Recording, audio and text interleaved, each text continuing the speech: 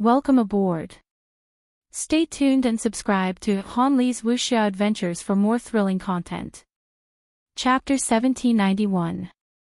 Elder Gong had not only sought out Lu Yin, as he had also sought out the Hall of Honor and other major powers. This was all in order to protect those who were being hunted down as much as possible. The Great Eastern Alliance currently covered too many territories, which was why Elder Gong had sought out Lu Yin. Lu Yin immediately ordered the Great Eastern Alliance's experts to search for the mummies and protect those who were being hunted down. It didn't matter if they had joined the Great Eastern Alliance or not. These people might be the key to connecting to the primordial era. Even though the Great Eastern Alliance covered a vast territory and had many experts, it was still impossible for those envoys to listen to orders. Even though the Sword Sect and other powers had joined the Great Eastern Alliance, they did not completely obey Lu Yin's orders. Once the people who were being hunted down by the mummies obtained an inheritance, they would not hand it over to Lu Yin. Thus, Lu Yin did not directly order the Sword Sect and other powers to take action. Instead, he told Lu Qinjue and the others the truth. With benefits to motivate them, these people would act more decisively and quickly.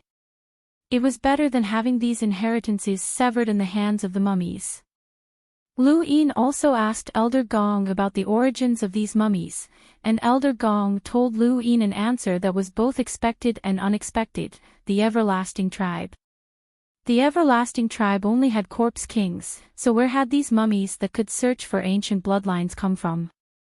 Elder Gong finally gave Lu Yin a clear answer: the Undying God of the Seven Sky Gods. The Undying God was one of the seven sky gods, and every single one of them had extraordinary origins. For example, the Forgotten Ruins God came from the Wang family of the four-way scales and was one of the Wang family's oldest ancestors. The Undying God was rumored to be even older than the Forgotten Ruins God. The Forgotten Ruins God, the Undying God, and the Corpse God, whose body was as large as progenitor Chen's, made Lu Yin very curious about the seven sky gods. He really wanted to know their true identities. The appearance of the mummies caused the universe to put on a show of being hunted down and protected. With the addition of the Sword Sect and other powers, the people who were being hunted down by the mummies suddenly became extremely precious. All the powers fought to protect them in hopes of obtaining an ancient inheritance. However, almost all of them were disappointed, as there were indeed some ancient items among the people being hunted down by the mummies. Unfortunately, they had either been lost or destroyed due to the passage of time, or the information was incomplete.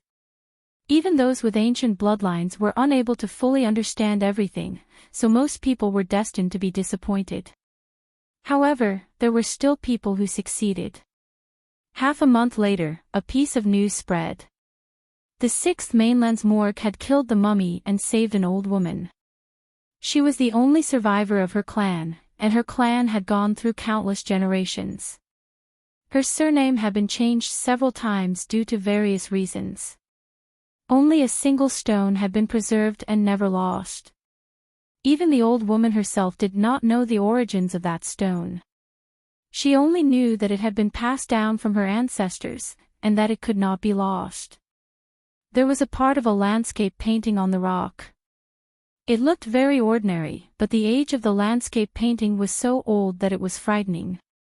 According to the World Imprinter's Guardian, the landscape painting gave him a feeling of ancientness and vicissitudes, as if time was flowing on it. The Aurora Spacecraft Company in the Neoverse also saved someone who had been hunted down by the mummy.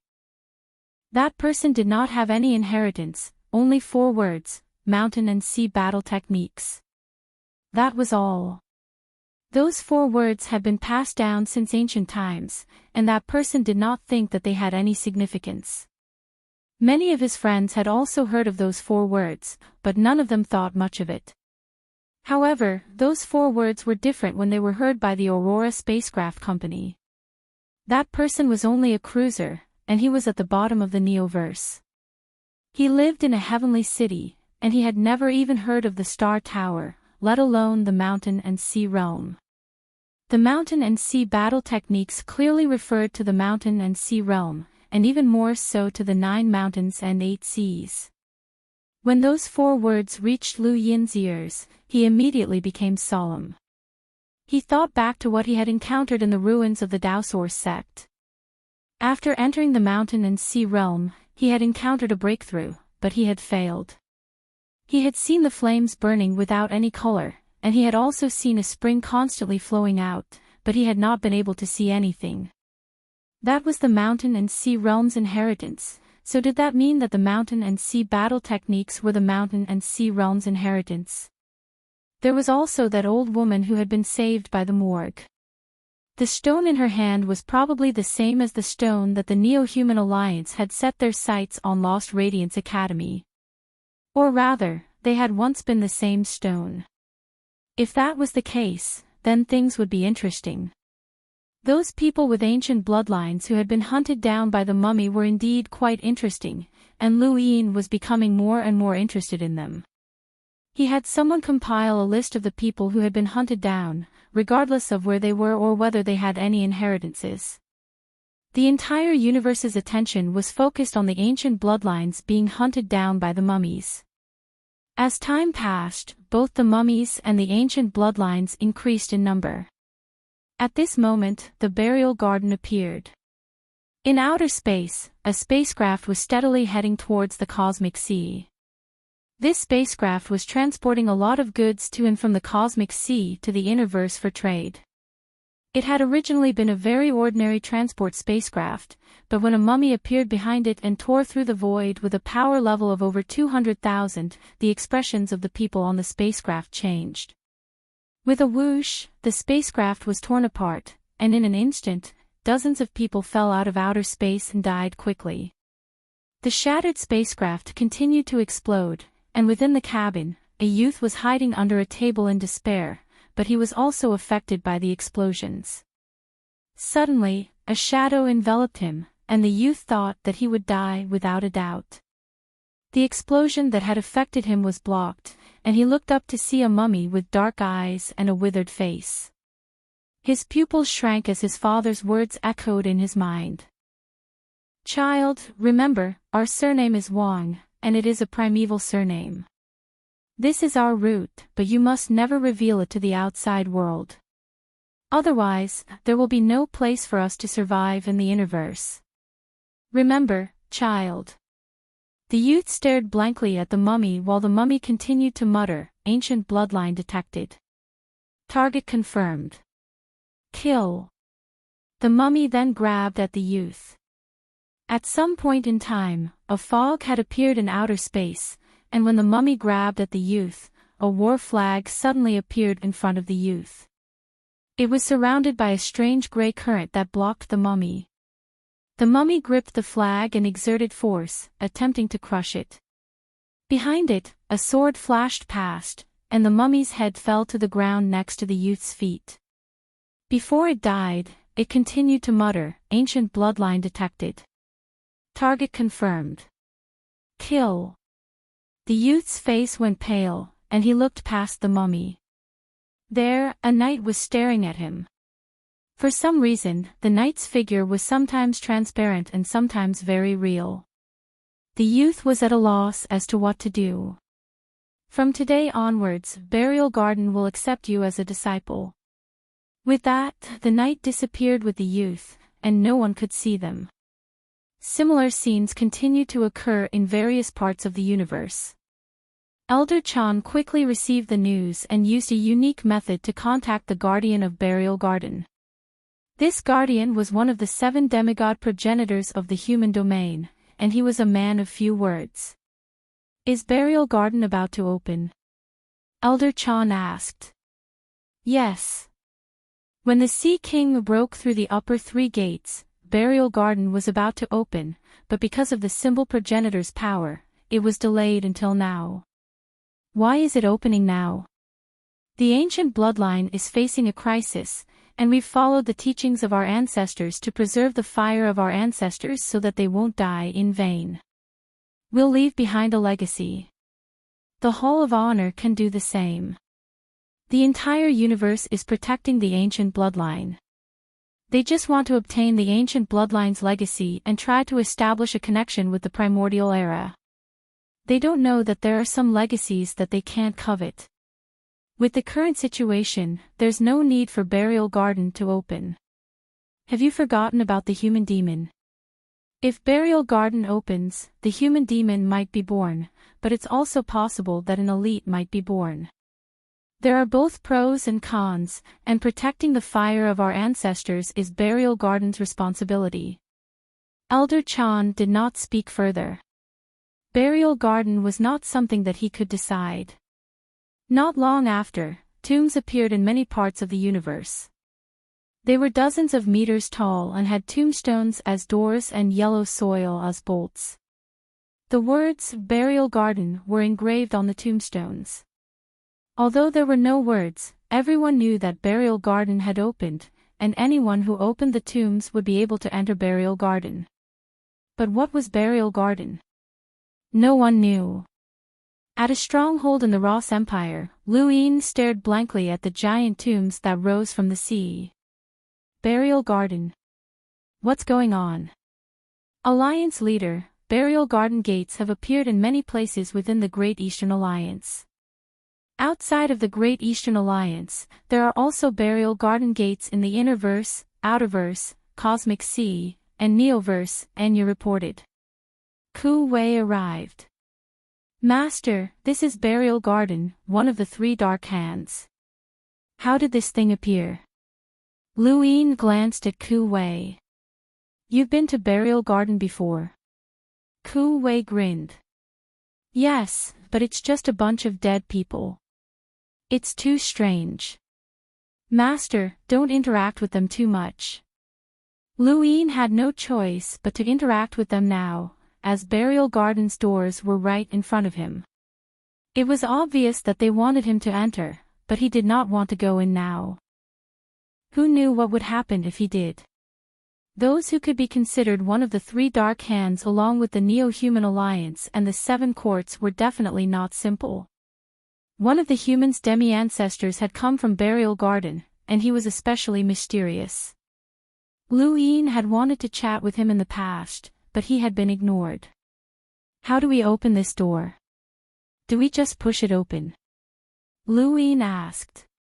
The members of the Great Eastern Alliance arrived one by one, and even Lan Si was the first to step forward. I'll push it open. Elder Iron hurriedly stopped him. It's dangerous. Don't be rash. Lan Si looked at the tomb's door. I've heard of Burial Garden. Although it's one of the three dark hands, it hasn't committed any evil deeds. The only reason it's called one of the three dark hands is because of the way it conducts itself. It's said that there are many inheritances preserved within Burial Garden. Lan Si was completely outdated among the 10 arbiters. The emptiness palm had been developed by Luin, and he had always been unwilling to give up. The emptiness palm's subsequent techniques were in the Starfall Sea, but he could not obtain them. He urgently needed other inheritances, and Burial Garden's appearance was his chance. Lan Si looked at Luin with a solemn expression.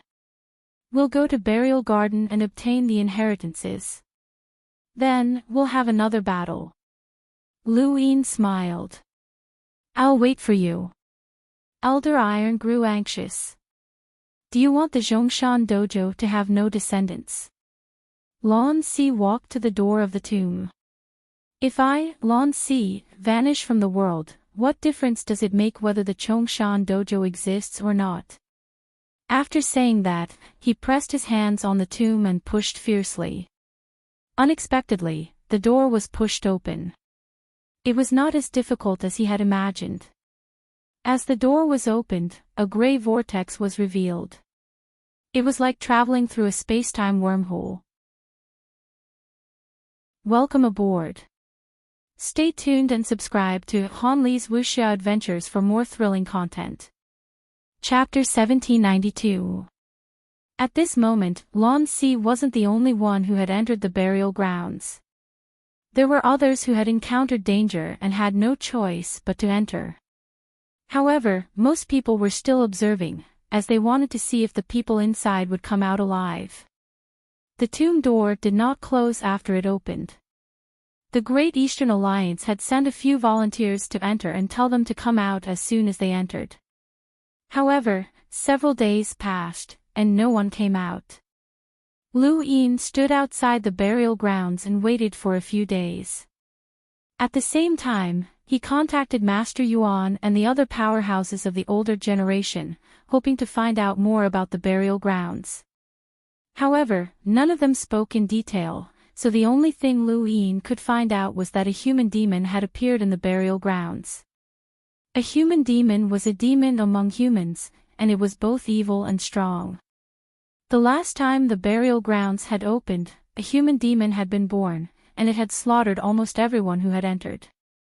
It had caused a bloodbath on the fifth mainland, but it had ultimately been killed by the Hall of Honor. There were pros and cons to opening the burial grounds. It was precisely because of the human demon's appearance that the burial grounds could not be opened so easily. This was what Master Yuan had told him, but Lu Yin still felt that if the appearance of a human demon alone was not enough to stop the burial grounds from opening, then there had to be a deeper reason. Alliance Master, someone has come out, Enya reported. They're on Yima planet. Let's go.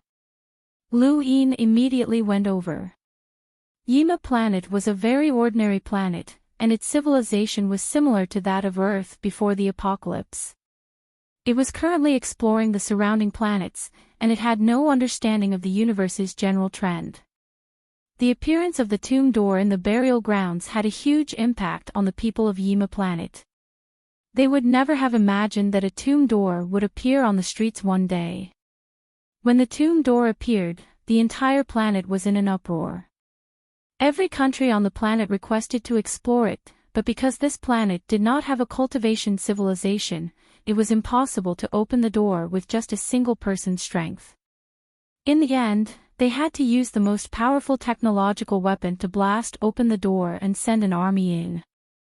They had thought that the army would be able to explore the burial grounds with the planet's most powerful weapon, but who would have thought that the army would be massacred before they could even enter? A cultivator had rushed out in a panic and headed for outer space, but he had been captured by the Great Eastern Alliance. This cultivator was only an explorer, and to Yima planet, he was a powerhouse who could destroy the entire planet. However, to the Great Eastern Alliance, a single warship was enough. Yima planet's interstellar era had begun because of the sudden appearance of the burial grounds. This was Lu Yin's first time on this ordinary planet. Lu Yin clasped his hands behind his back as he looked at the destroyed buildings on both sides. He was surrounded by the Great Eastern Alliance's first allied army and Lu Xuanjuan's troops. Tell me, how's it like inside? Wang Wen asked. He had also followed Lu Yin here to question the explorer. This person's name was Shi San, and he was an ordinary explorer.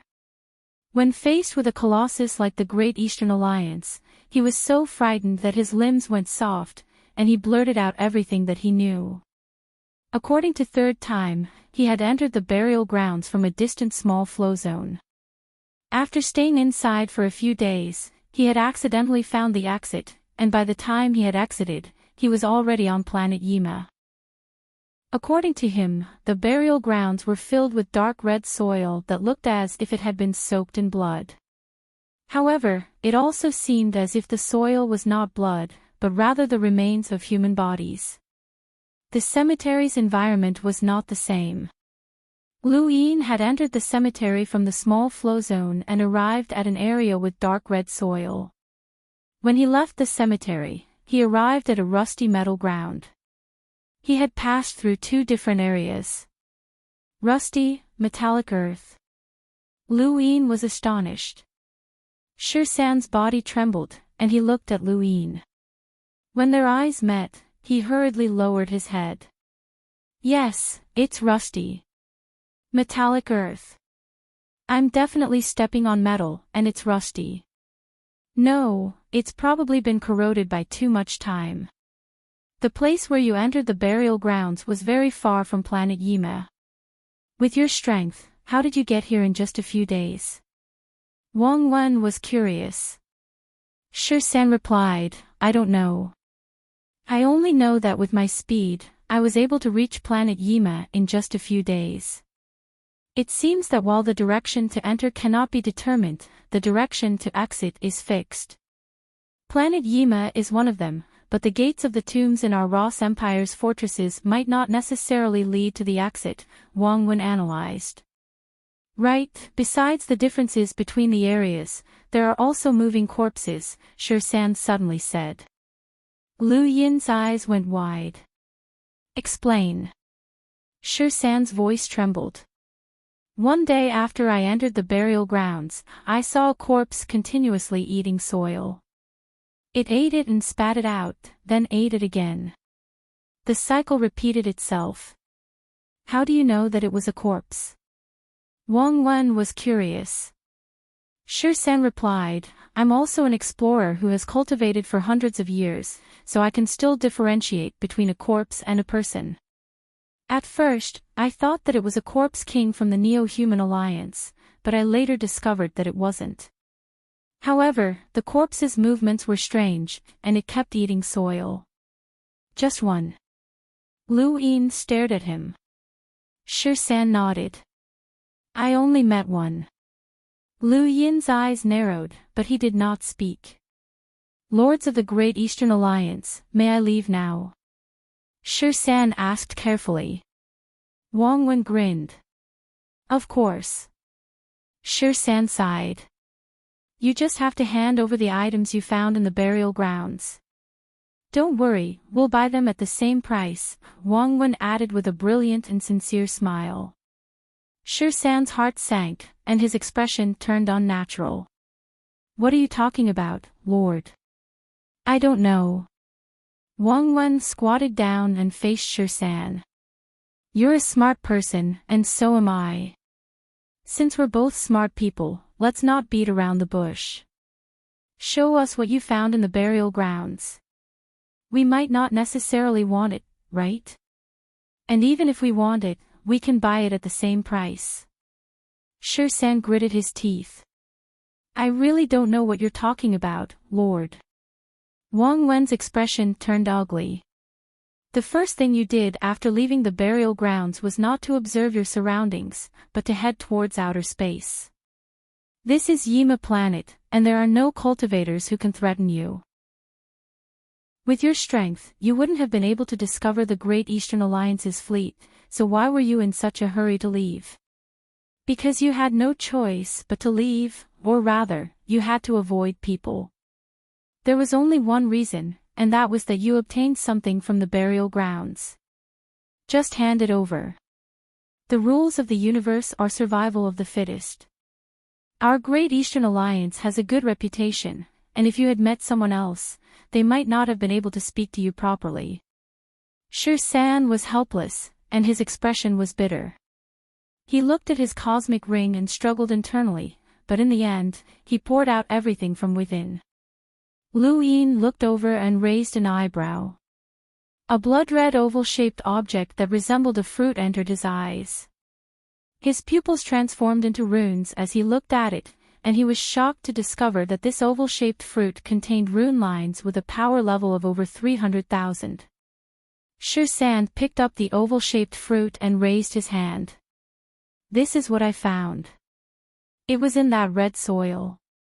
Wang Wen took it, but he could not see the rune lines. He looked at Lu Yin curiously.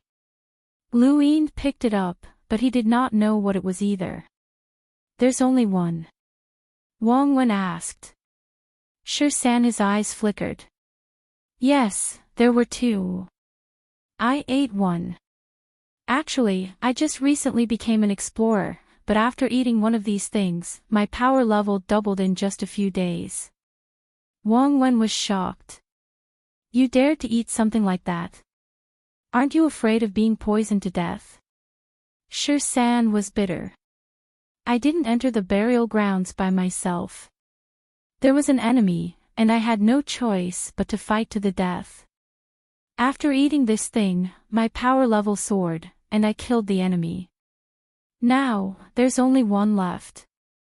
Wang Wen looked at Lu Yin. How about it? Do you want to eat it? Lu Yin looked at the fruit for a while, thought about it, and then contacted Master Qing Chao. Master Qing Chao was the Windrift Hall's hall master and a highly respected doctor. He was the best person to ask about this fruit. Master Qing Chao was still in the Gu flow zone, and the screen showed that he was still at the place where the two had first met. What's this? Master Qing Chao carefully looked at the fruit in Lu Yin's hand and pondered for a moment. It should be a human blood fruit. Lu Yin's expression changed. Human blood fruit. Master Qing Chao nodded. There are some powerhouses who spill their blood on the ground. Because of their special cultivation techniques or because they ate some natural treasures, their blood will not dry up and solidify.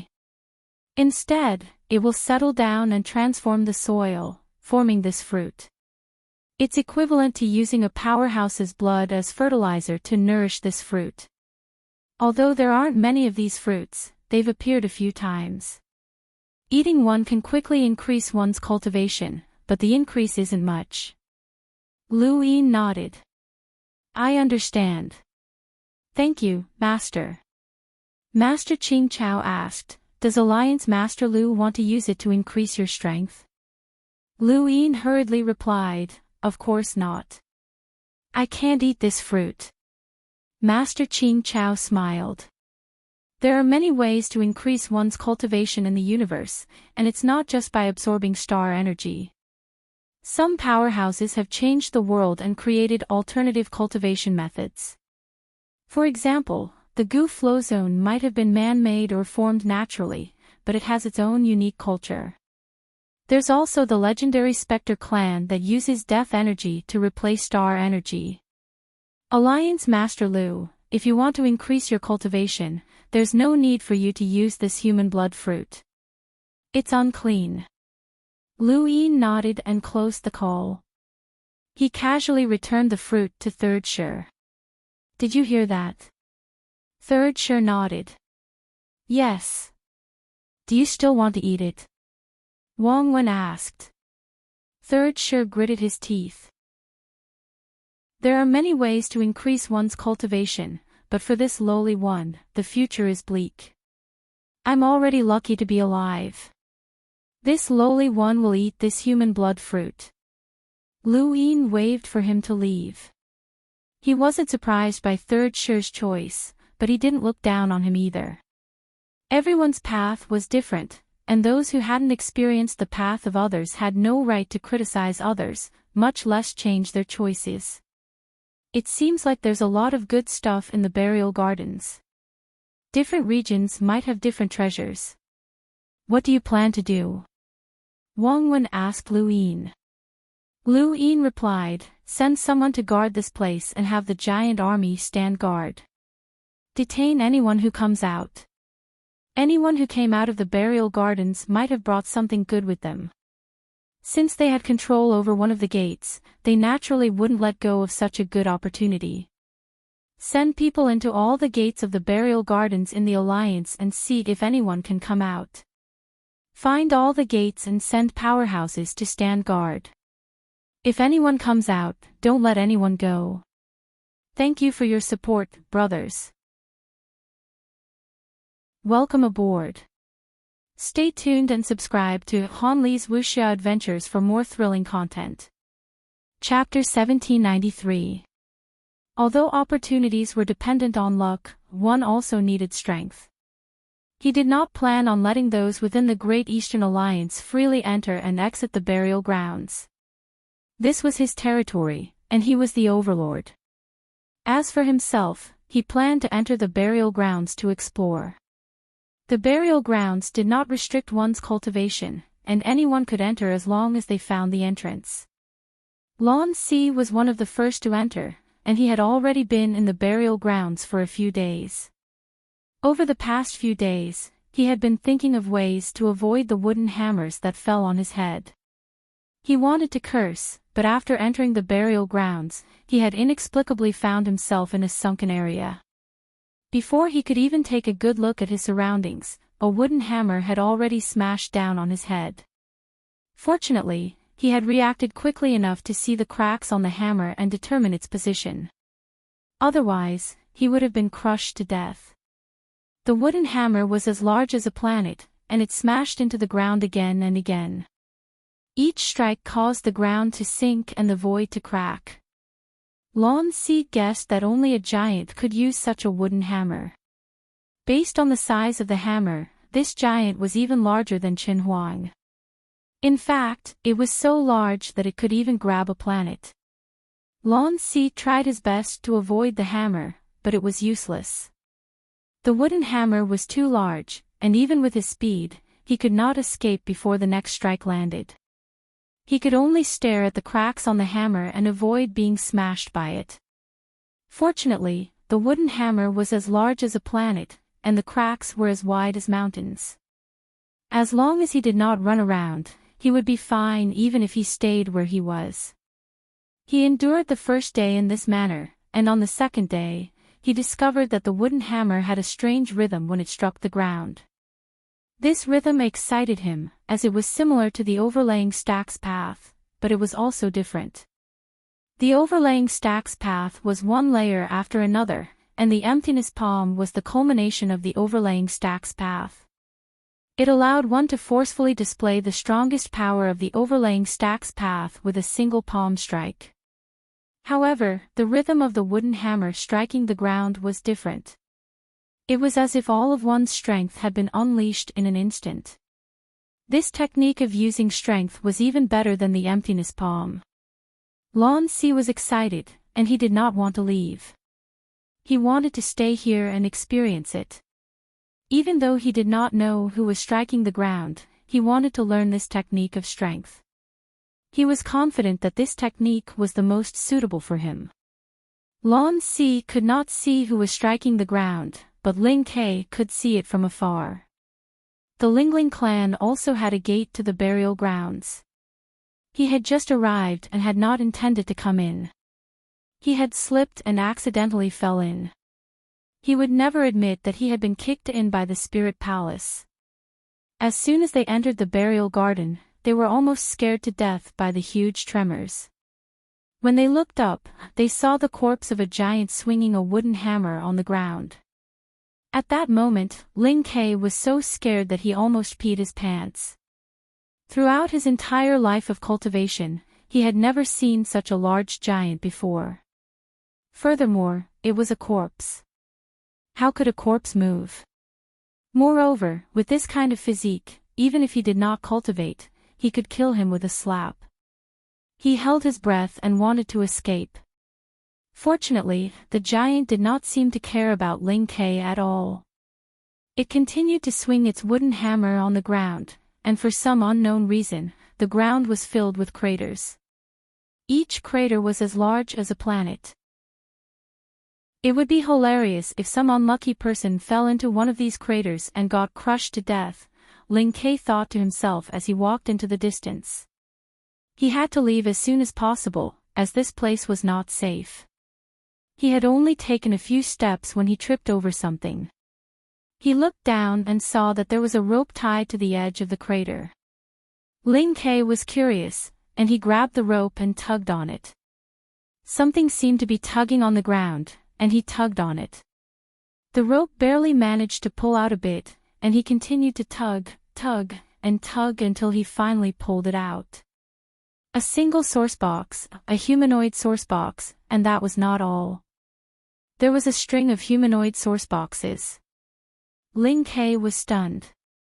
What was this? There were strings of sourceboxes. Furthermore, they were all humanoid sourceboxes.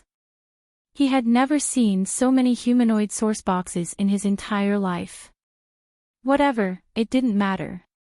As long as it was a sourcebox, it was good stuff. Ling Ke stuffed the string of humanoid sourceboxes into his cosmic ring and then started running.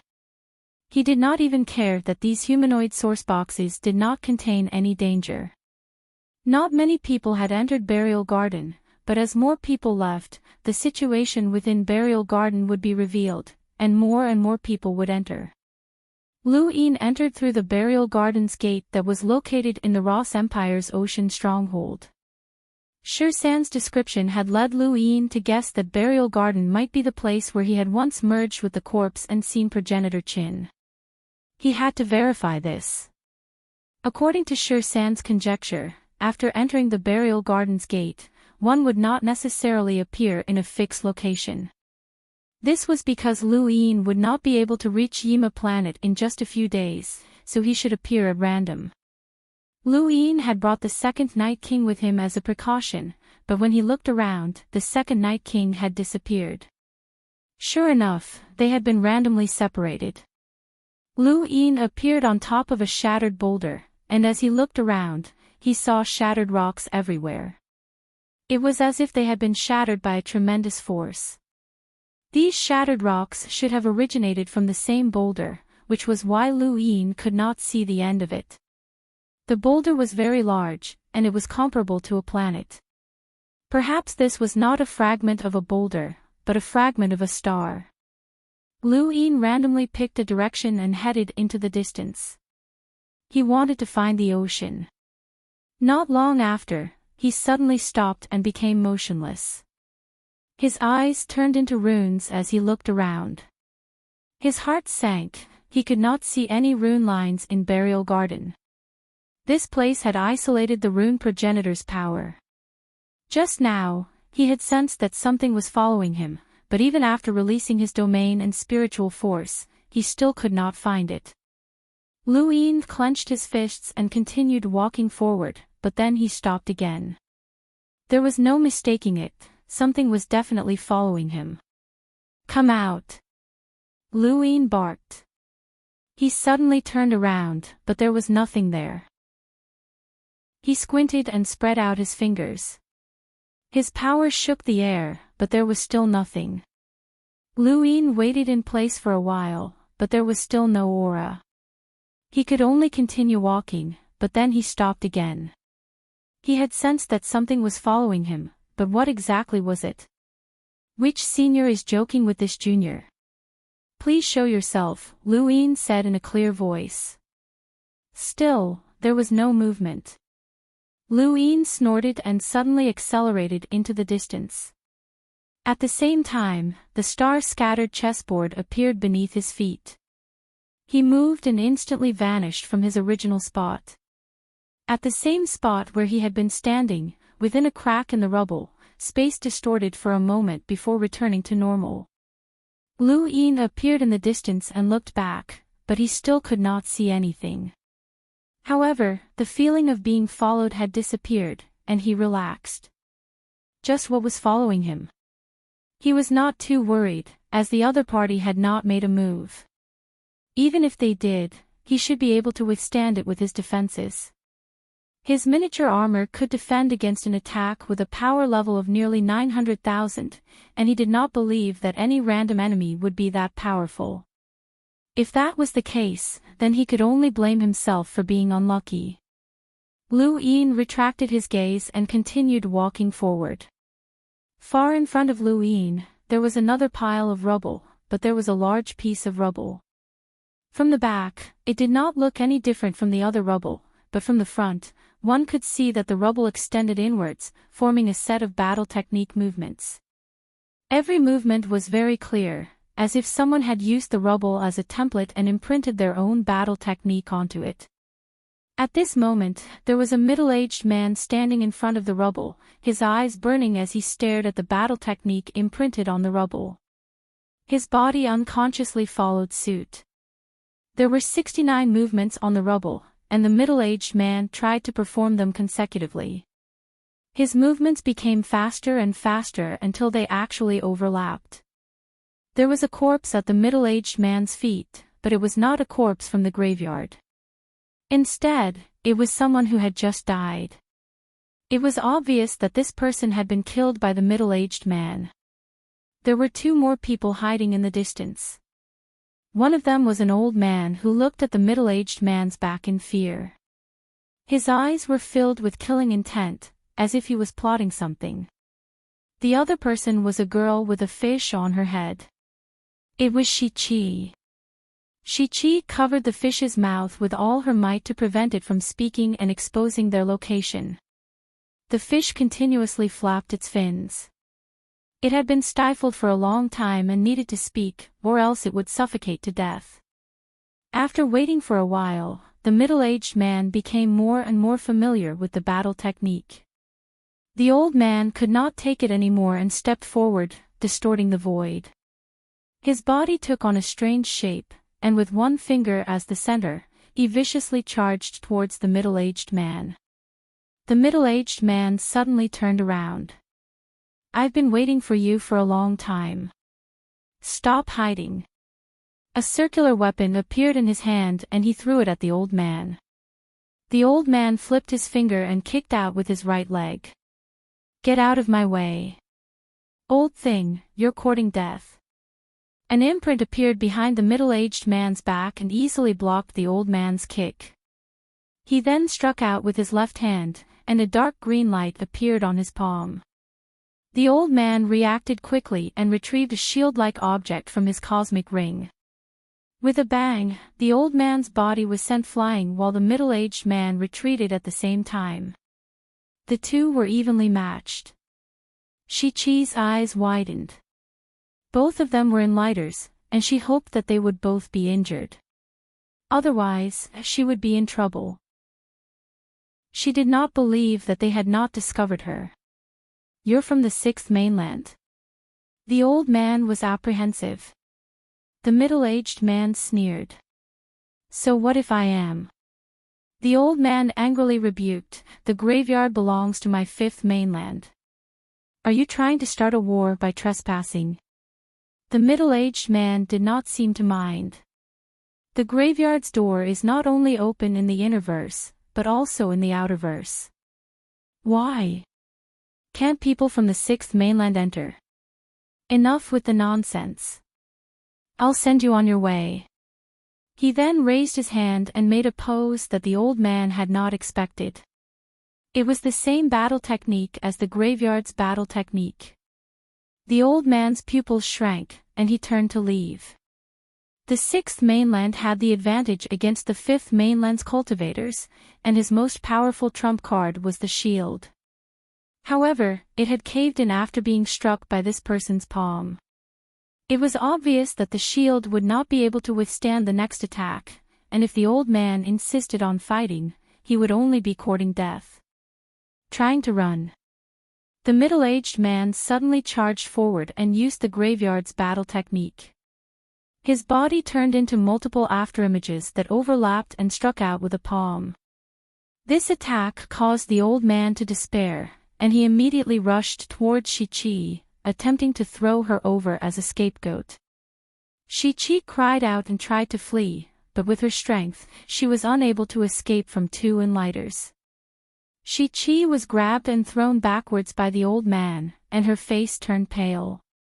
Regardless of whether it was Shi-Chi or the old man, the middle-aged man had to die. He struck out with his palm, and he was confident that this attack would not only pierce through the woman, but it would also kill the old man. The battle technique within the graveyard's graveyard allowed him to display power that was several times his own. At this moment, he knew that his future was different, and he could definitely join an even more powerful organization, such as a Cosmic Imprinter's family or even the Dowsor sect. Shi-Chi watched as the middle-aged man's palm approached her, and the fear of death made it difficult for her to breathe. Welcome aboard. Stay tuned and subscribe to Han Li's Wuxia Adventures for more thrilling content. Chapter 1794. At the critical moment, the cheap fish jumped out and stood between the middle-aged man's palm and Shi-Chi. With a bang, Shi-Chi and the cheap fish were both sent flying and smashed into the rubble. However, they were unharmed and were only pushed away. The middle-aged man's palm had been ineffective. The old man looked back and was astonished. He had never expected that this little girl would be able to block this man's palm. The middle-aged man landed and looked at the cheap fish in disbelief. What had happened? His palm had been blocked by that fish. It hurts. You hateful two-legged beast, kneel before Lord Fish. You actually dared to touch Lord Fish's noble body. Do you want to be enslaved for 10,000 years? 10,000 years, the cheap fish shouted and jumped back onto Shi-Chi's head. Shi-Chi rubbed her shoulder. It hurt to have smashed into the rubble, which was very hard. The middle-aged man stared at the cheap fish. You can actually talk. The cheap fish pointed at the middle-aged man with its pectoral fins. Kneel before Lord Fish, and Lord Fish will consider reducing your enslavement by 1 month. Lord Fish is so angry that you actually dared to touch Lord Fish's noble body. The more I think about it, the angrier I get. No, Lord Fish will enslave you for 1,000,000 years, no, 10,000,000 years. Kneel before Lord Fish. Behind them, the old man looked deeply at Shi-Chi and then fled without looking back. The middle-aged man snorted and ignored Shi-Chi as he chased after the old man. You won't be able to escape today. You will die. The old man gritted his teeth. I won't argue with you anymore. Why must you be so ruthless? This is your fate. The middle-aged man used the rubble battle technique once again. He slammed his palm through the air, and the force from his palm pierced through the void as it slammed into the old man's back. The old man had already placed his shield behind him, but he had guessed correctly. The shield was unable to block the palm, and his body was pierced through. Blood splattered across the rubble as he crashed to the ground, dying with his eyes wide open. The middle-aged man glanced at the old man and saw that he was deader than dead. He turned around to find Shi-Chi and looked down at her. Little girl, what's up with this fish? Shi-Chi's face was pale, and she touched her cosmic ring, deciding to take a gamble. Two-legged beast, didn't Lord Fish tell you to kneel? Be careful that Lord Fish's underlings will kill you. Xiao Bai, Xiao Wang, Xiao Lu, where are you? Get over here and kill this two-legged beast. The cheap fish yelled as he jumped. Shi-Chi's face was filled with bitterness. A cold glint flashed through the middle-aged man's eyes. You don't know what you're talking about. As he spoke, he bluntly struck out with his palm, wanting to slap Shi-Chi to death. Suddenly, another person appeared in front of him, and the palm that he had used to slap Shi-Chi with was grabbed by this person, rendering him unable to move. The middle-aged man was aghast as he looked at the young man who had suddenly appeared in front of him. When? With a blood-curdling scream, the middle-aged man's arm was crushed. He roared, "Let go of me." As he spoke, a palm imprint appeared on his back. His other hand used the shattering stone battle technique to strike out, but it was also easily caught by the young man. Not a bad battle technique, but it's a pity that it's useless against me. As he spoke, he used an inconceivable amount of strength to fling the middle-aged man away like he was trash. He then turned around to look at Shi-Chi. What a coincidence. Shi-Chi blankly stared at the young man as she cried tears of joy. Big Brother Lu. The person who had appeared was naturally Lu Yin. He had just arrived when he saw that the middle-aged man was about to slap Shi-Chi to death, so he had immediately used the planned secret art to move and block the middle-aged man. What a familiar two-legged beast. You must be here to pay your respects to Lord Fish. Hurry up and kneel down, and Lord Fish will give you a chance. As long as you serve Lord Fish well, Lord Fish will teach you an unparalleled battle technique. Back then, Xiao Bai begged Lord Fish for a long time, but Lord Fish refused to teach her. Hurry up, Lord Fish has high hopes for you. Shi-Chi was helpless, and her head was about to be hit. She was already used to it, and she didn't care about concussions at all. Lu Yin looked at the fish, as this fish's mouth was still as foul as ever. If only Ku Wei was here, the two of them would have been able to bicker for half a day. What's going on? You came in as well. Shi-Chi nodded. I happened to run into the burial garden's gate while searching for source boxes, and it insisted on letting me in.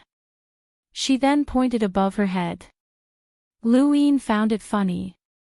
You're really obedient. Shi-Chi pursed her lips and mumbled, if I don't listen, I'll die from the noise.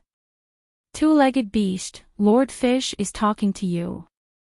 Hurry up and pay your respects to Lord Fish. Lord Fish is giving you a chance.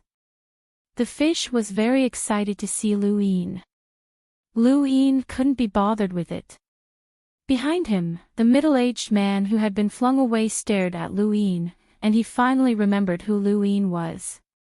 So, you're the Great Eastern Alliance's alliance master. Lu Yin turned around and looked at the middle-aged man. That's me. The middle-aged man was apprehensive. I've learned a lot today. I'm sure we'll meet again someday. He then turned to leave. Lu Yin casually tapped out, and a strong wind pierced through the middle-aged man's neck.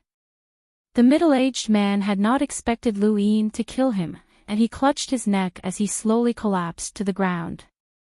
The man's eyes were filled with hatred, and Lu Yin recalled the scene when Autumn Frost Qing and the others had gone to Frostwave Weave. He did not want to keep an enemy like this around. Without the strength to directly contend with him, this person would resort to petty tricks. It was very annoying, and it could easily lead to an irreversible situation. There were too many situations like this in the universe, and Shi-Chi was already used to it. She excitedly brought Lu Yin over to the broken stone. Brother Lu, look. This is a battle technique. That middle-aged man learned this battle technique, and his strength increased tremendously. Lu Yin looked at the battle technique within the broken stone in amazement. He moved along with it, but then he shook his head. You can learn it. It's useless to me. Shi-Chi made an "oh" sound as she studied the battle technique very seriously. This battle technique was only effective against enlighters, but Lu Yin's true strength was enough to contend against an emissary. This battle technique would not benefit him much, but it was different for Shi-Chi. Lu Yin looked around. Were such opportunities easy to obtain in the burial garden? First, it was the human blood fruit, and now, it was this battle technique. He believed that there would be even more opportunities in the future, and if that was the case, then why didn't the burial garden seek them out on their own? Why had it been opened up? Since it had been opened up, why hadn't it been opened up earlier? Was it just because of the human demon? Impossible. Shi-Chi was a fast learner, and she finished learning it in less than half a day. The battle technique had been of great help to her, but it had been looked down upon by the despicable fish. It's just the most basic movements for training the body. Lord Fish can teach you 100 of them, and you're acting like you've obtained a treasure. How embarrassing. If Lord Fish's companions knew that Lord Fish's mount was so embarrassing, where would Lord Fish put his face? Lord Fish wants to change mounts. Thank you, Shi-Chi could not help but reply. The despicable fish continuously slapped its fins. What did you say? Say it again. Do you believe that Lord Fish will slap you to death? How many people dream of being Lord Fish's mount? Back then, those fellows wanted to be, but Lord Fish didn't even give them a chance. Do you know how much of an advantage you've gotten? Lord Fish. Lu Yin rubbed his ears. The despicable fish glanced over. Two-legged beast, you have to listen carefully to Lord Fish's words. Lord Fish is teaching you how to behave.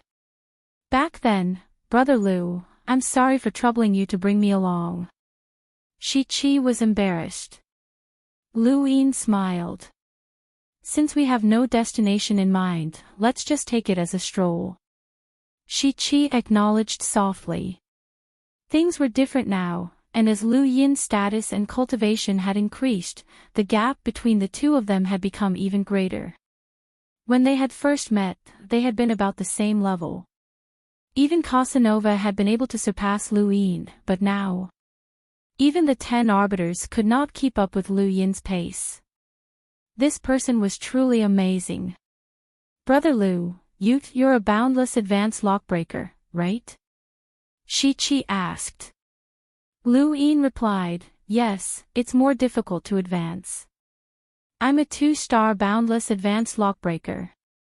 That's amazing. I'm still far from it, and I haven't been able to advance much. Shi-Chi was dejected. The despicable fish smacked her head. Embarrassing, embarrassing. You're embarrassing, Lord Fish. So what if you're a 2-star boundless advanced lockbreaker? With Lord Fish's nurturing, you'll become a lockbreaker ancestor sooner or later. Don't embarrass Lord Fish. Come, shout with Lord Fish. I can do it. Hurry up and shout, I can do it. Shi-Chi was sad. I can do it. Shout again. I can do it. I can do it. Look, the more you shout, the louder you get. Again, I can do it. I can do it. Shi-Chi shouted with all her might, her face flushed red. I can do it. I can do it. Liu Yin was speechless. He now knew why the despicable fish was so insistent on following Shi-Chi. Only Shi-Chi would listen to it. If it were anyone else, Liu Yin would feel a chill run down his spine when he thought about the despicable fish shouting above his head. It was as terrifying as the Qi and Shi duo's mushroom heads. The two traversed through the rubble for several days before finally seeing a patch of greenery in the distance. They were in a good mood. While in the rubble, he had been most worried about the feeling of being followed, but he only relaxed after leaving the rubble. Why does it feel so familiar? The despicable fish asked. It raised its head and looked at the greenery in front of it before looking back at the rubble. Strange. Liu Yin interjected, try to recall. Maybe you'll remember something. The despicable fish pointed at Liu Yin with its pectoral fins. Two-legged beast, Lord Fish always felt that you looked familiar. Come, let Lord Fish pat you, and maybe I'll remember. Right, your ancestor might have been Lord Fish's mount. Shi-Chi's face turned purple when she heard this, and she hurriedly covered her mouth. She looked at Liu Yin in fear, afraid that he would become angry. Liu Yin pursed his lips. This despicable fish should not have spoken to him. I'm sorry, Brother Liu. I'm sorry. Shi-Chi could only apologize. Liu Yin rolled his eyes. Not long after they entered the greenery, Liu Yin's domain sensed that someone was heading in their direction. It was someone familiar, Zhu San. Zhu San was from Wangqianqing's Zhu family, and he had once coveted Wangqianqing. Wangqianqing had then joined the Great Eastern Alliance, and the Zhu family had followed suit. The main family of the Zhu family was the Seven-Court Su family. Liu Yin's secret had been taught to him by Mr. Mu through the Zhu family's bloodline. Zhu San was not walking normally, and he seemed to be avoiding something. He bumped head-on into Liu Yin's domain, and he instantly felt as if he had sunk into a swamp. His entire body felt unwell, and he fearfully looked around. Who is this senior? This junior has been rude. Please show yourself. Liu Yin led Shi-Chi towards Zhu San, and it did not take long for Zhu San to see the two of them. When he saw Liu Yin, it was as if he had seen a ghost, and he was filled with panic. The Zhu family belonged to Wangqianqing, and they had once said that they would join the Great Eastern Alliance. However, when Liu Yin had gone to the cosmic tree, the Zhu family had left Wangqianqing and sought refuge with the Neoverse Su family. From then on, they had severed all ties with Wangqianqing. Now that he was facing Liu Yin, he felt as if he was facing his former master. Welcome aboard. Stay tuned and subscribe to Han Li's Wuxia Adventures for more thrilling content. Chapter 1795. Long time no see, Lu Yin smiled faintly at Zhu San. Zhu San bowed deeply. Alliance Master. Just call me Alliance Master Lu. The Zhu family has already returned to the Su family, and they no longer belong to my Great Eastern Alliance, Lu Yin said. Shi Qi watched curiously. Third Zhu replied bitterly, the Zhu family originally belonged to the Su family, and they were the ones who arranged for us to stay in Myriad City. We returned to the Su family because we were following orders, and we didn't intend to betray the alliance head. I know. What are you doing? He seems to be hiding from something. Zhu San suddenly thought of something and hurriedly said, Alliance Master Lu, your alliance's Lu Tianmu is in danger, and he's in the direction that I came from. There's an opportunity there, and some powerhouses from the 6th mainland are fighting over it with Lu Tianmu, including an emissary. Lu Yin's expression changed when he heard this, and he left with Zhu San and Shi Qi. An emissary was definitely not someone that Lu Tianmu could fight against. Now that the Sword Sect had joined the Great Eastern Alliance, Lu Tianmu was one of his people. Since one of his own was being bullied, he naturally had to rush over. What's the strength of the emissary? Zhu San replied, it's an imprinter. Lu Yin nodded, as this was good. As long as Lu Tianmu was not at the level of a world imprinter, Lu Yin would be able to take action. He hoped that Lu Tianmu would be fine. A moment later, Lu Yin arrived at the place mentioned by Zhu San. In front of him, sword Qi crisscrossed as Lu Tianmu fought against 2 opponents by himself. Not too far away, there were 2 other people fighting. One was Hui Santong, and the other was the 6th mainland's former realmling, Fan Shun. As for the imprinter mentioned by Zhu 3, he didn't make a move. Instead, he was drinking tea. Shi Qi's eyes widened as she looked at the elegant elder drinking tea in the distance. Was this a place to drink tea? Cheap Fish was stunned. The elder sipped his tea while instructing the 6th mainland's cultivators in their battle against Lu Tianmu. Fan Shun and Hui Santong's battle did not require him to instruct them. One of them possessed the wood world and grasped many secret techniques, while the other possessed extraordinary intelligence and was constantly observing. Their battle was far less exciting than Lu Tianmu's. One of Lu Tianmu's opponents was a youth who was merely a hunter. Since he was qualified to fight against Lu Tianmu, he should be a realmling. The other youth also looked very young, but he was an enlighter, so his seniority definitely surpassed Lu Tianmu's. It was precisely because the other person had intervened that the hunter youth had not been cut down by Lu Tianmu's sword. Otherwise, he would not have been able to withstand a single strike. Not bad. With one of the 5th mainland's former 10 arbiters as your sparring partner, your battle experience will increase even faster. The position of realmling hasn't been filled yet, and grandfather hopes that you'll be able to fight for it. You also have the foundation to do so, the old man slowly said as he gave some pointers to the hunter realm youth. Lu Tianmu slashed out with his sword, and the young hunter hurriedly tried to dodge, but he was unable to do so. Fortunately, he was blocked by another enlighter. The enlighter looked at Lu Tianmu with a gaze full of fear. Lu Tianmu truly lived up to his reputation as one of the 10 arbiters. Even the enlighter did not dare to underestimate the might of Lu Tianmu's sword, as he had a power level of over 300,000.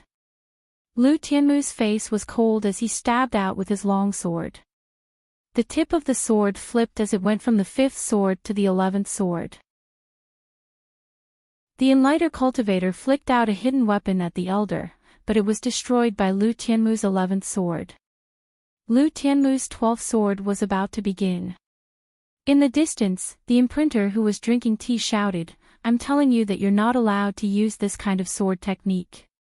Otherwise, you'll be killed without mercy. Do you not understand? As he spoke, a tyrannical power burst out from Astral Source Universe and forcefully broke Lu Tianmu's longsword. Lu Tianmu turned around and used her star energy. She transformed into a sword and faced the imprinter. She slashed out with the 13th sword.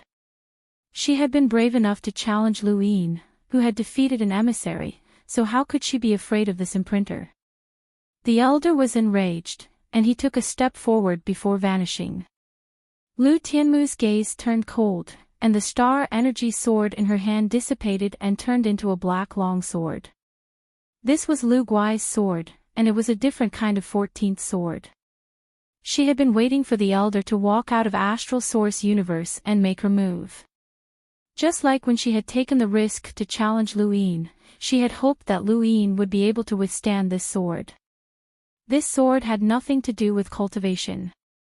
The elder walked out from behind Lu Tianmu, and Lu Tianmu turned around to slash at him. However, the elder suddenly disappeared before Lu Tianmu could even turn around, as he had not been hit by the sword. Lu Tianmu's expression changed, as the elder had actually dodged in advance. Against a junior like her, who was also an enlighter, this imprinter had actually dodged in advance. Be careful! Hui Santong shouted.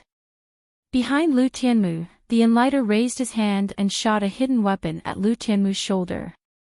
Lu Tianmu's arm immediately went numb, and her long sword fell to the ground with a soft thud.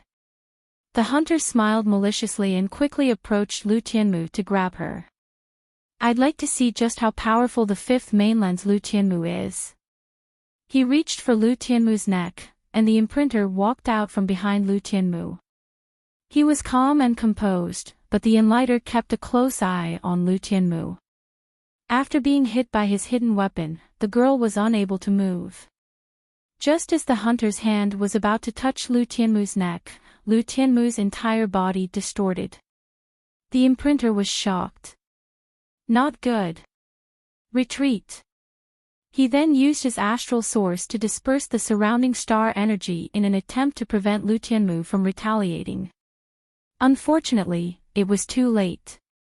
The sword sect's 13 swords contained a domain from the second sword onward. Lu Tianmu did not need to use star energy, and her domain transformed into a sword that directly severed the youth's arm. At the same time, her domain slashed at the youth like 1,000 sharp blades. The youth screamed as his body was covered in countless sword wounds, blood spilling onto the ground. The imprinter was furious. Bitch, you're courting death. Lu Tianmu's eyes were cold as she stared at the elder. She was unable to move, and she was unable to retaliate against the elder's attack. However, even if she could move, it would be useless, as she was still unable to challenge an emissary by herself. After all, not everyone was Lu Yin. Above her head, Hui Santong's golden meteor descended, coincidentally smashing into the spot where the elder had attacked Lu Tianmu. The elder snorted and waved his hand, causing the golden meteor to shatter. His astral source swept out and sent Lu Tianmu flying. She crashed into the ground and spat out a mouthful of blood. Hui Santong was also in danger at the same time. When Fan Shun's reincarnation technique descended, Hui Santong's pupils shrank. The secret art of wisdom, myriad destruction, had been extremely dangerous. He had managed to find an opening in the secret art of reincarnation and evaded it. However, he was immediately bound by a tree and was unable to move. Little girl, this old man will make you beg for death. The imprinter glared at Lu Tianmu, his eyes filled with cruelty and malevolence. I'll cripple your arms first.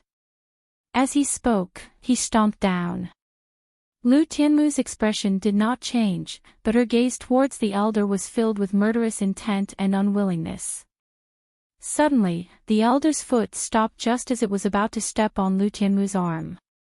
It wasn't just him, as Fan Shun and the 6th mainland's enlighter cultivator all stopped at the same time.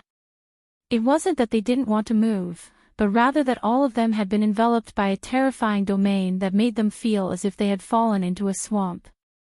This domain was so powerful that even the imprinter was shocked. He slowly turned around, as he was the only one who could move. Lu Yin quietly stood a distance away from the imprinter. 1,000 meters away, Lu Yin clasped his hands behind his back and looked at the imprinter. When the imprinter saw Lu Yin's face, his pupils shrank. He retracted his foot and stared at Lu Yin. Alliance leader Lu from the Fifth Mainland. Lu Tianmu turned around and sighed when she saw Lu Yin. Coincidentally, her spectacles had fallen off, and she appeared in a rare, naturally dazed state. Lu Yin was astonished. Of the 10 arbiters, only Ling Gong had a delicate appearance, which was why he wore armor. Lu Tianmu actually had such a side to her, which was why she wore spectacles. All of them were disguising themselves. Even further away, Fan Shun was finally able to move. When he saw Lu Yin, his heart sank. If this had been during the Sovereign Tournament, he would not have been afraid of Lu Yin. This was not because he could defeat Lu Yin, but rather because there were imprinters here. However, things were different now. Lu Yin had disappeared after the Sovereign Tournament, and when he reappeared, it was rumored that he could fight against an emissary or even defeat one. There were quite a few emissaries in the Great Eastern Alliance, and this person's strength was unfathomable. He was someone who was qualified to speak with a world imprinter or even a cosmic imprinter. They were no longer on the same level. Who gave you the guts to touch my people? Lu Yin looked at the imprinter and calmly asked. The imprinter's eyes narrowed. Young man, don't be so arrogant. I know that you have powerhouses protecting you, but this is the graveyard, and anyone who enters will be scattered. Will the powerhouse protecting you be able to arrive in time? Lu Yin's lips curled up. What is a powerhouse to you? Is the one who defeated you a powerhouse? Then, I'm also a powerhouse. The imprinter clenched his fists and disappeared. He entered the astral source universe and immediately attacked. In the distance, Zhu San's face paled. This was an emissary, an emissary. He did not know how to fight against such a powerhouse. Shi Qi's eyes were filled with excitement. Although she was a little dazed, she could clearly see that Lu Yin was not someone who would try to be brave. Since he had dared to come, then he must be confident. Above Lu Yin's head, Cheap Fish continuously slapped its fins. Beat him up, beat him up. Two-legged beast, beat him up. Lu Yin quietly stood in place. The imprinter had entered the astral source universe, so he could see Lu Yin, but this kid definitely could not see him. This was the greatest difference between an emissary and an enlighter, and even more terrifying was the fact that this kid's star energy was completely useless against an emissary. This kid was definitely not a match for the imprinter. Although his domain was powerful, it was not enough to threaten the imprinter. Even though the imprinter thought this way, he was a very steady person. He had avoided Lu Tianmu in advance, let alone Lu Yin. Lu Yin still had his hands clasped behind his back, and he did not look at the imprinter. Instead, he looked at Lu Tianmu, who was lying on the ground. You've picked the wrong opponent.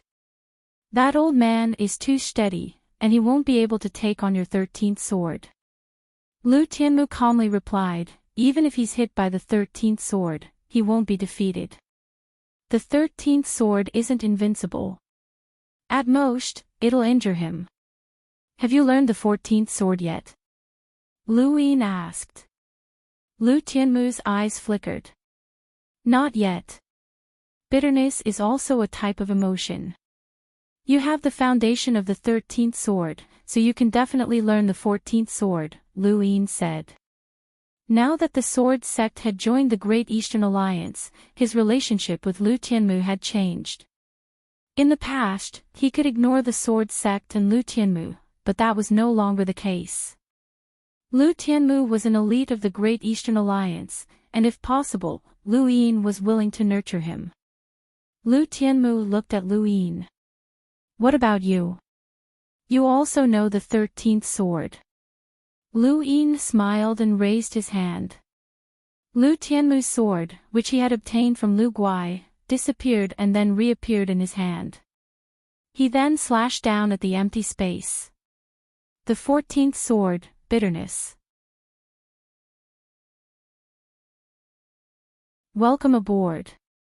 Stay tuned and subscribe to Han Li's Wuxia Adventures for more thrilling content. Chapter 1796. The imprinter was still observing from the astral source universe, waiting for an opportunity to attack. Who would have thought that Lu Yin would suddenly attack him? How had Lu Yin seen him? And could his attack break into the astral source universe? There was no point in thinking too much about it. The imprinter wanted to dodge, but Lu Yin's sword fell and he could not. The 13th and 14th swords were unavoidable, and anyone within the attack range would be hit. The void distorted, and the imprinter staggered out. His footsteps were light, and his face was pale. He clutched at his heart and stared at Lu Yin. He then spat out a mouthful of blood and slowly squatted down. The pain that came from the bottom of his heart made him despair. Pfft. He spat out another mouthful of blood, and his clothes were stained with blood. His entire body trembled. Lu Yin lowered his sword. Did you see it clearly? Lu Tianmu was not surprised that Lu Yin had defeated the imprinter in one strike. This imprinter had sought stability, which was why he had hidden in the astral source universe. He had not displayed his true strength, as he had underestimated Lu Yin. If he had used his full strength from the start, then he would not have been defeated in one strike. I keep having the feeling that this sword cannot be considered the true 14th sword. There are no fundamental changes, Lu Tianmu said. Lu Yin tossed the sword to Lu Tianmu. He had the same feeling, as the 14th sword indeed surpassed the 13th sword, but it was still based on emotions. The Lu Emperor believed that he had created the 14th sword, but Lu Yin had long since felt that it was just an advanced version of the 13th sword, just like Lu Guai's unique 13th sword. Not too far away, the Enlighter looked at Lu Yin in horror. He did not know what to do. Escape. He could not escape. Attack. He was not Lu Yin's opponent, and he gradually sank into despair. Hui Santong broke free from the wood world suppression and panted heavily. He looked at Fan Shun. Again. Fan Shun ignored him and instead looked at Lu Yin. He could truly understand what Lu Tianmu and the others were feeling. This guy was too terrifying, and he was no longer on the same level as them. Zhu San helped Lu Tianmu up, and the cheap fish on Shi-Chi's head continuously praised Lu Yin. Lu Yin was considering how to deal with these people. Actually, it was best to just kill them all. At that moment, the imprinter coughed and stuttered, Alliance leader Lu, I want to buy my own life. Lu Yin was surprised. You're buying your own life? The imprinter wiped the blood from the corner of his mouth. I know what Alliance leader Lu needs. I have quite a few things in my cosmic ring, enough to trade for my own life. After I kill you, I'll use your blood to open my cosmic ring, and the items inside will still be mine. The imprinter removed his cosmic ring. Alliance Master Lu, you can try. I'll self-destruct the moment you attack. Although I'm not your match, given my strength, I should be able to evaporate every single drop of blood after I self-destruct. Alliance Master Lu, are you dash? Just as he finished speaking, his body trembled as a palm imprint appeared on his chest. It was an empty palm, and even the imprinter was unable to react to the invisible palm imprint. Lu Yin's emptiness palm was enough to instantly kill a heavily injured imprinter. The imprinter slowly fell to the ground. He walked over, picked up the cosmic ring, and used his blood to open it. I don't like being threatened. Not too far away, the Enlighter was terrified and turned to flee. Lu Tianmu, who had recovered some of his strength, raised his sword and attacked. Under normal circumstances, the enlighter would not have been hit so easily. Even if it was the 13 swords, he would still have the qualifications to receive and dodge. However, because of Lu Yin, the enlighter was panicking and did not pay attention to Lu Tianmu. Mu had been decapitated by Lu Tianmu. As for the youth who had been heavily injured by Lu Tianmu's domain, he was already dead. At this point, only Fan Shun was left on the 6th mainland. Hui Santong looked at Lu Yin with a playful expression. Fan Shun was calm. Alliance leader Lu, I also want to buy my own life. Lu Yin took out the items from the imprinter's cosmic ring, but when he heard Fan Shun's words, his eyes narrowed. You want to threaten me as well?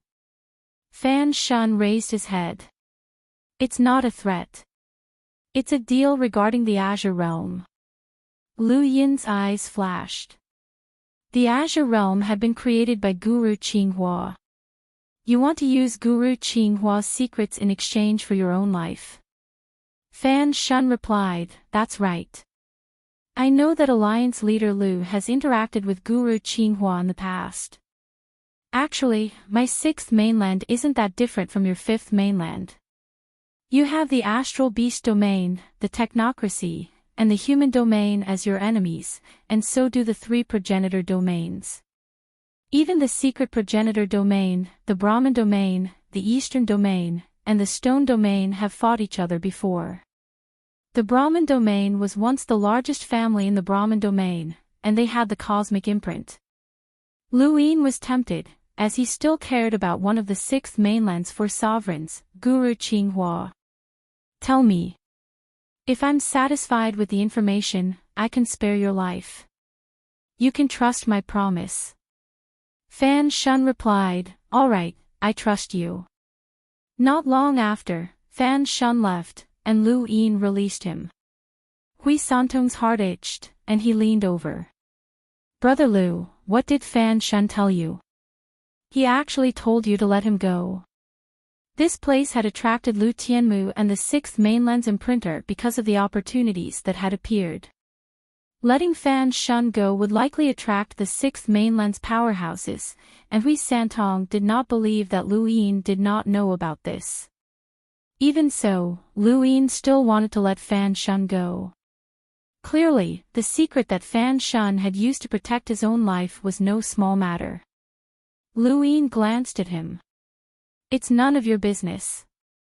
Hui Santong did not give up, and his skin was thick. My Hui family is famous for being smart. Brother Lu, perhaps you've been tricked. Tell me, and I'll help you. Actually, my family also has people in the 6th mainland who know a lot of information. I can make a deal. Sure, but tell me first. Lu Yin was solemn. Hui Santong grinned. Madame Red has disappeared. Do you know where she is? Lu Yin's brows twitched. What does that have to do with me? Hui Santong was pleased. Don't think that we don't know that there's some animosity between you and Madame Red. She once attacked the Sea King's dome in the Starfall Sea and captured the Sea King before capturing the giant bloodline. Brother Lu, don't you care about her whereabouts? Alright, I care about her. Where is she? Lu Yin asked. Hui Santong leaned over with a shrewd look in his eyes. Tell me what Fan Shun told you first. Tell me about Madame Hong's whereabouts first, Lu Yin said calmly. Hui Santong was certain that Lu Yin cared more about Madame Red. Lu Yin's current appearance was just an act. Trying to trick him. Dream on. Tell me first. Then forget it. Lu Yin was very straightforward, to the point that Hui Santong began to doubt himself. He stared blankly at Lu Yin as he checked the resources in the imprinter's cosmic ring. Did this guy really not care? That was impossible, as his analysis had been absolutely correct. This guy had a huge conflict with Madame Red, but there should be some other relationship between them. How could he not care about Madame Red's whereabouts? That shouldn't be the case. This was definitely an act. Brother Lu, Madam Red. Her current situation is not ordinary, and only my Hui family knows where she is. Do you really not want to know? I'll only ask once. Hui Santong wanted to keep Lu Yin in suspense. Lu Yin was currently in a pretty good mood. This dead imprinter had left him 120 million star essence, and he hadn't expected this guy's cosmic ring to be so big. After all, he had been an emissary. Now, he had over 100 million in assets. Although it wasn't much, it was still better than nothing. Brother Lu, Madam Red's whereabouts are related to a celestial imprinter. My Hui family is absolutely certain. Don't you want to know? Hui Santong was unwilling to give up and asked again. Lu Yin looked at Hui Santong. What did you just say? Hui Santong's jaw dropped. That was impossible. He was Hui Santong, a descendant of the Hui family. Just like their surname, the Hui family represented intelligence. Every member of the Hui family was very intelligent, and they tested themselves by analyzing other people's personalities rather than just strength. He had analyzed Lu Yin, or rather, the entire Hui family had analyzed Lu Yin, and this person's reaction was off. This person should not care about Madam Red, but what was wrong? He really did not seem to care. That was impossible. Could the entire Hui family's analysis of this person be wrong? Of course, it wasn't that Lu Yin didn't care about Madam Red, but he knew more than Hui Santong. Hui Santong's words clearly indicated that they did not know Madam Red's exact whereabouts. At most, they had guessed that she was related to old man Sangxiong, but their information was outdated. Lu Yin was increasingly convinced of the importance of having timely information. A stone pillar would appear here, and at the top of the pillar would be a piece of jade. That was an opportunity. Lu Tianmu was the first to arrive, followed by the people from the 6th mainland. It had to be said that the youth from the 6th mainland who wanted to compete for the position of Realmling was very lucky, as he had actually run into someone from his own family, the imprinter. In the end, Lu Tianmu had been used as a sparring partner. Hui Santong had not discovered the imprinter when he arrived, and neither had Fan Shun. Everyone had been completely suppressed by one imprinter. The only lucky person was Zhu San, who had also been discovered, but he had slipped away, and the imprinter had not paid much attention to him.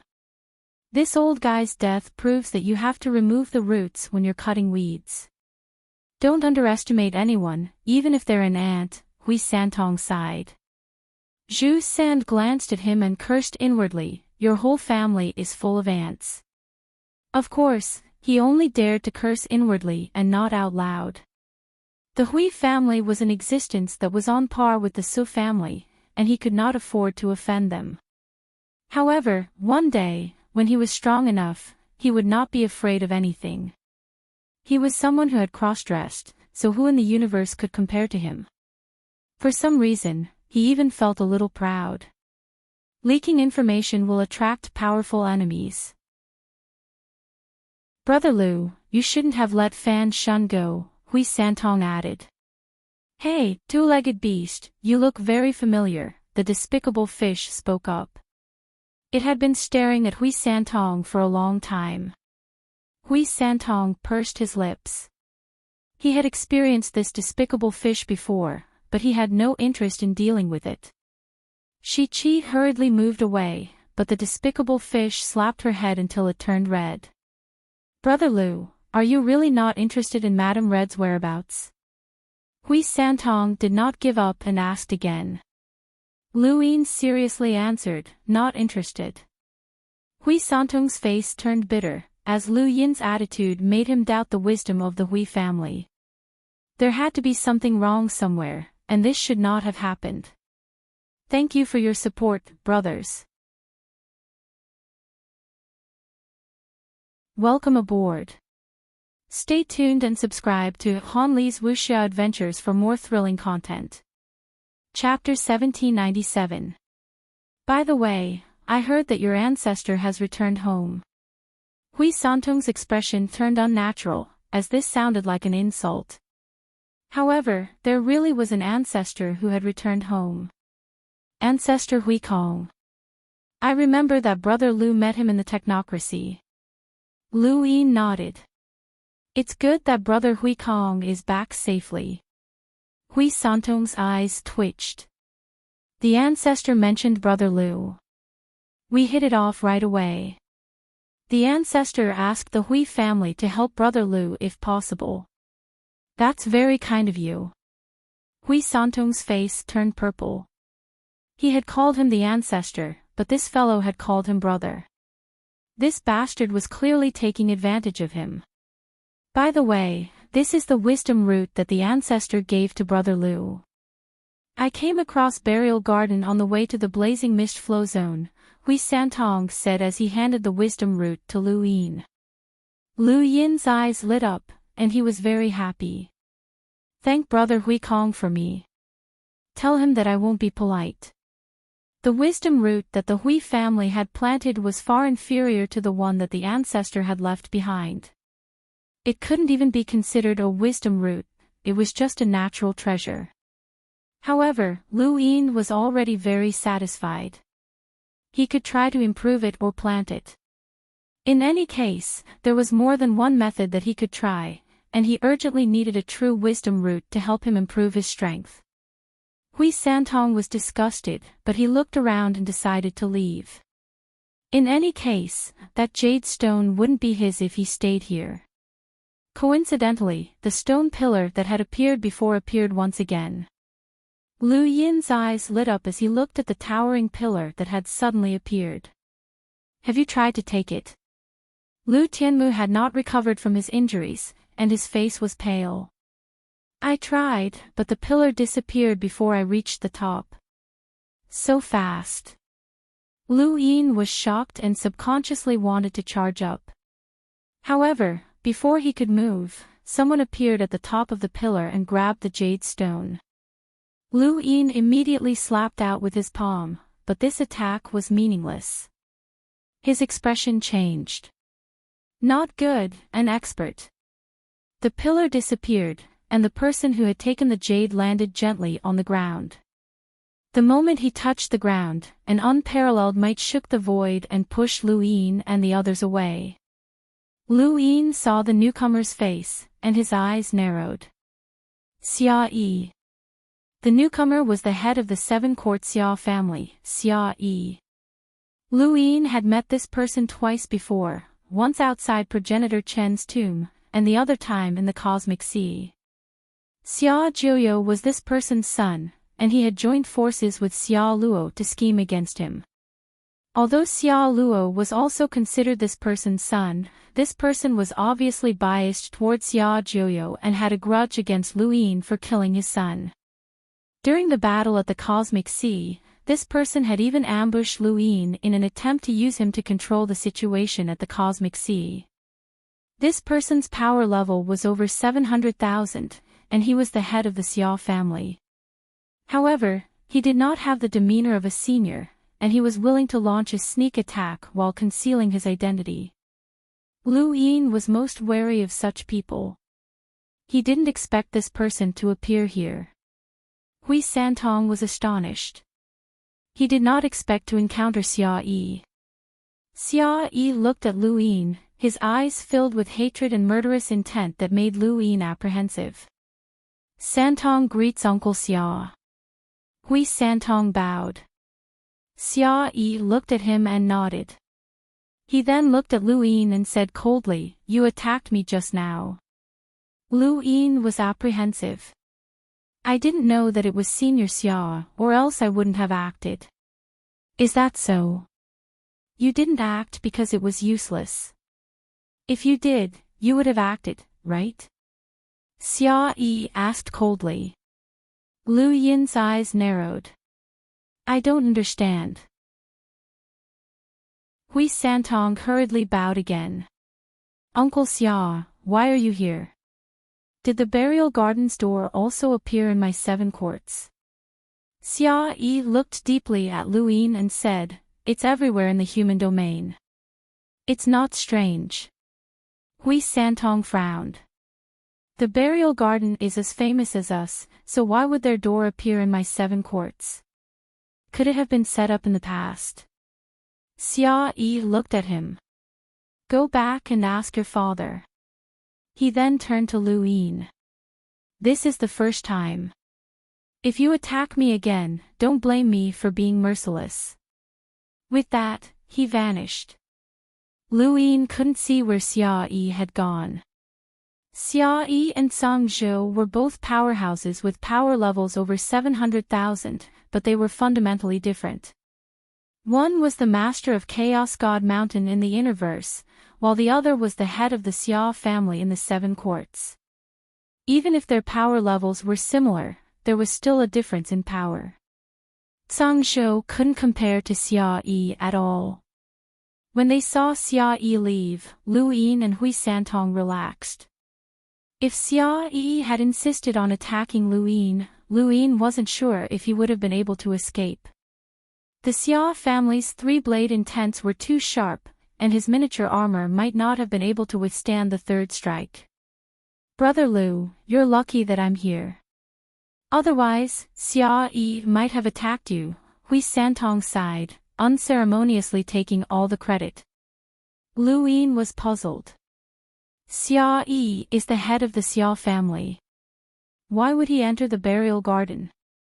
Is there no one else in the Xia family? Hui Santong shrugged. Xia Jiuyo was replaced by Xia Luo. That old man from the Xia family isn't happy with Xia Yi and is looking for trouble everywhere. He doesn't live up to his title as the head of the family. What else could he have done other than try his luck here? Lu Yin understood. No wonder a family head had been forced into the burial garden. Xia Ji was unhappy with him. How pitiful. He's the head of the 7 courts, but he's in such dire straits that he has to find his own destiny. He probably hates Xia Ji to death, and all of this. Hui Santong looked at Lu Yin. Almost all of this is related to you, Brother Lu. Be careful. He didn't attack you when I was around, but that might not be the case when I'm not around. Lu Yin felt a chill run down the back of his head as he recalled the time when Xia Yi had ambushed him in the cosmic sea. That guy might have done something like that. That jade is gone, just like that. Shi-Chi asked softly. The stone pillar in front of them had disappeared. Lu Yin felt that it was a pity. It's gone. It's not ours. It doesn't belong to us. Cheap Fish slapped him. Idiot. Snatch it all away. It's all Lord Fish's. 2-legged beast, snatch it back for Lord Fish. Lord Fish wants to build a treasury. Hui Santong scratched his head. I'm leaving to prevent that Fan Shun from attracting the 6th mainland's experts. He might think that we were the ones who took it. That would be an injustice. Before he left, he waved at Lu Yin. Brother Lu, take care of yourself. Xia Yi isn't a magnanimous person. That guy is famous for being vengeful, and he's shameless.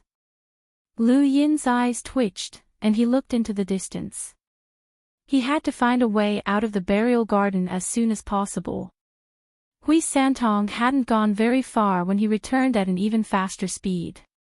His face was pale, and he looked extremely unsightly. He looked depressed and helpless, and he had the urge to slap himself. His words had come true. In the distance, ripples appeared in the void as a middle-aged woman slowly walked over. Her expression was icy. Every step she took pushed the space in all directions. Lu Yin's expression turned serious. Although he couldn't see her rune lines, this woman gave him a very bad feeling. His domain couldn't even get close to her. Yes, she was an emissary, and not just any emissary. She brought him a sense of crisis. Lu Tianmu, Zhu San, and Shi-Chi immediately retreated, as they also felt that something was amiss. Their eyes stung as they looked at the woman. As she pushed the void apart, the star energy within their bodies began to leak out uncontrollably. This was a terrifying phenomenon that only occurred when facing an emissary. "Brother Liu, I'll leave this to you," Hui Santong muttered softly as he retreated behind Lu Yin. Although he couldn't see through an emissary's strength, he felt that this woman was much more difficult to deal with than the old man from before. Lu Yin had the same feeling. The woman looked at Lu Yin and said indifferently, "Fifth Mainland, Alliance Master Liu." Lu Yin's eyes narrowed. "Someone from the Sixth Mainland." The woman raised her head with an arrogant expression. "Dao Source Sect, Jiu Han." Lu Yin's expression changed. "Jiu. You're a descendant of the martial ancestor?" Jiu Han was indifferent. "It's good that you know. Hand it over." Lu Yin shrugged. "You're too late." Xia Yi took it. Jiu Han frowned. "Xia Yi. The head of your Fifth Mainland's seven-court Xia family." Lu Yin didn't hesitate to reveal Xia Yi's identity. "That's right. He didn't go very far. Why don't you chase after him?" Jiu Han sneered. How could the head of the seven courts possibly enter Burial Garden? Even if there were people from the Xia family, they would at most be elders. "Alliance Master Liu, you're messing with me." Lu Yin was helpless. It really was taken by Xia Yi. "I can't explain the Xia family's matters to you." "Right." He stepped aside and pointed at Hui Santong. "He's from the Hui family. Ask him." Hui Santong's face paled, and when he saw Jiu Han's gaze sweep over, he cursed Lu Yin for being a bastard. That. It really was Xia Yi. "I can swear on it." Jiu Han's tone was cold, and she didn't care about Hui Santong. She continued to stare at Lu Yin. "It doesn't matter if it's Xia Yi or not. Pour out everything in your cosmic rings. I want to check everything."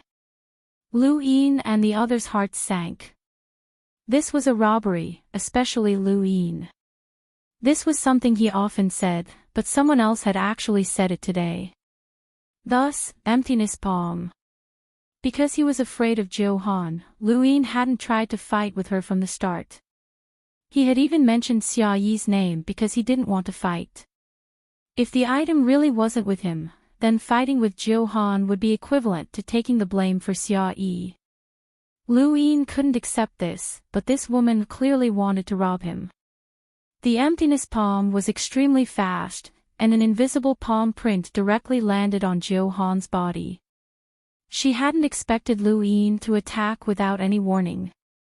Furthermore, it was a battle technique like the emptiness palm.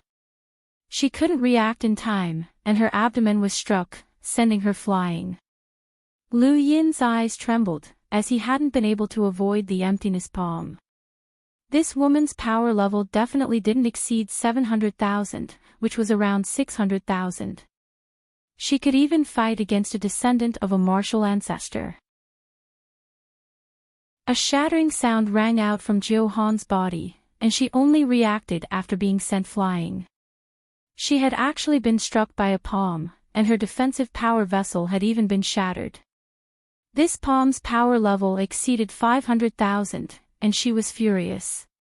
Her figure flashed into the astral source universe, and Lu Yin appeared in the next moment. "I told you to go find Xia Yi, but you didn't. Today, I'm going to take your cosmic ring." He then imprinted his arm with golden battle force and sent another palm strike. This one was much stronger than the previous one, and it carried battle force. Jiu Han's eyes widened. As a descendant of a martial ancestor, she was above millions of people in the Sixth Mainland. She spent most of her time in the Dao Source sect, and even universe imprinters treated her with respect. She had never been ambushed before, and she had only entered the burial garden by chance. She had never expected to be beaten up by a junior. Welcome aboard. Stay tuned and subscribe to Han Li's Wuxia Adventures for more thrilling content. Chapter 1798. To Jiu Han, this wasn't just a provocation, it was also an insult to her dignity. Thinking of this, Jiu Han screamed, "Little bastard, I'll kill you." With a bang, the emptiness palm struck again. This time, Jiu Han was prepared, and water ripples appeared where the emptiness palm struck. The emptiness palm struck the water ripples, leaving behind 5 palm imprints. However, it was unable to break through the water ripples and attack Jiu Han's body. Lu Yin's pupils shrank, it was ineffective. Lu Yin's hollow palm was rarely ineffective against a powerhouse with a power level of 600,000. He looked at Jiu Han solemnly. This woman was definitely one of the best of her generation, and she had even been a realmling when she was younger. After all, she was a descendant of a martial ancestor. Jiu Han stared at Lu Yin coldly. In this astral source universe, the martial ancestor raised his right palm in a familiar posture. Lu Yin suddenly recalled Wu Taibai's attack during the Sovereign Tournament. It was the seal of mountains and rivers, a secret technique created by the martial ancestor that ignored spatial distance. Bang! Lu Yin was also struck and sent flying out of the astral source universe.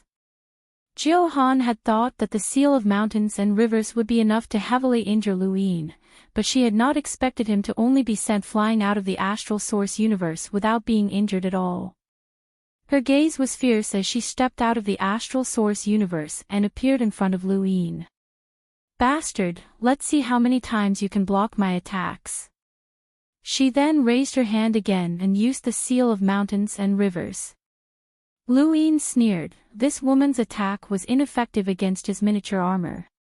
He allowed the seal of mountains and rivers to strike him again as he raised his hand and unleashed an empty palm. Seal of mountains and rivers. Empty palm. Seal of mountains and rivers. Empty palm. The two continued to fight, but the seal of mountains and rivers could not break through Lu Yin's miniature armor and the empty palm could not break through Jiu Han's ripples. The two continued to exchange blows. Zhu San and the rest were stunned as they watched the space shatter and the shockwaves spread out. They exchanged glances and hurriedly left. Jiu Han grew more and more sullen as the battle went on. Using the secret technique too frequently was a burden to her, but the empty palm was a regular attack against Lu Yin. She could not understand how he could have such terrifying attack power. His star energy had been suppressed, but he could still use it. His pure physical strength could not only enter the astral source universe, but it was also unaffected by her suppression. Not even the martial ancestor. No wonder he was called the supreme of the younger generation. Even if the Tao Source 3 heavens joined forces, they would still be no match for him. This person must die. Jiu Han's gaze turned cold, and he suddenly waved his hand. The void trembled, and the water in the surrounding space suddenly condensed into balls of water. A chessboard appeared beneath Lu Yin's feet, and he began to move. On the spot where he stood, the void suddenly shrank, and a water ball also formed. Lu Yin appeared in the distance and watched with apprehension. This woman's ripples were not a power vessel, but rather an innate gift. She had relied on her own strength to block the hollow palm, and as an imprint ancestor, she had the ability to fight against someone with a power level of 700,000. Coupled with her secret techniques and unpredictable power vessels, even Lu Yin found it difficult to deal with her. I've already said that Xia Yi stole the jade. If you have the ability, then go find him. Lu Yin shouted. Jiu Han no longer cared about the jade.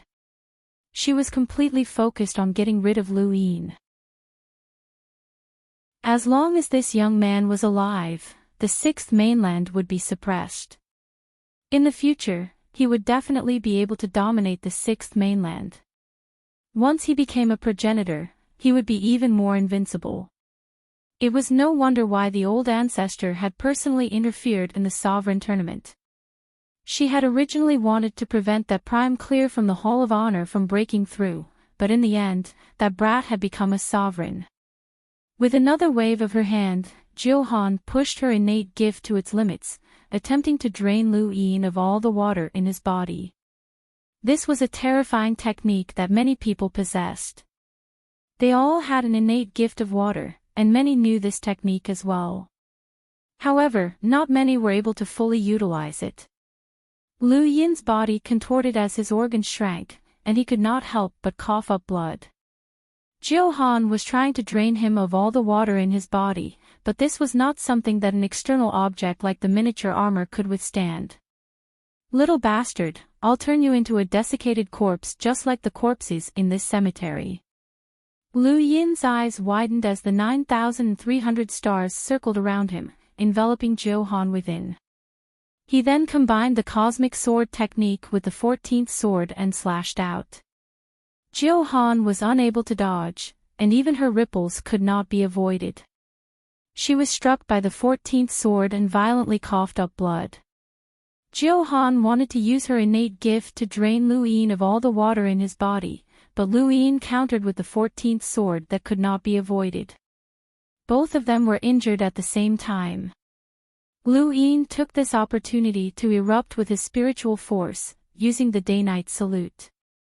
The scene around Jiuhan disappeared, and she looked up. The first person she saw was the martial ancestor. Everything that had just happened was forgotten, and she could not help but kneel down. Jiuhan greets the old ancestor. The martial ancestor looked down at Jiuhan from above, raising a hand and pressing down with a single palm. Jiuhan did not dare to move, as her life came from the martial ancestor. Even if he wanted to take her life, she could not resist. Just as the martial ancestor's palm was about to strike her, the scene suddenly shattered. Jiuhan's body trembled as her thoughts returned to her. Her face was deathly pale, she had actually fallen into an illusion. She looked up. Lu Yin was half kneeling on the ground, beads of sweat dripping from his forehead. Behind him, a ray of light flashed past, and with a thud, Lu Yin was pressed into the ground. Jiuhan looked into the distance, but she could not see anyone. However, someone had indeed attacked Lu Yin. Beneath the ground, Lu Yin's back was in intense pain. Even with the miniature armor's protection, that attack had almost broken his tendons and bones. It had been Xia Yi, one of the Xia family's 3 styles of blade intent. The day-night salute easily controlled Jiuhan, but Lu Yin had not expected it to be that easy. This woman's spiritual force resistance was far weaker than he had expected. If not for Xia Yi's sneak attack, he would have been able to defeat Jiuhan, unless she had a power vessel to protect herself. He had not expected to fall short of success. Xia Yi had definitely been hiding in the shadows all this time, and he had only acted when he saw that Jiuhan was about to be defeated. Lu Yin wiped the blood from the corner of his mouth and clenched his fists. He would remember Xia Yi. His body suddenly twisted. Not good, it was Jiuhan's method of draining him dry again. The stars around Lu Yin reappeared, and he wanted to use the 14th sword of Sirius again. However, it was not so easy this time. Jiuhan had used her astral source to wipe out the stars. Sirius was based on star energy, and without it, Sirius could not be used. Another sharp ray appeared from another direction. It was Xia Yi again. Lu Yin released his force field and extended it endlessly, finally finding traces of Xia Yi behind him. Xia Yi snorted and slashed out, followed by 2 more. The Xia family's 3 styles of blade intent were very easy to recognize. Lu Yin's force field was torn apart by the blade intent, and he took out his splitting heavens array and released it in the direction of Jiuhan and the 3 styles. 2 points and a line, splitting heavens. A black line flashed past, and Jiuhan's body flickered with ripples that blocked splitting heavens. The three styles of blade intent also collided with splitting heavens, and Lu Yin used this opportunity to move the star-scattered chessboard under his feet. He did not flee, but instead moved closer to Xia Yi and threw out a square to Xia Yi's astonishment. This was the power vessel that he had obtained from the frigid immortal sect's hidden treasury. It could trap envoys, and after Lu Yin upgraded it, it could trap someone with a power level of nearly 800,000. Xia Yi Qiu he was caught off guard and trapped by the treasure.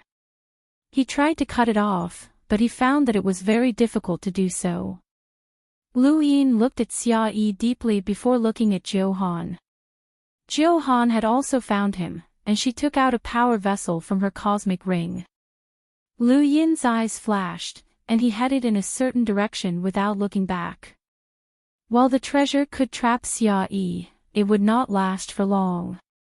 Xia Yi was the Xia family's patriarch, and he had many power vessels and battle techniques. Lu Yin did not know what methods he had, and Jiu Han was a descendant of the martial ancestor. Lu Yin did not plan on fighting head-on, so he decided to avoid her for the time being. "You can't escape, you bastard!" Jiu Han barked and chased after him. Xia Yi continuously attacked the treasure, wanting to kill Lu Yin. This was a rare opportunity, and he did not want to give it up. Jiu Han was fast, but Lu Yin was not slow either. Jiu Han constantly tried to drain him of his energy, but he was already prepared for this. He even used splitting heavens, which made Jiu Han wary. After chasing for half a day, Lu Yin saw a burial garden gate in the distance, and there was another person standing there. Lu Yin recognized this person. It was one of the transformed envoys from the Hall of Honor who had gone to the technocracy with him. Lu Yin was delighted and looked back at Jiu Han. "Old woman, that's an emissary from the Hall of Honor. You still dare to chase after him?" Jiu Han stopped and looked at the emissary standing outside the burial garden gate. She then looked back at Lu Yin and gritted her teeth. "Count yourself lucky, you bastard. I'll kill you the next time we meet." Lu Yin raised his head. "Likewise. If not for the sneak attack, you would have been dead." He then looked past Jiu Han and into the distance. He could vaguely sense Xia Yi's gaze, and it was filled with killing intent. If not for Xia Yi, Lu Yin would have wanted to compete with Jiu Han to see who had more tricks up his sleeve. Jiu Han retreated. She had to admit that it would be difficult to deal with Lu Yin and an emissary. Lu Yin did not know if Xia Yi was still far away, but now that he was here, he had room to advance and retreat. Not every burial garden gate could lead to the outside world, and Lu Yin had only known of Yima planet before entering. He slowly walked to the burial garden gate, where the transformed emissary opened her eyes and looked at Lu Yin. "I want to leave," Lu Yin said. The transformed emissary closed her eyes and did not reply, but she did not stop him either. "Why are you here? Did the Hall of Honor send you to guard this place?" Lu Yin asked. The transformed emissary did not speak, just like how she had remained silent when she had gone to the technocracy. Lu Yin pursed his lips and walked to the burial garden gate. He then looked back. Lu Tianmu and the others should be fine, as they had left while he had been fighting with Jiu Han. Without further thought, Lu Yin stepped through the burial garden gate. The burial garden gate was just a gate, but it seemed to travel through time and space. Lu Yin walked out of the burial garden gate and saw the bottom of the sea. Dozens of people were staring at him. Lu Yin was not surprised, as all the burial garden gates were being guarded, and the burial garden gate within the Great Eastern Alliance was the same. However, he did not know which power controlled this burial garden gate. Lu Yin's eyes turned into runes as he looked around, and his heart calmed down. There were no emissary-level rune lines, which meant that this power was very weak. "Who are you? State your identity," a voice shouted, and a stout man walked out from the crowd. He had a strange appearance, and his stomach was several times larger than a normal person's. He was not fat, but rather looked like a different kind of creature. Was this a merman? Welcome aboard. Stay tuned and subscribe to Hanli's Wuxia Adventures for more thrilling content. Chapter 1799. Lu Yin looked at the man in surprise. You're a merman. The man glared at Lu Yin. Tell me who you are. Lu Yin retracted his gaze and looked around. Lu Yin. The man frowned. Lu Yin. What a familiar name. The surrounding people also found the name familiar. Suddenly, someone exclaimed, Lu Yin. The Alliance Master of the Great Eastern Alliance and a paragon of the same generation. As soon as he said this, everyone recalled what had happened, and they all looked at Lu Yin in disbelief. Their eyes were filled with curiosity, fear, and wariness. The man's eyes widened. You're Lu Yin. Lu Yin nodded. Where are we? For the current universe, Lu Yin's name represented his identity. There was no need to say anything else, this name would appear in everyone's mind. As long as one was in contact with a space civilization, whether it was a normal person or a cultivator, many would know this name. The man gulped. Lu Yin's name represented more than just status, it also represented war. Many wars had broken out in the outerverse and innerverse because of Lu Yin, and it was the same in the cosmic sea. This is Universe Ocean, the man said nervously.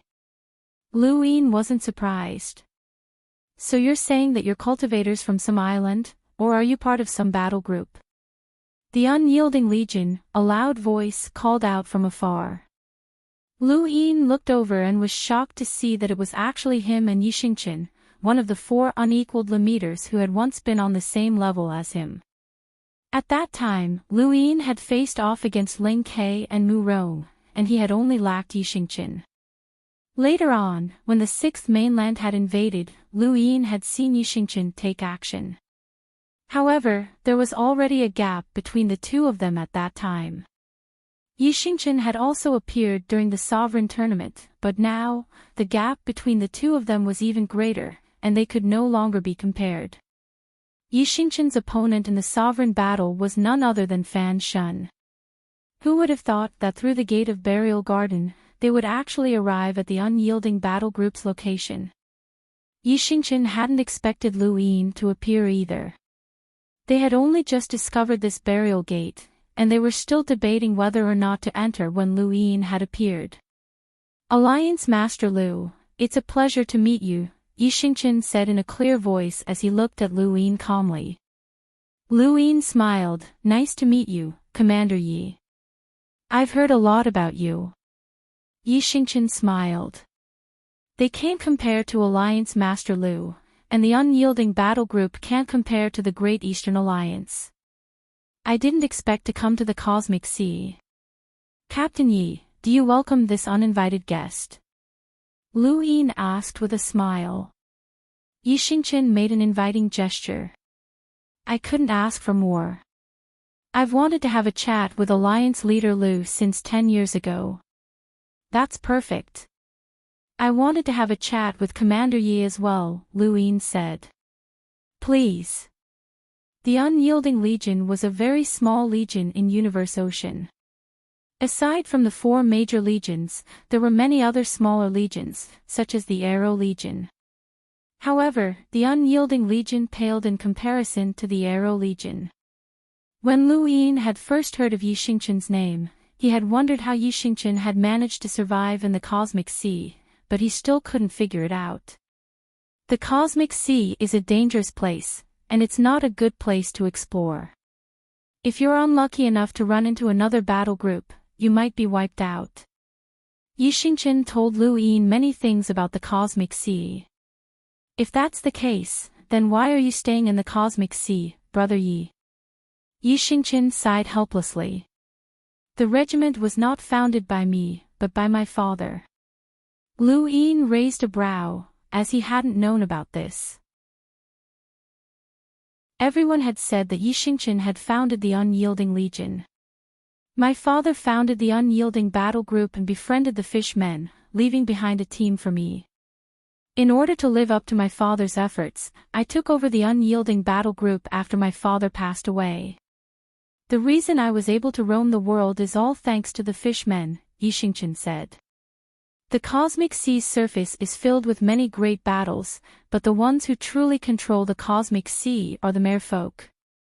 They're good at observing the weather, finding routes, and avoiding risks.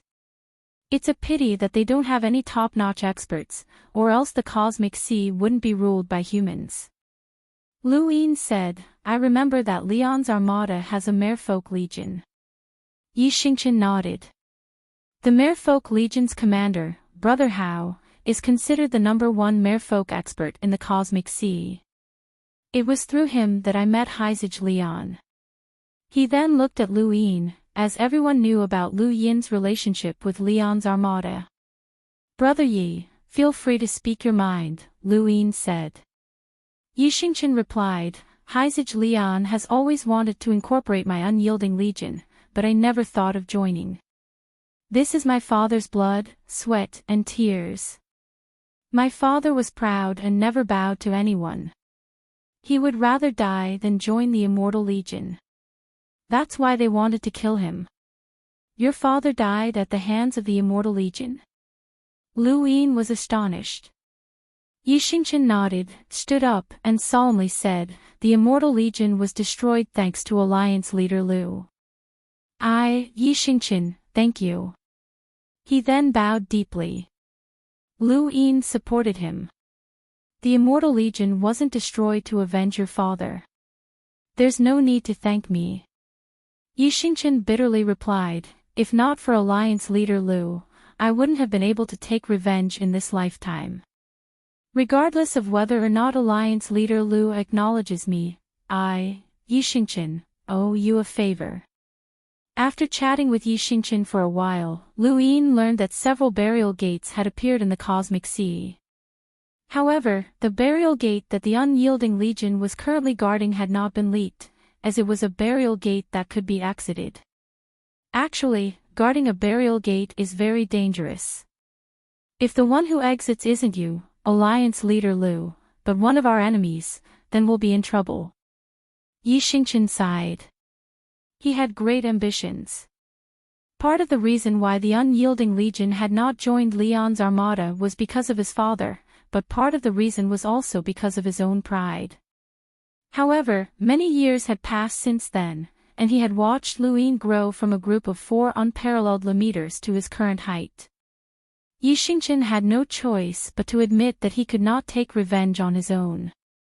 This was something that he would never have said 10 years ago. Lu Yin was not in a hurry to leave the Unyielding Legion.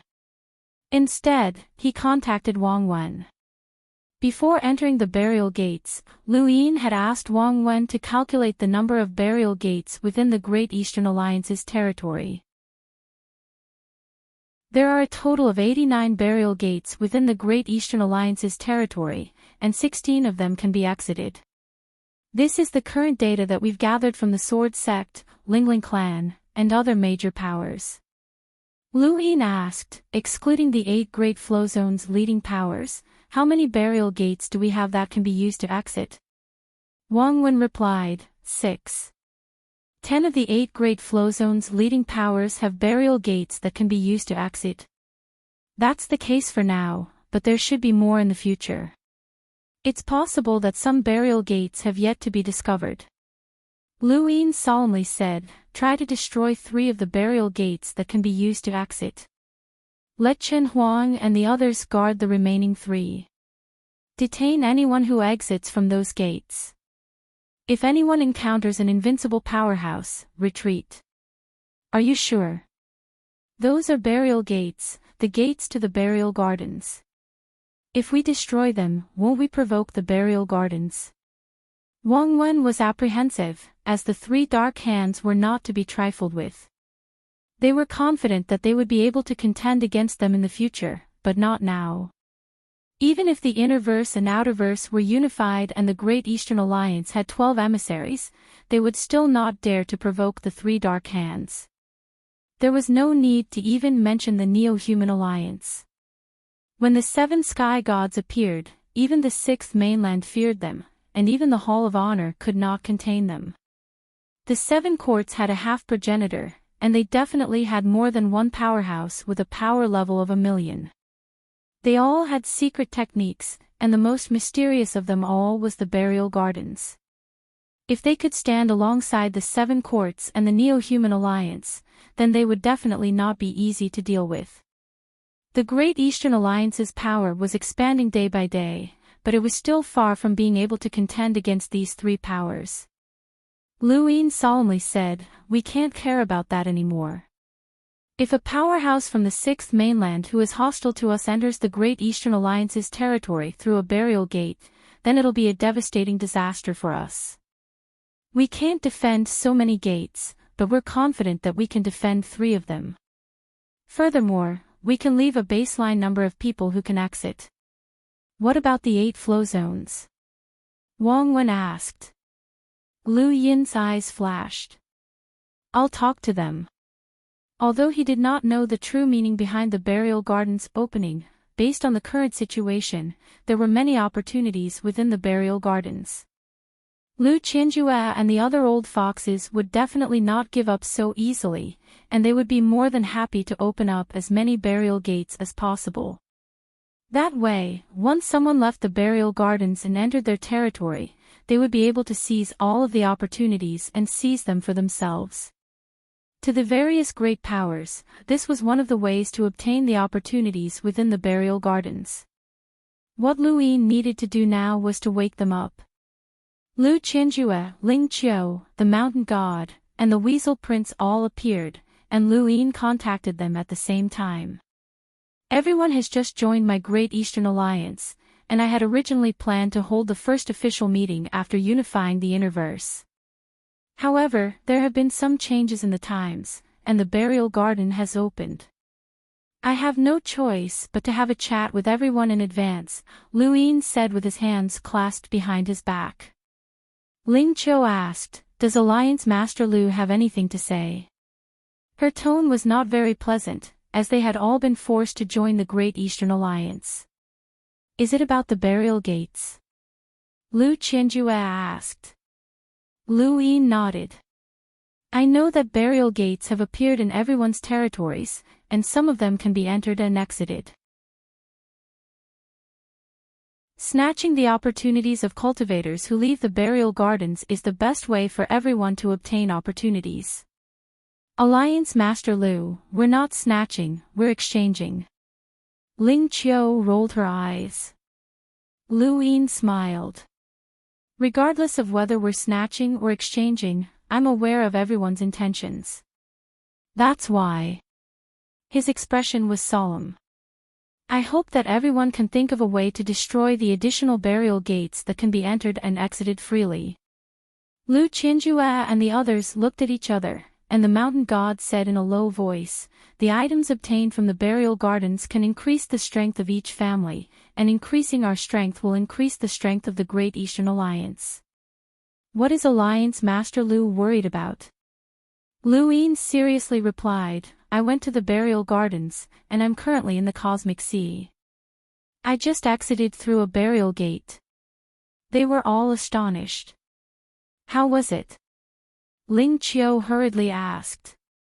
Luin explained, "There are indeed opportunities within the burial gardens. The area is ancient, and you might be able to obtain unexpected treasures. However, there is also the possibility of disaster. For example, I went to the burial gates in the cosmic sea, and the guards around the gates were very weak. If I wanted to, I could easily erase them. None of you wish to be erased by others, right?" Welcome aboard. Stay tuned and subscribe to Han Li's Wuxia Adventures for more thrilling content. Chapter 1800. The mountain god said in a deep voice, "Who can erase us?" "Alliance Master Lu, you're underestimating us too much.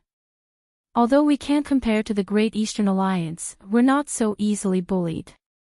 I was ambushed twice while I was in Burial Garden. The first time was from an emissary, and the second time was from a descendant of the 6th Mainland's Dowsaur sect's martial ancestor. That person joined forces with Xia Yi to attack me, and if those two leave Burial Garden's gate and come to where you are, how will you resist them? Not only did you fail to obtain the items in the graveyard, but you're also the one who got robbed. That's not what you want to see, right? They fell silent. Ling Qiu replied, the Lingling clan is confident in dealing with him. Lu Yin looked at her. But I don't want to take the risk. The Lingling clan has you, clan leader Ling Qiu, and ancestor Ling Taizu. If the two of you work together, we can guard one entrance to the burial grounds. However, if there are two entrances, then it won't be safe. Ling Qiu was displeased. Alliance Master Lu, do you think that I'm not strong enough to guard a single portal? Lu Yin's eyes narrowed, and his tone grew colder. Negotiating with all of you is a form of respect, and I do not wish to force you to do so. I hope that you can give me some face as the alliance leader. Ling Qiu wanted to speak, but she was stopped by Lu Qinjue's gaze. Regardless of whether he was willing or not, Lu Yin was still the Great Eastern Alliance's alliance master. Since they had already joined the Great Eastern Alliance, they had to give him face. Even if they had the ability to deal with Lu Yin, they could not act now. Otherwise, who would trust them in the future? The universe was a place where the strong preyed on the weak. This was the law of the universe. However, there were many other unspoken rules under these 4 words. Since they had joined the Great Eastern Alliance, they could not immediately rebel, nor could they openly oppose the alliance master. Otherwise, if another Great Eastern Alliance were to appear in the future, they would not be subdued, but directly exterminated. Some rules could not be broken unless it involved the bottom line. Alright, since the Alliance Master has spoken, we agree to leave only one entrance to the burial garden, said Lu Qinjue. Lu Yin's gaze swept across the group. The Weasel Prince had not spoken since the beginning, as he did not have the right to speak. He had only appeared to listen, and that was all. That's right, Alliance Master Lu. You mentioned that you were attacked by Xia Yi earlier. Is this Xia Yi the patriarch of the 7 Court Xia family? Did he go in too? The mountain god suddenly asked. That's right. Lu Qinjue and the others looked at each other again. The Court of 7 Names was placed side by side with the burial garden. Even the head of the Xia clan had entered the burial garden. Perhaps the heads of the other clans would enter as well. This meant that the burial garden indeed contained great opportunities. Should they enter as well? I'd like to remind everyone that I'm allowing you to freely enter the burial garden based on your current strength. If you enter the burial garden and I determine that you don't have the ability to protect a door, then that door will also be destroyed, Lu Yin said. Lu Qinjue and the others didn't retort. The call ended quickly, and Lu Yin contacted Wang Wen. I've already told them, but those old foxes will definitely keep their doors shut. I'll check. How's the destruction of the portal? Wang Wen was vexed. The burial gate isn't easy to destroy, but Qin Huang was able to destroy one. Lu Yin replied, looks like you'll need the power of an emissary. Don't worry. There shouldn't be too many people going in for the time being. However, there will definitely be more in the future. Be careful, said Wang Wen. Lu Yin grunted in acknowledgement before ending the call. Right now, the burial garden was lacking a huge opportunity. As long as it appeared, it would attract a large number of people. That would be the time to truly fight for the opportunity. Since he was already in the Cosmic Sea, Lu Yin wanted to pay Leon's armada a visit. However, after asking Yi Xingqian, he found out that Leon's armada was very far away. Due to the climate, even if the two parties knew each other's location, it wouldn't be easy for them to meet unless Heizage Leon personally came to pick him up. Lu Yin thought about it and decided to forget about it. He'd go in the future. He bade Yi Xingchen farewell and stepped through the burial gate. Before he left, he reminded Yi Xingchen to avoid the gate. The unyielding legion simply couldn't defend such a gate. In fact, he wanted to suggest that Yi Xingchen destroy the gate, but unfortunately, the unyielding legion didn't have any powerhouses who were stronger than an emissary. Lu Yin entered the burial garden once more, and when he looked around, he was at a loss. Was this really a burial garden? Dense trees blocked out the sun, and through the trees, he could see a mountain range in the distance. It was lush with greenery, and small rivers flowed around the hills. If he hadn't confirmed that he had entered the burial gate, he would have thought that he had arrived on a planet suitable for human habitation. This place was like a paradise on Earth. Lu Yin walked out of the forest and looked around. The mountain range wasn't very tall, and it was covered in greenery. In front of him, there were tea trees planted on the hills, and the fragrance of tea was refreshing. Lu Yin couldn't help but walk towards the hills. He soon arrived at the foot of the hills, and just as he was about to walk up, he vaguely heard something. He followed the sound to the right, where it seemed to be coming from. Lu Yin walked in the direction of the sound, and a few meters away, there were tea trees arranged neatly. He couldn't see any living creatures, but there was a sound that was getting louder and louder. Save me. Save me. Please, save me. Lu Yin searched for a long time, but he still couldn't find anything. His eyes accidentally swept across the tea leaves, and he suddenly turned back to stare at the center. His pupils shrank, and he was filled with shock. He rarely felt this way, but at this moment, he seemed to have seen something inconceivable. There was a human face on the tea leaves, and it was very lifelike. It was weakly muttering to itself, and the sound was coming from this face. Lu Yin's eyes widened, and he looked down the tea leaves. There was no body, only a face. There wasn't even a head. What was going on? Had the tea leaves gained sentience? At that moment, the face weakly opened its eyes and met Lu Yin's gaze. Lu Yin's hair stood on end, as he could see the complex emotions that only humans would have in those eyes. There was despair and pleading, and then excitement. Alliance leader Lu, is that you? Lu Yin stared at the face, which was that of a middle-aged man. He was very weak, and his face was deathly pale. Lu Yin couldn't make out anything other than his face. You know me. The face was excited. I am An Liang from Watermoon Villa. Lu Yin was astonished. Watermoon Villa. An Xiaohua's man. Yes, I'm An Xiaohua's uncle, An Liang. Alliance leader Lu, please save me. I'm from Watermoon Villa, and I'm also from the Great Eastern Alliance.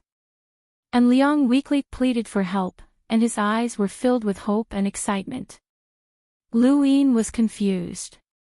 How did you become like this? Where's your body? An Liang was terrified, and his eyes kept flickering. His pupils suddenly dilated, indicating that he was extremely terrified. It was that corpse. That corpse planted me as a tea leaf. It was that corpse. Lu Yin's face twitched. What are you talking about? An Liang fearfully looked at Lu Yin. Alliance leader Lu, please save me. Save me. I don't want to be planted as a tea leaf. I don't want to become fertilizer. Lu Yin's face paled, and a chill surged up from the soles of his feet. He suddenly turned around, but there was nothing except for the flowing stream. Alliance leader Lu, save me, save me. An Liang painfully groaned, and his entire face was distorted. It was abnormally terrifying. You're saying that a corpse planted you as a tea leaf? Lu Yin asked again. An Liang struggled. Yes, it was a corpse with a bamboo basket on its back. Lu Yin's entire body went cold, as this wasn't a feeling of imminent death. Instead, it was a feeling of incomprehensible strangeness. It was just like when he had been treated as white meat on Driftcharge Planet, or when he had seen that person in the Eternal Kingdom whose organs had been hollowed out. The disgust and terror that came from the bottom of his heart swallowed him up. He hurriedly retreated and looked around, not even daring to casually release his domain. He had encountered more than one corpse in the burial garden, such as that one-legged old man, the little girl who had been constantly slapping at the void, the person who had fused with the secret art of plan, and even progenitor Qin, whose fate was unknown. He guessed that the corpses that had survived until now weren't simple, and they definitely weren't existences that he could deal with. He had originally thought that these corpses weren't a threat, and they weren't even aggressive. However, Liang's encounter had refreshed his understanding. The burial garden wasn't as safe as the outside world thought it was. The opponents here weren't just humans, but also these corpses. Lu, Alliance Leader Lu, save me, save me. And Liang was still groaning. Lu Yin looked at the other tea leaves and saw that they were all human faces. They all looked dead, and there was no reaction. He retreated a few more steps and then quickly rushed into the forest. When he looked back at the tea leaves hill, he was filled with unprecedented apprehension. He still hadn't found the corpse that had planted the tea leaves, and he was at the edge of the cliff. He felt like he was being watched at any moment. At that moment, another person appeared out of thin air from another direction. It was a man with a confused expression, and he looked around in the same manner that Lu Yin had when he had first appeared. Lu Yin looked at the man and didn't say anything. This person had also entered the burial garden through the burial garden's gate and randomly arrived here. The man's cultivation wasn't weak, and a single step caused the void to distort. He appeared at the foot of the tea hill and then stepped onto it. Just as the man stepped onto the hill, a figure stood up from the center of the tea mountain. It was an old mummy with a hunched back and a bamboo basket on its back. It faced the man, and under the man's confused gaze, the mummy waved its hand and the man's body flew towards the old mummy. The old mummy caught the man and plunged him into the ground. Then, an earth-shattering scream rang out in all directions. Lu Yin's jaw dropped as he stared at the scene in shock. The man's limbs gradually withered and then turned into tea leaves. His tendons, bones, and blood all became nutrients for the tea leaves. Only his face was left looking up at the sky. His gaze was still blank, but there was an additional trace of extreme pain and despair. Within the forest, Lu Yin left without looking back. The star-scattered chessboard appeared beneath his feet, and he kept moving, and moving. He kept rushing into the distance, not daring to stay for long. The man had been turned into a tea tree in an instant, and this scene left a deep psychological shadow in Lu Yin's heart. What was up with that old corpse? It was too cruel and too strange. Lu Yin didn't even have the slightest intention of investigating the situation. It was impossible for him to do so. All he wanted was to get as far away from that tea hill as possible. He didn't want to see such a strange and terrifying scene ever again in his life.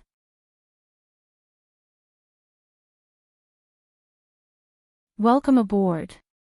Stay tuned and subscribe to Han Li's Wuxia Adventures for more thrilling content. Chapter 1801.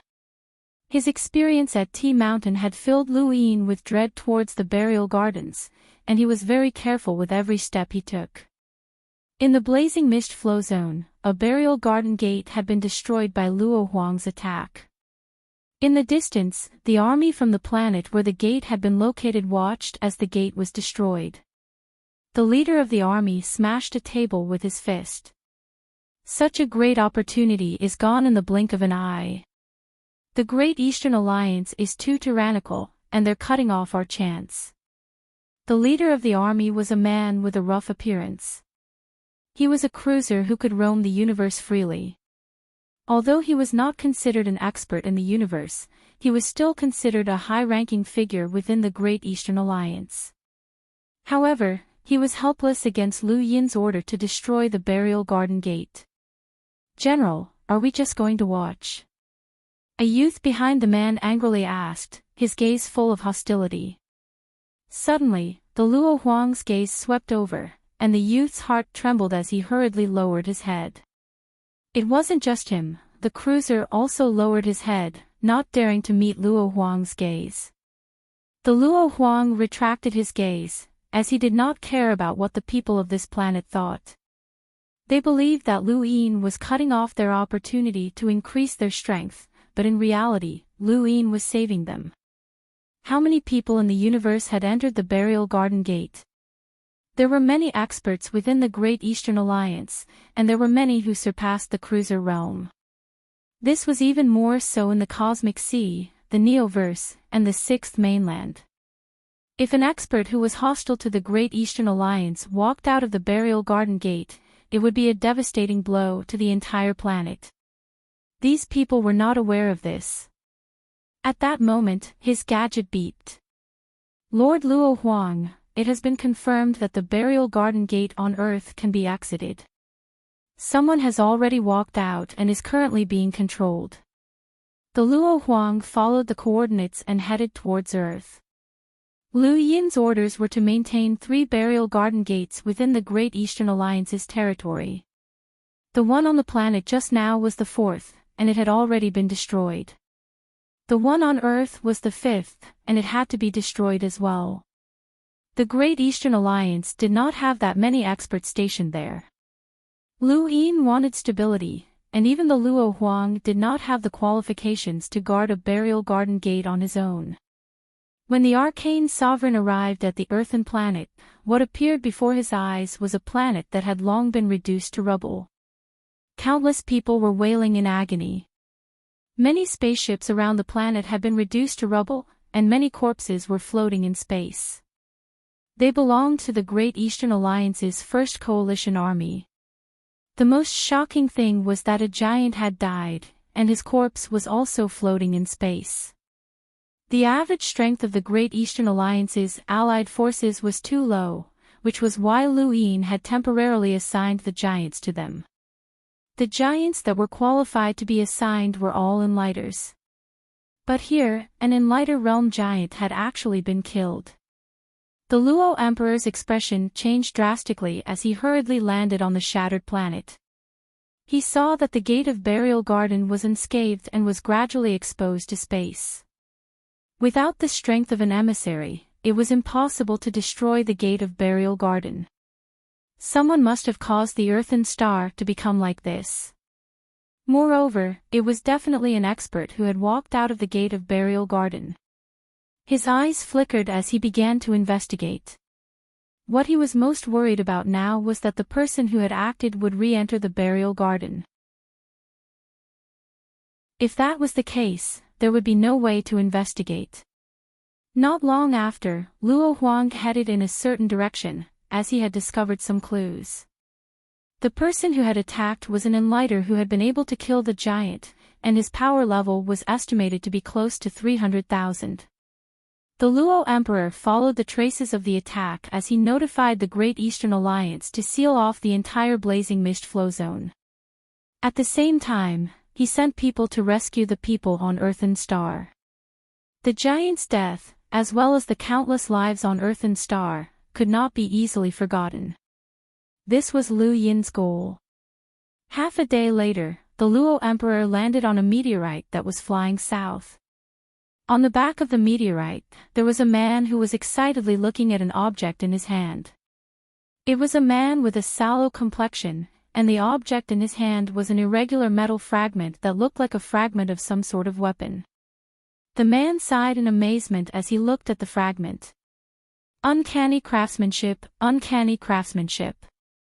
Even a fragment of a fragment still has a complete sourcebox array. If this weapon was complete, who knows how many sourcebox arrays it would have. It's unimaginable. The man looked at the weapon fragment with a scorching gaze. He had coincidentally obtained this weapon fragment after entering the burial garden, and he had used it to casually kill someone with a similar cultivation to himself. He had killed that person for no apparent reason, and he had only done so to verify the sourcebox array. The result had left him rather satisfied. No, he was even excited. The sourcebox array on this weapon fragment allowed it to move around without a trace. Even the man himself was not clear about the weapon fragment's trajectory, he only knew where it would end up. With this item, I can even fight against that old freak whose power level exceeds 400,000. I might even be able to use this item to increase my lock-breaking level and become one of the upper echelons of the lock-breaking world. Ha ha ha ha, the sallow-faced man excitedly muttered to himself. The Great Eastern Alliance actually wants to detain me, and they even want to take my items. Dream on. How can those trash take my, Shan Kuen's, items? He did not realize that the Luo Emperor was standing less than 5 meters behind him as he spoke.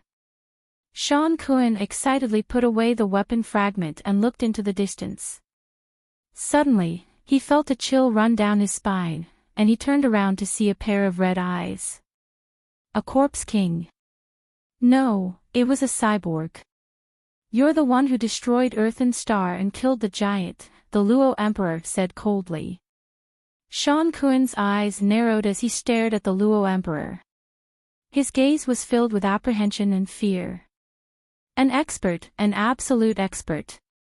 He had been so close to Shan Kuen, but Shan Kuen had not sensed him at all. And you are the Great Eastern Alliance's Luo Emperor. Shan Kuen's heart sank, and he retrieved the weapon fragment from behind his back.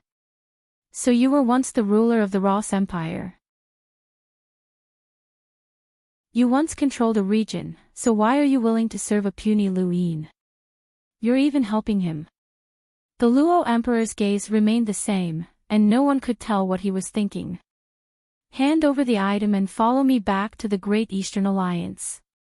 Shan Kuen raised his head. I'm a perceptive intermediate lockbreaker from the Neoverse lockbreaking world, and I'm a member of the Lockbreaker Society. What right does the Great Eastern Alliance have to detain me? And you want me to hand over the item? Lu Yin is also a member of the Lockbreaker Society. You should ask him if he dares to do so. The Lockbreaker Society was very protective of its members, and touching one would provoke a whole group of them. Lu Yin had often used the Lockbreaker Society to intimidate others, and at this moment, the Luo Emperor was similarly intimidated by the Lockbreaker Society. Follow me back to the Great Eastern Alliance. Shan Kuen sneered.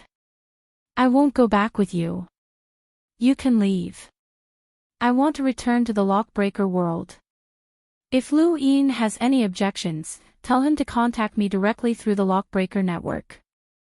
The Luo Emperor repeated, follow me back to the Great Eastern Alliance immediately.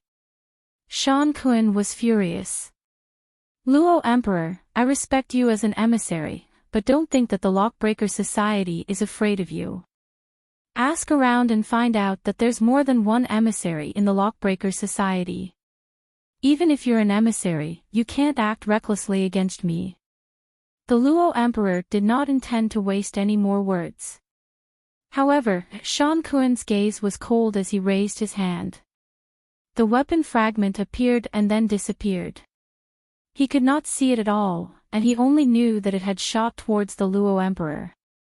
However, in the Luo Emperor's eyes, the weapon fragment actually broke through the astral source universe and shot towards him.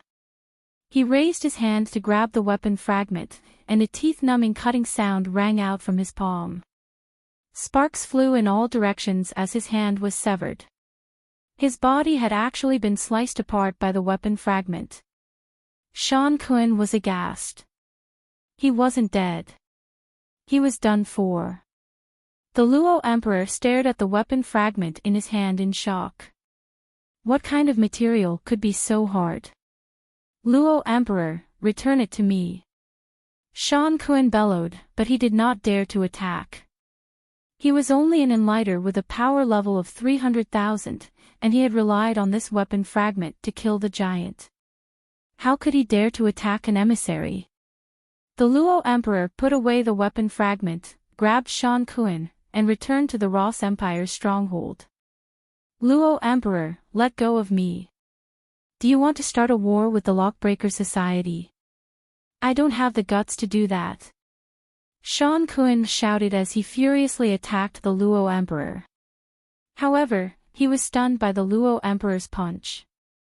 Not long after, on a planet within the Sword Sect's territory, a cultivator walked out of the burial garden's gate. This person was rather unlucky and was immediately detained by the Sword Sect. Even his clothes were stripped and searched. He wanted to cry, but no tears came out. This sort of thing happened all over the universe. Wherever there was a burial garden's gate, there would definitely be someone guarding it. Some of the guarding powers were destroyed by the people who walked out of the burial garden's gate, while others managed to successfully steal something from the burial garden's gate. The commotion caused by the burial garden's gate grew bigger and bigger, but the desiccated corpse's pursuit of the primordial bloodline did not stop there. It was as if the opening of the burial garden did not affect them at all. The entire universe went from calm to tumultuous. A few days after Lu Yin entered the burial garden from the cosmic sea, a piece of news spread from the burial garden that shocked the universe. A primordial giant's corpse was walking in circles while carrying a palace on its back. Along the way, it had dropped many natural treasures that could be used to avoid danger, as well as weapons that could be used by enlighters. There were even inherited techniques that had been dropped. The source of this news was very difficult to find, as it seemed to have spread like wildfire on the network overnight. The news only remained on the network for 2 hours before it completely disappeared. Someone important had interfered, and to be able to block this news from the entire network meant that the person who had interfered was definitely someone from the Neoverse, and there was a 90% chance that they were from the Hall of Honor. This made people believe in the accuracy of the news even more. The various great powers continuously sent people into the burial garden to search for this primordial giant. A few days later, Lu Yin stood atop a mountain range and stared into the distance with a dumbfounded expression. He saw an incomparably large figure staggering along with a hunched back. Every step it took left a footprint that was as large as a city, and every step caused the mountains and rivers to tremble. The clouds were only around the figure's waist, and through the clouds, Lu Yin could see that the giant was carrying an even larger palace on its back. After experiencing the strange and terrifying scene at T Mountain, Lu Yin's impression of the burial garden had completely changed. What he saw now left him in disbelief. Was this a giant carrying a palace on its back? Lu Yin's eyes flickered as he stared at the giant. Although the giant seemed to be fatigued with every step was very long, and it quickly disappeared. Lu Yin hurriedly chased after it. No matter what, the palace on the giant's back was still very attractive. Furthermore, if he was not mistaken, that giant was also a corpse that walked around the burial garden. This type of corpse had a professional name, a wandering corpse.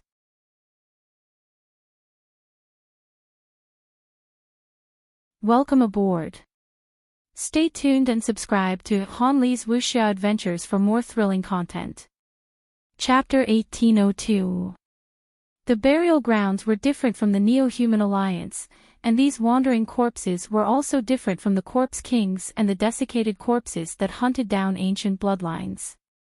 However, there were some similarities between the two. Lu Yin slowly approached the wandering giant, not daring to get too close. The scene at the T Mountain had frightened him, and he was afraid that he would attract the wandering giant's attention. Reality had proven that the wandering corpses in the burial grounds were not simple. After following the wandering corpse for half a day, Lu Yin decided to circle around and take a look. Suddenly, he stared at the palace on the wandering corpse's back. There were a few people fighting inside, and they seemed to be fighting over something. Lu Yin's eyes widened, and his pupils turned into runes. He saw a few cultivators fighting at the palace's entrance, and from their cultivation, it seemed that they were not even in lighters. They seemed to be fighting over something, and not long after, one of them used a strange method to kill the others. He then jumped off the palace and flew into the distance. Lu Yin was about to chase after him, but the wandering giant suddenly raised its hand and swatted the cultivator to death as if he was chasing away a mosquito. Not even his corpse was left behind. Lu Yin's scalp went numb. He had not seen wrongly. When the wandering giant had swung its arm, it had seemed to tear the void apart and reveal the astral source universe. The powerful pressure was like the collapse of the heavens, and it made people panic and despair. The wandering giant was definitely a powerhouse with a power level of 1,000,000. Lu Yin felt that it might even be on the same level as the 6th mainland celestial imprint, which was around 1.2 million. With such a level of combat power, even a simple wave of his arm was not something he could block. Every time he waved his arm, his movement was extremely fast. It was like a human waving his arm to drive away mosquitoes. As long as he saw it, he would be able to hit it. That cultivator had been swatted to death just like that. Lu Yin walked forward and found the cultivator's bloody corpse. He found a cosmic ring in the pool of blood and used his star energy to lift it up. He opened it, and a pile of items fell out. Most of them were useless, at least to Lu Yin. Only a strangely shaped item that looked like a weapon fragment piqued his interest. He had not seen wrongly, this was the item that this person had used to kill the others outside the palace. Lu Yin picked up the weapon fragment and felt a bone-chilling cold. He casually swung it, and it tore through the void and entered the astral source universe. He was shocked that a weapon fragment could tear through the astral source universe. It was no wonder why this person had been able to kill the others. How could they have withstood an attack from the astral source universe? This person was really unlucky. He could have taken the item and left in victory, but he was still slapped to death. This person was very cautious. He knew that if he stayed, there might be strong people coming. He might not even be able to keep the weapon fragment, so he left early. What a pity, but even if the giant zombie didn't kill him, he wouldn't be able to escape from his hands. Putting away the weapon fragments, Lu Yin carefully circled to the front of the zombie giant and looked up. He thought it was a giant, but when he saw the giant's head, he was shocked. This giant was not a giant, but a giant beast. The one dragging the palace was not a human, but a creature with the body of an ape and the head of an eagle. Upon closer inspection, the creature's body was covered in long hair, and it seemed to have wings on its back. The palace was pressing down on it. Lu Yin watched the giant beast walk and then looked up at the palace above the clouds. His desire to explore the palace had vanished the moment the cultivator had been killed, but he decided to follow the giant beast. If someone else went in to explore the palace, they would hand over whatever they found to him when they returned. Like those who wait outside the gate of the burial garden, there was no need for him to take the risk. A day later, another person arrived. After thinking for a while, he rushed into the palace. The giant zombie didn't interfere when they entered. Lu Yin followed behind the giant zombie, waiting expectantly. 1 day, 2 days, 3 days. Even on the 4th day, that person still didn't come out.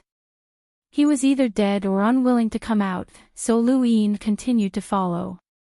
Soon, more people came looking for him, and there was more than one of them.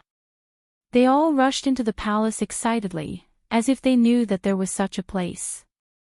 This time, the people who entered quickly came out, but they were all killed by the giant zombie. Lu Yin wanted to pick up some scraps, but where was the cosmic ring? No. He was disappointed.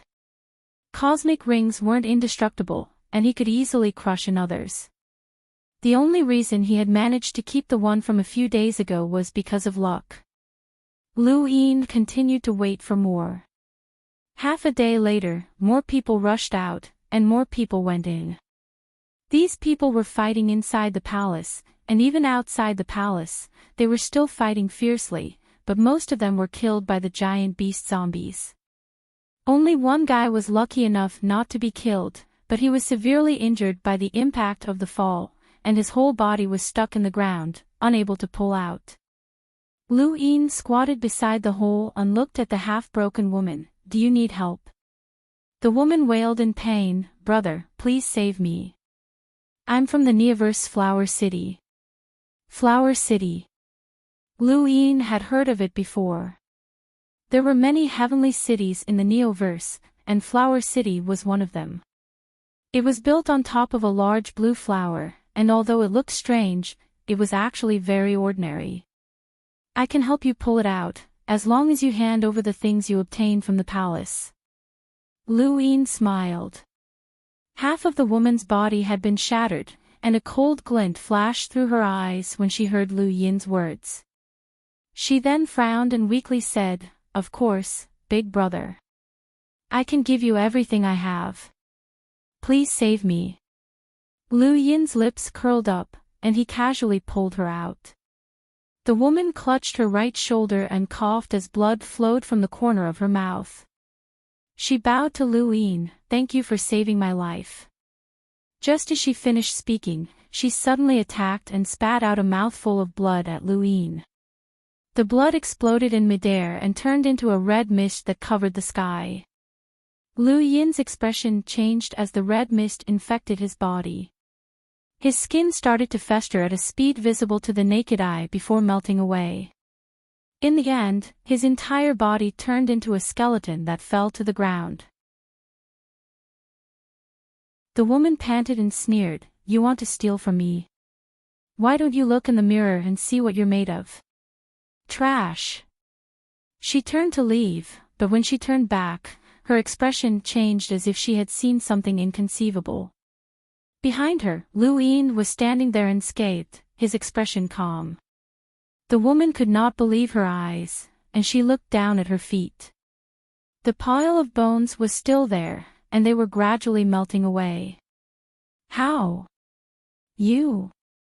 Lu Yin clasped his hands behind his back. "You're vicious. I saw you kill 2 people at the entrance of the palace before rushing out. You do have some tricks up your sleeve." The woman gritted her teeth, her face pale. "You're a man, yet you have the nerve to bully a half-crippled woman like me.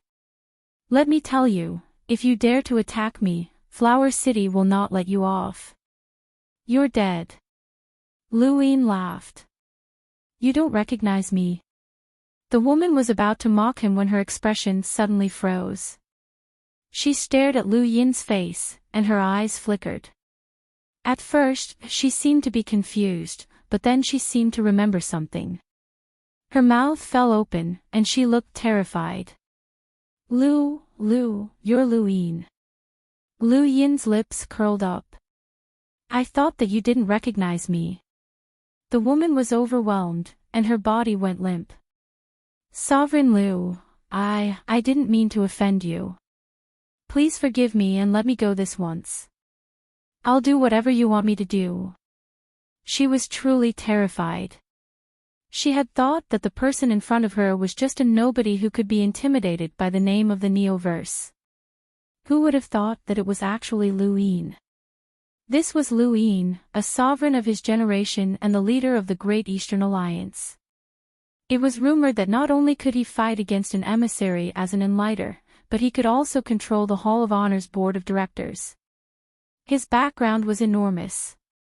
Not just her, but even the entire Flower City was worthless in his eyes. It was laughable that she had even threatened him with Flower City. She truly felt despair. Lu Yin flicked his finger, and the woman's forehead was struck, causing her to fall to the ground. This woman was vicious, and Lu Yin did not have a habit of sparing his enemies. He took out the woman's cosmic ring and used her blood to open it.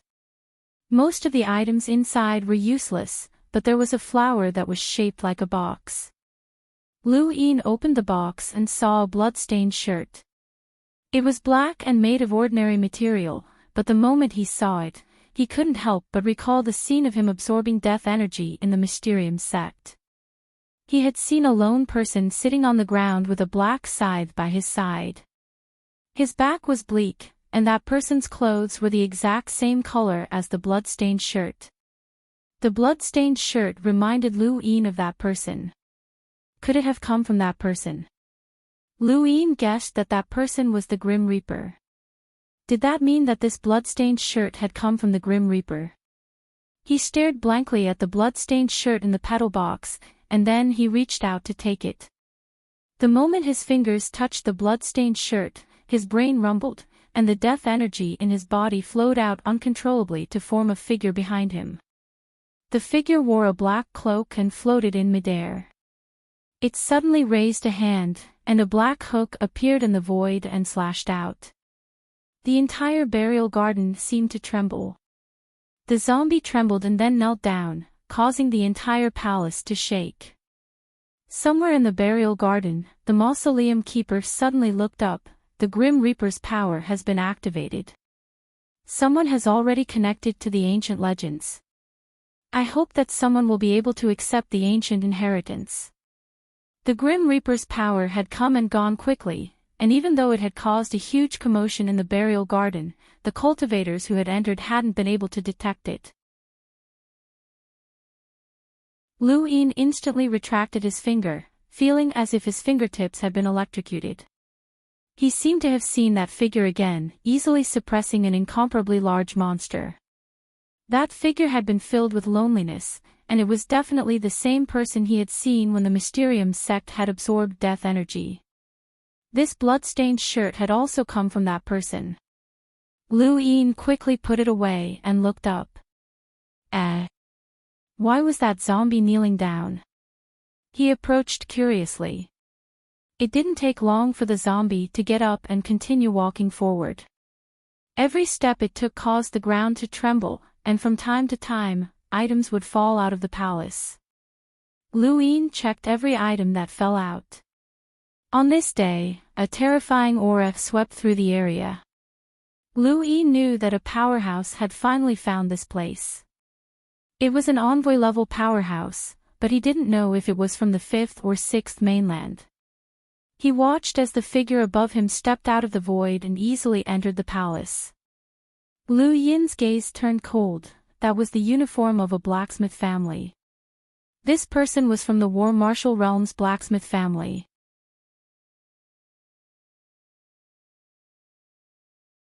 Welcome aboard. Stay tuned and subscribe to Han Li's Wuxia Adventures for more thrilling content. Chapter 1803. The 6th mainland's blacksmithing family had been an extremely powerful family, and their forefather had been a celestial imprinter. They had been one of the 6th mainland's Daosor sect's 4 sovereigns, but they had been destroyed by the symbol progenitor's power during the invasion of the 5th mainland.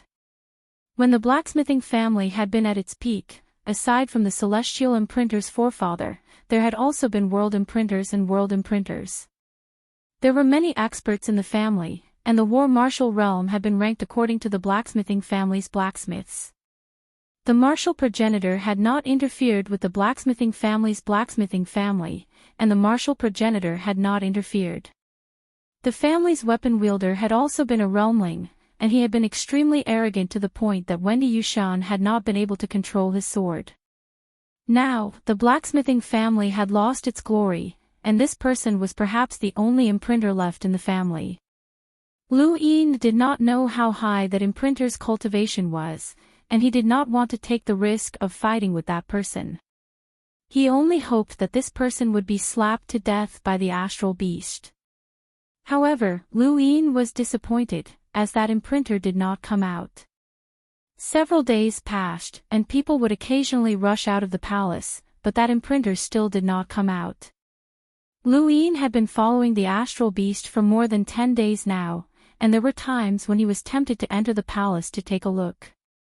More than one person had been lucky enough to escape the fate of being slapped to death. Even if those people could not escape him, he still resisted the urge to enter. He was determined not to go. On this day, a certain distance to the right of the astral beast's corpse, a pale-faced man was shuttling through the void. He would occasionally look back, as if he was trying to avoid something. For a long time, nothing happened, and the man's expression did not relax. Instead, it became even more serious. Suddenly, the man's body froze, and his skin dried up as if water had been sucked out of it. He took out an umbrella to cover his body, and only then did that state disappear. As long as you tell me how this umbrella is used and where it came from, I'll let you go. How about it? A cold voice traveled over, and a woman walked out from behind the man. Her expression was gloomy, and her gaze was icy. She was filled with killing intent and arrogance. You're an emissary, but you're toying with an enlighter like me. Don't you feel ashamed? The man asked coldly. The woman sneered. I fought with an enlighter a while ago who was younger than you, but he escaped. Enlighter. Johann. The man frowned. Are you talking about Luine? Johann's eyes narrowed. Tell me where the umbrella came from and what it's used for. Otherwise, don't even think about leaving this place alive. As soon as she finished speaking, she looked into the distance in shock and saw the giant zombie carrying the palace on its back. She was completely dumbfounded, as this scene was extremely shocking. The man also saw it. His pupils constricted, and then he sped up. Johann snorted coldly. That umbrella can prevent me from extracting the water from your body, but do you think it can block my attack? As he spoke, he waved his hand, and the space beside the man trembled as he was flung away. After all, Johann was an emissary, and not just any ordinary emissary at that. The man was only an enlighter, and his power level did not even reach 300,000, so there was no way he could resist her. There was only one Luine in the entire universe. The man did not suffer any injuries. On the surface of his body, 3 streams of chi coiled around him and transformed at the same time. Johann sneered. I've already experienced the 3 suns' ancestral chi, and it's indeed an invincible battle technique. Unfortunately, it can't make up for the difference between us. The Xia family's progenitor Qin formed from the 3 suns' ancestral chi merged with the illusory progenitor Qin and slashed out. On the other side, progenitor Hui, formed from ancestral chi, flitted past Johann and laid down a sourcebox array. Johann raised a finger and tapped out. A martial seal revolved around her fingertip, and the array easily shattered the progenitor Qin. The progenitor Chen's combined blade technique was also easily neutralized. She was not an ordinary emissary, but someone with a power level of over 600,000. She was one of the top powerhouses in the same realm. Enough playing. Hand over the umbrella. Johann barked. She descended in front of the man and pressed down with a single palm. This attack was merciless. The man raised a hand. Banish, but it was useless. Johann was only forced back a step by the secret technique, and her palm had already landed on the man's forehead. The man thought that he would definitely die, but Johann's palm did not land. Instead, she grabbed the man's neck and dragged him towards the giant zombie. Don't worry, I won't kill you. I remember that you're called Shangqing, and keeping you alive is more useful than killing you. Actually, I'm more interested in knowing what the 3 suns' ancestral chi is. Johann's voice became much gentler as she looked at the man. This was her true goal. When she recognized the man, the first thing that came to mind was the 3 suns' ancestral chi. During the sovereign tournament, the 3 suns' ancestral chi had displayed its brilliance and suppressed everyone in the same generation, including the 6th mainland's Daosaur's 3 skies. Shangqing had even wanted everyone to surround and attack him in order to force out the 3 suns' ancestral chi's potential, but the martial progenitor had stopped him.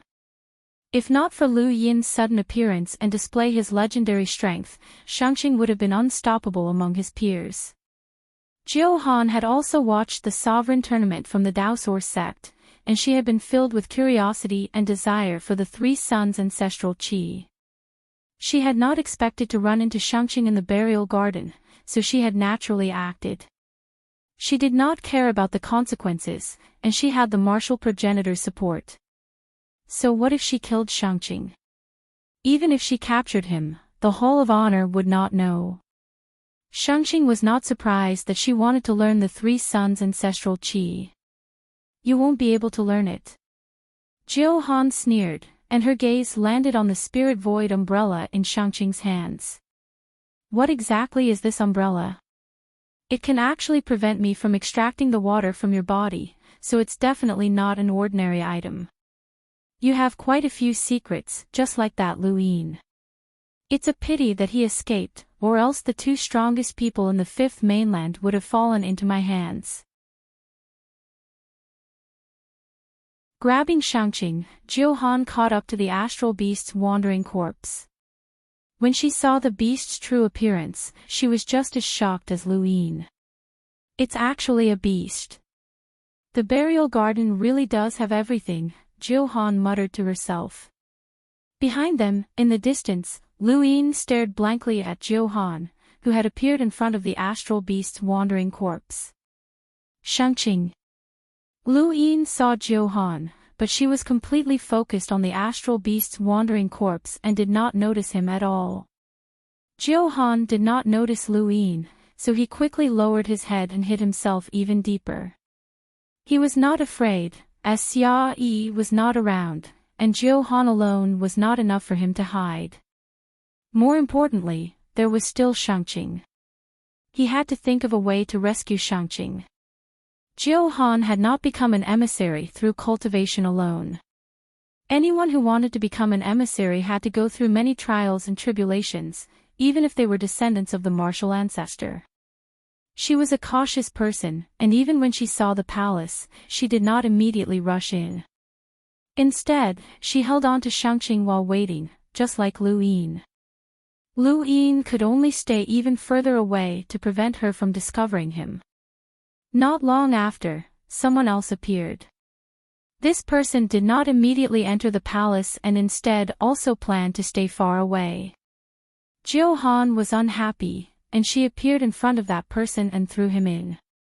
That person was only a hunter, and he was as powerless as a child in front of Jiu Han. Jiu Han sneered when she saw that the person was unharmed after being thrown into the palace. She moved her finger, and that person had intended to rush into the palace, but he was unable to be stopped.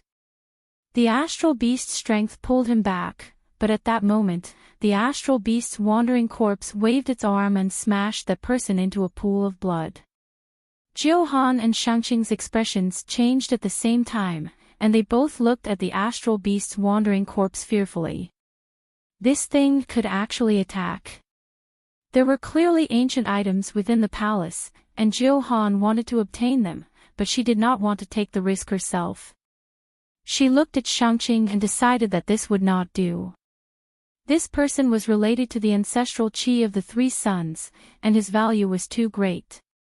She could not take the risk, so she could only keep a distance. She decided that if someone entered the palace, she would wait, and if that person obtained something and was slapped to death, it would belong to her. Her thoughts coincided with Lu Yin's. At this moment, Lu Yin circled around and arrived in front of the astral beast's wandering corpse. He then set up a sourcebox array according to the path that Jiu Han had followed the astral beast's wandering corpse. He rejoiced that the astral beast's wandering corpse had attracted all of Jiu Han's attention. Otherwise, she might have been able to discover him. 2 hours later, Jiu Han grabbed Shangqing and continued to follow the corpse while waiting for someone to find it. Suddenly, Jiu Han's eyes trembled as she sensed a fluctuation of star energy. She looked up and saw a pool of blood in the distance. There was a cosmic ring in the pool of blood, and the fluctuation of star energy was coming from there. She was puzzled. How could someone have died there? And it looked exactly the same as when the astral beast had been slapped to death. Even though it was strange, she did not think too much about it. She grabbed Shangqing and walked over to the pool of blood.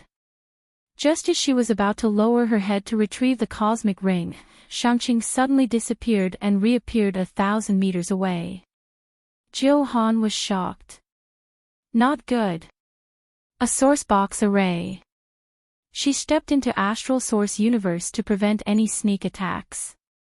Suddenly, Lu Yin used the secret art of scheme to appear behind her. Golden Battle Force imprint appeared as he unleashed his emptiness palm. Jiu Han had not expected it to be Lu Yin, and she subconsciously used a ripple to block in front of her. She reacted quickly, and the emptiness palm landed on the ripple, sending her flying out of Astral Source Universe. Lu Yin's eyes trembled as his spiritual force erupted. The Jiuhan imprint's majestic power swept through the area, completely dispersing Shangqing and Lu Yin's star energy. She could disperse star energy, but she couldn't disperse spiritual force, nor could she disperse the emptiness palm. The last time they had fought, Lu Yin had learned that Jiuhan's greatest weakness was her spiritual force. Coincidentally, his strongest point was also her spiritual force. He was the strongest against the weakest, and Jiuhan was immediately struck. Under Bai Ye's imprint of the martial progenitor, her entire being sank into oblivion. She saw the martial progenitor descend, and she saw herself learn the ancestral qi of the three sons. However, all of this was illusory as the martial progenitor sent a palm towards her. This palm landed on her, and from what Lu Yin knew, the illusory attack within Bai Ye's imprint of the martial progenitor was enough to heavily injure or even kill Jiuhan. However, he had underestimated the martial progenitor's descendant. Jiuhan's forehead blossomed with light as a martial seal appeared.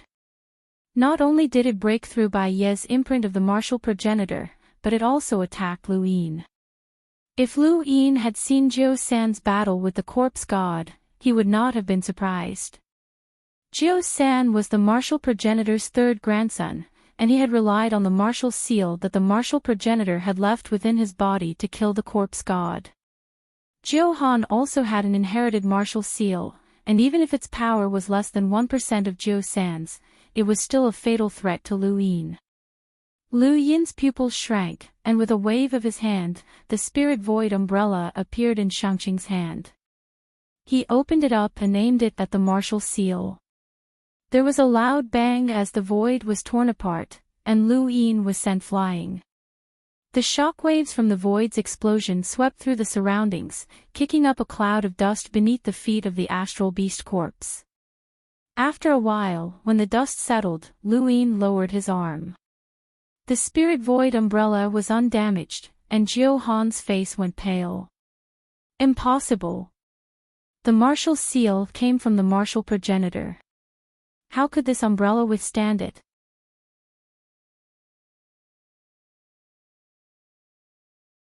Welcome aboard. Stay tuned and subscribe to Han Li's Wuxia Adventures for more thrilling content. Chapter 1804. Lu Yin was glad that he had the spirit void umbrella, or else he might not have been able to completely defend against it with just his micro-armor.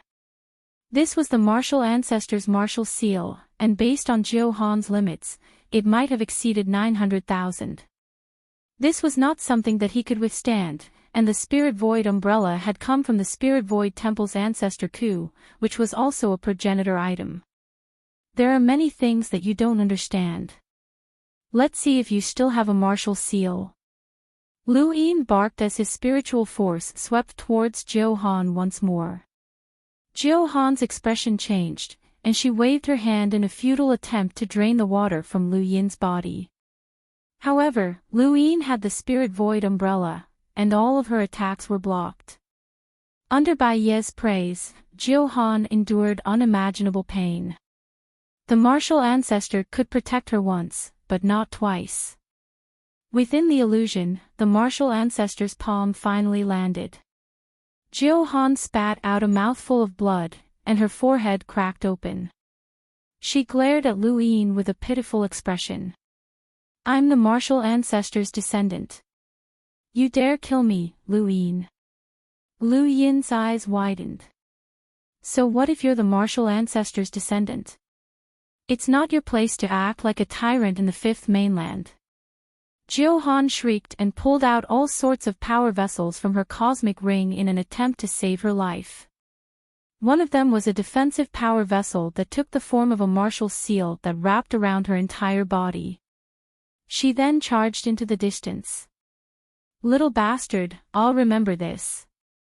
I'll make you pay with your life in the future, and your Great Eastern Alliance can forget about surviving in the Outerverse.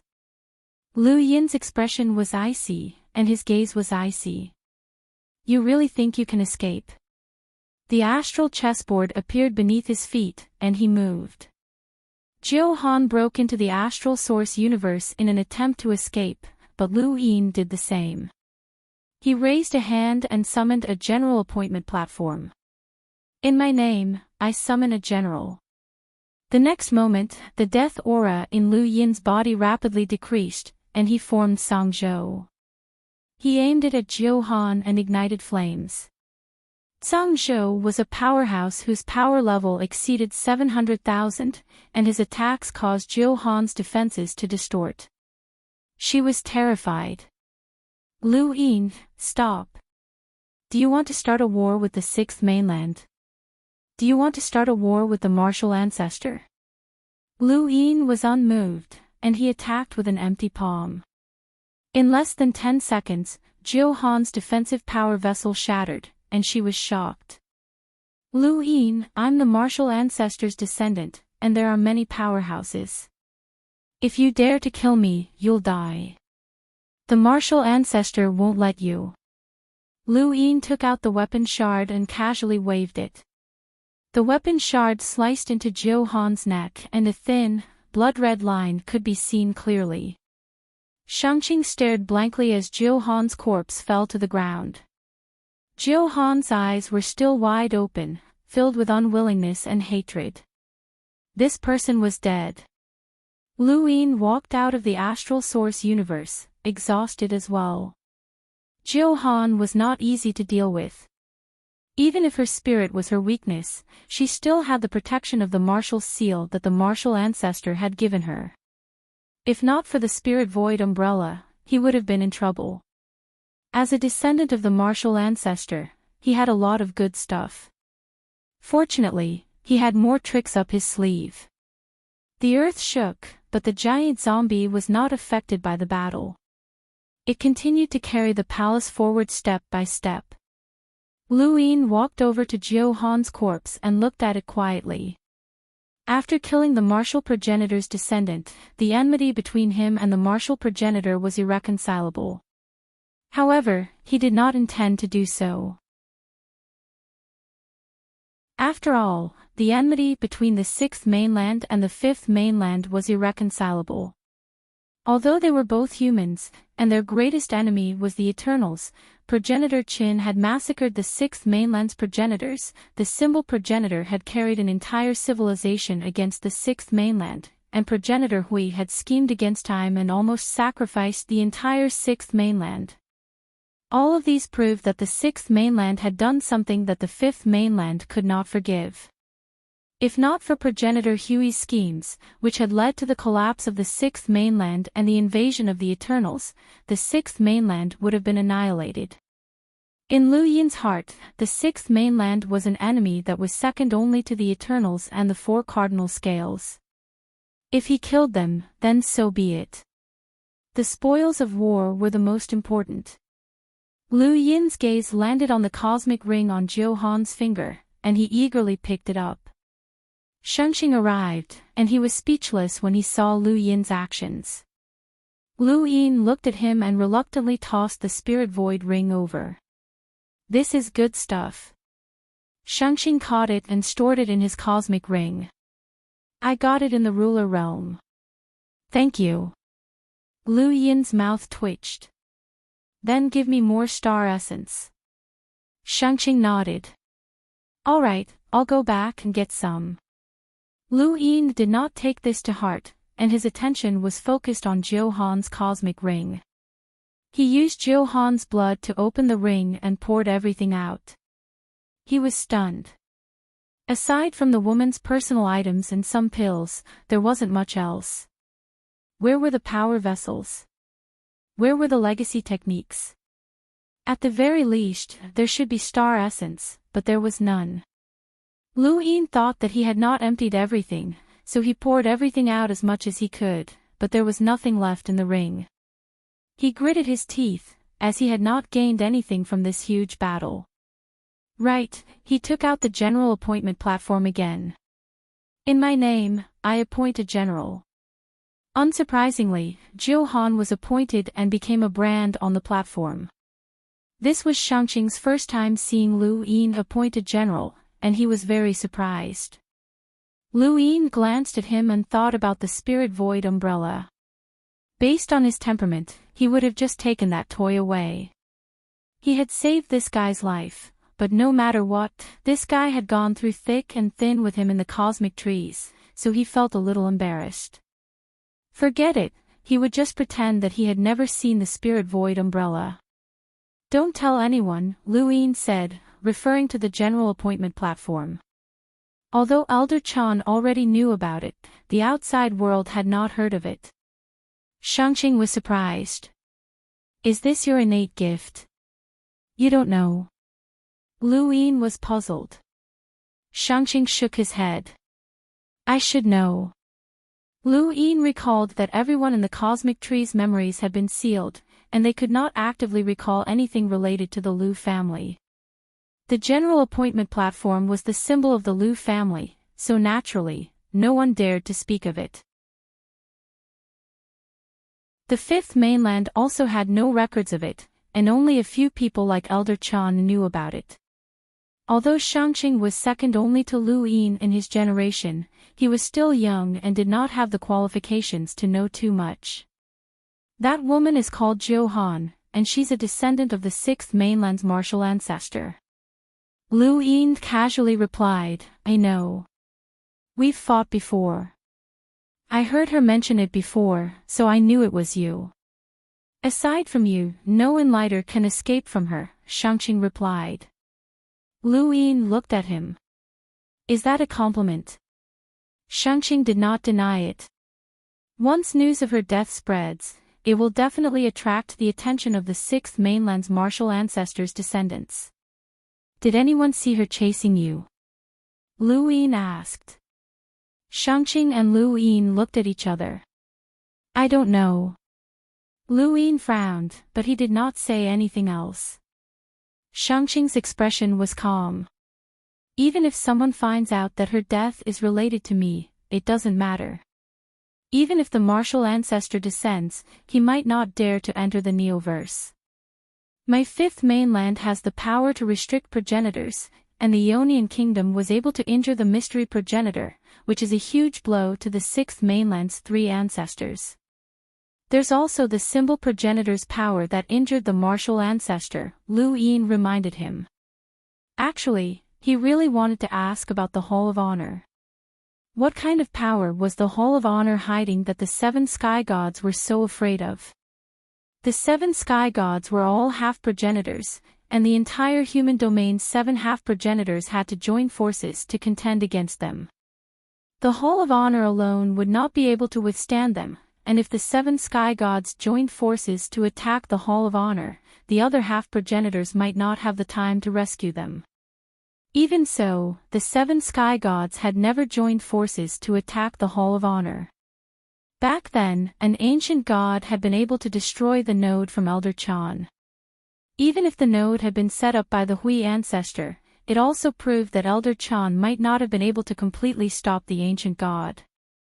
The Hall of Honor definitely had some kind of background that the seven sky gods were afraid of, but Shangqing should not know about it, so Lu Yin did not ask. Lu Yin and Shangqing hurriedly chased after the corpse as it walked away. Why are you following it? Lu Yin glanced at Shangqing, and his tone was not very friendly. Was this guy trying to snatch the treasures from him? He was too bold. Shangqing calmly replied, we're just following it. Don't worry, everything is yours. Lu Yin pursed his lips. Did that even need to be said? If he dared to snatch it, he would break his hand.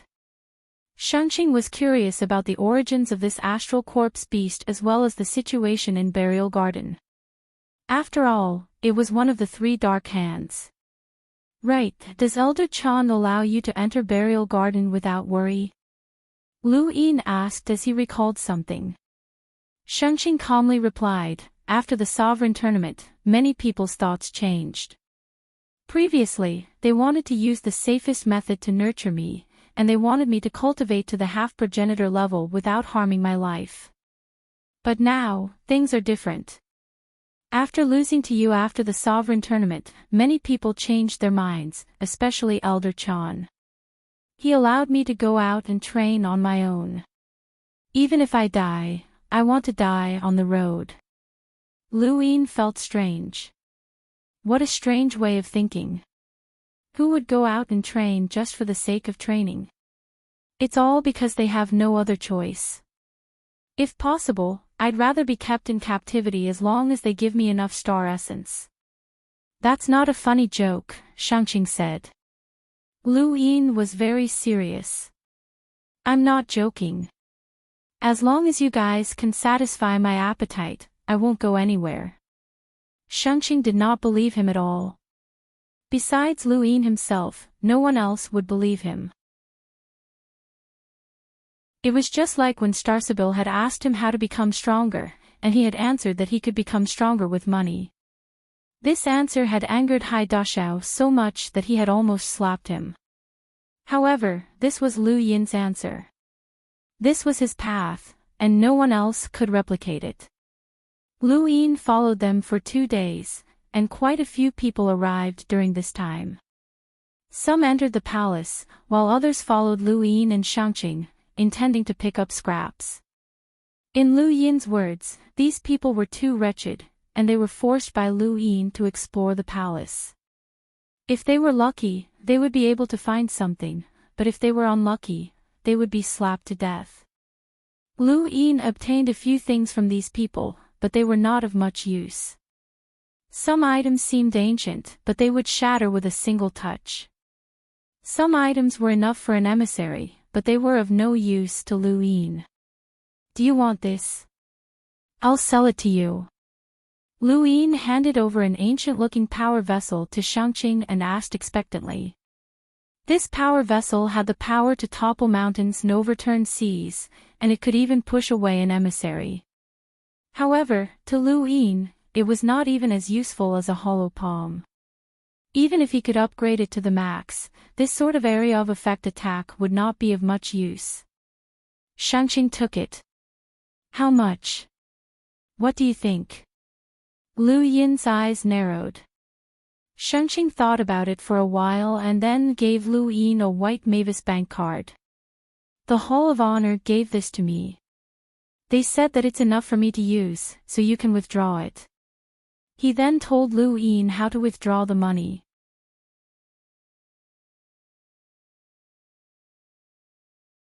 Welcome aboard. Stay tuned and subscribe to Han Li's Wuxia Adventures for more thrilling content. Chapter 1805. Lu Yin was excited. A white crystal card was second only to a top-grade gray crystal card. How much? I don't know, Shangqing replied. Lu Yin accepted the card expectantly. The two looked up at the same time and saw a person rush out of the palace, only to be swatted to death by the corpse. They had seen such a scene many times, and they were already numb to it. All of a sudden, the giant zombie beast stopped moving. Lu Yin and Shangqing exchanged glances, but the corpse never stopped moving.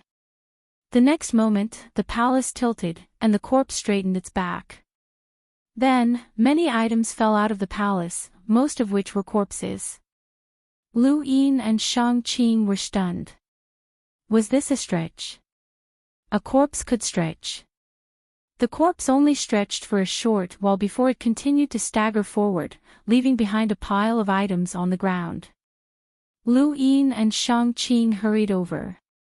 In another direction, not far away, someone looked up at the corpse as it walked past. The person stood there quietly and seemed to be about to leave. At that moment, Lu Yin's domain happened to cover the person, and the person paused before slowly turning around. Lu Yin, who had been picking up the leftovers, was suddenly startled. He stepped into Astral Source Universe and disappeared.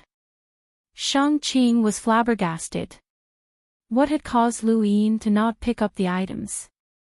Shang Qing knew Lu Yin well enough to know that something big must have happened. He wanted to chase after Lu Yin, but when he looked around, he did not know where Lu Yin had gone. In the distance, that person looked up at the corpse as Lu Yin stepped out of Astral Source Universe. "You're still alive. Starsabil." This person was Starsabil. Many people had thought that she was dead, and the Starsabil sect had disappeared. No one had expected her to appear here. Starsabil looked at Lu Yin and smiled. Her smile was devastatingly beautiful. "Brother Lu, we meet again." Lu Yin looked at Starsabil's smiling face. "I thought you guys were dead." Starsabil smiled. "The Neo-Human Alliance needs us to find something for them. Why would they kill us?" "So you're saying that the Starsabil sect was destroyed by you guys?" Lu Yin asked. A light breeze brushed past her face, causing her hair to flutter. She tucked it behind her ear, revealing her snow-white neck. "That's the only way to avoid being captured by the Neo-Human Alliance. Why not ask the Hall of Honor for help? Does Brother Lu think that the Hall of Honor can protect us? Or would Elder Chan appear personally? Although my Starsabil sect has some influence, we are still unable to request the protection of a half-martial ancestor powerhouse. How can we compare to Brother Lu? After the Autark tournament, the Sage Celestial Master personally appeared to protect you, and you've turned misfortune into fortune many times." Starsabil was envious. "Where are you now?" Lu Yin asked. Starsabil bowed slightly. "The Eternals are too powerful. Even if Brother Lu has the power to protect himself, he might not have the power to protect my Starsabil sect. I hope that Brother Lu will not ask too many questions and allow my Starsabil sect to remain in peace. When the day comes that Brother Lu needs help, my Starsabil sect will definitely assist you with all of our strength. I also hope that Brother Lu will not forget our previous agreement." Back then, Lu Yin had asked the Starsabil sect for a divination, and Starsabil had asked Lu Yin to promise that he would preserve the Starsabil sect's last bit of hope when the human race faced a great calamity. This was the promise that Lu Yin had made to the Starsabil sect. "I haven't forgotten, but what exactly is it?" Lu Yin was curious. Starsabil shook her head. "I don't know either. A great calamity will definitely come, but I can't predict what it will be." "Then what makes you think that I can preserve the seed of your Starsabil sect? I might not even be able to protect myself." Starsabil's eyes lit up as she looked at Lu Yin. "Brother Lu, do you still remember when you were a part of the Starsabil Academy? Do you remember the Astral Combat Tournament and the Tournament of the Strongest?" Lu Yin nodded. Of course. Those two tournaments had made his name known throughout the universe to a certain extent, so how could he forget? He had also met Wang Yun in the Tournament of the Strongest, which had caused his identity as the Cosmic Tree to be exposed. Starsabil's lips curled up beautifully. "Back then, I wanted to divine Brother Lu's future, but Brother Lu wasn't within the scope of my divination. Thus, I divined the results of the Tournament of the Strongest and used them to check Brother Lu's future." Lu Yin was astonished. "Check the future? What do you mean?" Starsabil shook her head. "It's hard to explain. This is a point that I divined myself. The person who used this point to divine me back then should have been Starsabil, Astral One's leader, who studied with me in the Astral Combat Academy. She's one of my 9 clones." So you're saying that you thought of me as someone who could be entrusted to you back then? Luin was bewildered, and his tone was filled with distrust. Starsabil smiled. Of course not. It's just a point, or rather, a variable.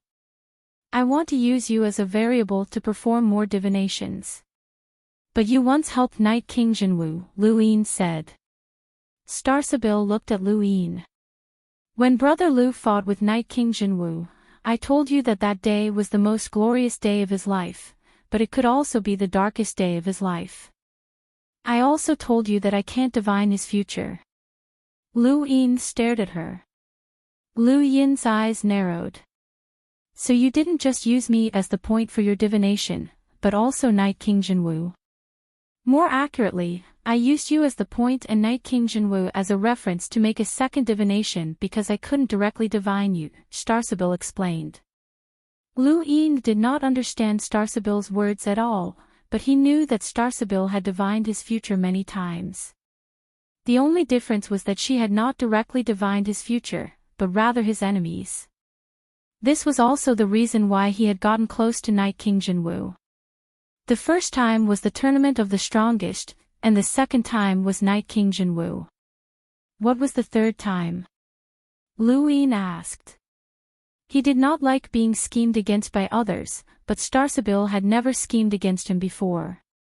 She had only divined his enemies, which gave him a strange feeling. Starsabil bowed again. The Tao of divination cannot be explained clearly. Brother Lu, I have no ill intentions towards you, and I've even helped you in the past.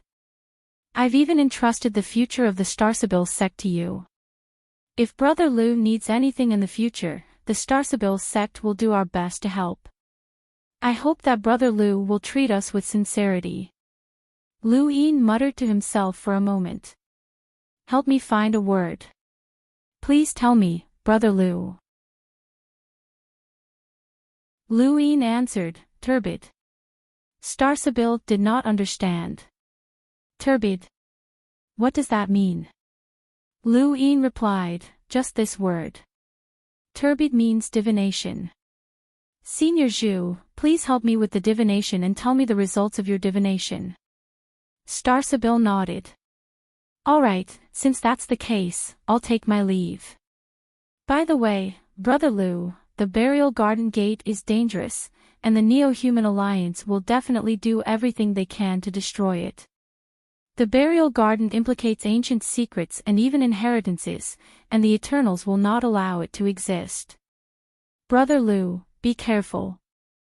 Luin fell into deep thought as he watched Starsabil leave.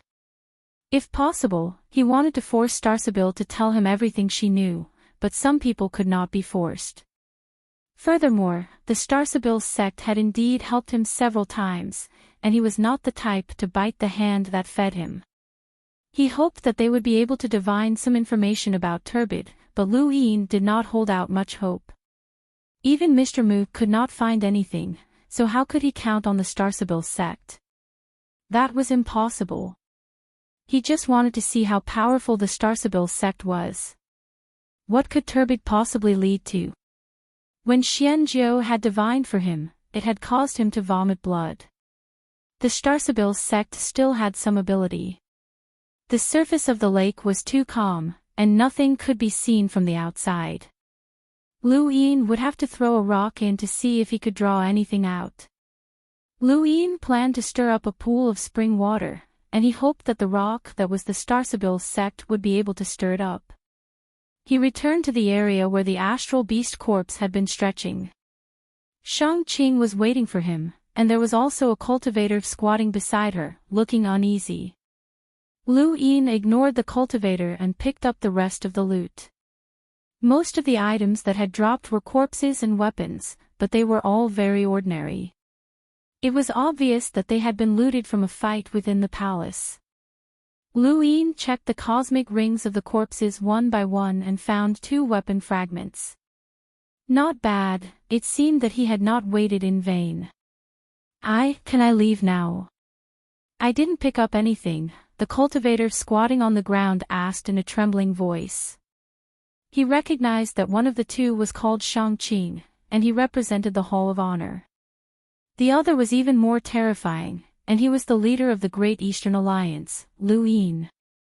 He cultivated in the western region of the Innerverse, and even though it was quite a distance from the Great Eastern Alliance, it was said that even the Chaos God sect had joined the Great Eastern Alliance, so it was only a matter of time before they joined. Lu Yin glanced at the cultivator, and his gaze sent a chill down the cultivator's spine. He hurriedly said in fear, "Alliance leader Lu, I didn't pick up anything. I only heard that there was a giant carrying a palace around, and I just happened to see it, so I came to take a look. I was caught by this lord as soon as I arrived. I really didn't pick up anything." "You heard? Who said that?" Lu Yin asked in surprise. The cultivator replied, "It's all over the outside world. Some people say that there's a giant carrying an ancient palace around the graveyard, and that it often drops precious treasures such as weapons, power vessels, and even legacy techniques." Lu Yin frowned. "When did that happen?"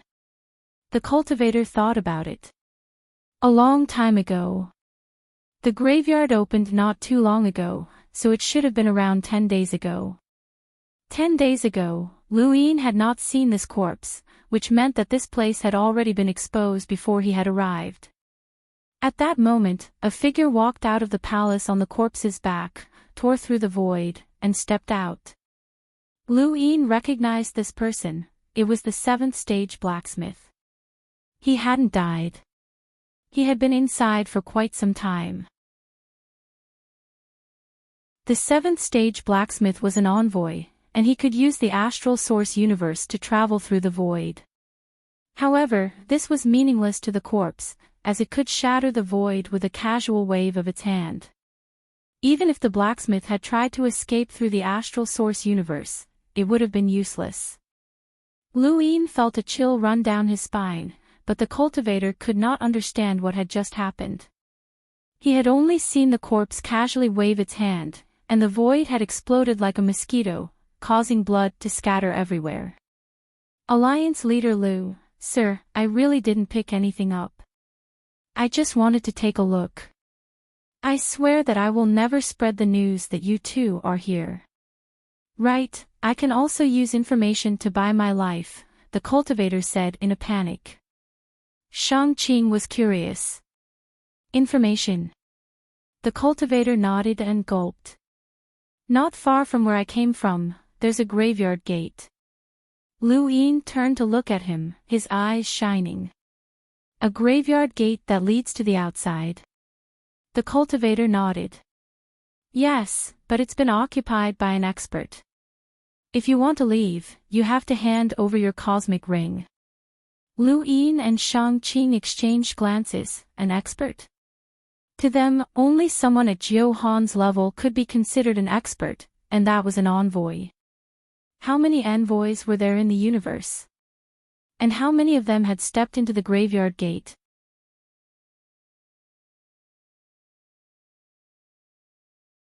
Welcome aboard.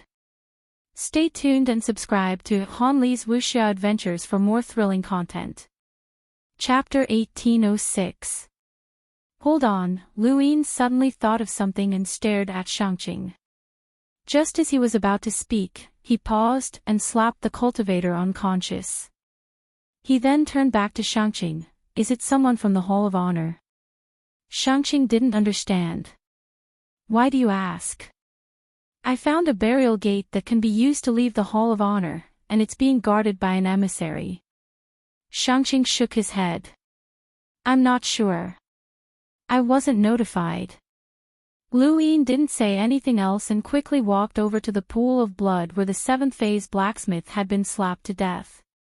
He suppressed his disgust and used his star energy to pick up the cosmic ring, open it, and pour out the contents. His harvest this time had been pretty good. There were quite a few weapons in the ring, and Lu Yin didn't know if they belonged to the blacksmith or someone else, but they were all of decent quality. Aside from the weapons, there were also hundreds of millions of star essence, all sorts of bottles, jars, and broken pieces of jade. They looked like legacy techniques, but they were already damaged and useless. Aside from these, most of the rest were useless items like the tokens of a forging family. Only one item piqued his interest, a map. He spread it out and was surprised to find that it was a map of the palace he'd been in. No wonder this guy had been inside for so long. He had been drawing a map, but what was the point? Lu Yin didn't even know who he was drawing it for. The map depicted the various locations of the palace in detail, and the dangerous areas were specifically marked out. Lu Yin glanced over the map, but he didn't plan on exploring any of them. He wasn't confident that he could escape the giant zombie's arms, and even the secret plan or a greater teleportation array might not be useful. Suddenly, Lu Yin stared blankly at a diagram in a corner of the map. It wasn't a palace, but rather a creature that had been drawn by the blacksmith. It was more obvious than any of the other markings. More importantly, Lu Yin had seen this creature before. It was a strange creature that had no eyes, no limbs, and no eyes, ears, mouth, or nose. Its body seemed to be surrounded by hills that went up in layers. It didn't exist in any of the known life forms, but Lu Yin had seen it before, and it had left a deep impression on him. When he had been absorbing the death energy in the Oddity sect, Lu Yin had seen a man who seemed to be the Grim Reaper easily suppress a creature that looked exactly like this diagram. Since then, Lu Yin had taken some time to investigate, but there was no such creature among all of the known life forms. It didn't belong to this era, and it only belonged to the era of the figure that Lu Yin had seen. If that figure was really the Grim Reaper, then the life form that dared to attack the Grim Reaper was likely a progenitor. The blood-stained robes he had obtained earlier confirmed his suspicions that the figure was the Grim Reaper. In that case, he looked up at the palace. It wasn't strange for this creature to be depicted in the palace, as they were from the same era. However, if it really was an era, how was this palace preserved? Too much time had passed. What was the origin of this burial garden? Even these things could be preserved. It was as if they had crossed through time and space, connecting to the ancient times. This map. Shangqing came and asked. Lu Yin put the map away. There's no map. Just now. There's nothing. You're mistaken. Shangqing was speechless. It's not like I'm going to steal it. Lu Yin's gaze turned dangerous. You'll be finished if you try. Shangqing didn't know how to reply. Don't forget, you still owe me money. Shangqing, didn't I give you a crystal card from the Mavis Bank? He asked uncertainly. That's for buying power vessels, Lu Yin answered matter-of-factly. Shangqing pursed his lips, not knowing how to communicate with Lu Yin. After thinking about it, he decided to just treat it as compensation for saving his life. Shangqing then went out to find a way to get some money for Lu Yin. Are you still going to follow this corpse? Lu Yin looked at the corpse walking away and shook his head. No, it's easy to enter, but difficult to exit. I don't want to die yet, and following it takes up too much time. Shangqing replied, I won't be following it either. He looked around. The burial garden is huge, and I want to explore it more. What about you? I'm going out for a bit. Don't die. Even if you do, you have to pay back the money you owe me before you die, Lu Yin emphasized. Shangqing smiled bitterly. Got it. Don't worry, brother Lu. Goodbye. Goodbye, Lu Yin replied, and the two parted ways. One headed south, the other north, while the corpse headed east. In the inner verse, the organization at the helm of the Beast Tamers Flow Zone was the Divine Great Hall. Under the Divine Great Hall were the First Great Hall and Second Great Hall, both of which controlled the entire Beast Tamers Flow Zone. There were many astral beasts in the Beast Tamers Flow Zone. Unlike humans, astral beasts did not need to be explorers to be able to roam the universe. Many astral beasts could do so at birth. For this reason, the Beast Tamer's flow zone had come up with a method to create a shell similar to a spacecraft's exterior. This could protect the beast masters and allow them to accompany the astral beasts as they traveled through space. The second Great Hall was located in the outermost region of the Beast Tamer's flow zone, and they were the gatekeepers of the Divine Great Hall. In the past, there had only been 2 enlighters overseeing the place, and they had both been the most ordinary of enlighters. For example, Karthika, who had died at Lu Yin's hands, had been from the second Great Hall. Ever since burial garden gates had appeared in various parts of the universe, 3 had appeared within the second Great Hall's territory. The Divine Great Hall had constantly sent disciples in to explore the burial gardens. However, none of those disciples had been able to contact the Divine Great Hall. As a last resort, the Divine Great Hall could only send enlighters to explore the burial grounds. Within the Beast Tamer's flow zone, there was only one burial gate that could be used to enter and exit the Beast Tamer's flow zone. When Lu Yin had ordered that the 8 great flow zones could only maintain one burial gate, the mountain god had not minded since they only had one. However, a few days ago, someone had suddenly walked out of a burial garden gate within the second Great Hall's territory. It had been confirmed to be the second burial garden gate that could be accessed freely. This had excited the mountain god, and he had not taken Lu Yin's words to heart. How could he possibly destroy one? News about the burial gardens had spread like wildfire on the internet, and no one knew where the news had come from. In short, there were all sorts of ancient inheritances within the burial gardens. Some people had obtained ancient power vessels, some had obtained ancient pills, and some had even obtained blood-red fruits that had greatly increased their strength after consuming them. The Hall of Honor had not stopped the burial gardens from appearing. This made many people believe that the burial gardens contained a great opportunity. The mountain god was certain of this because the first burial garden gate that could be accessed had brought him a legendary creature's feather, the sky-devouring goose. According to legend, there had been a sky-devouring goose in ancient times that fed on the void and drank astral sources.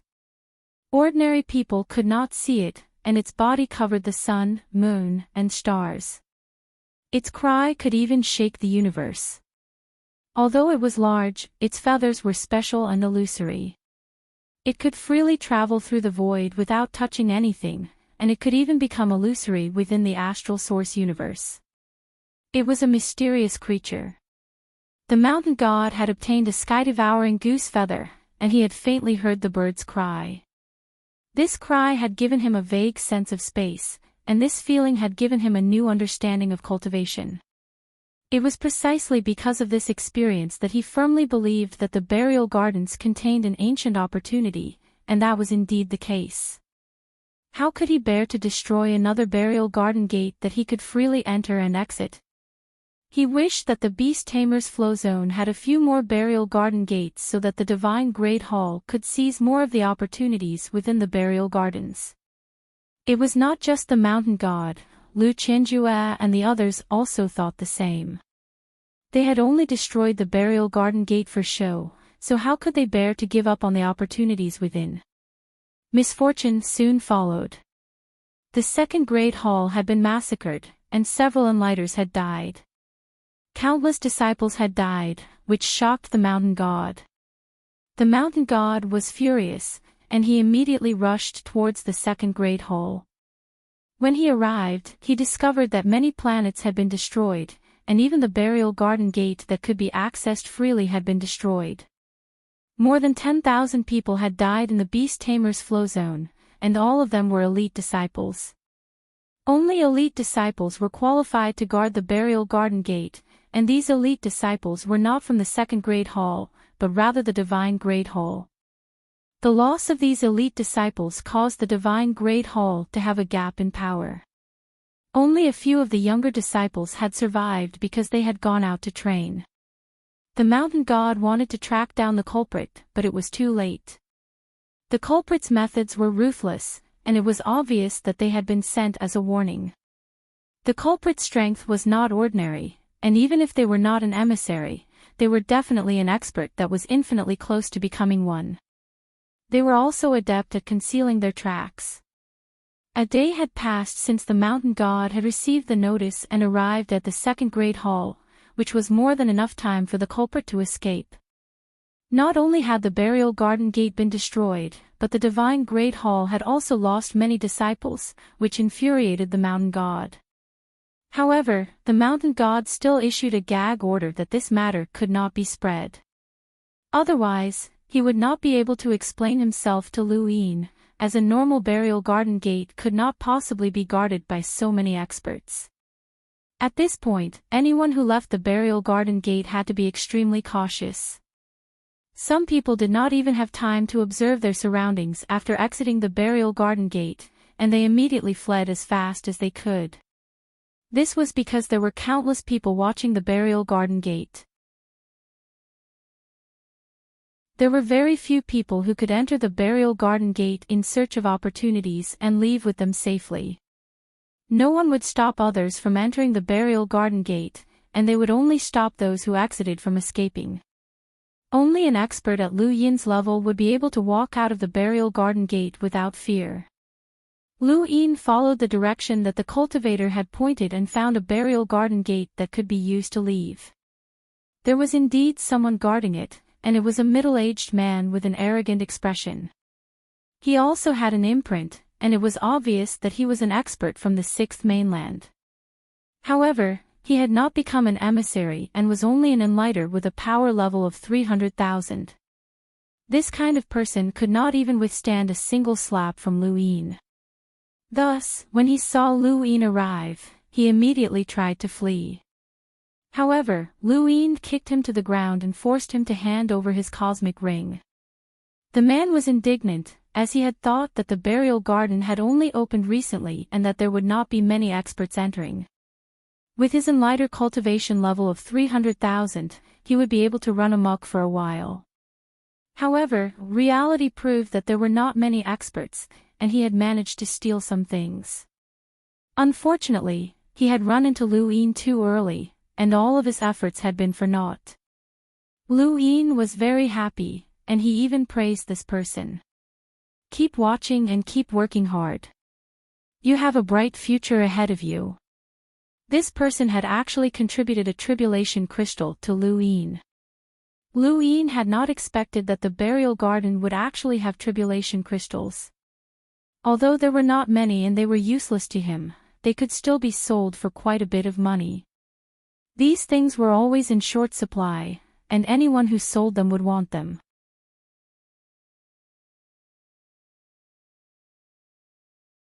Welcome aboard. Stay tuned and subscribe to Han Li's Wuxia Adventures for more thrilling content. Chapter 1807. Aside from the tribulation crystal, this person only had less than 10 million star essence and a piece of jade that contained a cultivation technique. It was useless and did not come from ancient times. Lu Yin was shocked. This person actually had a source box, and it was even in the shape of a human. Where did this source box come from? Lu Yin asked with a solemn expression. The person replied bitterly, a young man contributed it. I asked him, and he said that he accidentally pulled it out from underground. Where is it? Lu Yin regretted the question as soon as he asked it, as who knew where it was in the burial garden. The middle-aged man did not know how to answer, and he only looked at Lu Yin in fear. The human source box made Lu Yin uncomfortable, so he put it away and kicked the middle-aged man away. He then entered the burial garden and exited. Lu Yin was still very vigilant when he left. Although he was confident in his own strength, who knew if he would run into some old freak with a power level of 1,000,000? There were also burial gardens in the Outerverse, and he had not forgotten that many of the Sixth Mainland's experts were in the Outerverse. They would definitely be watching the burial garden. Thus, Lu Yin's footsteps were very small, and he held the blood-red bell in his hand. As soon as he sensed that something was wrong, he would ring the bell and return to the burial garden. Fortunately, he had worried too much. After exiting the burial garden, he did not see a single person, let alone an expert. Lu Yin looked around and saw that the trees were so tall that they reached into the clouds. He was in a dense forest, and his eyes transformed into runes as he looked around. His expression changed, as he could not see any rune lines. Was he not in the fifth mainland? Lu Yin cautiously gripped the blood-red bell and released his domain. It spread out and gradually covered a great distance. With his current strength, his domain could cover a very wide area. However, even with such a wide range, there was not a single person in sight. What was even stranger was that he kept feeling that this place was very familiar, as if he had been here before. Since he had such a feeling, he could not be wrong. Lu Yin simply stood next to the burial garden and tried to recall everything that had happened in the past. He wanted to find the source of this sense of familiarity, but he could not find anything even after a long time. There was one thing that he was certain of, and that was that there was no one around. There was actually no one guarding the burial garden's burial garden. Could it be that no one had discovered it? That was impossible. He used his domain to envelop the area once again. This time, he searched even more carefully as he wanted to find any traces of human activity. He was certain that he was not the only person who had come out of the burial garden, so where did all the others go? Very quickly, he found traces of blood. He followed the traces in a certain direction and extended his domain in that direction. Finally, he found a corpse. Lu Yin walked over to the corpse and was about to check the cosmic ring when he suddenly remembered something. No wonder this place looked so familiar, it was the place where they had once fled. This was the Greyweed continent. Back when the sixth mainland had invaded, the Starfall Sea had almost been conquered, and Lu Yin had inadvertently arrived at the Greyweed continent. He had fled from the Lightning Dojo to the Great Mountain Dojo, and he had taken this path.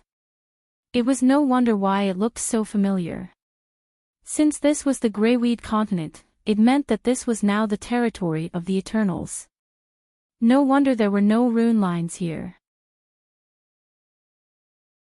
When he thought about this, Lu Yin felt a chill run down his spine, and he subconsciously wanted to return to the burial garden's gate and escape.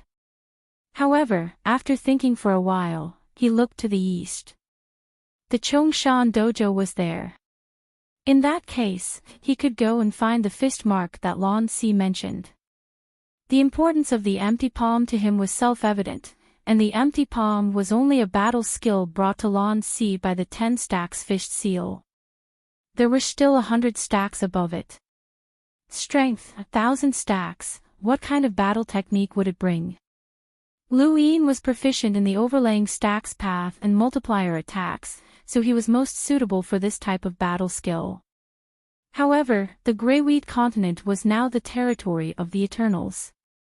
Given his cautiousness, he should return to the burial garden instead of going to the Great Mountain Dojo. What if he was discovered? Lu Yin was caught in a dilemma.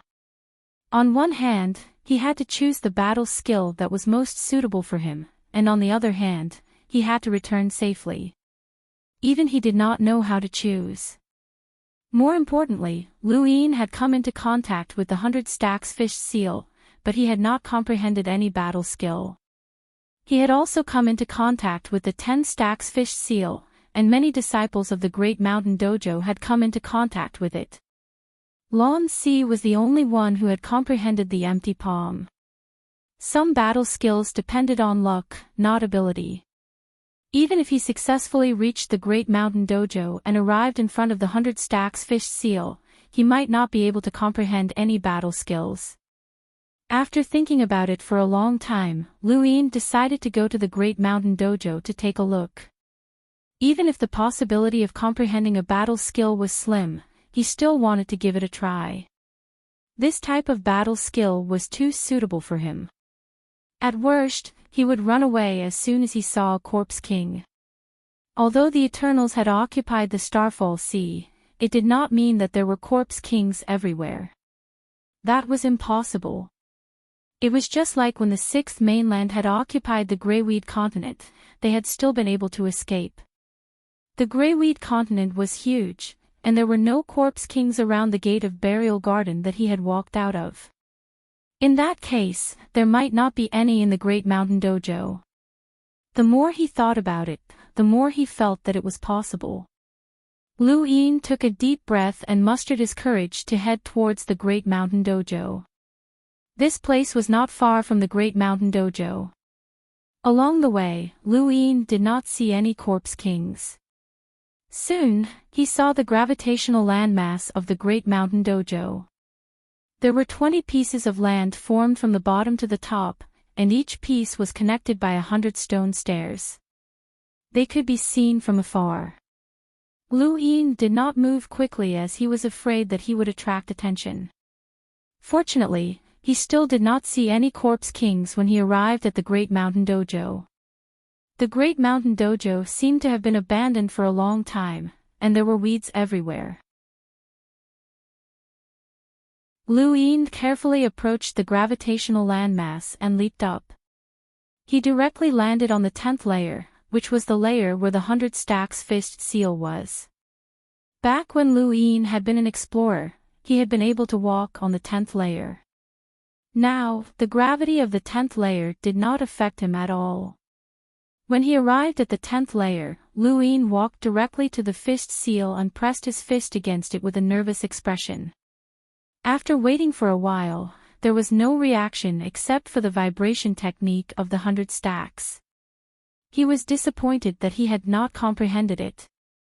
He had touched this fist seal before, but there had been no reaction. It was the same now. Could it be that only Lan Si could comprehend it? Lu Yin refused to believe that there would be no reaction. He took out his fist, then probed it again, then took it out and probed it again. Suddenly, an idea came to him, and he used his fist to imitate an emptiness palm. He pressed his fist into the seal, and in the next moment, there was a strange vibration. Lu Yin could vaguely see a palm seal appear and strike at him, pulling out everything he had. His domain, spiritual force, and overlaying stacks all erupted at once. Lu Yin took a few steps back and took a deep look at his palm.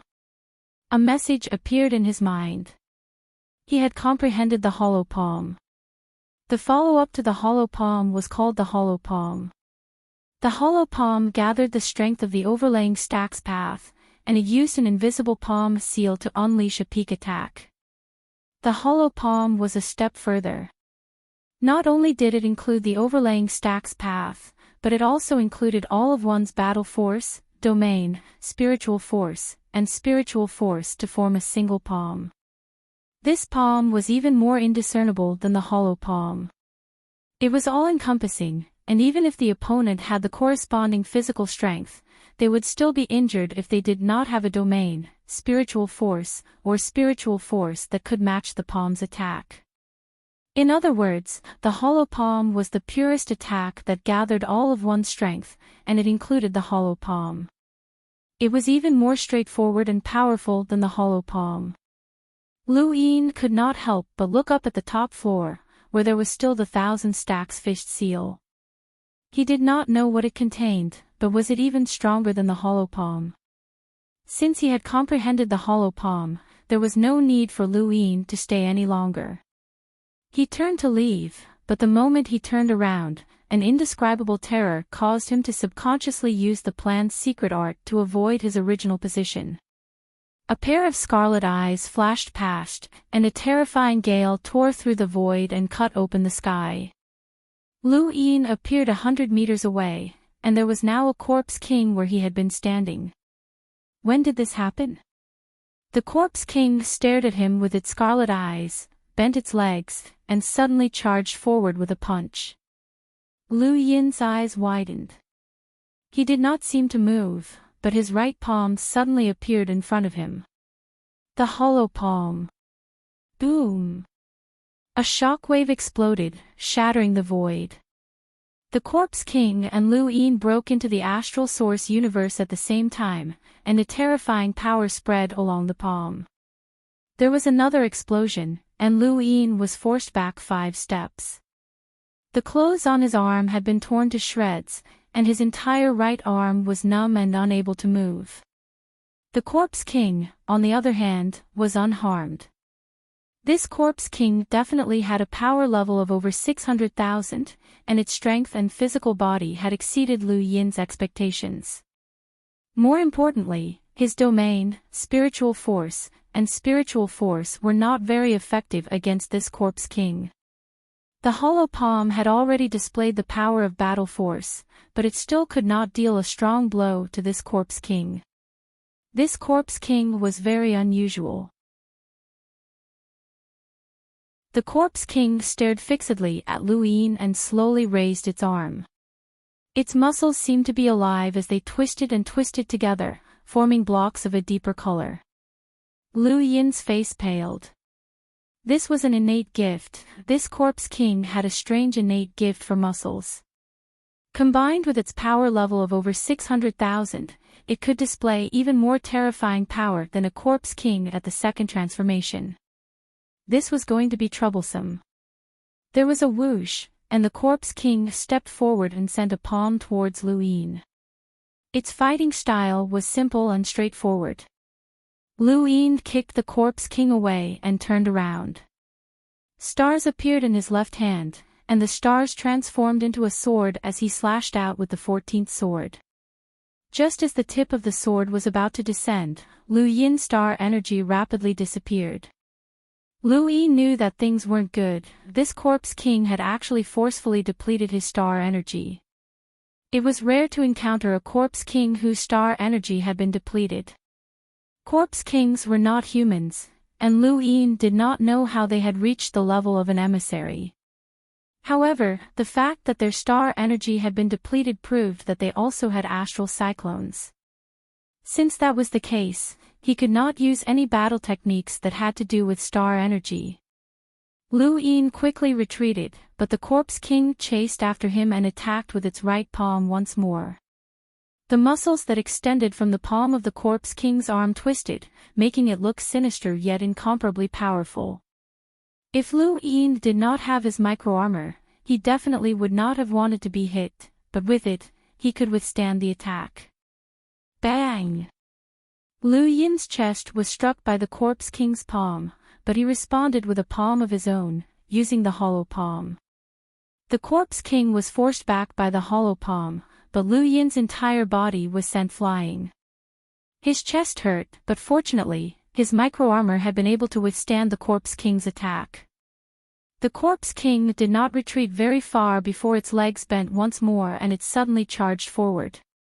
Its right arm was bent backwards, and all of its muscles were stretched and twisted.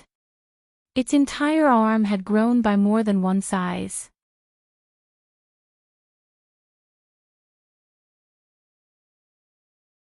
Welcome aboard. Stay tuned and subscribe to Han Li's Wuxia Adventures for more thrilling content. Chapter 1808. Lu Yin was on high alert as he retreated continuously. The Corpse King's right arm continued to expand as a terrifying power gathered within it. Unfortunately, this place was occupied by the Eternals, so he couldn't see the Corpse King's true strength through the rune lines. Otherwise, he would have been able to kill this Corpse King with the help of the Aeon Evolution True Scripture. As he watched the Corpse King's arm grow thicker and thicker, Lu Yin's thoughts raced, and he suddenly descended. In an instant, the Corpse King punched out, its power covering the sky and causing the entire world to collapse. The punch landed on Lu Yin's body without any surprise, causing the void to distort as the terrifying power shattered the earth and almost pierced through the Greyweed continent.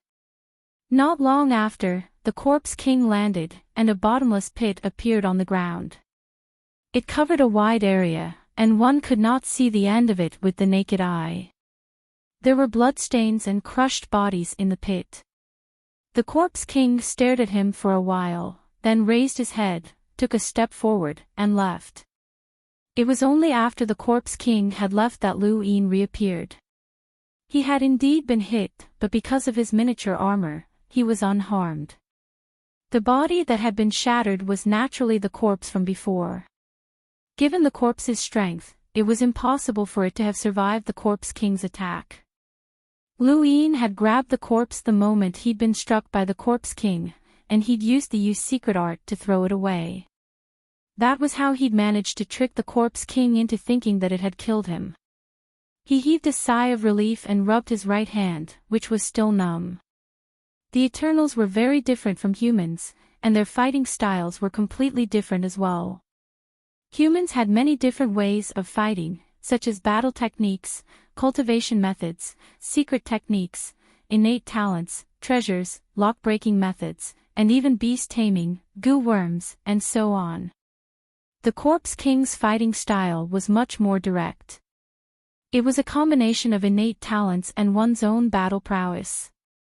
At most, there was the Corpse King transformation, which increased one's own battle prowess. Lu Yin's fighting style was similar to the Corpse King's, especially when facing an emissary. He could only rely on his physical strength. "I'm sorry, but I couldn't even leave your corpse intact after you died." Lu Yin felt helpless. He looked at the blood on the ground and suddenly thought of something. Not good. He quickly rushed towards the gate. He quickly arrived at the burial gate, but it had already been destroyed. The Corpse King's attack had covered too much ground, and the burial gate had been affected as well. It was as if a layer of the ground had been shaved off. Lu Yin felt helpless and bitter. The gate to the burial garden had been destroyed, so how was he supposed to return? The Greyweed continent was vast, and the Starfall Sea was even larger. There should be more burial garden gates. He could only hope that he could find one that wasn't guarded by the Eternals. Otherwise, he might not be able to return. According to his memories, Lu Yin walked towards the Heavenly Fire Dojo. In any case, he didn't know where the burial garden's gate was, and walking around aimlessly wasn't a solution. Therefore, he decided to go to the Heavenly Fire Dojo to cultivate. He remembered that the Heavenly Fire Dojo existed in the Heavenly Fire Dojo. It nurtured the Heavenly Fire Stone and formed the entire Heavenly Fire Dojo. It made the Heavenly Fire Dojo an existence second only to the Great Mountain Dojo among the 72 dojos in the Boundless Continent. Lu Yin hoped to find a flame in the Heavenly Fire Dao field that could speed up his cultivation, and the power of that flame had to be able to threaten him. Although it wasn't easy to find, he could only try. This time, he walked even more carefully. Because he was too excited to comprehend the emptiness palm, he was careless and was discovered. He did not want to make the same mistake twice. A few days later, Lu Yin searched for the burial garden's gate while following his memories. Eventually, he arrived at the Skyfire Dojo. Looking at the Heavenly Fire Dojo in front of him, which had been abandoned like the Chongshan Dojo, Lu Yin felt rather emotional. Back then, he had almost been left behind by Madame Hong. Also it was here that he had fought with Lan Si for the first time and obtained the Heaven Fire Stone, which had helped him reach his current level. The Heavenly Fire Dojo was even more abandoned than the Chongshan Dojo, but fortunately, the Earth's core flames had not disappeared. Lu Yin directly jumped into the flames and headed down, searching for a high-temperature heaven fire that could threaten him. The further down he went, the higher the temperature of the heaven fire became, but it still did not pose a threat to Lu Yin. Lu Yin did not know how far down he had gone, but he suddenly saw something strange out of the corner of his eye. Was that a rock? With his experience with the Qi sect, Lu Yin would not underestimate any rock, especially a rock. This was a heaven fire that could threaten an enlighter with a power level of 400,000, so there was a rock here? That was strange. What kind of rock could withstand such high temperatures? These heaven fire were enough to turn a planet into dust. Lu Yin walked over to the rock and reached out to touch it. The void distorted, and his body disappeared. Lu Yin stared blankly at the scene in front of him, and then he smiled in an abnormally happy manner. This was a hidden space in the void, and just like the Blaze Realm, the Day-Night Clan, and other powers, the Heavenly Fire Dojo had also placed their resources here. Looking at the neatly stacked star essence and various other resources, Lu Yin licked his lips and put them all away. They were all his.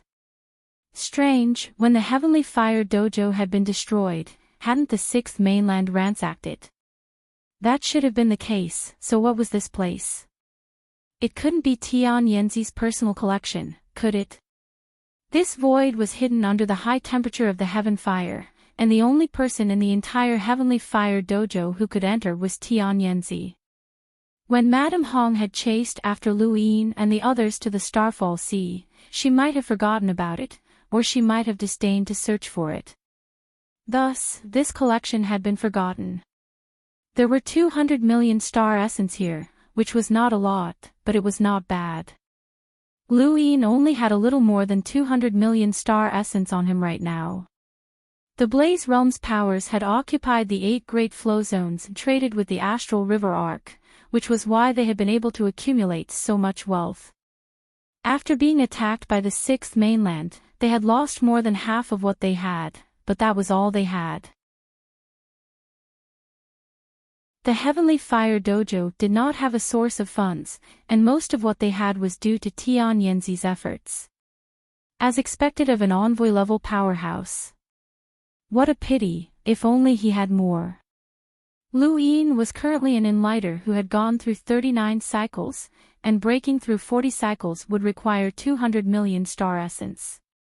Breaking through 41 cycles would require more than 200 million star essence, which meant that he would be out of money again.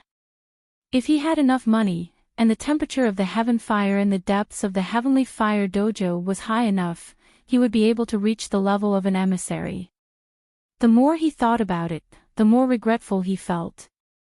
Lu Yin took everything and returned to the Heaven Fire Dojo. He descended to the very bottom of the dojo, where the high temperature of the Heaven Fire Dojo was making him feel rather uncomfortable. However, he still did not achieve the desired results. Whatever, it was still barely enough. Lu Yin took out a Heaven Fire stone and began to frantically absorb the Heaven Fire. The stone had absorbed enough heat, and he raised his hand, causing his die to appear.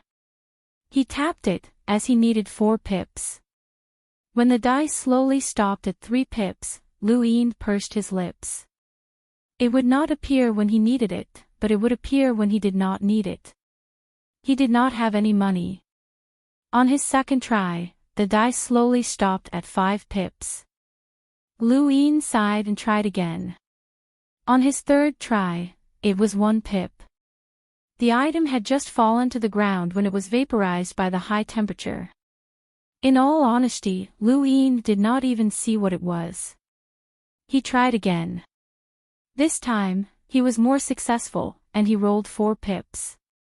The scene in front of him changed, and he appeared in the time-stop space. He had collected all his star essence. Lu Yin took it out and released the high-temperature Heaven Fire. 9,300 stars revolved around him and began to absorb the star energy. No matter how much time passed in the time-stop space, only 1 second passed in the outside world. The scene in front of him changed, and Lu Yin returned to the real world. His realm had risen to 41 cycles, and he had used all his remaining star essence to extend his time. This allowed his serious art to reach 10,000 stars as he recited the primogenitor scripture. 10,000 stars and 9,300 stars did not make much of a difference to Lu Yin. If he wanted to cultivate the serious art to the 5th level of completion, he would need to circulate 99,000 stars. Right now, he only had 10,000 stars, which was 9 times more than that. If he had enough star essence, he would have gone into seclusion for a few years, but he did not have that right now. He was still short of money, and he would always be short of money. Lu Yin thought of the Mavis family again.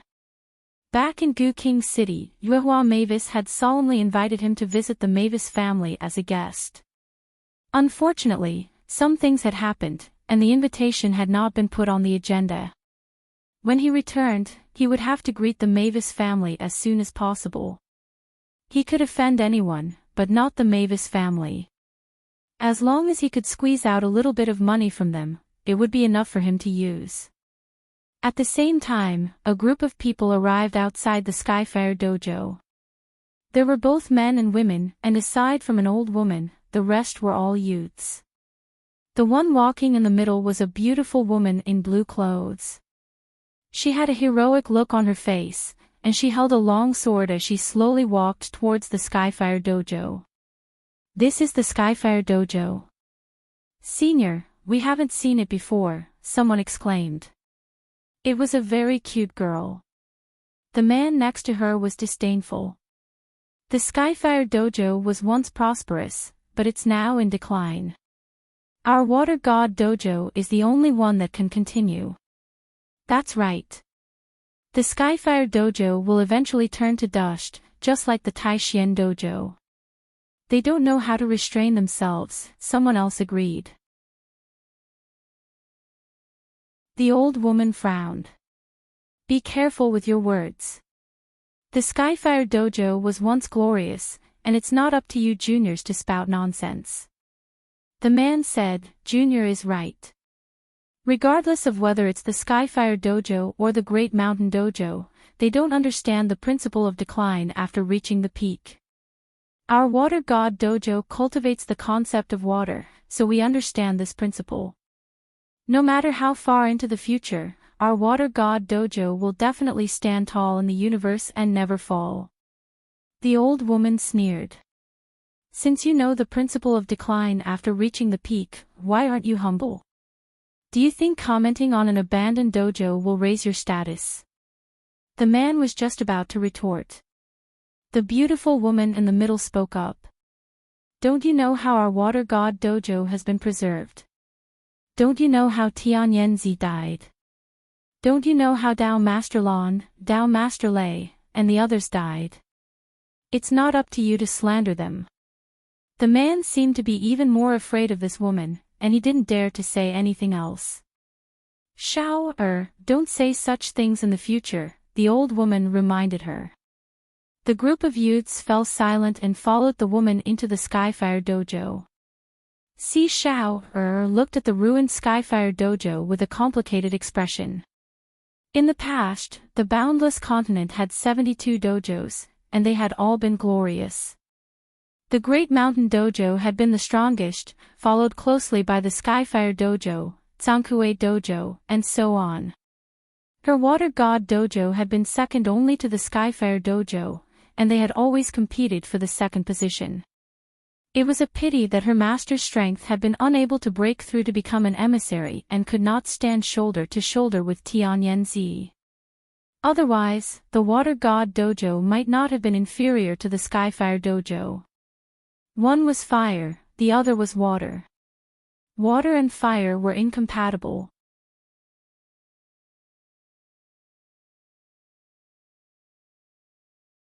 Welcome aboard.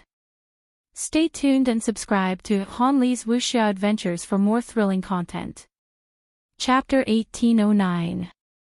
Many of the water god's disciples were excited when they saw the destruction of the Heavenly Fire Dojo, but they did not know that without the sacrifice of the Heavenly Fire Dojo, how could they have been saved?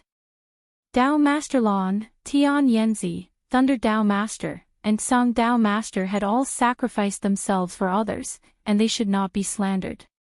Shao, let's go. We've seen enough, so it's time to go back, the old woman said. Si Shao walked over to the Heavenly Fire Dojo's core and looked down. A sea of flames had once burned the sky. There had once been a fire dragon here that liked to spit out flames and burn clothes. This had once been the place that the water god's disciples feared the most and had wanted to conquer the most. Now, she was standing right next to the Heavenly Fire Dojo's core. Senior sister, let's go, the cute girl said. She was afraid of the Heavenly Fire Dojo's core, as the temperature was so high that she was about to be roasted dry. Si Shao, nodded and turned around. Just as she was about to leave, her foot slipped, and her entire body seemed to be dragged down by an invisible force as she fell into the core.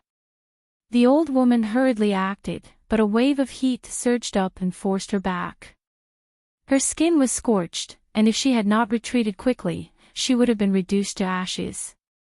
The other disciples of water goddess Tao Right were all stunned. Senior apprentice sister. Senior sister.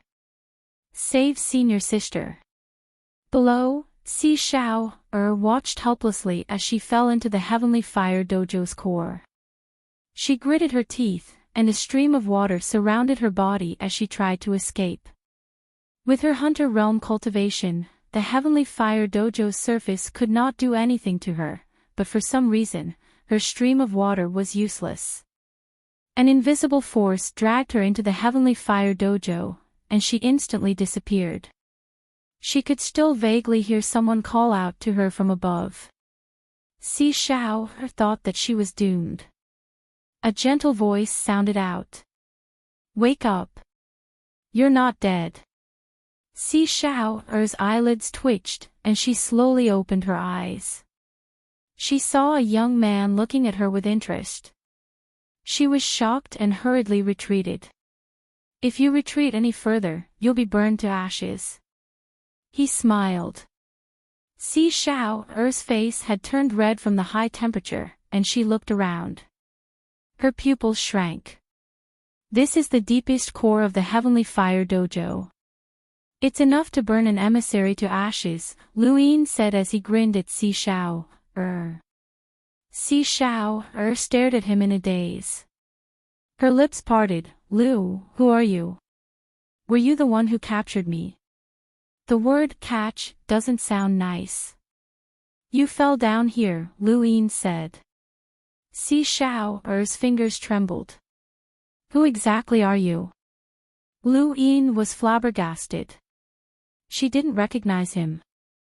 Now that he thought about it, it made sense.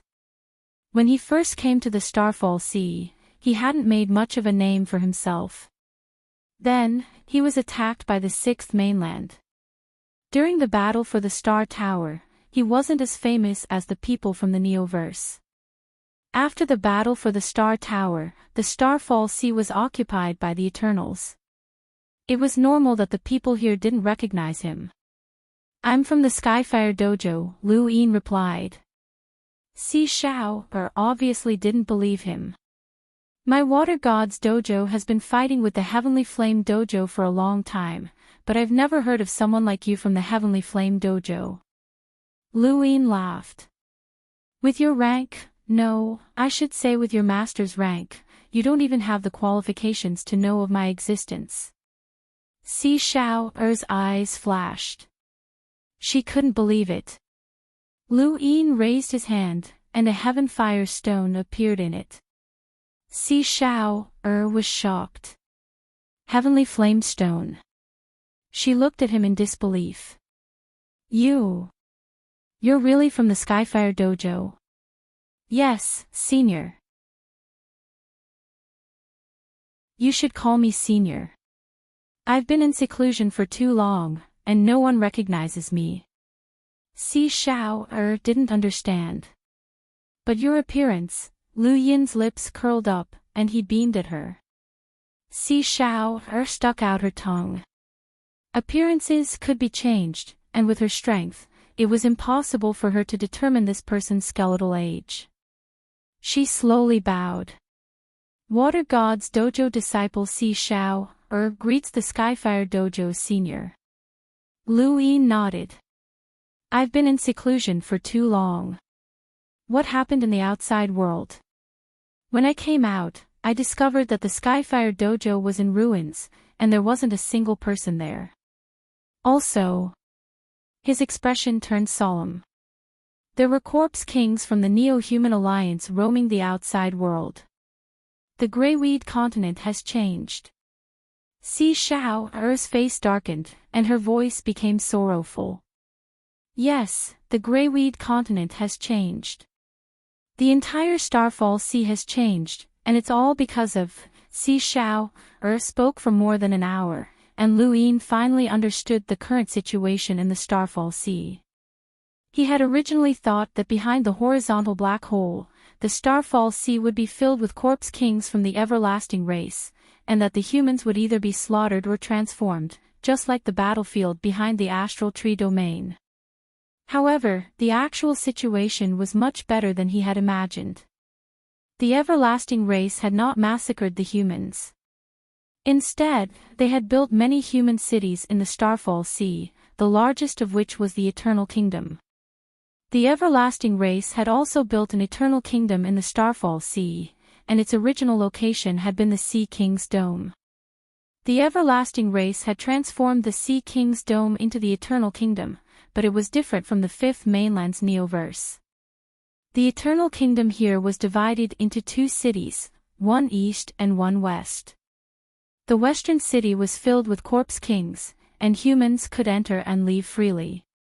The eastern city was filled with humans, and corpse kings could not enter or leave. Not only that, but the lives of the humans living in the various cities of the Starfall Sea were no different from before.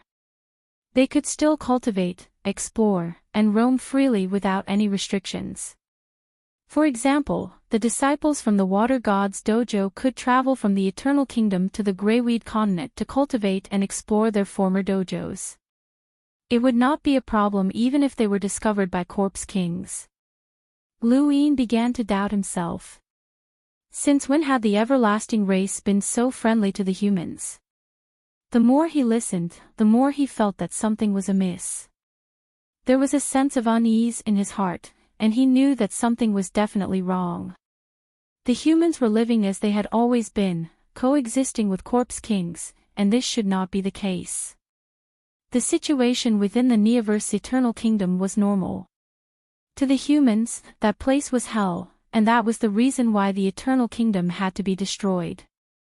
Who's the one who controls all the corpse kings in the Starfall Sea? Lu Yin asked. Si Shao solemnly answered, He Wuxian. Lu Yin's eyes narrowed. He Wuxian was someone he was familiar with. He Wuxian had been the first to find him, but he had been destroyed by Mr. Mu. Lu Yin had never thought that He Wuxian would be the ruler of this place. Have you seen He Wuxian? Lu Yin continued to ask. Si Shao shook her head.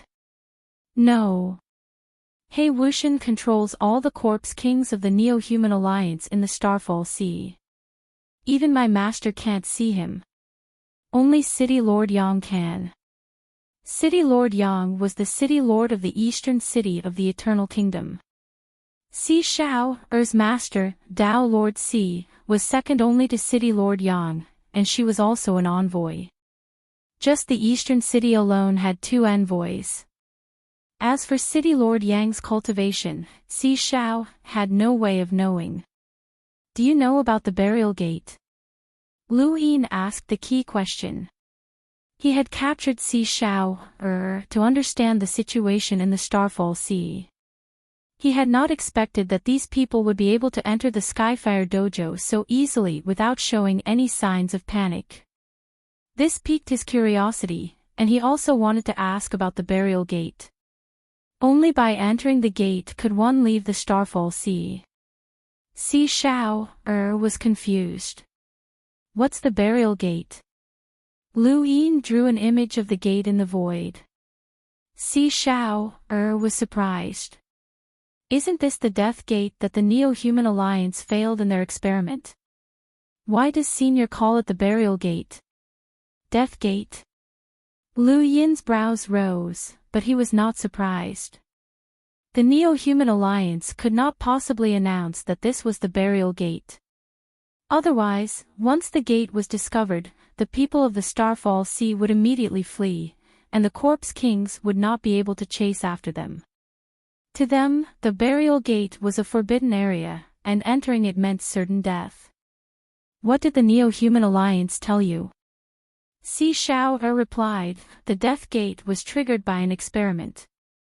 Once someone enters, they'll immediately be transformed into a mindless corpse king, and they won't even have the ability to move. If they're allowed to continue existing, they'll gradually expand and turn everything around them into nothingness. That's why we contacted the Neo-Human Alliance the moment we discovered the Death Gate. She then looked at Luin in confusion. Senior, what do you mean by the Burial Gate? Luin calmly replied, this is not the Death Gate. The Neo-Human Alliance is lying to you. This gate leads to a mysterious place, and there's a passage to the Innerverse there. Si Shao was shocked, but then she was overjoyed. The Innerverse? Is that true? Are you willing to be ruled by the Corpse Kings? Luin suddenly asked as he stared at Si Shao. Si Shao's body trembled, and an extreme unwillingness appeared in the depths of her eyes. Finally, it turned into a deep sense of helplessness. It's not up to us to decide.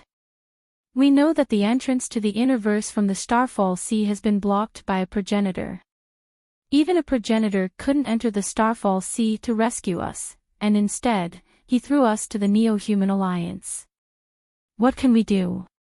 Luin frowned. This was what the people of the Starfall Sea who had been ruled by the Corpse Kings were truly thinking.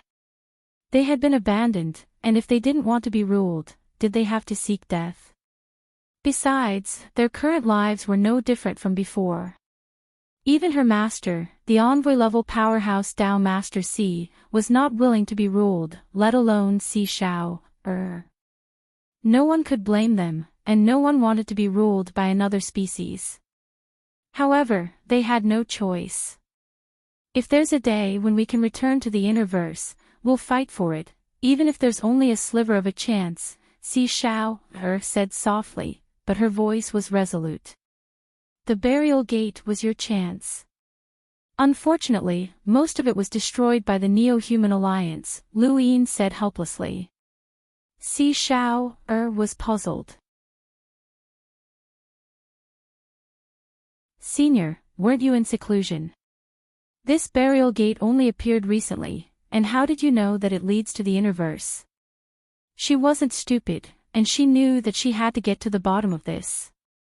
This matter concerned their lives, and if the Neo-Human Alliance hadn't lied to them, then entering the Burial Gate would be equivalent to death. No one would be willing to be a guinea pig. Luin said, when I was young, I also appeared in a Burial Gate. I just happened to see it when I woke up, but unfortunately, it was destroyed by a Corpse King. Si Shao was helpless. That's right. The Neo-Human Alliance destroyed many of these Burial Gates. Unless they're hidden very well, there shouldn't be any in the 72 training halls. Luin was speechless, and he finally understood why he had been discovered. The Corpse King hadn't been looking for him, but rather for the Burial Gate. He had just happened to be at the Heavy Mountain training hall.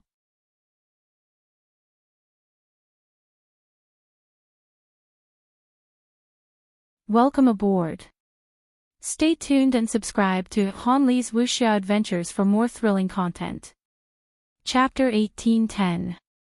Since the Neo-Human Alliance was searching for and destroying the Burial Gate, the chances of the Greyweed continent discovering it were very low. But no matter how low, he still had to search. He had no other way to leave, and the entrance to the fifth mainland from the Starfall Sea was guarded by the sixth mainland's 3 ancestors. Even if the Eternals did not stop him, he would not be able to enter the fifth mainland under their watch. The martial ancestor was eager to kill him. Luin did not trust the 3 ancestors either. Senior, what do you plan to do next? Si Shao asked. Luin answered, find the Burial Gate and head to the Innerverse. I'm not willing to be ruled by a Corpse King. But the Burial Gate should have been destroyed, right? Si Shao was uncertain. Luin was resolute. Even if there's only a sliver of hope, we still have to try. Si Shao pursed her lips. I'm willing to take you to search the Greyweed continent. Otherwise, if you meet a Corpse King alone, your identity will be easily discovered. After all, your strength is extraordinary, and even my master might not be your match. Luin smiled. He's definitely not my match. Sea Shower was stunned. Why was he so confident? What do you say if you meet a corpse king? Lu Yin asked. Sea Shower thought about it, and her eyes lit up. Senior, do you have a way to drain some of the water from your body? Our water god training hall has a battle technique that can directly drain the water from an enemy's body, but it requires a long time to practice. If you meet a corpse king, just say that you're my junior brother who's been practicing this technique.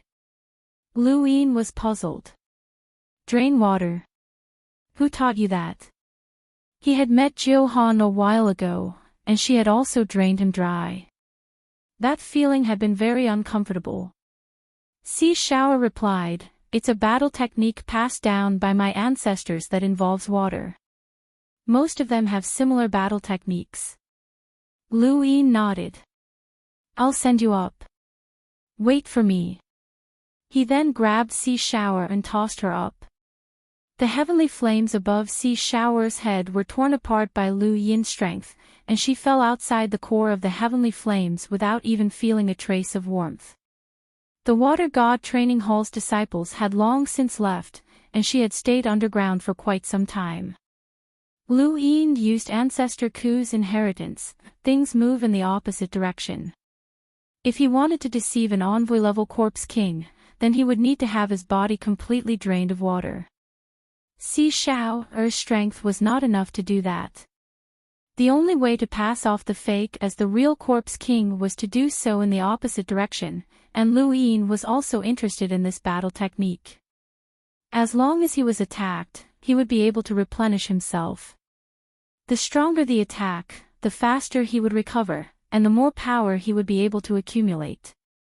Since Lu Yin did not know when he would be able to return to the Innerverse, this battle technique was most suitable for survival in the Starfall Sea. Furthermore, no one would be able to recognize him even if he transformed into a mummy. This was not a disguise, but a real mummy. Not even a half-martial ancestor would be able to recognize him. Sea Shower stayed outside the heavenly flame Earth's core for more than 3 days. She didn't get impatient and continued to cultivate. The opposite of water was fire. In her opinion, using fire to roast water might be able to stimulate the cultivation of water. Behind her, the void distorted, and Lu Yin walked out. Sea Shower turned around, and her expression changed drastically. She was scared silly. You.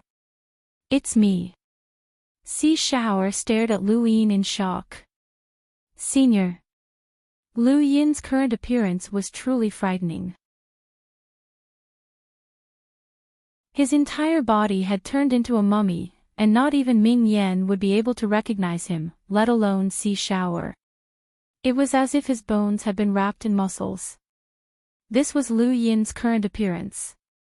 Let's go and find the door. Lu Yin's voice was very hoarse. Sea Shower grunted in acknowledgement. She was still a little afraid of Lu Yin, but his current appearance made it seem like he had been drained of all his water. As expected of a senior, he was very thorough. Right, don't tell your master. I'm from the Heavenly Flame Dojo, Lu Yin reminded her.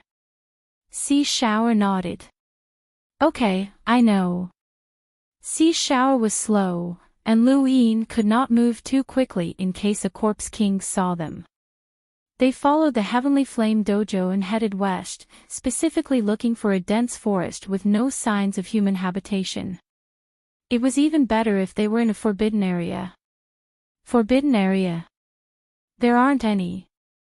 The 72 dojos have divided the Greyweed continent, and there aren't any forbidden areas. Even if there were, they would have been explored long ago. The Greyweed continent still could not compare to the Innerverse's 8 great flow zones. The Gu flow zone had the Scarlet Hell, and even young Empress Qing did not dare to casually set foot there. Her strength was enough to suppress the entire Greyweed continent, and only the Sea King could match her. Have any doors appeared in the Eternal Kingdom? Lu Yin asked. Sea Shower nodded. They did, but they were destroyed. No one wants to go in and take a look. No. Do you really trust the Neo-Human Alliance that much? It's not trust. No one wants to throw their lives away. Lu Yin and Si Shower chatted along the way, and half a month passed in the blink of an eye. They did not find anything during that time, and 2 days later, they saw a destroyed burial garden gate. Lu Yin felt that it was a pity. "Senior, let's look for another place," Si Shower said. Lu Yin nodded. "Don't call me senior either. It'll be easy to be exposed." "Then how should I address you?" Lu Yin thought about it. "Call me seventh bro, but what if we meet a corpse king?" Si Shower asked. Lu Yin thought about it. "Call me seventh junior brother. I have a seventh junior brother." "Then call me seventh bro." Lu Yin was unhappy. Si Shower stuck out her tongue. "All right." A few more days passed, and one day, Lu Yin's body paused. "It's here." Si Shower was at a loss. Above them, darkness enveloped them as the void distorted. A figure descended and smashed into the ground. Si Shower and Lu Yin were sent flying by the force of the crash, and it took them a great deal of effort to stabilize themselves. A corpse king had appeared in front of them, and it was the same corpse king that Lu Yin had fought at the Zhongshan training ground. Lu Yin saw it, but his expression did not change. Si Shower's face was pale, and she was somewhat frightened. The corpse king's scarlet eyes swept past her before looking at Lu Yin. "Who are you?" Si Shower gulped. "My junior brother." The corpse king stared at Lu Yin. Lu Yin's eyes flickered, and he lowered his head, not daring to meet the corpse king's gaze. "Greetings, my lord." The corpse king arrived in front of Lu Yin, grabbed his arm, and squeezed it. Lu Yin winced in pain. "My lord." Si Shower panicked as well. "My lord." The corpse king released his grip. "What are you two doing here?" Si Shower hurriedly replied, "Exploring a training ground in the Greyweed continent. This place is very close to the Warwing training ground, so we're heading there." The corpse king looked up, took a step forward, and disappeared. A full minute after the corpse king left, Si Shower sighed in relief. Her forehead was covered in sweat. Lu Yin was also surprised. Fortunately, he had used the opposite effect technique. His seemingly loose muscles had a terrifying upper limit, and the corpse king had not used much strength. Otherwise, he would have noticed the problem. "Are we all right now?" Si Shower asked nervously.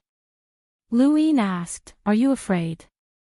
Si Shower bitterly replied, "If I wasn't, I wouldn't have survived until now." Lu Yin looked at her deeply. "Let's go." From the corpse king's attitude towards Si Shower, Lu Yin confirmed her words. The Eternals were looking for a way to coexist with the humans, but they had a deeper goal. Back in the Neoverse, the Eternal Kingdom had terrified Lu Yin, but that was normal. Now, the Eternals' actions made him more vigilant than ever before. They were trying to break down the humans' will to resist and use this to enslave them. This was even more terrifying than a massacre, and Lu Yin believed that there would be a group of people in the Starfall Sea who were unwilling to resist the Corpse King. They would rather accept the Corpse King's rule. That would be the worst possible outcome. While Lu Yin was searching for Burial Garden's gate in the Greyweed continent, something huge was happening in the graveyard. Someone had pulled out a bugle horn from the depths of the burial garden. And this bugle horn was actually made from the skin of an ancestor. When the bugle horn was blown, the entire burial garden began to shake. It was like a massive ancient creature was rushing out, trampling through the heavens, trampling through the starry skies of this part of the universe. The appearance of the horn caused many people to fight over it, but no one knew who ended up with it. All that was known was that the moment the news spread, the number of guards outside the graveyard's gate increased by several times. The person who had stolen the horn would definitely flee and leave through one of the graveyard's gate. It was possible for any one of the graveyard's gates, as that was a progenitor item that even half-ancestors were tempted by. Aside from the progenitor item, the person who had excavated the horn was also eye-catching. That person had an ancient's bloodline. It was rumored that the graveyard had buried countless powerhouses from ancient times to modern times, and it contained the most ancient inheritance that could only be opened by someone with an ancient's bloodline. This rumor made many powers in the universe jealous, and they targeted those with ancients' bloodlines. The corpses that chased after them were quickly destroyed, and those with ancients' bloodlines were controlled into the graveyard. Some were poisoned, while others were controlled by techniques.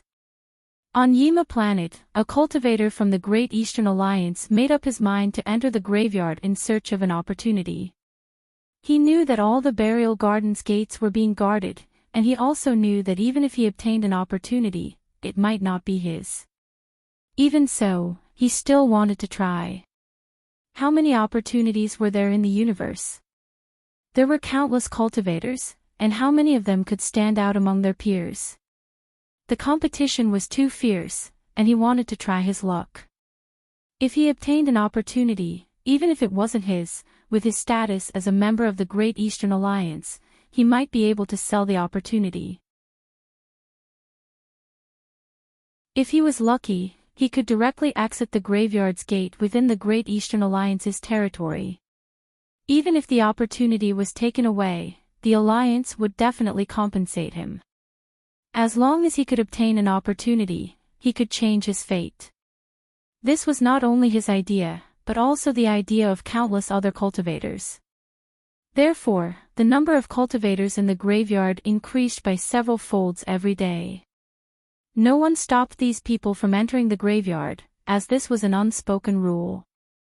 Someone had to enter the graveyard in order for someone to obtain an opportunity.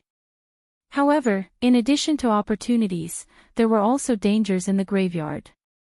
Many of the cultivators who entered the graveyard died tragically. This didn't scare these cultivators, and they would rather try their luck. After this cultivator made up his mind, he suddenly rushed towards the graveyard's gate. He was so fast that even he couldn't stop himself. He wanted to press forward with indomitable will. Just as he was about to enter the graveyard's gate, a person walked out of the graveyard's gate and collided head-on with him. With a bang, that cultivator was knocked silly. He fell to the ground and fainted.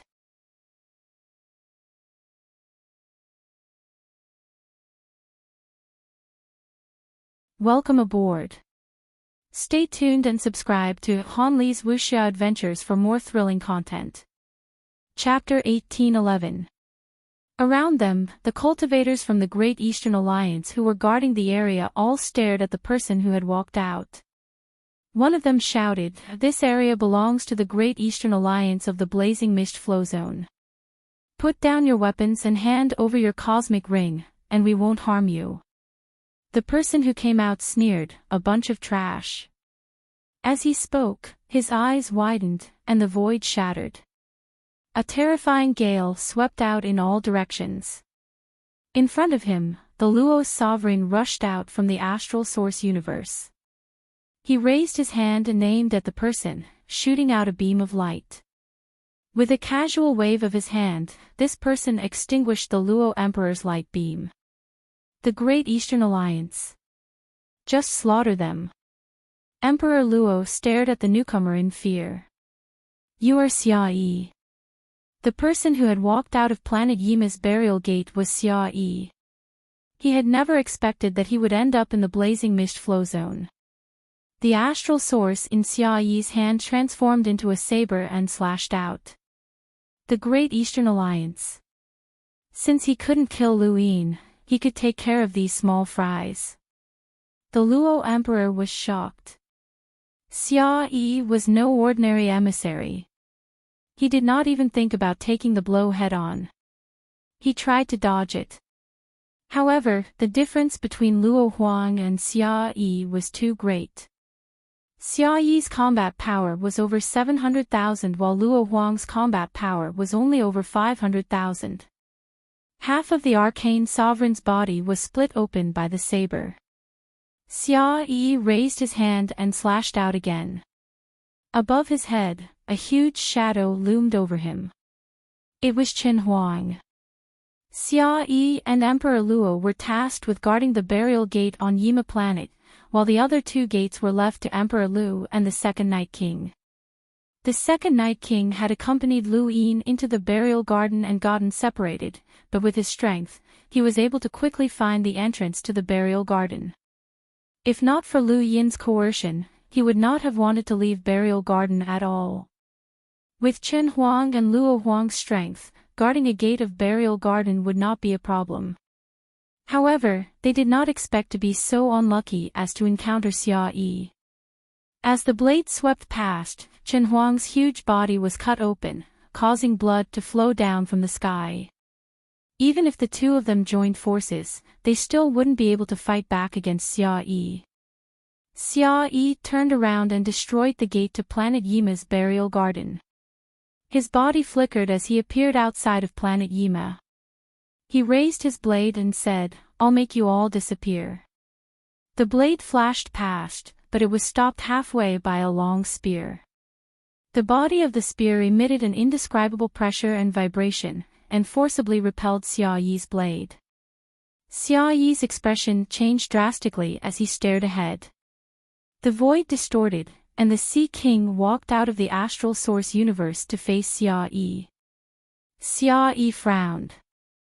The Sea King. The Sea King also stared at Xia Yi. 7 Quartz, head of the Xia family, Xia Yi.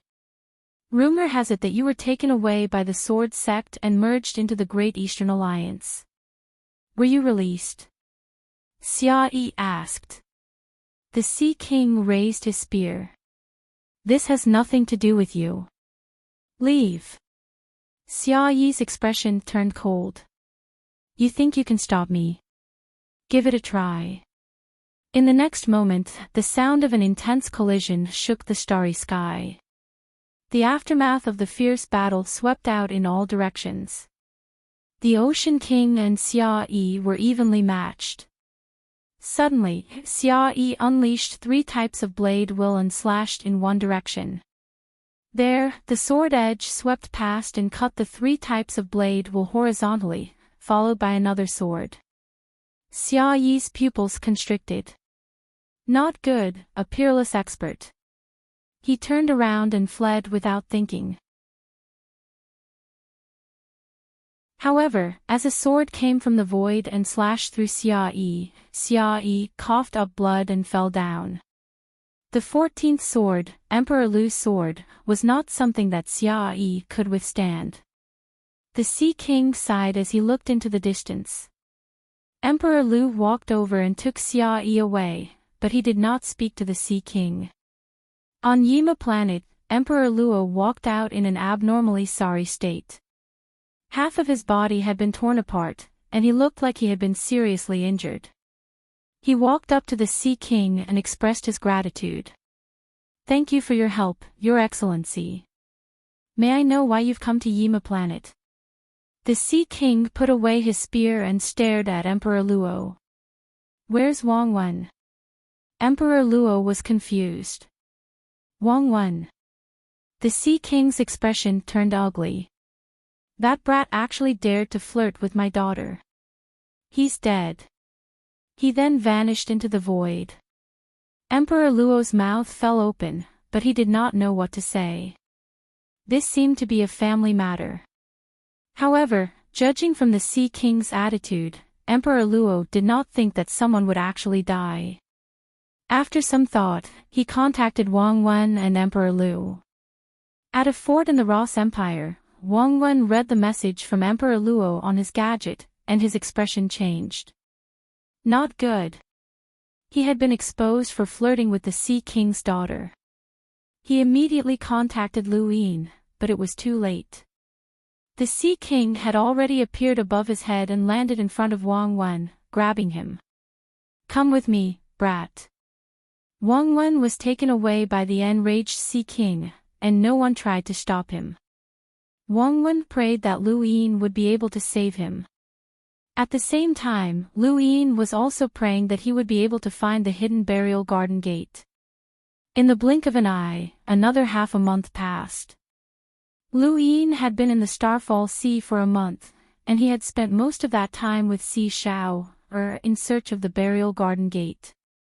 They had not found the gate, but they had seen many sights of the Greyweed continent. During this half a month, the burial garden had been shaken by the arrival of people with ancient bloodlines. There were many legends that had never been heard of in the burial garden before. Legend had it that a person with an ancient bloodline had walked through the burial garden and mysteriously obtained a piece of jade that had been passed down from the heavens. Legend had it that a person with an ancient bloodline had suddenly gone mad and revealed an obscure ancient truth that no one could understand. There was also another legend that said that a wandering corpse in the burial garden had been searching for an ancient bloodline. Wherever the ancient bloodline went, the wandering corpse would follow like a follower. Legend had it that a giant wandering corpse had dropped a plaque that had crushed many people to death when it stretched its back. There were ancient words written on the plaque. Legend had it that there was a tea mountain that had a wandering corpse that grew tea and liked to impart ancient battle techniques. With the arrival of ancient bloodlines, the entire burial garden had come to life. Many strange phenomena had appeared, and the wandering corpses had also gained vitality. Some people had even been bored enough to casually kick a stone and obtain a legacy technique. This could only be said to have shaken the universe, but what had truly attracted everyone's attention to the burial garden was a rumor that someone had seen Progenitor Qin. Progenitor Qin was the Fifth Mainland's most outstanding and most invincible progenitor. He had once suppressed the entire Sixth Mainland by himself, and his 9 clones technique had allowed him to challenge the 9 progenitors. He had been able to conquer the world at a young age, and he was a living legend that the Sixth Mainland refused to acknowledge. Everyone had assumed that Progenitor Qin had died, and that the 7 courts had been guarding his tomb. However, no one had expected that someone would actually see Progenitor Qin in the burial garden. Regardless of whether this Progenitor Qin was a wandering corpse or an illusion, as long as someone saw him, it was enough to attract a large group of people. Progenitor Qin's legend had indeed shocked many people, but what had attracted the Hall of Honor and the Sixth Mainland's Daosaur sect to enter the burial garden was not Progenitor Qin, but rather, a tribulation crystal pillar. No one had expected that someone would actually dig up a tribulation crystal pillar in the burial garden. This person did not recognize the pillar, nor did he know what it was used for. After digging it out, it was exposed and seen by others. The person who had dug it out did not recognize the pillar either, but that did not stop him from taking pictures and uploading them onto the network. This exposed the person to the Hall of Honor and the Daosaur sect. The Hall of Honor and the Sixth Mainland's Daosaur sect had not exposed themselves, and they had instead secretly sent experts into the burial garden to search for the person who had found the pillar while continuing to explore the burial garden. Astral 1, or rather, Astral 1 used to be. Wu De blankly looked at the headmaster, as well as the other headmasters, and gulped. The former headmaster of Astral 1 had been an old woman with silver white hair, and Wu De had never seen her before. It was not just him, even his seniors from the previous batch, the batch before that, and the batch before that had never seen her before. Astral 1's headmaster was in seclusion all year round and did not care about worldly affairs. She had only come out during the Sixth Mainland's invasion, and she had easily killed one of the Sixth Mainland's imprinters and led Astral 1 safely out of harm's way.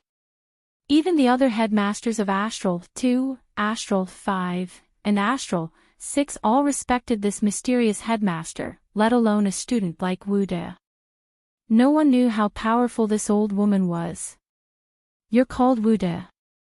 The silver-haired old woman asked kindly with a gentle smile on her face. Wu De gulped and nodded. He licked his lips and smiled. "Yes, Wu De greets headmaster." The old woman smiled. Not bad, child. With that, she waved her hand, causing a screen of light to appear in the air. On the screen was a series of pictures of the cemetery, and many of them showed what people had obtained. One of them was a tribulation crystal pillar. The old woman pointed at the pillar. Did you take these pictures as well? Wuda nodded. What are they for? The old woman asked curiously.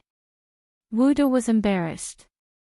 I want to increase my fame by taking pictures of the burial garden so that I can establish my own company in the future. The old woman did not understand.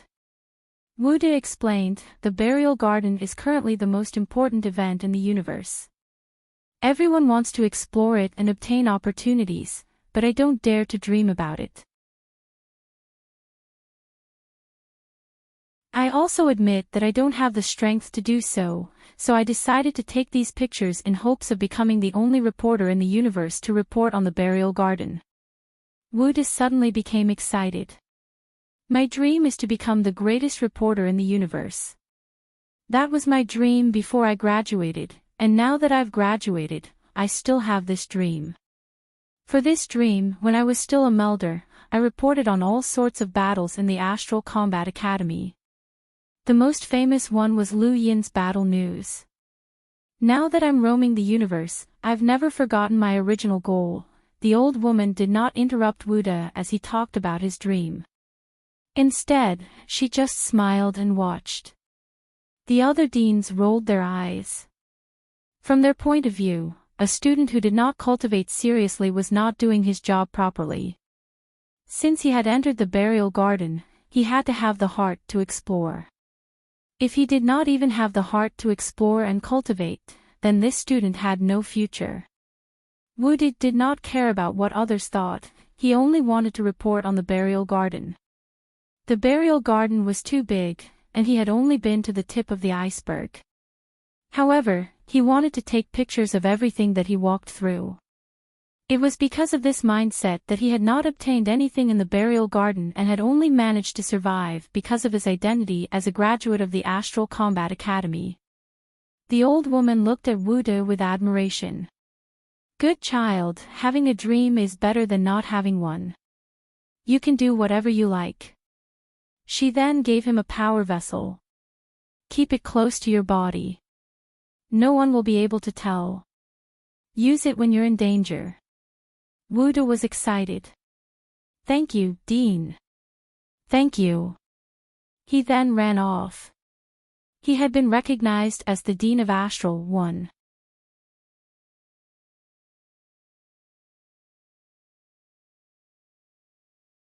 Welcome aboard. Stay tuned and subscribe to Han Li's Wuxia Adventures for more thrilling content. Chapter 1812. This kid doesn't know how to control himself. What if he reports something even more important? Someone asked.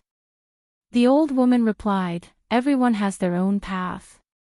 His path should be walked by himself, and other people's paths should be walked by others. There's no need to be responsible for others. The picture of the tribulation crystal pillar had come from Wuda, the man who had aspired to become the greatest reporter in the universe. In the Neo-verse, atop World Mountain, Elder Chan clasped his hands behind his back and looked at the gravekeeper on the screen. Was this within your expectations? Back then, Burial Garden did not open not only because the symbol progenitor's remnant power was blocking the sixth mainland, but also because the time was not right. You've been waiting for this opportunity for many years. The gravekeeper raised his turbid eyes. Not me, but Burial Garden. Burial Garden has been waiting for this opportunity for many years. An ancient bloodline. Elder Chan was certain. The gravekeeper sighed. Burial Garden was originally buried in ancient times. Only an ancient bloodline can awaken it. Why don't you look for it yourselves? Elder Chan was puzzled. The gravekeeper shook his head. We don't have a way to find an ancient bloodline. Only the Eternals can find it, so we can't cooperate with them. Elder Chan's expression was complicated. The Hui progenitor's schemes and burial garden's weight seemed to have been controlled by an invisible hand that targeted the Eternals.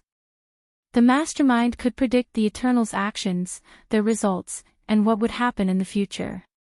Elder Chan could not help but ask, who made burial garden wait? The gravekeeper shook his head. I don't know. I only learned that burial garden had been waiting for an ancient bloodline ever since the day I became the gravekeeper. Is the ancient bloodline the ultimate goal of burial garden? Elder Chan asked again. The gravekeeper and Elder Chan exchanged glances. I don't know. Elder Chan frowned. The Hui progenitor had schemed against the sixth mainland in the Star Tower and used the Eternals to weaken their remaining power in the fifth mainland and take revenge. Then what about burial garden? Who had left burial garden behind? They had waited patiently for countless years, doing nothing but waiting for an ancient bloodline. Why did burial garden think that an ancient bloodline would one day be hunted down by the Eternals? Could the mastermind have seen that day? This day was the future for those who set up the game back then. Could it be that someone could really see the future? Elder Chan's thought of the Starsabil sect, and even the legendary god of fate. He could not get any more information from the tomb keeper. Elder Chan ended the call and found the chief of the Boundary Mountain. What? Enter the burial garden. Jia Shan's first seat was confused. Elder Chan said solemnly, that's right. Enter the burial garden and keep an eye on those ancient bloodlines.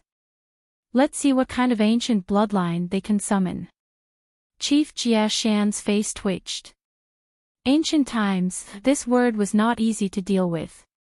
Others did not know, but he knew a little. What was the ancient times? Even progenitor Chen's era couldn't be considered ancient. It was a legendary era. Although it couldn't be said that all half-progenitors were ants, there were quite a few progenitors in that era. Moreover, they had all become legends. For example, the Grim Reaper and Fate.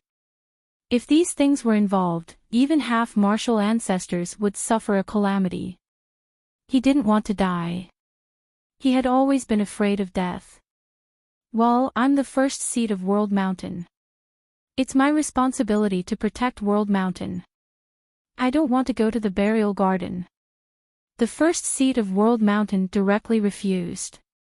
Elder Chan spoke again. Let's go to the burial grounds. Jia Shan's chief's heart sank. He smiled bitterly. I really don't want to go to the burial garden. Let Qing Ping go. He's much stronger than me. Elder Chan stared at him. Let's go to the burial garden.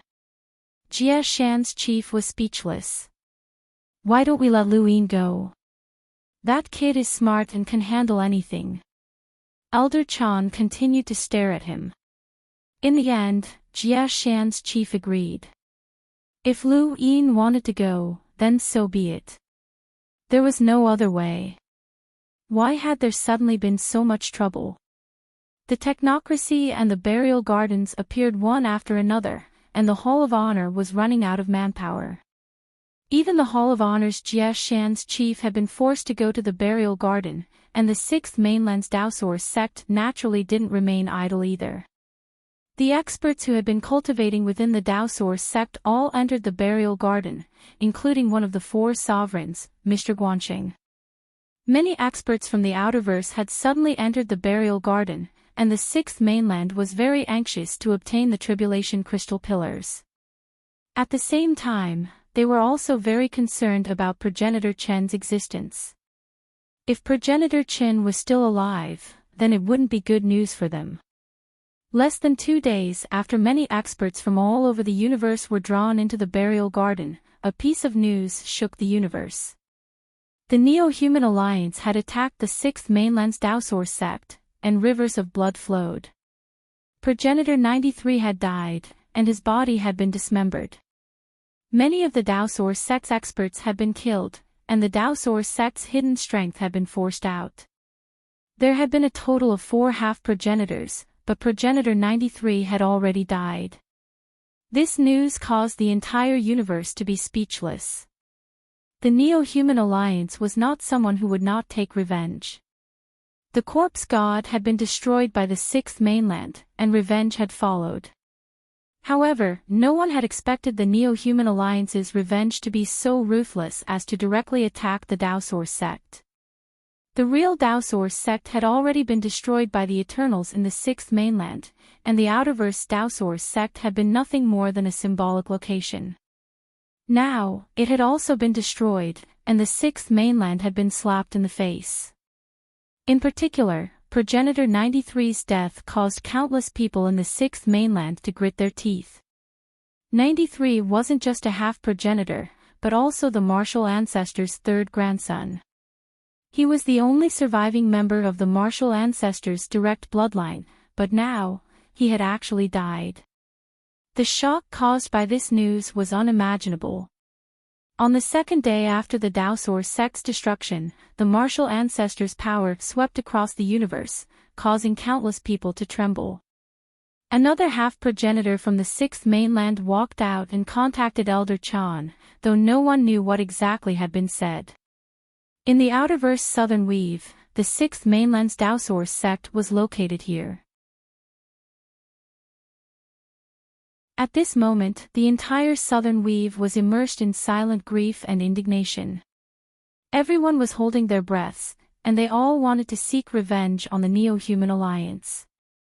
At the very center of the Southern Weave was the Dowsor sect. When the Eternals had launched a large-scale attack on the sixth mainland, the sixth mainland's Dowsor sect had already been destroyed, and all of the Dowsor sects on the six mainlands had disappeared. At this moment, the Southern Weave was merely a symbolic Dowsor sect. Even so, this Dowsor sect had still been established in an incomparably glorious and prosperous manner. There were 4 half-progenitors overseeing the Dowsor sect, and the 4 10 elders had been there all year round to discuss the sixth mainland's matters. After 93's death, the remaining 3 half-progenitors had all walked out and spoken to the Hall of Honor. They would definitely take the greatest revenge on the Neo-Human Alliance. Everyone was waiting for the sixth mainland's revenge. This old man has been everywhere, and I've even peed in the ancestral home of the 4 cardinal scales, but I've never entered the Dowsor sect. The Dowsor sect has existed since ancient times, and it's the only ruler of the mainland. It's a pity that the 5th mainland's Dowsor sect was destroyed a long time ago, and this is the only Dowsor sect that this old man can infiltrate. Although it's also fake, it doesn't matter, as this old man can still be considered to have snuck into the Dowsor sect, he. Outside the Dowsor sect, Madame Red was curled up, and her face was filled with despair and indignation. This damned old man even wanted to enter the Dowsor sect, but he had chosen to do so at such a critical juncture. What did he mean by saying that he had just been attacked, and that he was the least vigilant? She had not known that the Dowsor sect still had so many half-progenitors.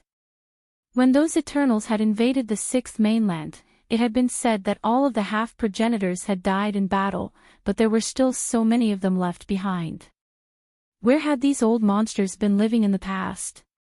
3 half-progenitors. This damned old man wouldn't be discovered, right? Even if he did, he shouldn't sell her out, as she did not want to die, and she definitely did not want to become a traitor. This old man's guts were too big, too big. Damned old man, you should just die already. The person who had snuck into the Dowsor sect was naturally Kuei Luo, as he had long since coveted the Dowsor sect. What could be more exciting than sneaking into the Dowsor sect?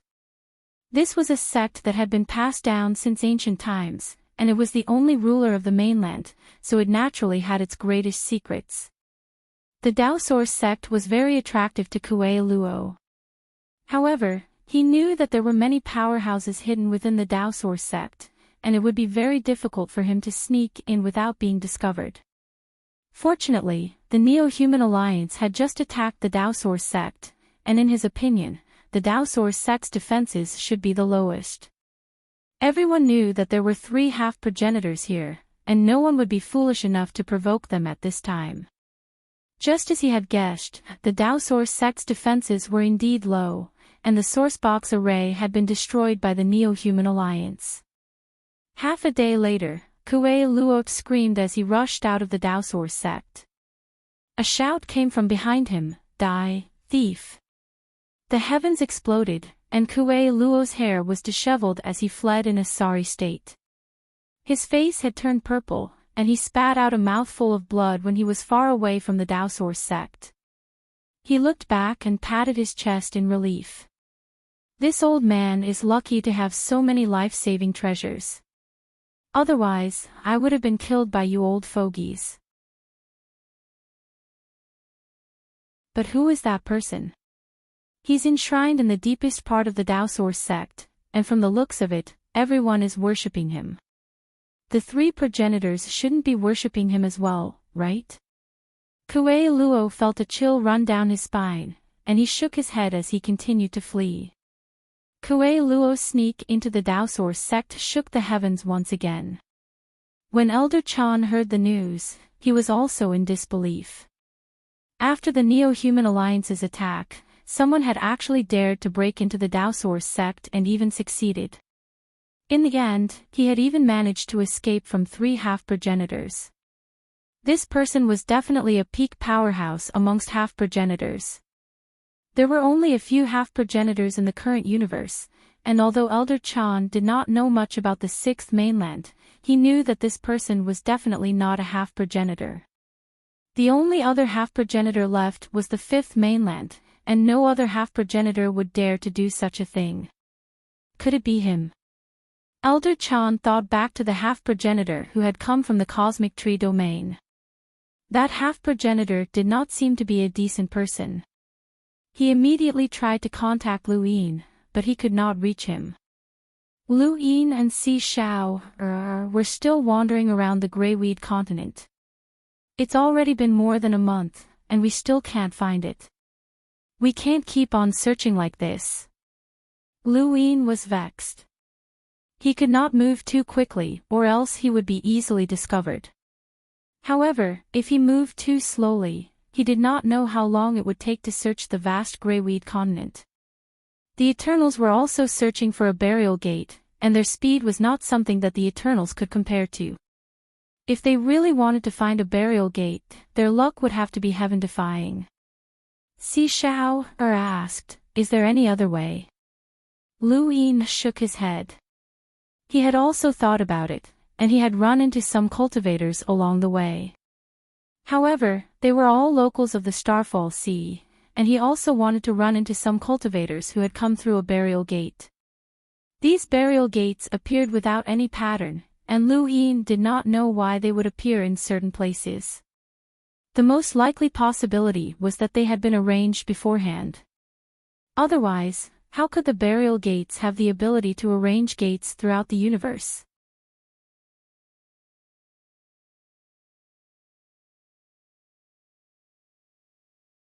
Welcome aboard.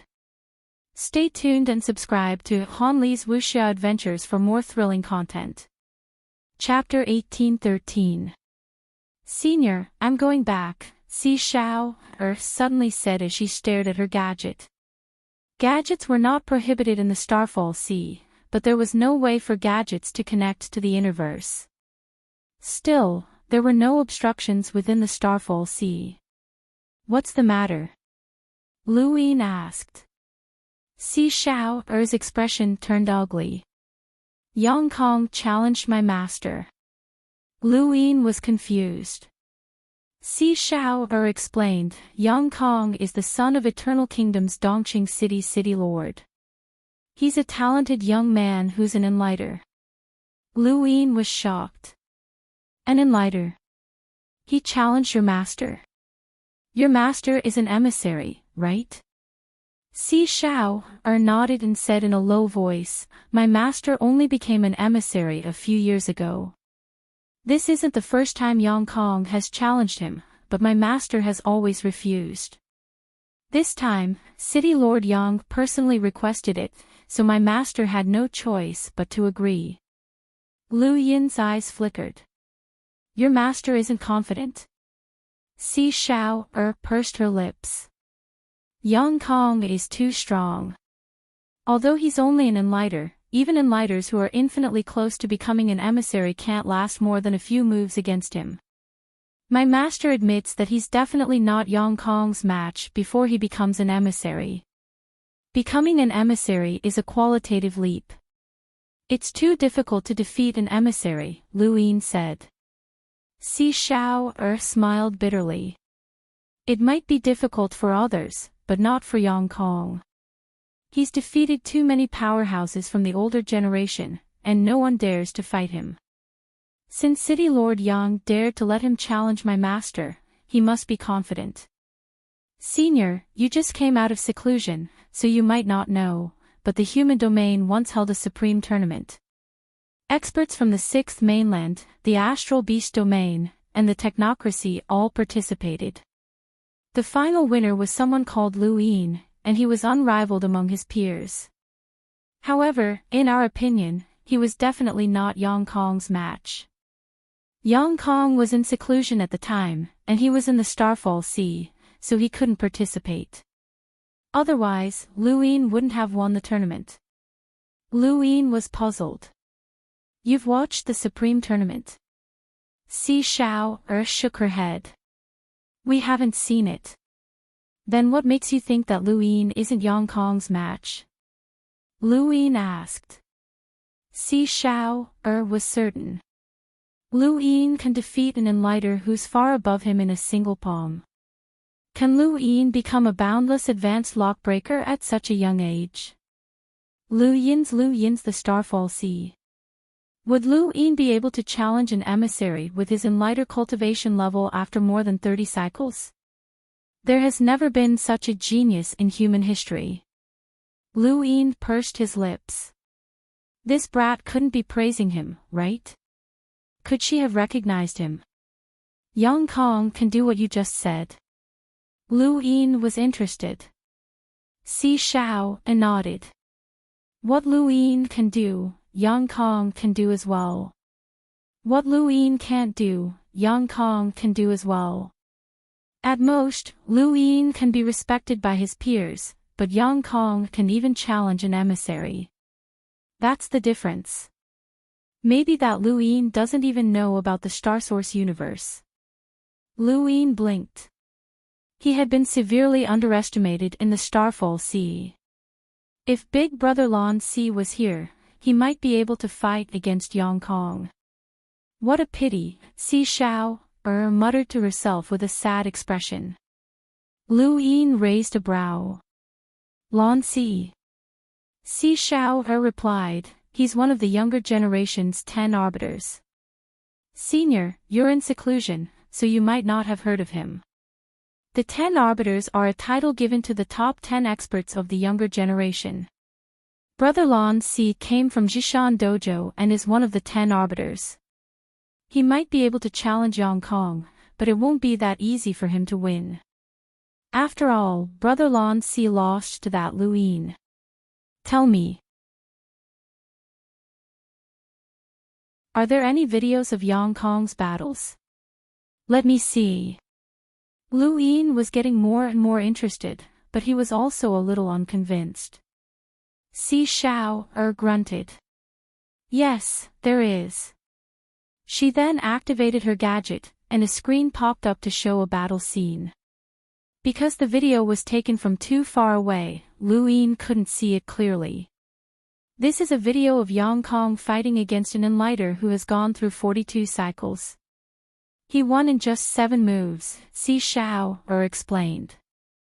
Lu Yin stared at the video. The first 5 moves were nothing special, and the enlighter had been allowed to unleash his full power.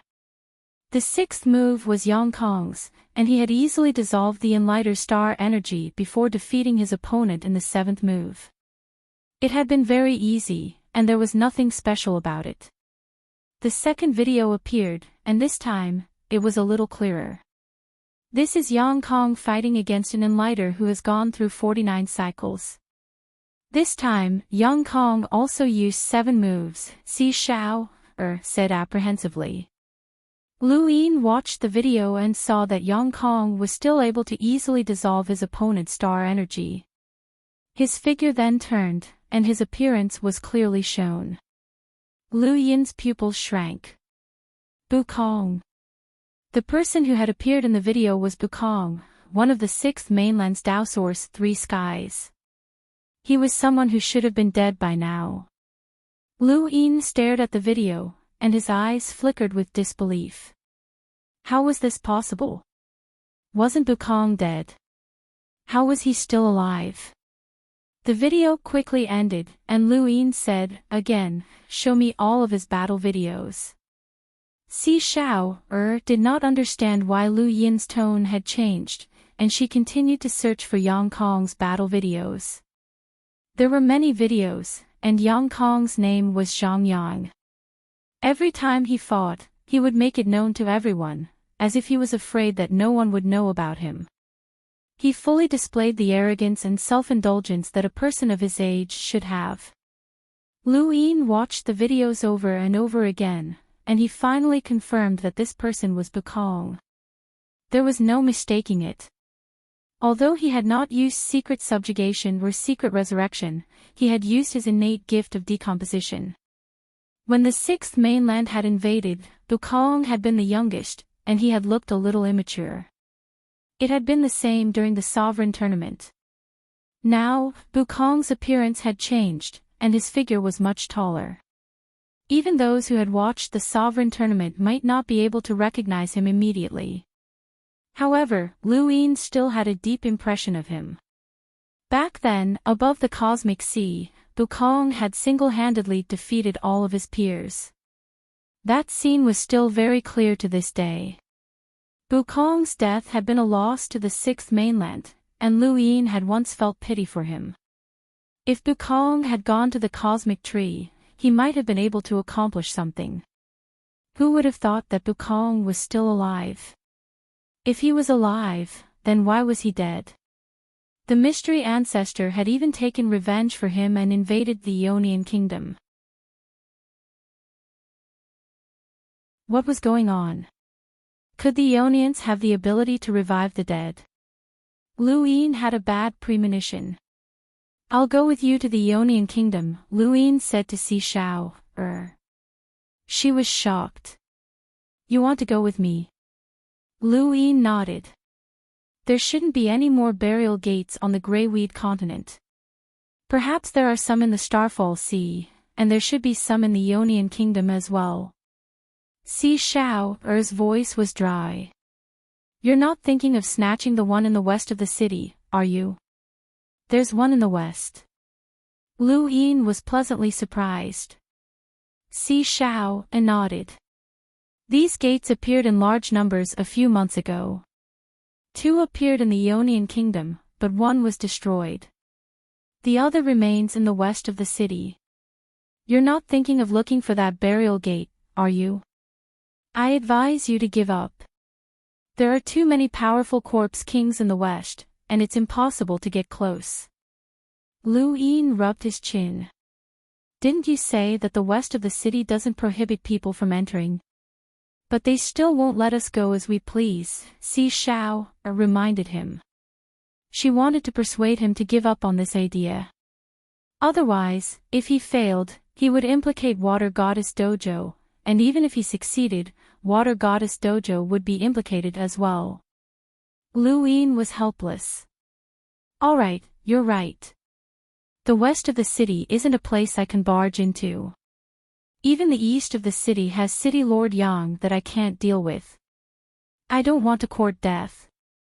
Si Shao sighed. "But I'll still go with you to the Ionian kingdom. We'll find a place along the way, and maybe we'll find something." Si Shao did not doubt him. Normal people would not barge into the west of the city. Although this senior from the Heavenly Fire Dojo had reached the level of an envoy, there were still differences between envoys. He definitely would not court death. After deciding to return to the Ionian kingdom, the two changed directions and headed north. To return to the Ionian kingdom, they had to take a large spacecraft controlled by the Ionians. Other spacecraft could not be used in the Starfall Sea. This was one of the few things that was different from before. The Ionians did not forbid humans from moving about, whether it was adventuring, cultivation, or anything else. Even if there were conflicts between humans, the Ionians would not interfere. They had given the humans of the Starfall Sea the greatest freedom, but they were stuck in key areas such as how to travel and how to communicate. They were not far from the northern coast to begin with, and now that they were traveling at full speed, it only took them a few days to reach the coast. This was not Liu Yin's first time at the coast of the boundless continent. Whether it was the first time he had arrived at the boundless continent or when he had been chased by Madame Red, he had been here before.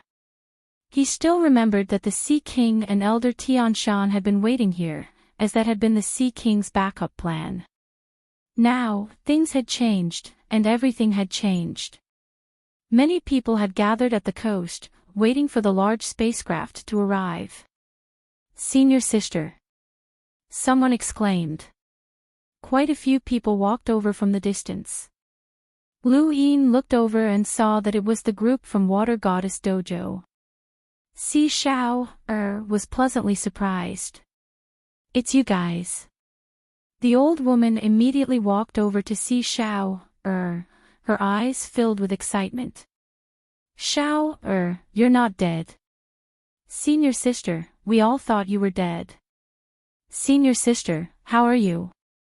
There were both men and women in the group, and they were all looking at Si Shao, They had also been waiting for the large spacecraft to arrive, and they had coincidentally bumped into her. Si Shao, smiled. "I'm fine. The surface of Skyfire's core is still able to withstand the high temperature, but there was a heat wave that blew past. I was trapped, and it was very difficult for me to get out." The old woman asked, "Was it the heat wave that pushed me out?" Si Shao, glanced at Liu Yin and nodded. Yes. She knew that the heat wave had come from Liu Yin, and he had stopped the others from saving her. He had clearly dragged her down on purpose, but he had said that she had lost her footing and fallen. The old woman was bitter. "I never thought that it would just be a heat wave. I thought that you were dead for sure, and I was planning to go back and ask for forgiveness. It's all good now that you're fine." She then looked at Liu Yin, who was not too far away, and asked with uncertainty, "Shao, did you come here with this person?" Everyone else looked at Liu Yin as well. Si Shao, whispered, "I'll explain when we get back to the eastern part of the city. This person has a special identity." The old woman's eyes flashed, and she nodded without saying anything else. The rest of Water Goddess Dojo's disciples were curious about Liu Yin, as his image was too strange. It was as if his body had been drained of all water, and it reminded them of their own battle techniques.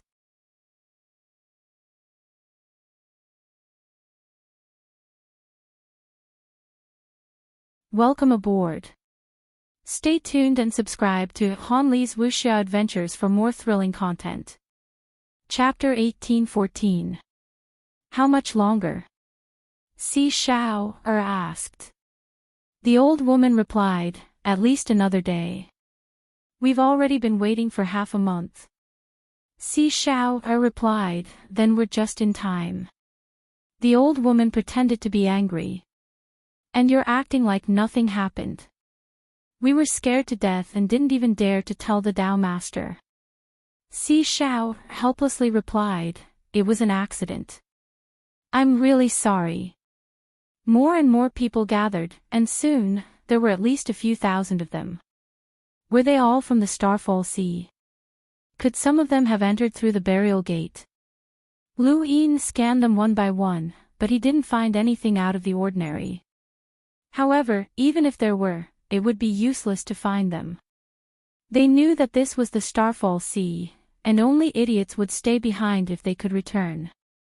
Those who stayed behind could only mean one thing: the burial gate had already been destroyed.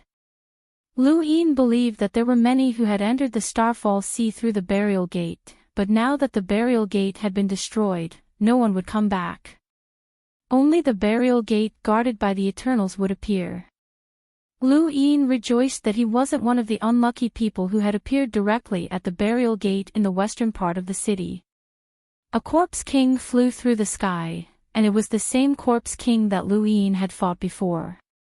Every time he saw the corpse king, Lu Yin felt uneasy and afraid that he would be discovered.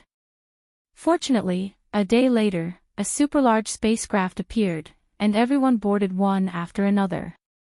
The spacecraft started moving towards the Sea King's dome, or rather, the Eternal Kingdom.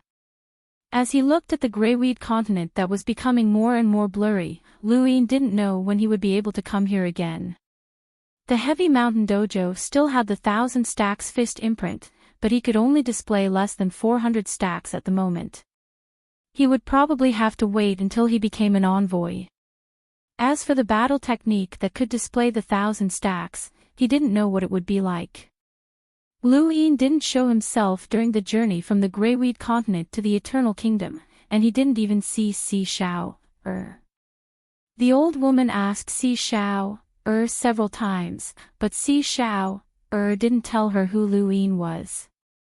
She didn't know who he was either, only that he was a senior from the Skyfire Dojo. The super-large spacecraft vibrated, signaling that they had arrived at the Eternal Kingdom. Lu Yin opened his eyes and walked out. When he looked over, he was shocked. Was this still the Sea King's dome? Lu Yin still remembered the shock he had felt when he had first arrived at the Sea King's dome. Back then, the heavens had not been dark. Instead, a sky-blue radiance had replaced the darkness and enveloped a towering mountain. White clouds circled around the mountain as 7-colored radiance cascaded down, accompanied by a waterfall. Mist rose into the air, making it seem like a paradise. However, with the invasion of the 6th mainland, the Sea King's dome had been turned into a mine. Now, even the mountain was gone. It was as if the former Sea King's dome had been wiped off the map. What appeared in front of him was a huge city.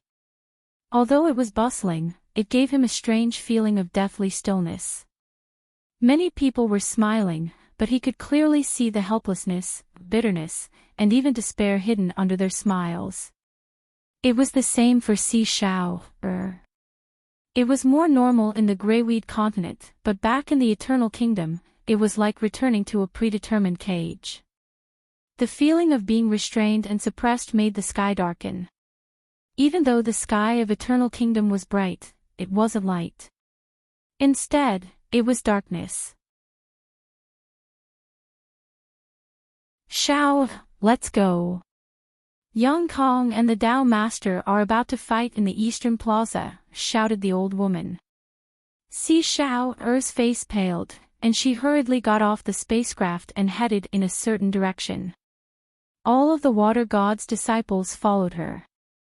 It wasn't just them, as Lu Yin looked around. Quite a few people were gathering in a certain direction. An enlightened challenging an emissary was unprecedented, at least in the Starfall Sea. It attracted a lot of attention, and Lu Yin looked up.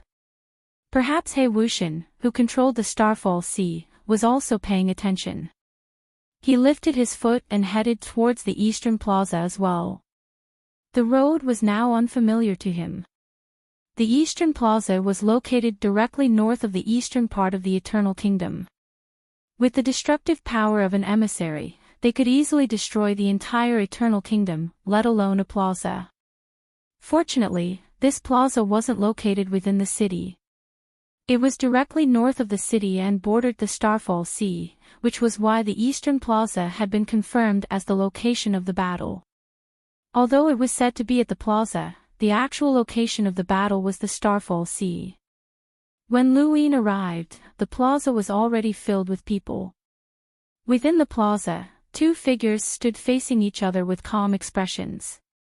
One of them was the Tao Master of Water God's training grounds, also known as Tao Master C. She was a middle-aged woman with blue hair and an ordinary appearance.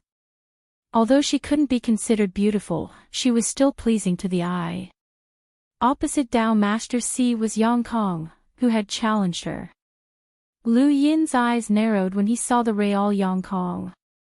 This guy was definitely not Kong. Although his appearance had changed slightly, his silhouette had not changed at all. That aura that resembled Zhang Yang's made Lu Yin even more certain. Dao Master C, I've been waiting for this battle for a long time. Yang Kong raised his head proudly. Dao Master C's tone was calm. Advancing from the Enlighter realm to the Emissary realm is a qualitative leap. Are you so sure that you can defeat me? Yang Kong was pleased. Cut the crap. It's not like no one in history has ever done it, and there are people who can do it now. If he can do it, then so can I. I won't be any weaker than him. Dao Master C frowned. Then make your move. I'd like to see how you can defeat me. Outside the plaza, Si Shao, and the other disciples of Water God's training grounds gritted their teeth and glared at Yang Kong. This bastard was using Dao Master C as a stepping stone to climb up, so it was normal for him to lose. An Enlighter challenging an emissary could be praised for his courage and talent, but if he won, Dao Master C would lose all face. This person was detestable, but he was still so insufferably arrogant. With a bang, Yang Kong tore through the void and appeared in front of Dao Master C. He struck out with a palm. Outside the plaza, Lu Yin was shocked. His battle style had changed. In the past, Bukong had used his innate gift of disintegration to attack. Now, it looked like he was striking out with his palm, but he was using his physical strength instead of his innate gift of disintegration. Since when did Bukong have the confidence to deal with an emissary with his physical strength alone? Dao Master C remained calm as she faced Yang Kong's palm. She lifted her foot and disappeared, stepping into Astral Source Universe. This was the biggest hurdle for an Enlighter to face an emissary. After entering Astral Source Universe, Dao Master C could see and attack Yang Kong, but Yang Kong was unable to retaliate. Yang Kong had expected this, and he waved his hand, using star energy to form a sourcebox array in the void. Dao Master C attacked, and a stream of water swirled around and swept towards Yang Kong. This sourcebox array was indeed powerful, and it instantly froze the flow of water. This was the same sourcebox array that Bukong had used on the general appointment platform. It was this sourcebox array that had knocked everyone off the platform. However, his opponent was not an Enlighter, but rather an emissary. Emissaries used astral sources and could disintegrate star energy. This was the second hurdle for an Enlighter to face against an emissary. Without star energy, how could an Enlighter fight? Even if Lu Yin's control of star energy had reached the arcane creation realm and could use star energy to absorb attacks from anything, he still could not stably output star energy under the interference of an emissary. Yang Kong was even more so. His sourcebox array was forcefully disintegrated by the flow of water, which then wrapped around Yang Kong and transformed into a teardrop. Outside the plaza, someone cried out, "Water God's tear." This Yang Kong is done for. He'll definitely lose if he's trapped by Water God's tear, and it's a question whether he can even survive. Si Shower was excited, as Water God's tear was one of Water God Training Ground's top battle techniques. Although it looked like it was wrapped in water, it was actually filled with a powerful stirring force. As time passed, the stirring force would grow stronger until eventually, even the user of Water God's tear would be unable to control it. The cultivators of the Greyweed continent knew that when fighting against Water God Training Ground's disciples, they could not be trapped by Water God's tear. Otherwise, even Water God Training Ground's disciples might not be able to save them. All of the Water God Training Ground's disciples breathed heavily, as Yang Kong was done for. Lu Yin was surprised as well, as this Water God's tear battle technique was quite good. It was filled with complex transformations that constantly strengthened itself. It was like a source box, and if one wanted to break through it, they would either have to admit defeat before the transformations reached the user's limit and allow them to dispel the battle technique, or they could forcefully break through it. Even if one tried to break through it from the outside, it would still be easy to injure the person inside. Breaking through Water God's tier meant that one's attack had surpassed the limits of Water God's tier, and it also surpassed the limits of the person trapped by it. This was a battle technique that could transform itself. Path Master C walked out of the astral source universe. If you admit defeat, I can dispel Water God's tier. Otherwise, it'll be too late. Yang Kong clenched his fists, and his clothes were torn apart. His eyes were bloodshot, and he looked up at Path Master C without saying a word. Path Master C frowned. Do you want to die? If you delay any longer, even City Lord Yang won't be able to save you. Yang Kong sneered as his body was cut by the Water God's tear. Fresh blood flowed out, and the tear gradually turned from colorless to a scarlet color. Path Master C's eyes flickered. She did not want to kill this person, as that would offend City Lord Yang. Even though she was an envoy, she still felt a sense of fear when facing City Lord Yang. City Lord Yang was not someone she could match up to. Just as Path Master C was about to dispel the Water God's tear, a hand reached out with the scarlet tear, and to everyone's shock, it suddenly tore apart. The Water God's tear suddenly exploded, and scarlet droplets of water scattered in all directions. Yang Kong walked out with a ferocious expression. His body was covered in blood, and his eyes had turned gray. Lu Yin was shocked. Gray Eyes transformation.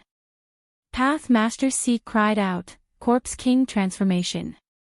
You. Yang Kong sneered. You're mistaken. He then leaped out and charged at Path Master C.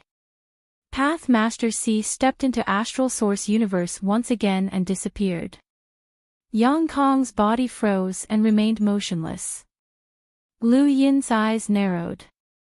Astral Source Universe was a hurdle that only the fourth young ancestor of the Astral Tree domain could break through. Before him, no enlighter from the fifth and sixth mainlands had been able to break through this hurdle. Of course, that was with the exception of the older generation's powerhouses that he did not understand, as Lu Yin had rarely met any of the older generation's top geniuses. Whether or not Yang Kong could defeat Path Master C would depend on whether or not he could break through the hurdle of Astral Source Universe. With his Gray Eyes transformation, he had already broken through the hurdle of star energy suppression. Within Astral Source Universe, Path Master C took action again, and the water flowed out and transformed into the Water God's tear. This time, the tear successfully enveloped Yang Kong, and the transformation was twice as fast as before. Yang Kong's eyes changed again, becoming green. His entire body seemed to have grown larger, and he tore the tear apart with both hands. He stared in a certain direction, took a step forward, and disappeared. Lu Yin's eyes trembled. He had broken through, and he could now enter Astral Source Universe. He had successfully broken through the barrier and become the second enlighter after Lu Yin to be able to challenge an emissary. This was something that even the Prime Clear had not been able to do, but Bukong had done it ahead of them. He had relied on the Eternal's Corpse King transformation.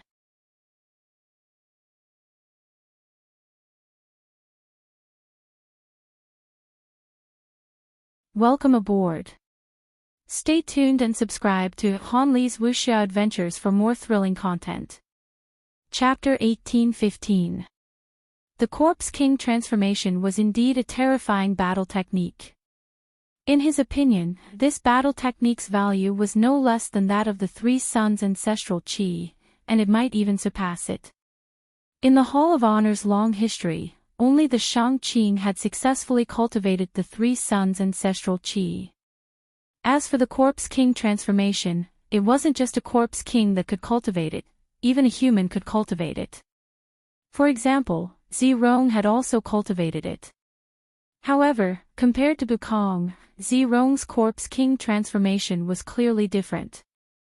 Being able to step into the astral source universe meant that Yang Kong was qualified to fight against Dao Master C. Dao Master C's expression changed for the first time, and she could no longer remain calm. She watched as Yang Kong drew closer and closer to her. She stretched out her hands, causing water to surge out and form two mountains that pressed down on Yang Kong. The two were nowhere to be seen in the plaza, and the next moment, they appeared above the Starfall Sea. The cliffs formed by the water pressed down on Yang Kong from both sides. Si Shao bit her lip. Twin cliffs, Master has even used her innate gift. The old woman's expression turned even uglier. Although she couldn't understand the envoy's battle, she could clearly sense that Dao Master C had been forced out. The two cliffs formed by the water pressed down on Yang Kong. Dao Master C raised a finger, causing the water to turn into a thread that shot out and pierced through Yang Kong's shoulder. Admit defeat, or the next attack will be your head. Yang Kong's green eyes stared at Dao Master C, and then he smiled. I told you that you would definitely lose. He didn't do anything else, but his power level suddenly soared. At the same time, his injuries instantly healed, and he pushed aside the two cliffs and charged towards Dao Master C. Dao Master C's eyes narrowed, and Yang Kong pressed a palm against her abdomen. It's over. There was a thump as the water around Dao Master C's body surged, and her body crashed into the eastern city, cracking the ground. Water God's disciples hurriedly rushed over. Everyone else watched in shock. Yang Kong had sent Dao Master C flying. How had he done it? His aura, power level, and injuries had all changed in an instant, and no one knew what had happened. Lu Yin sighed. As expected, it was Bukong. Just now, Bukong had simultaneously used the secret subjugation technique, the secret resurrection technique, and the innate talent decomposition technique. If Dao Lord C hadn't held back and protected her body with water, she wouldn't have just been seriously injured. Her body might have been forcefully decomposed by Bukong, and there would only be one outcome, death. This person was Bukong, and had mastered the secret magic of the Sixth Mainland. His talent and personality were all the same. He wasn't dead. From the fact that he was able to use a secret technique, Lu Yin knew that his memories hadn't disappeared, and he even knew how to set up sourcebox arrays. What had the Eternals done to him? In the eastern part of the city, a large area of buildings had been destroyed. Dao Master C lay on the ground, clutching her stomach, her face deathly pale. Si Shao, and the others gathered around her. Dao Lord C waved her hand. It's fine. She looked off into the distance where Yang Kong stood towering over the Starfall Sea, looking at her with cold arrogance. Si Shao, and the others glared angrily at Yang Kong. You won, Dao Master C admitted bitterly. The disciples of the water goddess Bodhisattva were indignant, but there was nothing they could do. Yang Kong was pleased with himself. I told you before that you're not my match. That's what I said during our first battle. Yang Kong, if it weren't for the Corpse King transformation, you wouldn't have been able to beat me. Dao Master C was helped up, and there was blood at the corner of her mouth. She was also unwilling to accept this outcome. Yang Kong snorted. So what? The Corpse King transformation is also a type of battle technique. Can your Water God's dojo fight without using the Water God's tier? What a weakling's nonsense. Yang Kong, don't go too far. Si Shao shouted angrily. However, Yang Kong ignored her. He was arrogant, and these people were not worthy of his attention. Dao Lord C, you've lost. Remember what you promised me. With that, Yang Kong's silhouette vanished as he left. Si Shao hurriedly asked, Master, what did you promise him? Everyone else looked at Tao Master C. She bitterly replied, "We'll talk about it when we get back." The battle between Yang Kong and Tao Master C had shocked many people. An enlightened defeating an emissary was something that had never been recorded in the history of the Starfall Sea, but it had happened today. To those who lived in the Starfall Sea, this was inconceivable. As the spectators dispersed, news of this incident would definitely spread, and the entire Starfall Sea would know about it. In the eastern part of the city, at Water God's dojo, Tao Master C had recovered somewhat, and her face was no longer as pale as before. The disciples of Water God's dojo all looked gloomy. Tao Master C calmly said, "Victory and defeat are common. I've lost, but you guys just have to win it back for me in the future. There are too many geniuses in the universe, and Yang Kong is just one of them. Some people become successful when they're young, while others mature later. Back then, my Water God's dojo was suppressed by the Skyfire dojo to the point that we couldn't even breathe." "Master, this disciple understands," Si Shao said firmly. Tao Master C nodded and waved her hand, dismissing everyone. She then looked at Lu Yin. He had been following behind Si Shao the entire time, even after returning to Water God's dojo.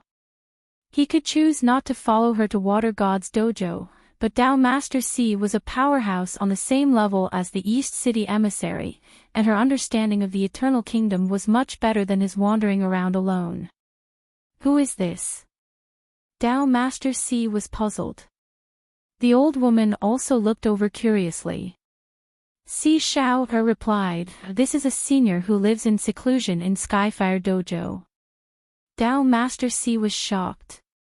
"Skyfire dojo?" She stared at Lu Yin, her gaze gradually sinking.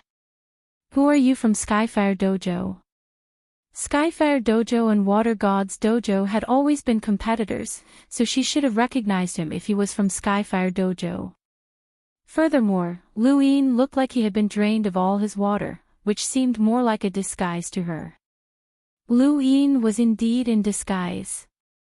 "Skyfire dojo's Lai Yanzi," Lu Yin said. Si Shao blinked. Lai Yanzi. This was the first time she had heard Lu Yin mention this name. Tao Master C suddenly moved, surrounding Lu Yin with a stream of water. She spoke sternly, "Who are you?" "There's no one in Skyfire dojo named Lai Yanzi." "There is." Lu Yin was very certain. Tao Master C barked, "Speak. Who are you?" "Lai Yanzi." The old woman cried out, "I remember now. There was indeed someone named Lai Yanzi in Skyfire dojo's history. He once fought for the position of dojo master, but he failed and died." "Are you Lai Yanzi?" Lu Yin was bewildered. There really was such a person. He had just casually mentioned it, and it didn't matter if his identity was real or not. Skyfire dojo had already been destroyed, and Tao Master C couldn't verify his identity.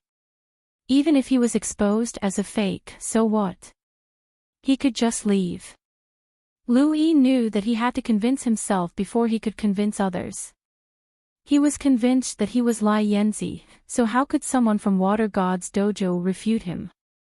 This was Lu Yin's reasoning. Tao Master C naturally knew that there was someone named Lai Yanzi in Skyfire dojo's history, but she was just probing. Besides, Lai Yanzi was already dead, so how could another Lai Yanzi appear? Lai Yanzi died many years ago, and Tian Yanzi wasn't even born back then. Why should we believe you when you say that you're Lai Yanzi? Tao Master C asked warily. More and more water flowed out, and once she confirmed that Lu Yin was lying, she wouldn't hesitate to use Water God's tear. Lu Yin. I didn't die back then, but I was heavily injured and went into seclusion. I stayed under Skyfire dojo's core and only came out now. You can ask your disciple where she met me. Tao Master C looked at Si Shao. Si Shao recounted how she had met Lu Yin. Lu Yin took out the Skyfire stone. Dao Master Si recognized the stone. This is Tian Yanzi's power vessel. Why do you have it? I don't know. When I came out, I was right under Skyfire Dojo's core, Lu Yin answered. Dao Master Si stared at Lu Yin's eyes and then retracted the water. She said sadly, it doesn't matter if you're Lai Yanzi or not. The Starfall Sea is now under the control of the Eternals. Since you're a human, then live on. There's no need to fight anymore. She still didn't believe that Lu Yin was Lai Yanzi, but under the current circumstances, she couldn't figure out what benefits Lu Yin could gain by pretending to be someone from Skyfire Dojo or what he could do against Water God's dojo. Although the Eternals didn't restrict human freedom, everyone knew that everything was under their control. Water God's dojo and even City Lord Yang were the same, so it didn't matter if another person from Skyfire Dojo popped out. Lu Yin took up residence in Water God's dojo as a matter of course. He had leveled the Sea King's dome and established the current Eternal Kingdom. If the Sea King, Hai Chi-Chi, and the others knew about this, who knew how they would feel? The Eternal Kingdom here was very similar to the Neoverse Eternal Kingdom, with towering buildings that reached into the clouds. The architectural style was similar to that of Night King Planet, and it was filled with a monotonous, lonely, and oppressive atmosphere. Fortunately, compared to Night King Planet and the Neoverse Eternal Kingdom, this place was much livelier. It was full of people, and the architectural style was brought to a different level of hustle and bustle. This was the ability of humans. Given enough time, they could assimilate many things. Water God's dojo occupied a large area, and Lu Yin had his own courtyard. The old woman would occasionally stare at his courtyard with a vigilant gaze. Si Shao had tried to look for Lu Yin several times, but she had stopped her. Here, there was both day and night. When night fell, a giant crescent moon hung in the sky, as if it had risen and fallen from the Starfall Sea. It overlooked the entire Eternal Kingdom from the highest point of the tower, and it was like a pair of eyes that watched over everyone. Lu Yin looked up and stared at the huge crescent moon, his thoughts unknown. Si Shao came over and sat beside Lu Yin. Senior, are you really Li Yanzi? Lu Yin nodded. Yeah. Si Shao propped up her chin. I don't know why, but Master and the others just don't believe me. Lu Yin smiled. Li Yanzi is a dead person in the records, and it was a long time ago. It's normal for them not to believe me. Your seniority is higher than my master's. What was the Greyweed continent like when you were young? Si Shao asked curiously. Lu Yin pursed his lips. How would he know what the Greyweed continent was like? Back then. He sighed, and Si Shao looked forward to it. I forgot. Si Shao blinked. What? Lu Yin calmly replied, I forgot. Si Shao was confused. Forgotten. How could you forget? Lu Yin was puzzled. How could you not forget? It's too long ago. Can you remember everything from when you were 3 years old? Si Shao shook her head honestly. That's right. It's only been a few decades since you were 3, but what about me? How many years have passed since then? There can be many of you, so isn't it normal to forget? Lu Yin said matter-of-factly.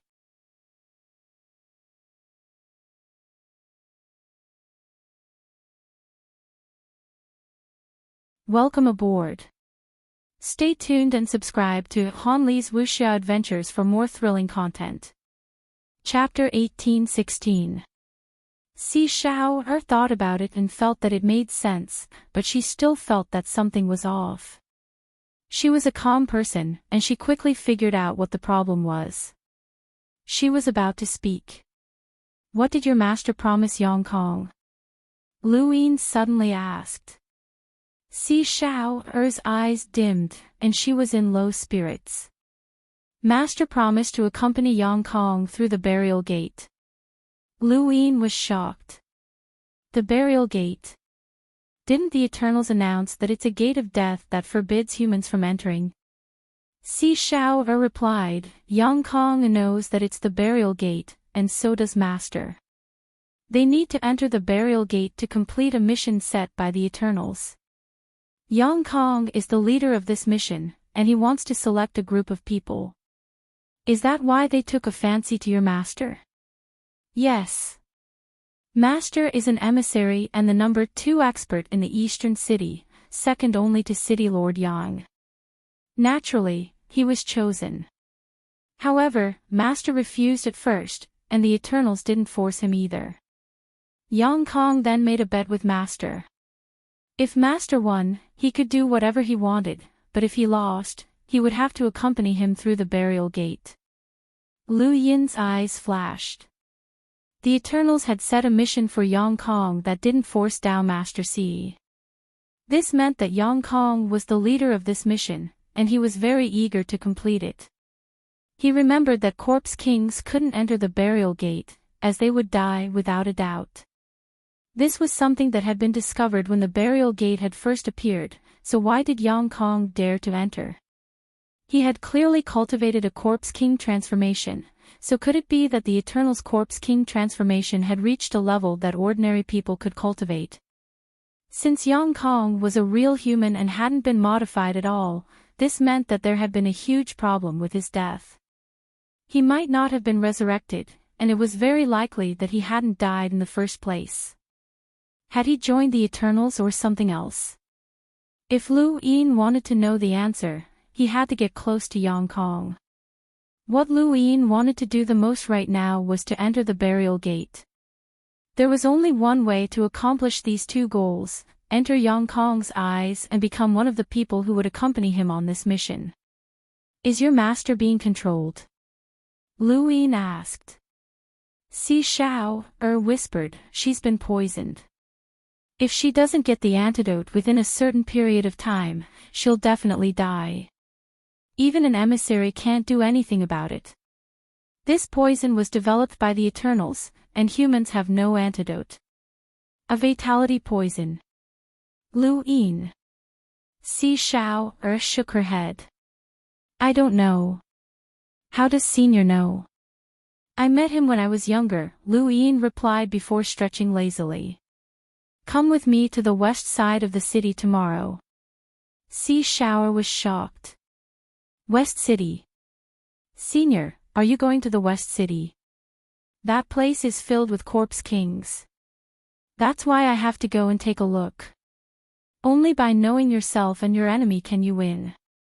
During my time, corpse kings were very rare, and I never thought that the entire Starfall Sea would become the domain of corpse kings the moment I left seclusion. I don't know how you people of the later generations have managed to guard this place, but I want to see what the western part of the city is like and how many corpse kings there are. Not because of that door. Si Xiao was not stupid and probed. Lu Yin looked at her and smiled. Is that door in the middle of the road? Si Xiao shook her head. Then how can I see it? Force his way in. It's not like you're courting death. All right, go back. He waved his hand and chased Si Xiao out. Si Xiao walked out of Lu Yin's courtyard when the old woman arrived. How was it? What did you find out? Si Xiao thought back to everything Lu Yin had said. I didn't get anything out of him, but he's heading to the west of the city tomorrow. The old woman was shocked. West City. What are you going there for? Did he tell you that? Si Xiao nodded. He wants me to go with him. No, absolutely not. The western part of the city is too dangerous. Those corpse kings are all imprisoned, and if they can really control themselves to not harm humans, then why would the western part of the city prohibit them from leaving? No humans would dare to enter the western part of the city. You can't go, but it's his business. Sea Shower bit her lip. I want to take a look. No. Sea Shower walked out of the void with a solemn expression. You're not allowed to go to the western part of the city. If he wants to go, then let him go. Sea Shower was stubborn. Master, I want to understand those corpse kings. Since there are 2 cities in the Eternal Kingdom, and the corpse kings in the western part of the city are strictly prohibited from leaving, it means that the Eternals really don't want to harm the humans in the eastern part of the city. We won't be harmed in the western part of the city either, so how can we deal with them if we don't understand them? Shut up. What do you know? Sea Shower barked. She then turned to the old woman. Take her back. She's not allowed to go anywhere. Sea Shower wanted to say more, but she was pulled away by the old woman. Sea Shower looked towards Lu Yin's courtyard, and Lu Yin happened to be looking outside as well. They were separated by a wall, but the two seemed to be able to see each other's gazes. One had a weak personality who had submitted to a strong enemy and could only endure humbly. The other was overbearing, filled with a desire to explore and attack, and was adept at breaking through rigid structures. They were 2 completely different people. Lu Yin overheard their conversation, but he did not blame them. Pointless resistance would only lead to death. If he were in Si Zhao's shoes, he would not be willing to risk his life for someone of unknown origins. To them, a peaceful life was enough. Even if their dignity was trampled on, it was fine as long as they could survive. The next day, Lu Yin headed to the western part of the city with Sea Shower by his side. He had secretly brought Sea Shower out of the city, so he could have come to the western part of the city himself. However, since Sea Shower wanted to come as well, he had brought her along. Sea Shower knew that Lu Yin was powerful, but she had not expected him to be able to bring her out of Water God Training Hall without alerting her master. Senior, what realm are you at? Sea Shower asked. Lu Yin casually replied, about the same as your master. I don't believe it. You were able to bring me out of Water God Training Hall, and you even went into seclusion to study Heavenly Fire Dao Training Hall's core. It's said that even Dao Lord Tianyan Zi doesn't dare to enter the core. My master also said that those who can stay in the core are powerhouses whose power levels exceed 600,000, Sea Shower said. Lu Yin paused. We've arrived at the western part of the city.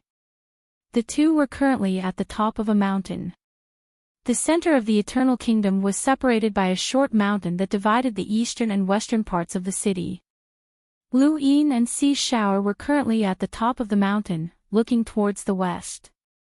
The eastern and western parts of the city had similar architectural styles, but compared to the liveliness and prosperity of the eastern part of the city, the western part was deathly still. There were also many figures on the streets, but these figures were exactly the same as the ones in the Neoverse Eternal Kingdom. They were walking corpses without any signs of life, as if they were just walking for the sake of walking. There was no noise in the entire city, and there were only occasional sounds, which were hair-raising chewing sounds. Lu Yin had heard these sounds before in the Neoverse Eternal Kingdom. Has anyone entered the western part of the city? Lu Yin asked. Sea Shower replied, I don't know, but City Lord Yang should have. After all, he's the City Lord of the eastern part of the city. Lu Yin led Sea Shower down the mountain and stepped onto the ground of the western part of the city. They were greeted by a corpse king. The corpse king stared at Lu Yin and Sea Shower, its scarlet vertical eyes sending chills down their spines. Sea Shower's face paled, and she gulped. After a while, the corpse king left without saying a word. How were the two of them? Lu Yin led Sea Shower into the western part of the city. With the Eternal's current plan, their safety was guaranteed. Lu Yin had entered the western part of the city out of curiosity, but also because he wanted to attract the attention of certain people. The people of the eastern part of the city did not dare to enter the western part of the city, but he had. This was enough to attract the attention of certain people, regardless of whether they were from the western or eastern part of the city. With his image, no one would be able to recognize him, and he did not need to hide any of his strength. He was Li Yanzi, an expert from the Skyfire Dojo who had failed to vie for the position of Tao Master. He had been in seclusion for countless years and had eventually become an emissary. Si Shaoer followed closely behind Lu Yin as they walked through the western part of the city. The buildings on both sides made her think that this was the eastern part of the city. They were almost identical, and she even saw the Water God Dojo's buildings. The Corpse King passed by, sending chills down their spines. Chewing sounds came from its mouth as if it was swallowing something. Si Shaoer felt like a Corpse King was staring at them. Lu Yin was much more casual. Don't worry. The Eternals spent so much effort to build the eastern and western parts of the city, and they also clearly stated that the Corpse Kings are not allowed to leave. They want to create a scene where the Corpse Kings coexist with humans. They won't let anything happen to us. Didn't you want to understand the Corpse Kings? Lu Yin suddenly raised a hand and grabbed a Corpse King that was passing by. Si Shaoer was shocked, as she had not expected Lu Yin to be so bold. The Corpse King was stunned as well, and its scarlet vertical eyes stared at Si Shaoer. It growled softly and struggled to break free, but it could not do so no matter how hard it tried. On the streets, many Corpse Kings were watching this scene. Si Shaoer's face paled. "Senior, let him go." Lu Yin tossed the Corpse King away. The Corpse King turned around and roared. It wanted to attack, but in the end, it held back. Lu Yin's gaze swept the surroundings, and he suddenly looked into the distance. There, a pair of scarlet vertical eyes gave him immense pressure. This was definitely an expert that he could not deal with. Lu Yin narrowed his eyes and stared at the scarlet eyes for a moment before turning around. "Let's go back to the eastern part of the city." Si Shaoer was confused. "Back? Do you still want to stay and chat with them?" Lu Yin asked. Si Shaoer hurriedly followed. Lu Yin had only come to the western part of the city to make his presence known.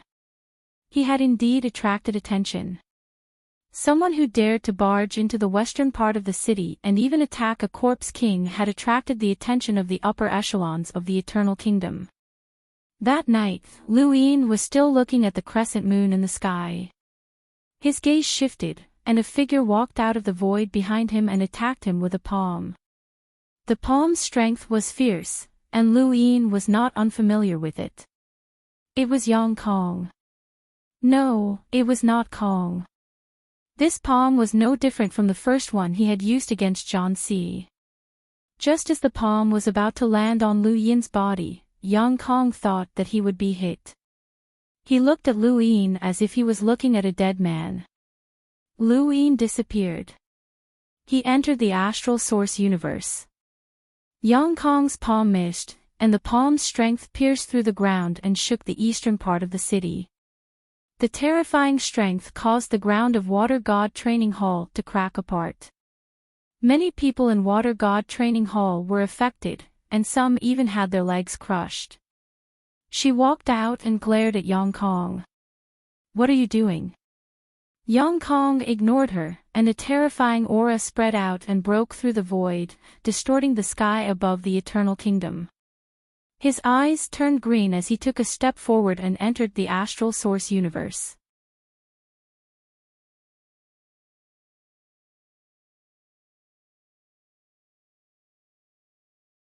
Welcome aboard. Stay tuned and subscribe to Han Li's Wuxia Adventures for more thrilling content. Chapter 1817. Dao Lord C's expression changed. He was attacking that person. In the invisible void, flames burned and swept across the sky, illuminating the darkness of the Eternal Kingdom. A blazing sun rose into the sky, scorching the earth. Yang Kong left the astral source universe, and Lu Yin did the same. Compared to Yang Kong, Lu Yin's aura was much more chaotic. The scorching sun of Eternal Kingdom was shattered by an invisible force.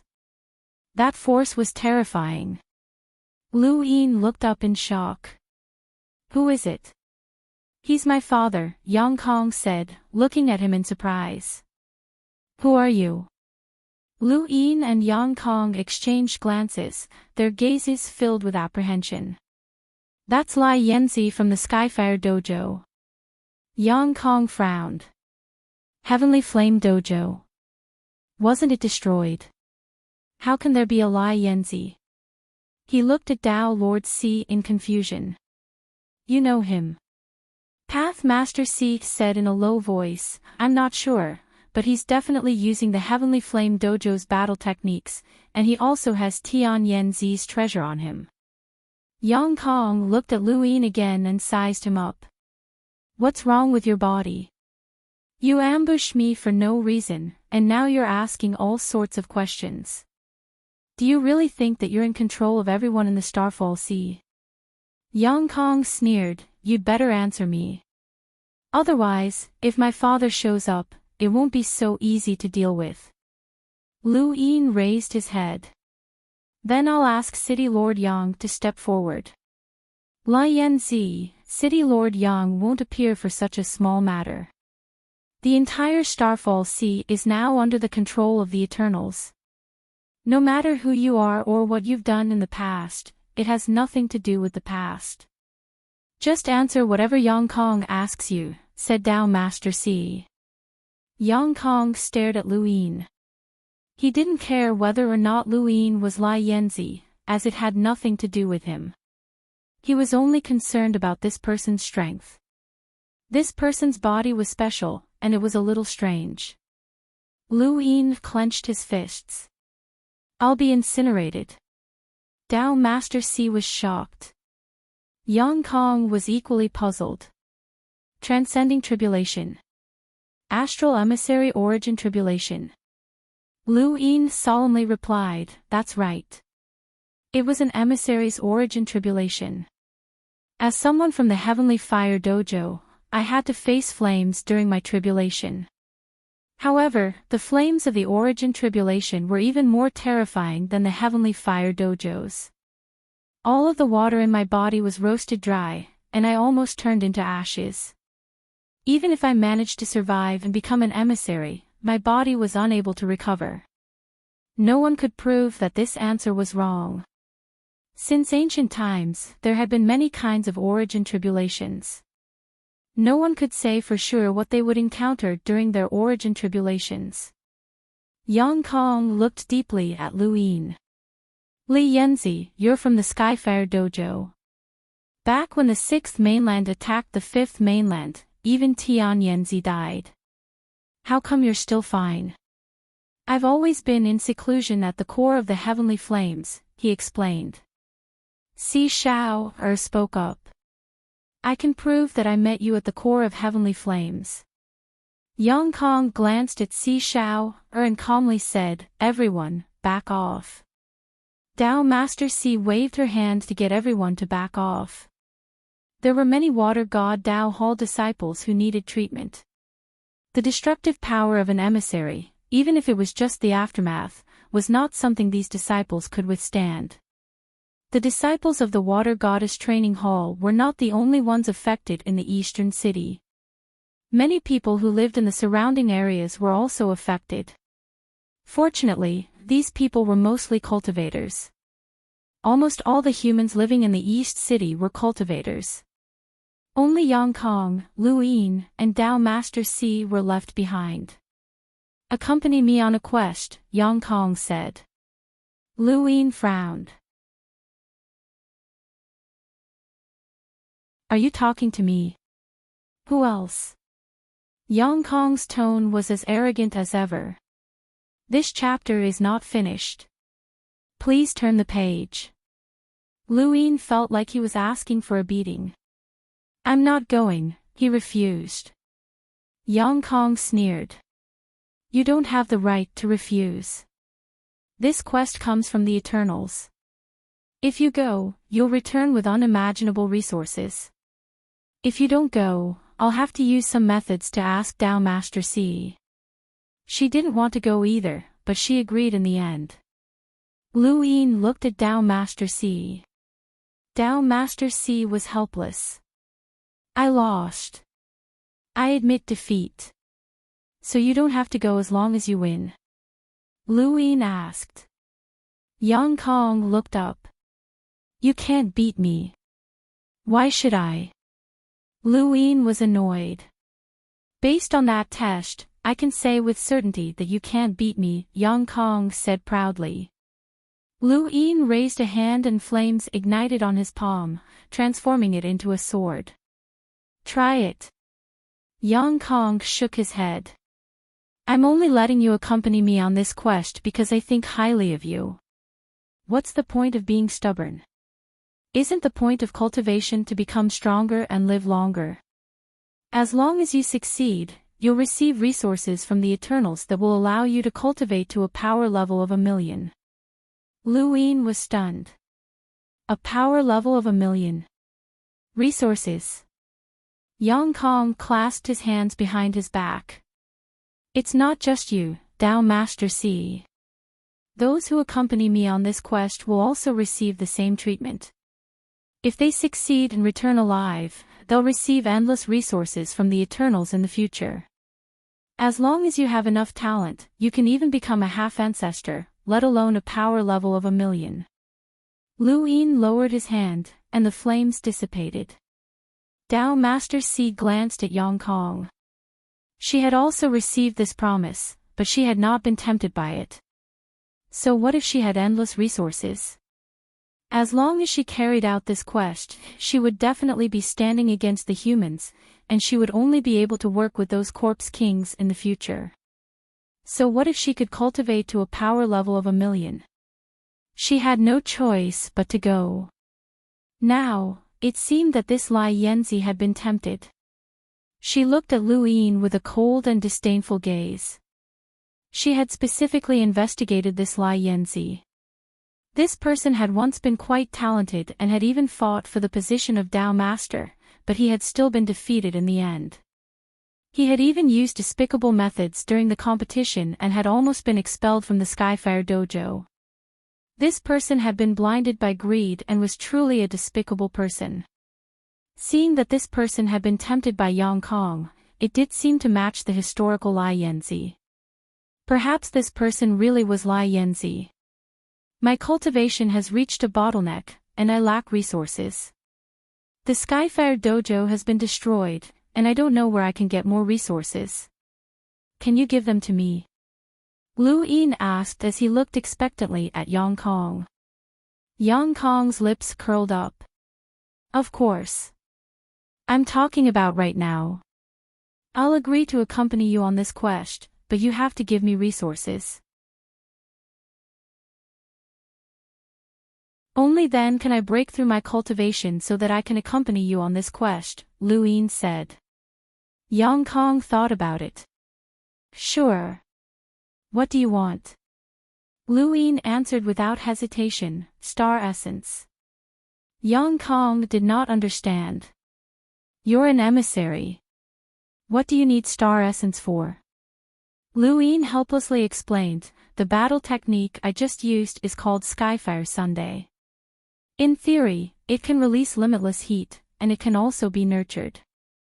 However, it consumes too much astral source, and if I'm not careful, it might cause a backlash from the astral source universe. It's better to use star essence to nurture it. The more star essence I have, the stronger the Skyfire sun will be. As long as I have enough star essence, I can nurture it to the point where it can threaten a powerhouse with a power level of 700,000. Yang Kong was shocked. It can threaten a powerhouse with a power level of 700,000. Lu Yin was certain. That's right. It should be helpful to you. Yang, this chapter is not finished. Please turn the page. Yang Kong thought about it for a moment. All right. How many star essence do you need? How many do you have? There's still a few days before the mission starts. About 5 days. How many star essence can you use to nurture that battle technique in 5 days? How many do you have? Yang Kong raised a brow. Can you use as many as I have? Lu Yin clenched his fists. Definitely. I'm confident. Yang Kong nodded. All right, wait for me. He then vanished. Lu Yin's breathing quickened. Money, money. Finally, money. He had a premonition that there would be a lot of money coming this time. Yang Kong could not be blamed for being tricked, as there were battle techniques that could be nurtured. For example, the Hui family's golden meteor could be nurtured indefinitely. The Sixth Mainland also had battle techniques that could be nurtured, and Lu Yin had just used one. That battle technique was not Skyfire Sun, but rather Blazing Sun, which originated from the Blaze Realm. After defeating the Blaze Realm, Lu Yin had seen their battle techniques, and he knew all of them, including Blazing Sun, Karmic Flame Sword, and Poison Fire Palm. Since he was pretending to be someone from the Skyfire Dojo, using the Blaze Realm's battle techniques was naturally the most appropriate choice. Blazing Sun could theoretically be used with unlimited heat, so it was normal for Yang Kong to be tricked. Path Master C looked at Lu Yin. The Skyfire Dojo does not have a battle technique like Skyfire Sunday, I created it myself, Lu Yin replied. Path Master C's tone was gloomy. No matter what your goal is, don't think that you can take advantage of us. Since you agreed to this mission, you'll be poisoned. This poison comes from the everlasting tribe, and only they can cure it. She then turned and left. No one was a fool, and Yang Kong was no fool. It was impossible for him to give Lu Yin resources without controlling him. The poison was a form of control. Lu Yin had no other choice, as this was the only way to leave the burial garden. Otherwise, he would not have the ability to force his way into the Western District and enter the burial garden. He had gone to the Western District during the day for this exact reason. He wanted to see the Western District and attract attention, but he also wanted to see if he could enter the burial garden without attracting attention. However, that pair of scarlet eyes had made him give up on that idea.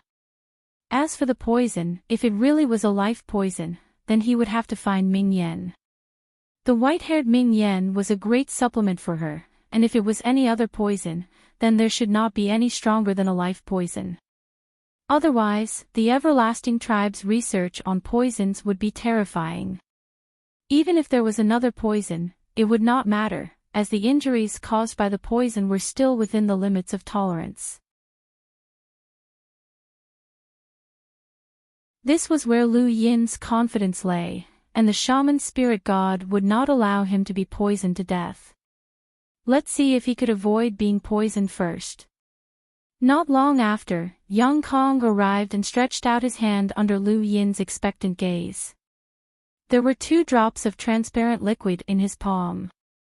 One was clearly a life poison, and Lu Yin recognized it because he had come into contact with it many times.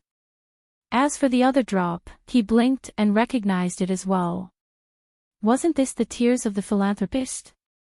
Back when he had been on the 9th floor of the Divine Gu Dynasty Z Pavilion, he had purchased a drop of poison that was said to be able to kill powerful emissaries. It was called the tears of the philanthropist, and it was also transparent and colorless. However, its insides resembled the flow of a galaxy, making it very easy to recognize. Although it was an extreme poison, it was not as colorless and tasteless as the Initya Hellguards. Lu Yin had not expected Yang Kong to take out the tears of the philanthropist. Open your hand, Yang Kong said. Lu Yin subconsciously opened his hand. The 2 drops of liquid were wrapped up by a gentle force and entered his palm. This is a poison developed by the everlasting tribe. Once it erupts, even emissaries will die without a doubt. Since you're on a mission, you have to be controlled, especially since you've been given so many resources in advance, Yang Kong said. But don't worry, as long as you don't betray us, this poison will not erupt. End of chapter.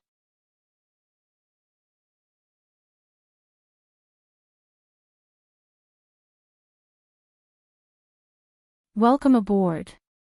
Stay tuned and subscribe to Han Li's Wuxia Adventures for more thrilling content. Chapter 1818. Lu Yin looked at his palm and saw that the 2 drops of liquid had already entered his body. Don't think that others can cure you. This poison came from the everlasting race, and even the Hall of Honor can't cure you, Yang Kong reminded him. Lu Yin looked at Path Lord C. Path Lord C nodded. What about my resources? Lu Yin asked. Yang Kong looked at Lu Yin with a much more relaxed expression after being poisoned, as if he was looking at one of his own. He had been too confident in this poison, but the more confident he was, the less confident Lu Yin felt. That wasn't just the poison of life, but also the tears of Samaritan. Who knew what would happen when the 2 poisons were combined? But no matter how strong the poison was, it couldn't possibly be stronger than a progenitor's battle technique. The desolate ancestor was a progenitor who had grasped the secrets of eternal life. Things could be reversed when pushed to the extreme, and even a half-ancestor's injuries could be healed. Poison shouldn't be a problem for him. Follow me, Yang Kong said as he headed off in a certain direction. Lu Yin hurriedly followed. Actually, Lu Yin didn't know much about how the everlasting race cultivated or how they used their resources. Even though he had a premonition that he would be able to make a small fortune, he had never expected it to be so ruthless. Lu Yin was stunned as he looked at the endless sea of star essence. This is.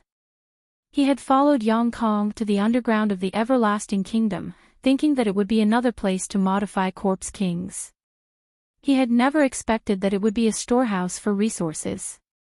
The endless sea of star essence reminded Lu Yin of Planet Junior Progenitor in the cosmic tree realm.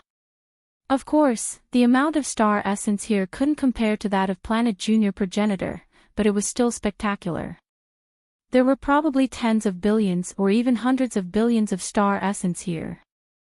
Lu Yin stared blankly, as if he had never seen the world before.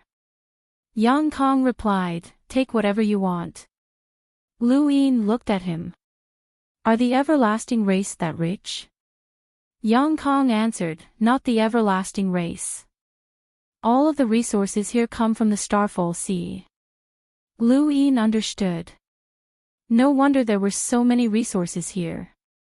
If all of the resources in the Starfall Sea were combined, it would definitely be an enormous sum, just like the resources in the Interverse. "Can I take whatever I want?" Lu Yin asked. Yang Kong disdainfully replied, "Whatever." He then turned to leave. "I'll wait for you in the western part of the city." Lu Yin was left alone. He couldn't believe that he could take whatever he wanted. Was there someone monitoring him? It shouldn't be possible. Lu Yin could understand Yang Kong's thoughts. Yang Kong believed that as an emissary, there was no need for him to take too many star essences aside from battle techniques. It was meaningless. Furthermore, how many resources could he store in his cosmic ring? Lu Yin licked his lips, and his eyes lit up. Since that was the case, then he wouldn't be polite. He thought about it and dove into the bottom of the star essence. If he wanted to take it, then he would start from the bottom to prevent anyone from noticing. Ever since he'd started cultivating, he'd never felt so full before. Everyone hoped that others would tell them to take whatever they wanted, but this was the first time Lu Yin had experienced it after cultivating for so long, and he had to admit that it felt great. It was very difficult for him to maintain a decent level of resources, at least for him. He painfully took out another batch of star essence from his cosmic ring, and only then did he manage to cover up the fact that there was nothing left. There weren't as many star essence here as Lu Yin had imagined, but because they were spread out so widely, it gave him the illusion that there was no end in sight. He had taken more than 30 billion cubic meters. It was more than 30 billion, not 300 million. This number made his heart tremble. He'd never stored so much money in his cosmic ring before. Ever since he'd started cultivating, it had been a question whether or not he'd accumulated enough resources, but now, he was full. There were more than 30 billion star essence, and Liu Yin was already calculating how he was going to spend it. However, in the vast starfall sea, there were only so many star essence, which was still too little. There had to be some that weren't here. Liu Yin took a deep breath and turned to leave. He hurriedly left to avoid attracting attention. When he saw Yang Kong again, Liu Yin found him pleasing to the eye. This guy was basically a god of wealth. Yang Kong was puzzled by Liu Yin's expression. Have you taken enough? Liu Yin nodded. Not bad. Take more. As long as you perform well during the mission, you can use the resources there as you wish. Liu Yin clenched his fists. Deal. He didn't need it since there weren't that many resources there. When he arrived at the western part of the city, Liu Yin didn't wander around. Instead, Yang Kong brought him to a corner where he saw the burial garden's gate. He almost couldn't resist the urge to charge in. This is the Death Gate, which is also known as the Burial Garden's Gate in the human domain. Once you enter, you'll reach the Burial Garden. You should have heard of the Burial Garden before, Yang Kong calmly explained. Liu Yin grew serious. One of the three dark hands? The Burial Garden has already opened, and there are many opportunities and inheritances within. Our mission is to hunt down and kill those who have obtained these inheritances and steal them. If we can't, we'll destroy them, especially those with ancient bloodlines. Liu Yin was astonished. Ancient bloodlines. Yang Kong explained how he had been hunted down by the mummies. There are ancient bloodlines in the Starfall Sea as well, but they've all been cleaned up. The continuation of these ancient bloodlines can open up inheritances that are detrimental to the Eternals, so you have to kill them. Every time you kill an ancient bloodline, you'll be rewarded. When the Eternals rule the fifth mainland, you'll be able to rise to the top with these contributions. Path Master C had never mentioned what her mission was, and Si Xiao hadn't been able to find out. Only now did Liu Yin find out that it was to hunt down ancient bloodlines. The Eternals' Corpse Kings couldn't enter the burial garden, as it was a forbidden area that would result in certain death. Only humans could hunt down ancient bloodlines, and they were the Eternals' minions. Rule the fifth mainland. I heard that the three progenitors are guarding the fifth mainland. How can we get in? Liu Yin suddenly asked. Yang Kong answered, it has nothing to do with you. The Eternals will definitely rule the fifth mainland in the future, so your job is to complete your mission and kill as many ancient bloodlines as you can. Also, he then raised his head. If you meet a youth called Liu Yin in the burial garden, keep an eye on him. Liu Yin? Who's that? Liu Yin feigned confusion. Yang Kong coldly replied, it has nothing to do with you. Just keep an eye on him, but be careful not to be discovered. He's no weaker than any of you. Liu Yin was shocked. An emissary? No, but he's more terrifying than an ordinary emissary. Yang Kong was solemn, and his eyes flashed with excitement. Liu Yin was serious. All right, I'll keep an eye on him. Yang Kong snorted.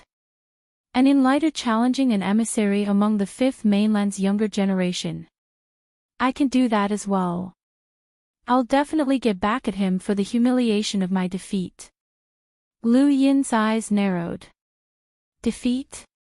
This guy was definitely not Kong.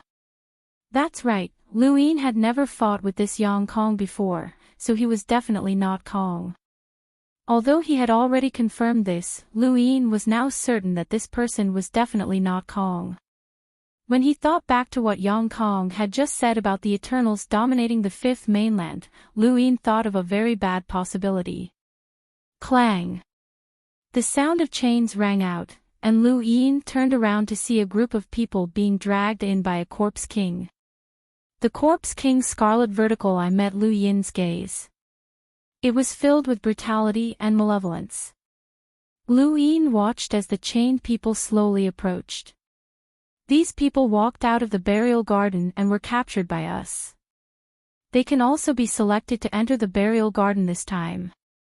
Keep those who are useful, Yang Kong said coldly. Soon, those people were brought to the front.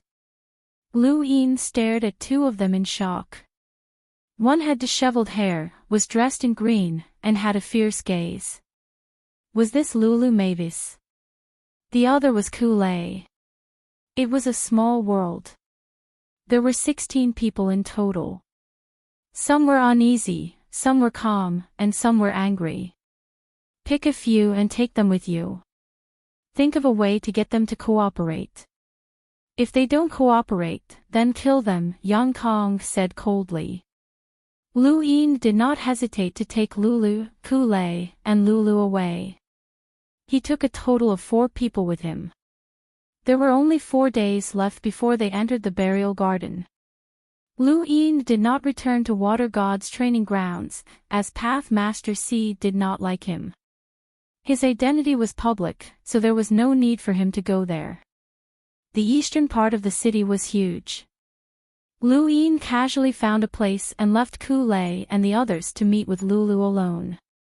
I won't help you, human traitor, Lulu said with disdain. Her gaze was fierce, and she gritted her teeth. Lu Yin grinned. You're really unlucky to have come to the Starfall Sea. Lulu snorted, but she had no interest in talking. They probably don't know that you're from the Mavis family, Lu Yin said. Lulu's expression changed, and she stared at him. What did you say? I said, you're from the Mavis family, Lu Yin said slowly. Lulu was in disbelief. How? How did you know? When the sixth mainland had invaded, they had announced multiple times that they would capture Mavis family members alive. The Mavis family was very special in both the fifth and sixth mainlands. If Yang Kong knew that Lulu was from the Mavis family, he would not have given her to Lu Yin so easily. Lu Yin walked over to Lulu. There was no water on his body, and he looked like a desiccated corpse. He looked sinister and disgusting.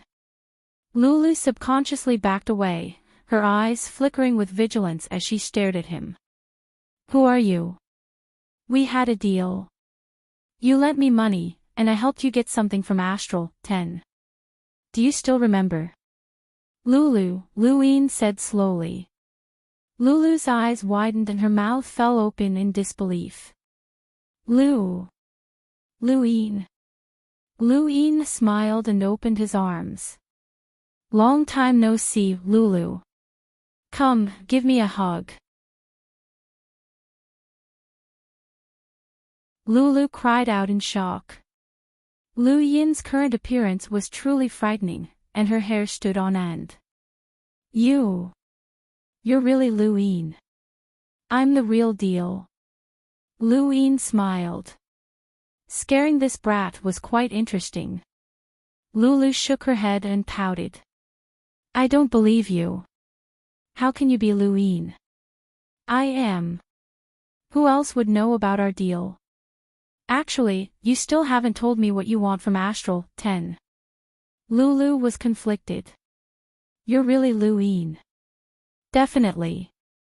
Then tell me, have you returned the money you lent me? Yes. No, you haven't. Lulu shouted. Lu Yin rolled his eyes. You're still a core member of the Mavis family. It's not good to go back on my word. I already said that I'll let you roam freely in the Great U Empire and search for the Undying Manual. That's why you went to Earth. Are you going back on your word?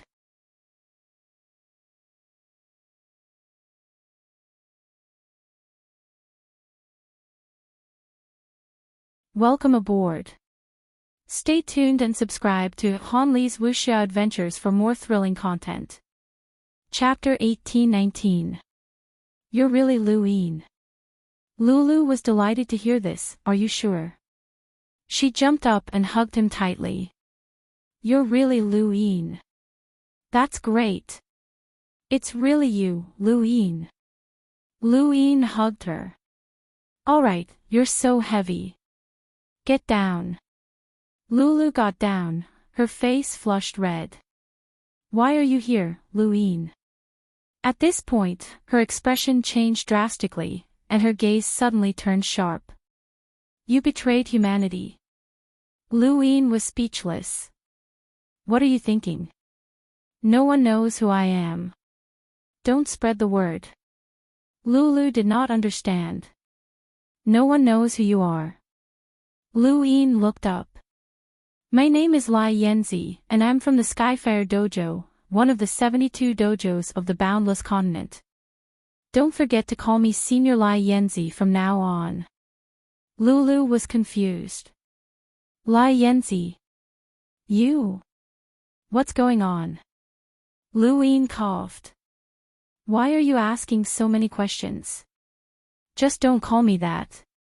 If my identity is exposed, neither of us will be able to escape. Lulu suddenly understood, and she pointed at Lu Yin. You're also one of the unlucky bastards who walked through the burial garden's gate. Lu Yin rolled his eyes. I did it on purpose. It's risky and exciting, got it? You're just an unlucky bastard like us, but you weren't caught, Lulu said firmly. Lu Yin pursed his lips. Alright, cut the crap and keep it a secret. Don't implicate me. Lulu nodded diligently. We'll return through the burial garden's gate in 4 days. Just pretend to lead the way, Lu Yin said. He did not ask her what she had experienced in the burial garden. Lulu pouted. Do you think that guy is stupid? He'll definitely control us. I know, it's poison. I've already been poisoned. Lulu's expression changed. Then you're finished. No one can cure the everlasting poison. You're finished, Lu Yin. Lu Yin knocked her on the head. Who says I'm finished? I have a way to cure it. It might not be reliable, but there's hope. What about you? What do you plan to do? Do you want to risk being poisoned with me or wait to be slaughtered? You might expose your identity as a Mavis, but that guy might not kill you. Lulu did not hesitate. I want to be poisoned too. Aren't you afraid of being poisoned? Didn't you say you have a way? Not necessarily. There's nothing we can do about it. It's better than dying now. It's always better to fight. To Lulu, Lu Yin's appearance was like a ray of hope, just like how all of the students from Astral 10 had gone on adventures in the Chaos Flow Zone and the Starfall Sea. Even if they were about to be poisoned or even die, Lulu would still be happy. Ku-Lei's feelings at this moment were completely opposite to Lulu's. You recognized me. This was the first thing Lu Yin said to Ku-Lei when they met alone. Ku-Lei's eyes flashed. Who are you? I don't know him. Lu Yin solemnly replied, the moment you saw me outside Burial Garden, your gaze changed. You can't hide it from me, and you can continue to hide it. But aside from me, no one else can take you out of this place. Your only fate is death or betraying humanity. However, the second option no longer exists, and you no longer have the chance to betray humanity. I will kill you right here and now. Ku-Lei narrowed his eyes. A cold light flashed in the depths of his eyes, but he didn't say anything. Lu Yin met his gaze. You still don't want to admit it. Looks like you're determined to die. Fine, I'll fulfill your wish. He then raised his hand and struck out with a palm. Just as his palm was about to strike Ku-Lei, Ku-Lei shouted, Lu Yin. Lu Yin stopped, and the wind from his palm blew away Ku-Lei's hair, forcing him to take a few steps back. You really did recognize me. Ku Lei's eyes flashed. He knew that Lu Yin was testing him, but based on his understanding of Lu Yin, this person really could kill him. This person was both a cultivator and a ruler. He only had one life, and Ku Lei couldn't afford to gamble. How did you recognize me? Lu Yin asked. He was truly curious. Even the emissaries couldn't see his true face, and even Lulu, a former classmate of his, couldn't recognize him. However, Ku Lei had recognized him, even though they hadn't met often. Ku Lei's voice was low as he replied, "You've cultivated a battle technique from your ancestor. If I'm not wrong, it should be the legendary, when things reach an extreme, they will move in the opposite direction." Lu Yin's eyes widened as he recalled that the Ku family was a descendant of ancestor Ku. You can recognize, when things reach an extreme, they will move in the opposite direction. Does the Ku family have this battle technique as well? Lu Yin was surprised. Ku Lei shook his head and looked at Lu Yin enviously. My Ku family doesn't have it, or else we wouldn't have fallen to the point where we don't even have the authority to deal with a single child. He was referring to Ku Wei. Back when the Ku family had wanted to punish Ku Wei, Lu Yin had used his status as a lockbreaker to forcefully bring Ku Wei out. According to you, if the Ku family cultivates when things reach an extreme, they won't even give face to the lockbreaker society. Lu Yin mocked. Ku Lei replied, although you've cultivated when things reach an extreme, they will move in the opposite direction, but you shouldn't understand this battle technique. Lu Yin, let's make a deal. If you hand, when things reach an extreme, my Ku family will give you all of our resources. Whatever you want, as long as we have it, we'll give it to you.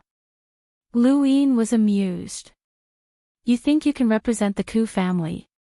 Ku Wei replied seriously, yes, as long as you return this battle technique to us.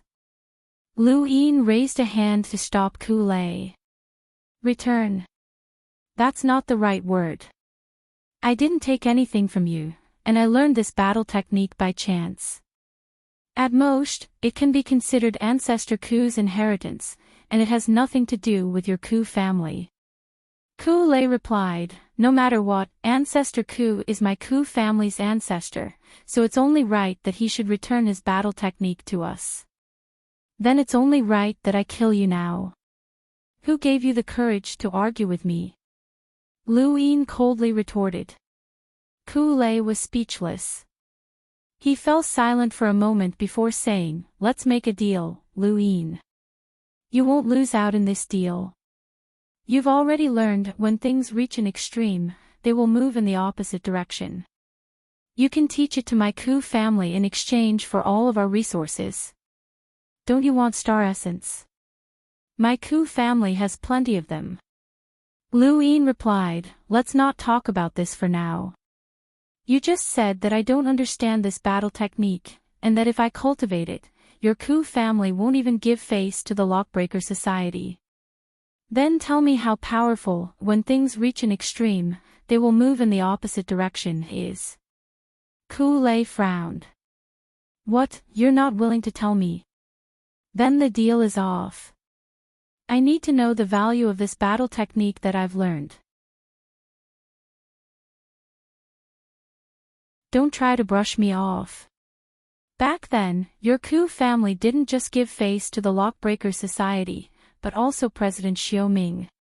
Xiao Ming is an Origin Array Heavenly Master, and his status is comparable to a half-ancestor's. When things reach an extreme, they will move in the opposite direction, but your Ku family doesn't even need to give face to a half-ancestor. The Xia family once produced ancestor Qin, Lu Yin said slowly, his tone filled with disdain. Ku Lei had a strong ego, and he sneered when he heard Lu Yin's words. So what if he's ancestor Qin? Ancestor Ku and the Xia family's ancestor Qin are both members of the 9 mountains and 8 seas, and their statuses are equal. Ancestor Chen's 9 clones are invincible, but Ancestor Ku isn't any weaker. The force of time. This was the first time Luin had heard of such a thing. He remembered that back in the astral tree realm, someone had once said that the more powerful a progenitor was, the more they would be blocked in the outer regions. Ancestor Ku's spirit void temple was close to the top realm, so it shouldn't be very powerful.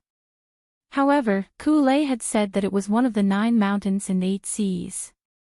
Luin had once thought that the 9 mountains and 8 seas were just a cover left behind by Ancestor Hui to trick the Eternals and the 6th mainland. However, when he had been in the Daosor sect's ruins, he had indeed entered the 9 mountains and 8 seas, and he had even heard of their inheritance. Was Ancestor Ku one of their inheritors? If that was the case, then Ancestor Ku was not weak. What's the force of time? Luin asked. Ku Lei hesitated for a moment, but he still answered, I'm not sure about the specifics, but there's one thing that my Ku family is certain of. During the Daosor sect's era, Ancestor Ku's status was not any lower than Ancestor Chen's. If Ancestor Ku's inheritance had been preserved, then the head of the 7 courts might not have been the Xiao family. Honestly, Luin did not believe this, as Ancestor Qin had beaten the 6th mainland to the point that they dared not record him. His invincibility was not something that anyone could compare to. However, if Ancestor Ku really had the force of time, then it would be hard to say. Ancestor Ku, Ancestor Qin, the symbol ancestor, and so on. There were so many absolute powerhouses, yet the 5th mainland had actually been defeated by the 6th mainland. Brother Lu, my Ku family sincerely wishes to make this deal with you, Ku Lei said as he looked at Luin with an expectant gaze. Luin did not agree, but he did not refuse either. The Wen family had been left hanging by a thread, and now, he wanted to leave the Ku family hanging. If he wanted to leave the Ku family hanging, then he had to let them know that Ku Lei could not die, and that he had to return. Put aside the battle techniques for now. If you can't even return, then there's no point in having battle techniques, Luin said. Only then did Ku Lei remember that this was the Starfall Sea, and his life was still in the hands of the Eternals. He no longer had the time to think about how things could develop in the opposite direction when they reached an extreme. There were only 2 outcomes for those who had entered through the Burial Gardens gate: they could either cooperate or die. In the end, Ku Lei could only choose to cooperate. However, Luin did not mention anything about the antidote, as Ku Lei knew that he would definitely die. He only wanted to spread the news that things could develop in the opposite direction when they reached an extreme.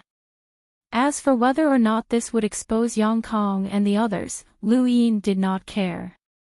Yang Kong and the others' lives had nothing to do with him. He did not expect to rely on Yang Kong to obtain the antidote. The other 2 had also chosen to cooperate with him because they were afraid of dying. There were only 2 more days before they would enter the burial garden. The day before they entered the burial garden's gate, Luin received a notification from Yang Kong that everyone who had left through the burial garden's gate would be dealt with. Luin was stunned. Dealt with? What do you mean? Yang Kong replied, we don't need these people. But they were willing to be controlled by the poison.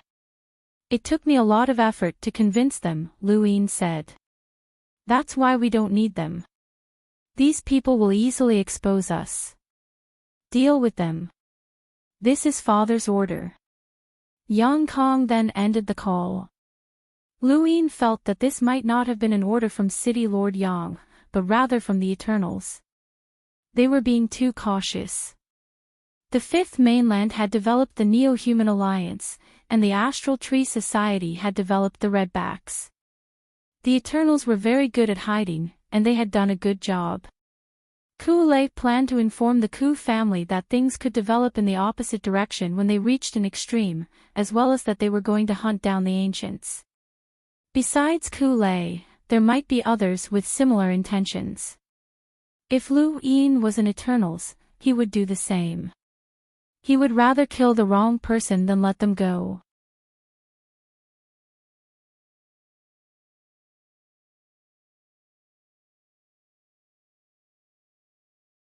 Welcome aboard.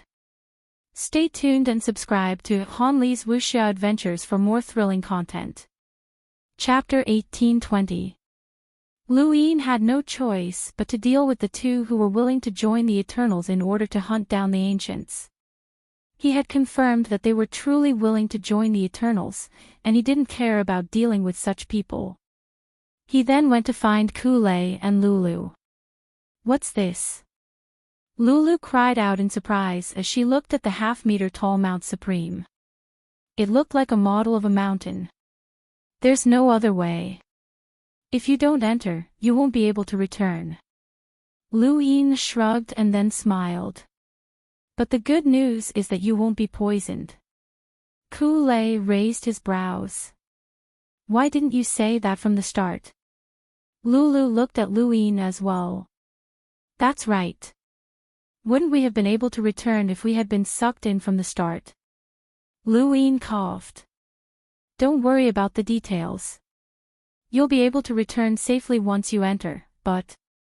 He paused, and under the two's puzzled gazes, he continued, activating Mount Supreme requires a huge amount of resources. You know that. Kulei didn't understand. Lulu snorted. How much do you need? Lu Yin looked at her fervently. A lot. How much is a lot? How much do you have? Lulu went on guard. What do you mean?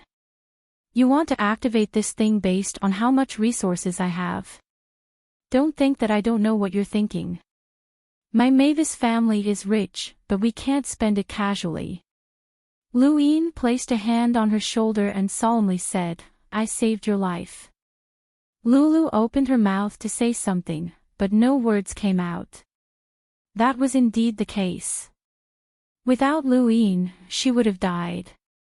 When she thought of this, she felt a little dejected. I have 20 million star essence here. Lu Yin's mouth twitched. He had thought that she had a lot of money, but she had wasted so much energy talking. Give it all to me. Let me tell you, it's not enough. Lulu was unhappy. Then how much do you need? Lu Yin snorted. This thing's internal defenses and power depend on how much star essence it uses. 20 million. That's not even enough to activate it. He then looked at Kulei. Kulei was embarrassed. I only have 10 million. Lu Yin was speechless. Even with the two of you combined, it's still so little. 30 million star essence was not a small sum to anyone, especially Lulu and Kulei, who were only enlighters. It was already quite good that they had so much money, and that was only because they had come from wealthy families. However, to the current Lu Yin, this amount of star essence was far too little. It wasn't even enough for a fraction of what he had. He exaggeratedly claimed that he had more than 30 billion star essence. However, he didn't tell the two of them because he didn't want to scare them. He was in a hurry to leave. Right, let me remind you that there are other people in Mount Supreme as well. Get along well with each other and don't cause any conflicts. Otherwise, you'll be the ones to suffer, Lu Yin said and threw Lulu and Kulei into Mount Supreme. There were a total of 5 people in Mount Supreme. Long Shi, Wen First Scholar, Prince Gui Qian, Yun Tingting, and Lu Hao. To put it bluntly, these people were all stronger than Lulu and Kulei. Mount Supreme didn't look big, but once you entered, you would know how big it was. They all knew that this was the mountain from the Sovereign Tournament. Lu Yin threw Lulu not too far away from Yun Tingting. Yun Tingting had a peaceful personality and wouldn't do anything to Lulu. Kulei was also thrown not too far away from Prince Gui Qian. Kulei looked around at the gloomy surroundings and felt a little cold. Who are you? A low and furtive voice sounded out. It was Prince Gui Qian. Kulei frowned and looked around, but couldn't find anyone. He snorted and opened his hand, causing lightning to sweep out in all directions. Who are you? Show yourself. The lightning was powerful and exploded in all directions, but it was immediately extinguished by the aura of death. Ku-lei was shocked. Aura of death. Someone from the Spectre clan. Prince Gui-Qian opened his golden eyes and appeared in front of Ku-lei. His eyes met Ku-lei's, and Ku-lei's mind buzzed as an uncontrollable fear descended upon him. Ku-lei was very strong, and as the successor of the 7 Quartz Ku family, he was about the same level as the 10 arbiters. Even though he had lost to many people, he was facing Prince Gui-Qian, who had broken through to the lower realm and was an expert whose realm surpassed Ku-lei's. Prince Gui-Qian was about as strong as Long Shi and Nong Sanyang, and he was even stronger than the 10 arbiters, let alone Ku-lei.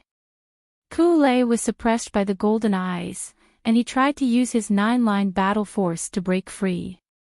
However, he was suppressed by the aura of death and could not retaliate. Who are you? Prince Gui-Qian asked. Although he had suppressed Ku-lei, he had not been too ruthless.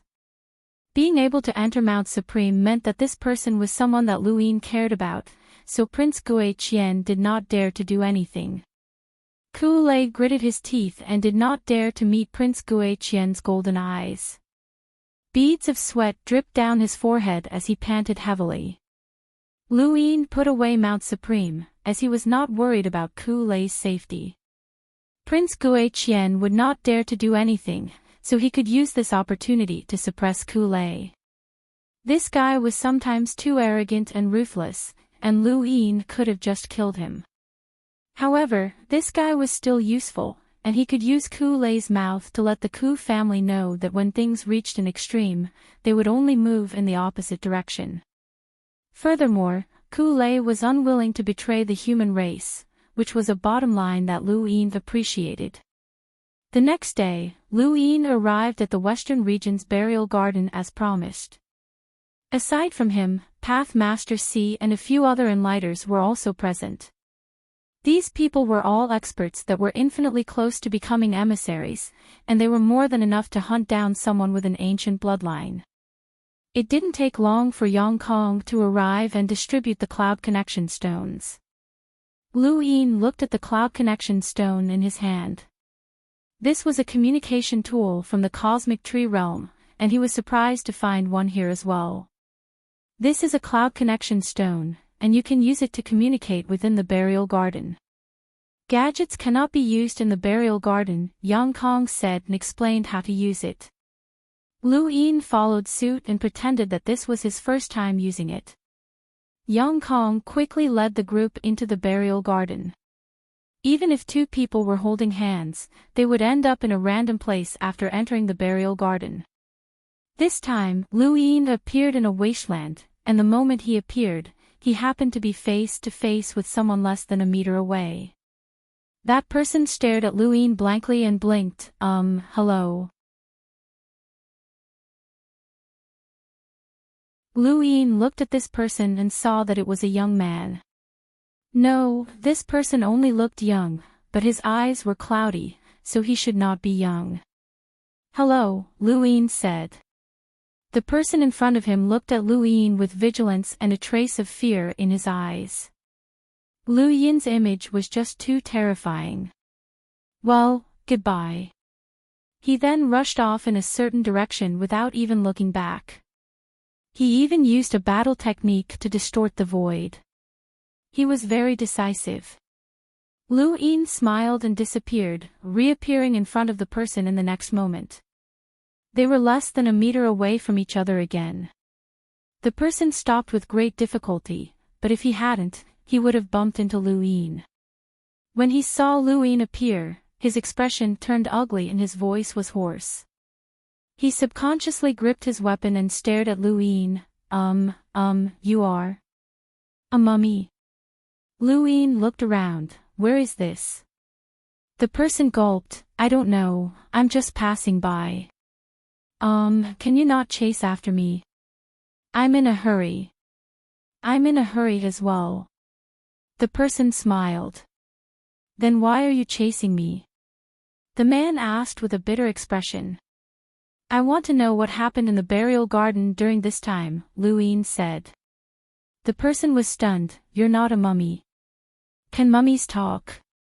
Luin asked. Yes.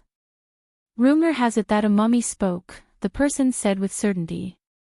Luin was surprised. There are mummies that can talk. Yes, someone said so, the person replied. Luin pressed the person down. Come, tell me what happened in the burial garden during this time. The person looked at Luin with a horrifying gaze, but he did not dare to resist. The competition of speed from before was a good example, and he was definitely not a match for this monster. He helplessly replied, I don't know much. Tell me everything you know, Luin said. Half a day later, the person left at lightning speed. Luin fell into deep thought. While he had been in the Starfall Sea, the burial garden had become more and more lively, mainly because the influx of ancient bloodlines had brought out many inheritances. Someone had even seen Progenitor Qin, and it seemed that Lu Yin's encounter with Progenitor Qin had not been a hallucination. The influx of ancient bloodlines had opened up many inheritances, which had attracted many experts to the burial garden. As a direct result, the 6th Mainland's Daosaurus sect had been attacked. There was one thing that Luin was concerned about, Obscurely. Legend had it that Obscurely had once obtained an inheritance and used his extraordinary strength to escape from an emissary. This had shocked many people, and this was only the second time that an enlighter had fought an emissary and escaped. The first was naturally Luin, but he had not escaped. Instead, he had defeated an emissary. Luin was curious, what kind of inheritance had Obscurely obtained? He had actually been able to fight against an emissary. Luin had reached his current level because of his extraordinary opportunities, but Obscurely had actually managed to catch up to him. The others must have been unwilling to be left out. The Cloud Connect stone trembled, and Yang Kong's image appeared. Li Yanzi, where are you? Luin replied, I don't know. Where are you guys? Yang Kong replied, go and complete your own missions. Remember, the more you complete, the more benefits you'll receive in the future. The resources you want are endless. He then ended the call. Luin was disdainful. Endless. He did not believe that. Even if he gathered all the star essence in the 5th mainland, he was not confident that he would be able to satisfy the Dai. What he needed to do now was find the burial garden's gate and leave.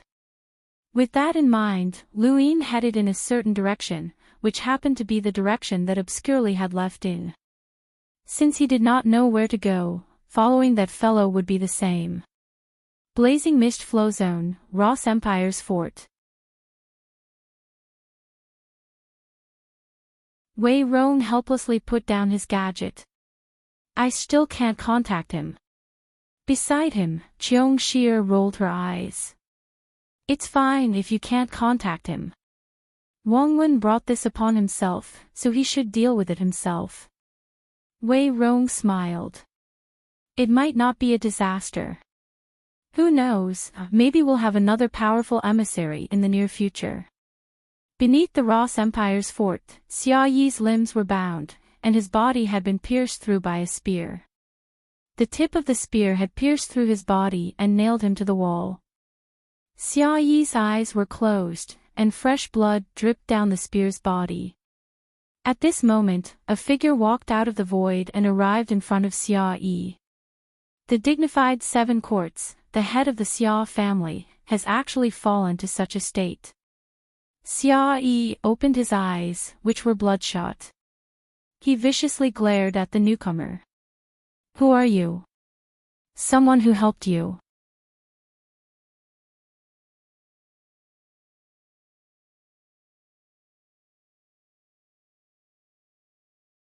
Welcome aboard.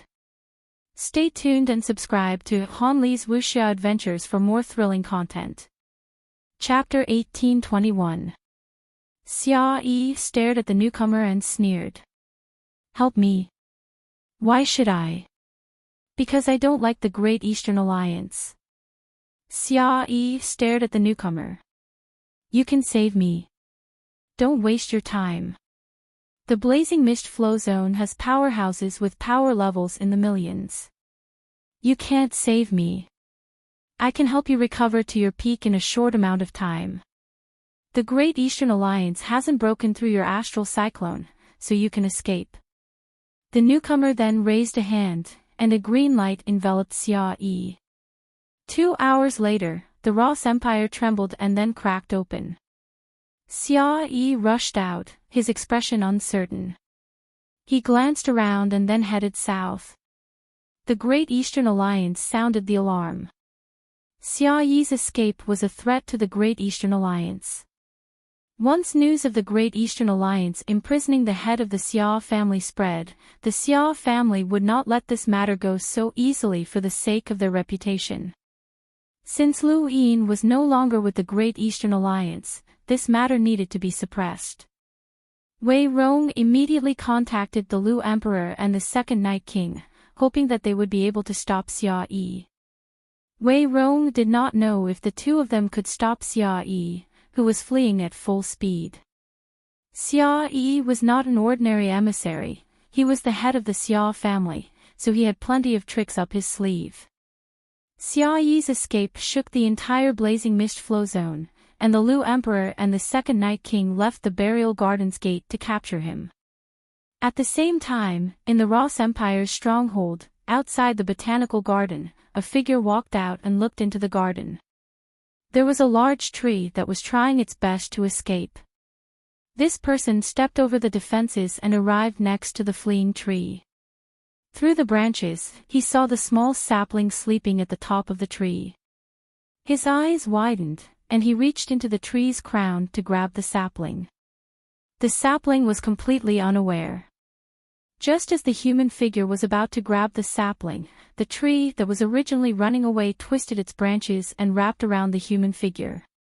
The human figure did not care at first, but the branches suddenly sent the human figure flying and he crashed heavily onto the ground. The ground shattered as a terrifying gale swept out in all directions. The Botanical Garden was in an uproar. Ballerer, who was guarding the Botanical Garden, was swept away by the gale and fell off his bed. He rubbed his head and looked outside. The Botanical Garden was in shambles, and when he saw the tree frantically fleeing, he quickly contacted the army within the stronghold. The crazy tree was very famous in the Ross Empire's stronghold. At this moment, everyone thought that the tree had gone crazy and escaped. No one saw that in the corner of the Botanical Garden, the figure looked in the direction of the tree in disbelief and coughed up blood. Within the graveyard, Lu Yin was still unaware of what was happening in the outside world. He also didn't know that the giant tree had successfully broken out of prison and was frantically fleeing with the sapling. At this moment, he walked through the wasteland and arrived at an abandoned place. As far as the eye could see, there were dilapidated houses. This was a city that had long been abandoned. Lu Yin entered the abandoned city and touched the walls, only to find that they had not turned to dust. There were footprints on the ground. He was not the first person to come here. He slowly walked through the city. For some reason, this feeling felt familiar, but he just couldn't remember where. Slowly, he reached the center of the city. Clang! Not far away, an abandoned spear fell to the ground. Lu Yin glanced at it but didn't pay it any mind. He continued walking forward, but he didn't put his foot down. Instead, he slowly turned his head and looked at the spear once more. The body of the spear was full of bumps and hollows. With a single glance, one could tell that it had existed for a very long time. But, what was strange was that there were no signs of corrosion. Those bumps and hollows were not corrosion. Rather, it was as if the spear had fallen off naturally. This strange phenomenon reminded Lu Yin of when he had first seen the runic rune civilization. There had also been a long sword there that had been bumpy due to the passage of time, but it had not rusted or corroded. That was because the runes had fallen off after such a long period of time. Everything in that place had been created by rune lines, and this spear was very similar. When he thought of this, Lu Yin's eyes turned into runes, and he looked around in shock. There were rune lines, but they were limited to this small city. This was the runic rune civilization ruins. Lu Yin's gaze was fervent. The runic rune civilization was a civilization created by the runic progenitor. He had cultivated the true scripture of Ian Flow, which had brought him many benefits and even saved his life. He wanted to continue cultivating the true scripture of Ian Flow, but he had reached a bottleneck. The only way to break through this bottleneck was to go to the home of the gods. Back then, the Z family of the Amethyst Trading Company had been ordered by the home of the gods to search for the runic rune civilization ruins in the Outerverse. They had found 4, and all of them had been taken to the Neoverse. Only the runic rune civilization ruins could allow him to break through with the true scripture of Ian Flow. Going to the home of the gods had been part of his plan, but Lu Yin had never thought that there would be a runic rune civilization ruins here. In the entire small city, the place with the most rune lines was in the southeast corner. Lu Yin slowly approached it, and it didn't take long for him to see a statue of a man with an ordinary appearance. There was nothing special about it, but the moment he saw it, the runes in Lu Yin's eyes involuntarily jumped, as if they were being drawn by something. There was a large group of people kneeling in front of the statue. They were also statues, and they seemed to be praying. Lu Yin was not unfamiliar with this scene, as he had seen many people praying in the runic rune civilization ruins. Those people had turned into skeletons, but they had still maintained their praying posture. However, the statue that had been there back then had only been half of its body, while the statue in front of him was complete. Lu Yin approached it step by step, afraid that if he used too much force, the statue and the praying people would turn to dust. The closer he got to the statue, the more indistinct it became. It was as if the person depicted in the statue was covered by a veil, and what he saw was not the person's appearance, but runes. Lu Yin's gaze swept across the kneeling and praying statues. Who had carved so many kneeling and praying statues in this place?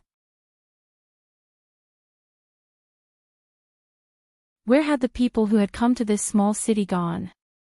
He looked at the bottom of his feet, and there were traces on the ground. Someone had been here before, but the footprints had disappeared.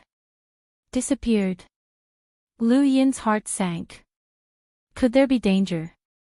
He thought of T Mountain and turned around without hesitation. He would observe the situation first, and it would be best if someone could explore this place. However, it was too late. Lu Yin did not realize that the first statue was not a statue, but rather a mummy with a statue's outer shell. The moment Lu Yin turned around, the mummy moved and appeared in front of him without a trace. Lu Yin watched in horror as the mummy reached out to grab him. Lu Yin's pupils shrank, and he immediately took out the blood-red bell. He could only use his strongest technique against a mummy that he did not know anything about. However, the blood-red bell did not even have a chance to ring. His shoulder was grabbed by the mummy, and the world spun around him. By the time he could see his surroundings clearly, he could no longer move. Lu Yin's eyes darted around, and he wanted to move, but he could not. He looked in front of him and saw many kneeling and praying statues. Based on their positions, he understood that he had become one of the worshipping statues, and a statue's outer shell had formed around his body. These worshipping statues weren't made, they were people. It was no wonder that the footprints had disappeared at the previous location. Everyone who had come here had become a statue that would forever worship the statue of the rune progenitor. As for the blood-red bell fell to its original position. This place was no different from T Mountain. One treated people like camellias, while the other treated people like statues. He could dodge the first, but he could not dodge the second. Lu Yin wanted to move again, but he could not. His pupils turned into runes, and he looked around himself. The statue's outer shell was formed from rune lines, and he could not weaken it no matter how hard he tried. The mummy was clearly a top expert from the rune technology company, and his rune lines were not something that Lu Yin could weaken. Suddenly, Lu Yin's mind trembled, and his eyes became dazed as he stared blankly at the statue that was being worshipped. In that instant, he seemed to be able to see the statue's face clearly, and he saw a strange scene where rune lines surged. He saw the next realm of the true scripture of Yin Yen, the knowing realm. During the sovereign tournament, someone had already reached the knowing realm of the true scripture of Yin Yen, but Lu Yin still had no clue who it was. The true scripture of Yin Yen was not like other techniques that could be comprehended by oneself. This was a completely different civilization that had been created by the rune progenitor, a legendary civilization that was not recognized by history. No one had the ability to comprehend it on their own, and they could only search for an inheritance. Lu Yin finally saw the cultivation of the knowing realm in these ruins. Did he have to reach the knowing realm before he could leave? Then what about the others who were trapped here? Or could it be that only those who cultivated the true scripture of Yin Yen could leave? Lu Yin took a deep breath and calmed himself down. Now that he knew how to cultivate, he might as well cultivate here. Half a month quickly passed, and another statue appeared beside Lu Yin. It was also someone who had come here by chance, and the mummy had turned him into a statue that would be worshipped forever. Lu Yin was no stranger to the cultivation of the true scripture of Yin Yen. The difficulty of the true scripture of Yin Yen lay in the fact that one did not understand its mysteries. Once one understood it, cultivating it would not be too difficult. Perhaps this was the reason why the rune progenitor had single-handedly carried the entire rune technology company and fought his way to the sixth mainland. How many experts had the rune technology company had back then? Lu Yin did not dare to imagine. The sixth mainland had not been willing to record progenitor Chen because of his overwhelming power and invincible strength. They had not acknowledged the rune progenitor's existence, and the damage that the rune progenitor had caused to the sixth mainland had probably far exceeded progenitor Chen's. Another half a month quickly passed, and Lu Yin had been cultivating here for a month. He was gaining more and more insight into the knowing realm. Back then, Tian He and Tai Yishan had both reached this realm, and he could do so as well. 2 more statues were added to the group around him. 10 days passed, and then another 10 days passed. On this day, a man arrived and slowly approached the statue. From Lu Yin's perspective, he could see where he had been standing and the blood-red bell. He could also see a little further away. When he saw the man, his expression changed. It was him. Mr. Guanqing was one of the 6th mainland's 4 sovereigns, the head of the upper temple of the martial immortal realm, and Xiaoqing's master. Lu Yin had not expected this person to enter the burial grounds. It seemed that there was something here that had attracted the 6th mainland's attention, and even the 4 sovereigns had come. Mr. Guanqing saw the statue and the person worshipping it. He stood not far from where Lu Yin had been captured and did not move. Lu Yin's eyes flickered, but he did not know if he wanted this person to come in or not. He was not clear on the strength of the mummy that had captured him. If the mummy was not Mr. Guanqing's match, then they might be able to be saved, but that would not be good for Lu Yin.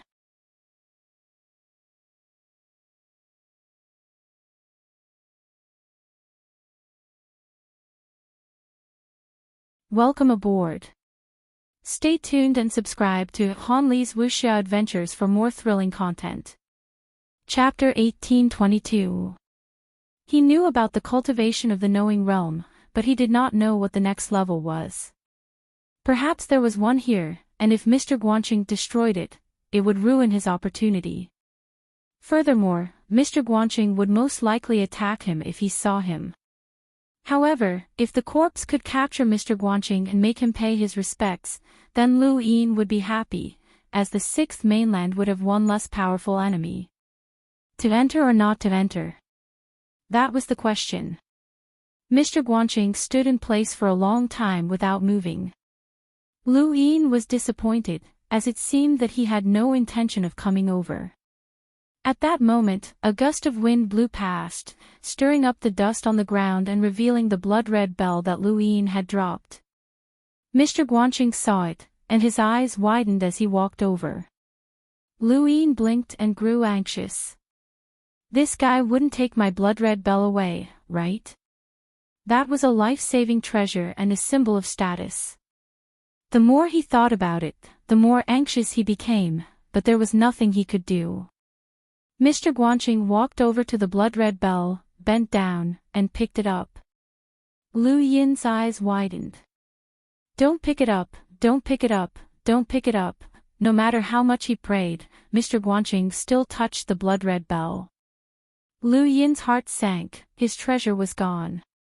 The moment Mr. Guanxing touched the blood-red bell, the rune technology ruins changed. The praying corpse disappeared and reappeared behind Mr. Guanxing, reaching out to grab him. Mr. Guanxing's eyes trembled. The astral source in his hand transformed into a sword, and a martial imprint appeared on the tip of the sword. A terrifying aura shook the world, and the might of the celestial imprint was displayed in this burial garden. The tomb keeper was only a half-step ancestor, and Mr. Guanxing knew that there should not be any powerhouses in this burial garden that could threaten him. However, as the tip of the sword continued to disappear, Mr. Guanxing was overwhelmed with shock and disbelief. His full-powered attack had been reduced to nothingness less than 10 centimeters away from the corpse.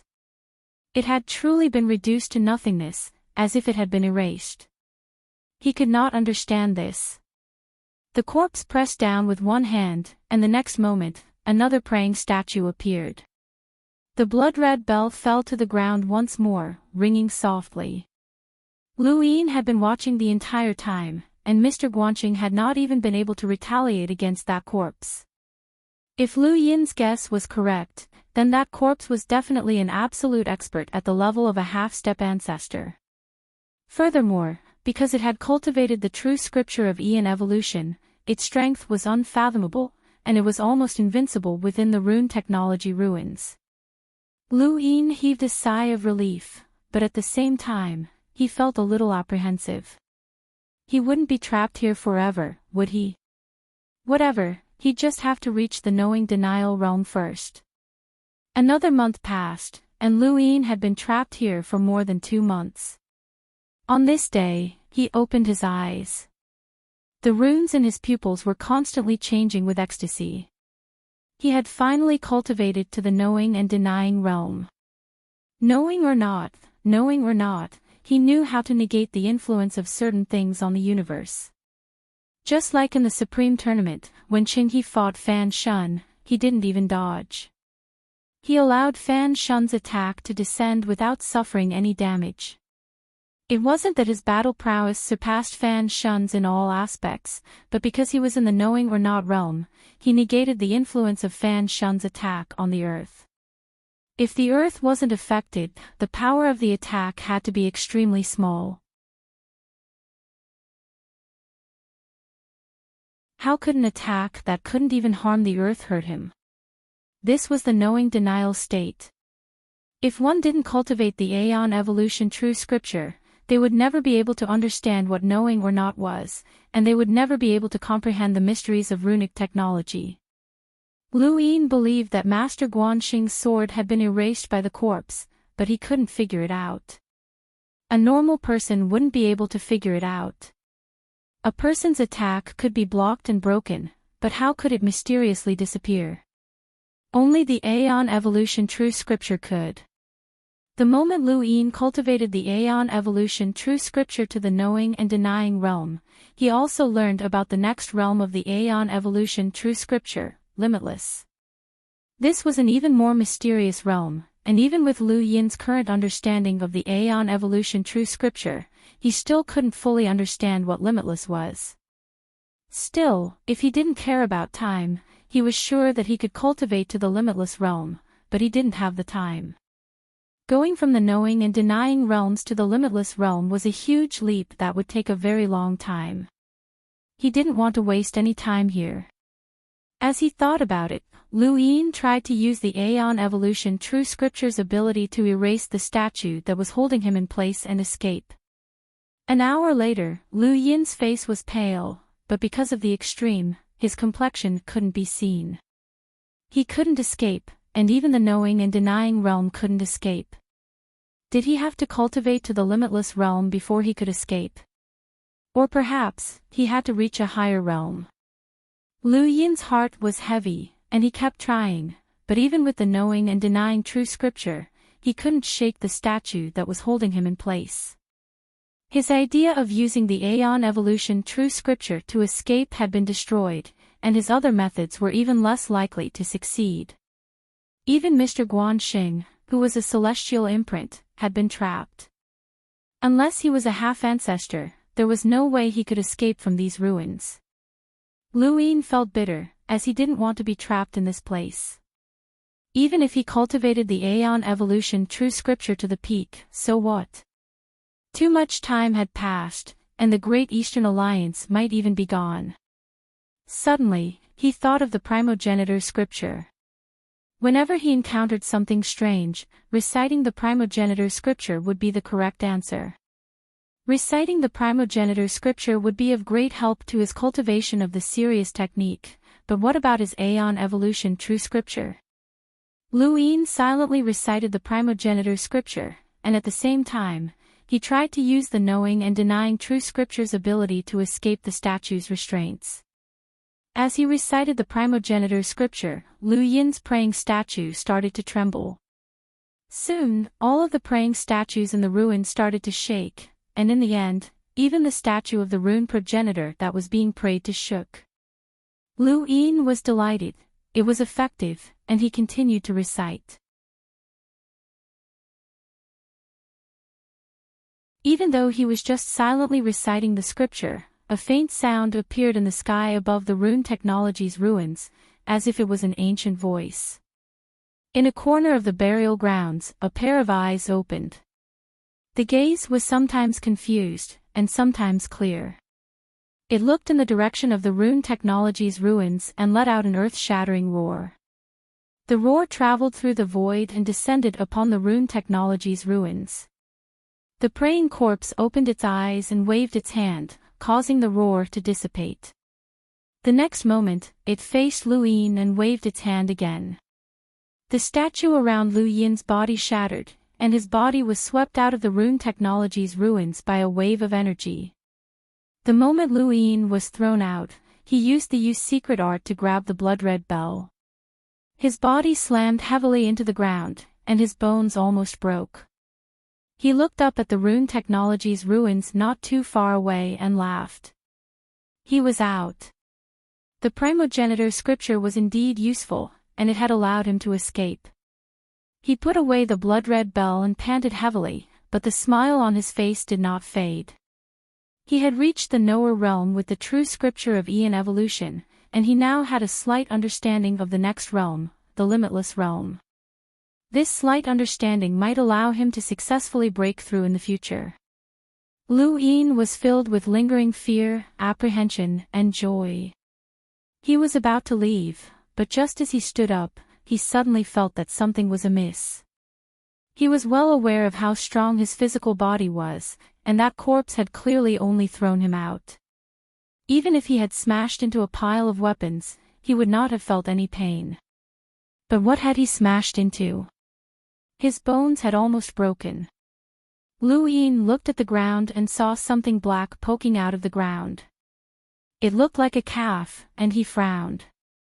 He raised a hand and pressed down with a palm, causing a strong gust of wind to crack the ground. He could clearly see what he had smashed into. It was a corpse. It was a corpse that had been buried a few meters deep, and there was nothing strange about it at first glance. If he had not smashed into the ground, Liu Yin would not have paid much attention to it even if he had discovered it with his domain. However, things were different now. Even with his powerful physical body, he had still felt pain when he had smashed into the corpse, and his bones had almost broken. This corpse, on the other hand, was completely unharmed. Even if an emissary with a power level of 700,000 had died, Liu Yin's body should not have hurt this much. Liu Yin looked down at the corpse from above. He could not tell how long the corpse had been here. Its facial features were clear, and its skin was the same as a normal person's. It looked like it had just died, but its clothes were almost completely weathered, so it had to have been here for a long time. Liu Yin tried to destroy it to see the limits of the corpse's physical body, but he could not. Neither the clear sky palm nor the 13 swords could damage the corpse in the slightest. What was even more terrifying was that he could not even damage its clothes. It was only then that Liu Yin realized that the corpse's clothes could easily withstand his most powerful attacks. He tugged at them with all his might, but they did not budge at all. Instead, they were naturally weathered away. Liu Yin sucked in a breath of cold air. This corpse's clothes were comparable to the defenses of 800,000 to 900,000 powerhouses, but for them to be naturally weathered to such an extent, it would be impossible for them to have been weathered away for less than 1,000,000,000,000 years. How long had this corpse been here? Why was it next to the rune technology ruins? He flipped through the corpse and found a cosmic ring.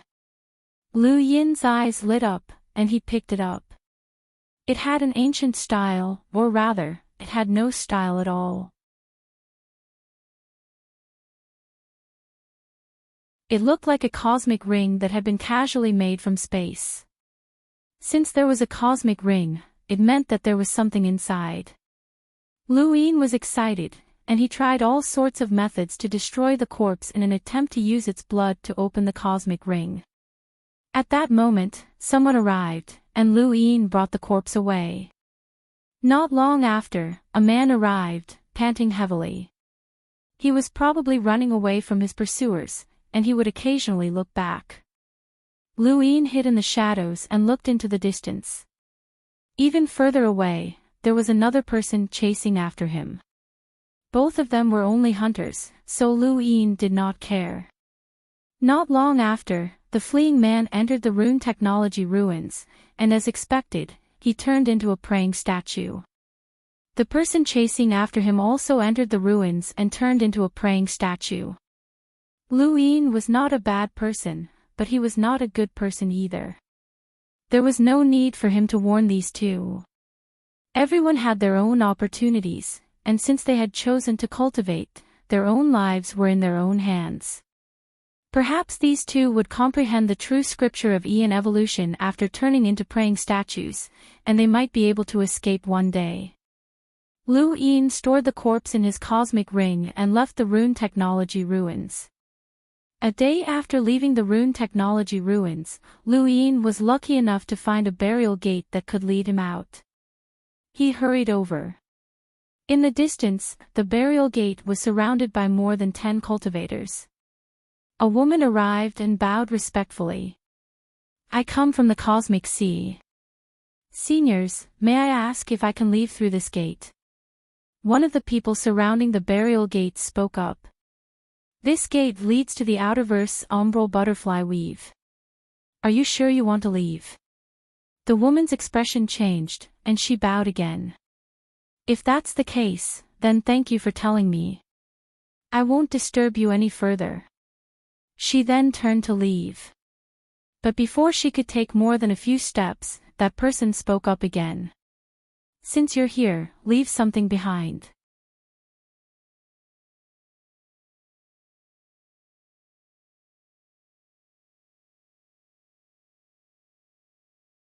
Welcome aboard.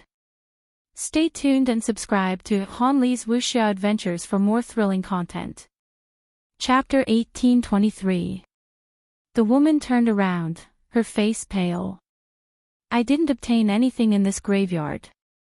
Senior, please let me go." "You didn't obtain anything. Open your cosmic ring and let us check everything. The person barked. This was the norm in the graveyard.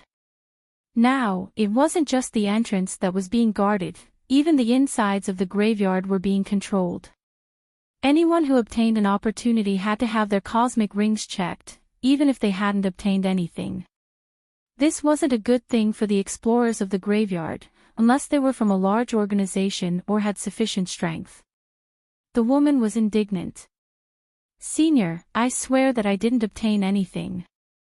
I just saw through the dangers of the graveyard and didn't want to continue.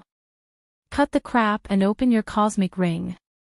Someone stood up from the side of the gate and quickly appeared in front of the woman, grabbing her cosmic ring. The woman's face flushed red, and she tried to resist, but her arm was broken the moment it came into contact with the person. The person grabbed the woman's cosmic ring and used his other hand to grab her neck.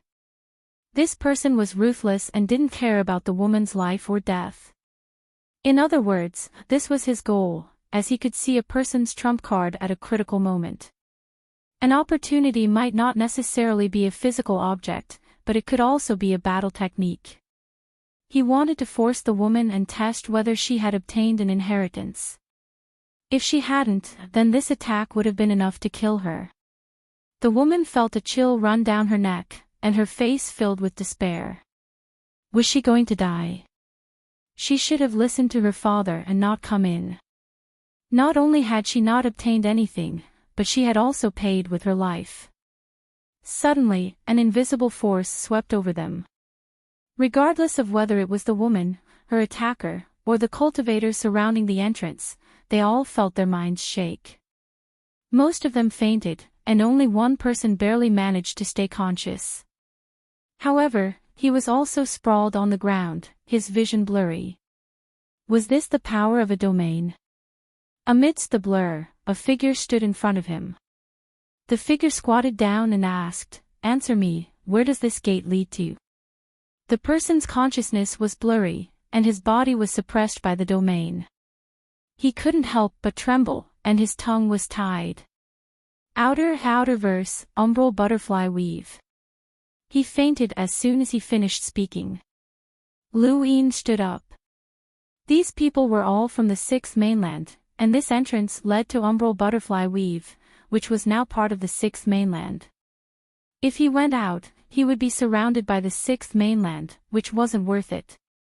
Furthermore, the outerverse was very far from the neoverse. It was better to continue searching for the next burial gate. He looked at the woman and waved his hand casually, throwing her a little further away. It could be considered that he had saved her life.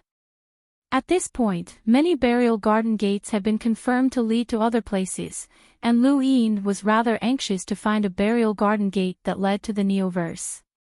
During the 2 months he was trapped in the statue, Yang Kong tried to contact him through the Cloud Connect stone, but he couldn't reach him. Lu Yin didn't know how long it would take for the poison in his body to erupt.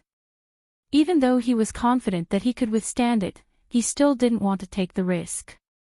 Similarly, in the burial garden, Yang Kong loosened his grip, and an old man slowly fell to the ground. There were several people around him who had died. This old man had the ancient bloodline. He had been chased by the mummy and was saved by someone. He had been controlled to enter the burial garden, and he had been very lucky. He had been walking around the burial garden well when he tripped on a stone slab. His head had been bleeding, and the words on the stone slab had entered his mind, giving him the power to control the words to attack. This matter was seen by others and spread. In the end, the old man was killed. The person who killed him was Yang Kong. Slaughtering the ancient bloodline was the same as severing the connection with the ancient era. Yang Kong wiped his hands and didn't seem to care. You're not free?" a weak voice asked. Yang Kong narrowed his eyes and looked at the person who should have been killed. This person had surrounded the old man with others in an attempt to obtain the inheritance, but they had all been killed by Yang Kong. "Not free? Aren't you dead? Why are you still alive?" The person couldn't believe it and couldn't understand it. Yang Kong walked in front of the person. Do I need to tell you? You're just a dead person. He then stomped on the corpse and left. The more ancient bloodlines there were, the more likely they were to bring about changes to the burial gardens. In outer space, there were even some organizations that weren't prepared to kill the mummies. Instead, they used them to fish out ancient bloodlines and explore the burial gardens. Lu Yin did not know about any of this. His luck was pretty good, and it only took him a few days to find another burial gate. There was no one standing guard around this gate because it was located within an obvious sourcebox array. The more legends there were, the more opportunities within the burial gardens became known. At the same time, certain dangers were also discovered. Many people became even more cautious when entering the burial gardens, especially places like these that were obviously sourcebox arrays. They couldn't be carelessly touched, even if there was a burial garden gate inside.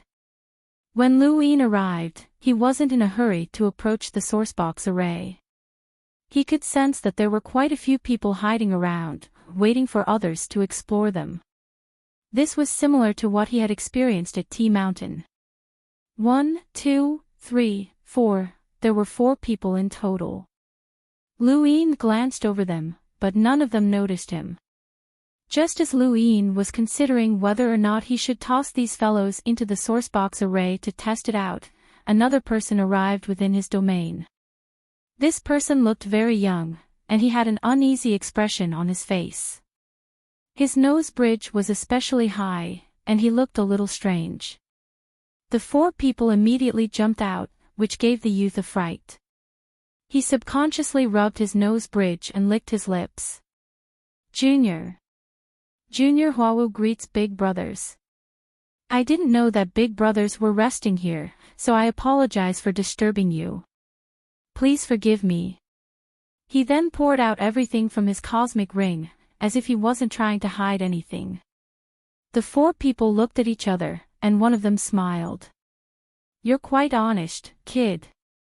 The young man called Huawu smiled fawningly and said, It's just that I've been awed by your elegance after meeting you, big brothers.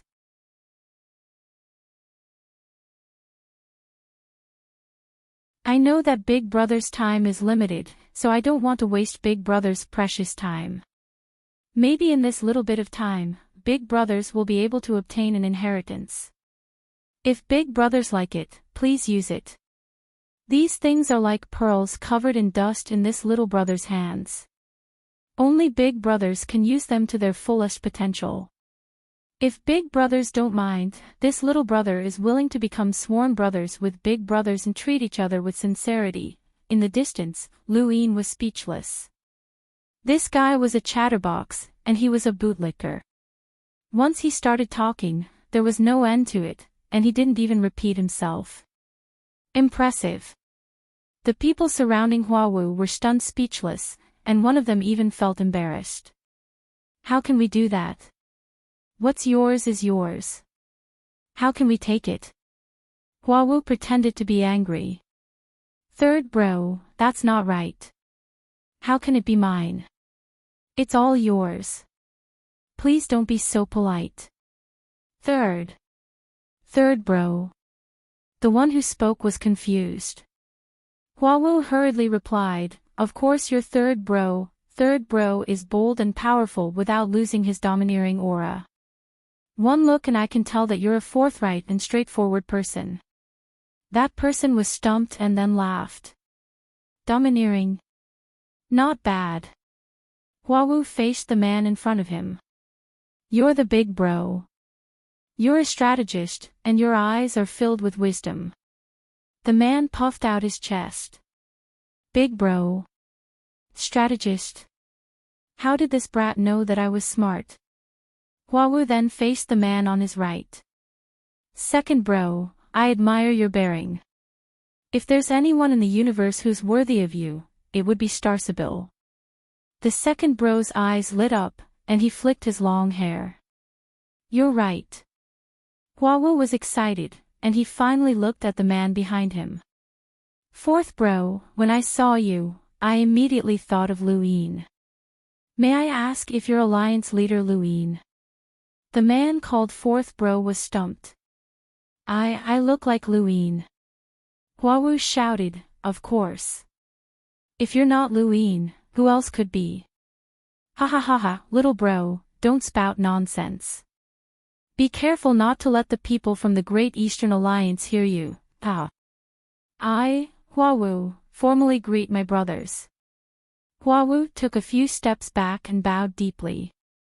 The four people who had been surrounding him hurriedly helped him up. Fifth bro, there's no need to be so polite. Fifth bro, we're on the same side. There's no need for this.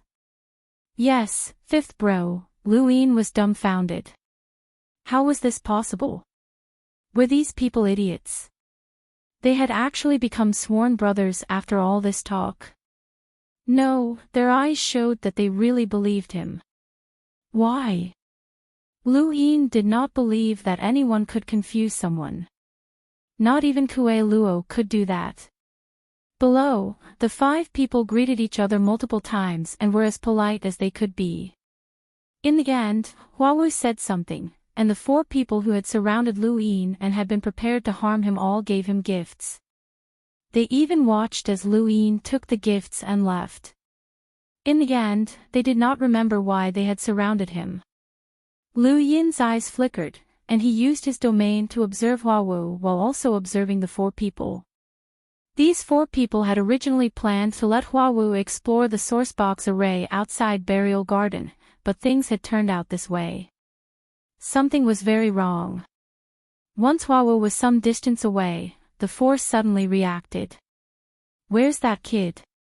What did we do? Bro, what's wrong? Scram. Who's your bro?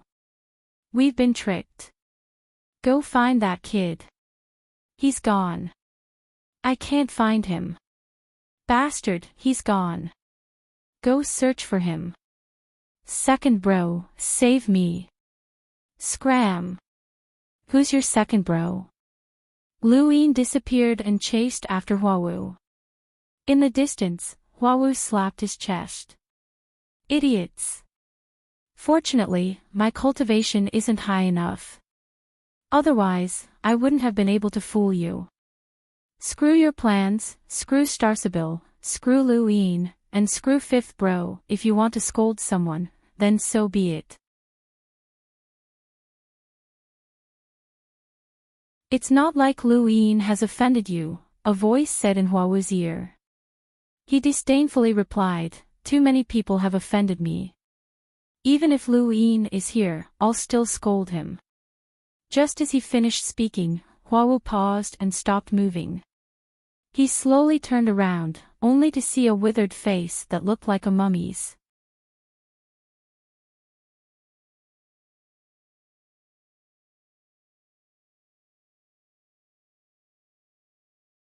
Welcome aboard. Stay tuned and subscribe to Hanli's Wuxia Adventures for more thrilling content. Chapter 1824. Huawu opened his mouth. Aw. Luin frowned and casually tapped him, causing Huawu to choke back his scream.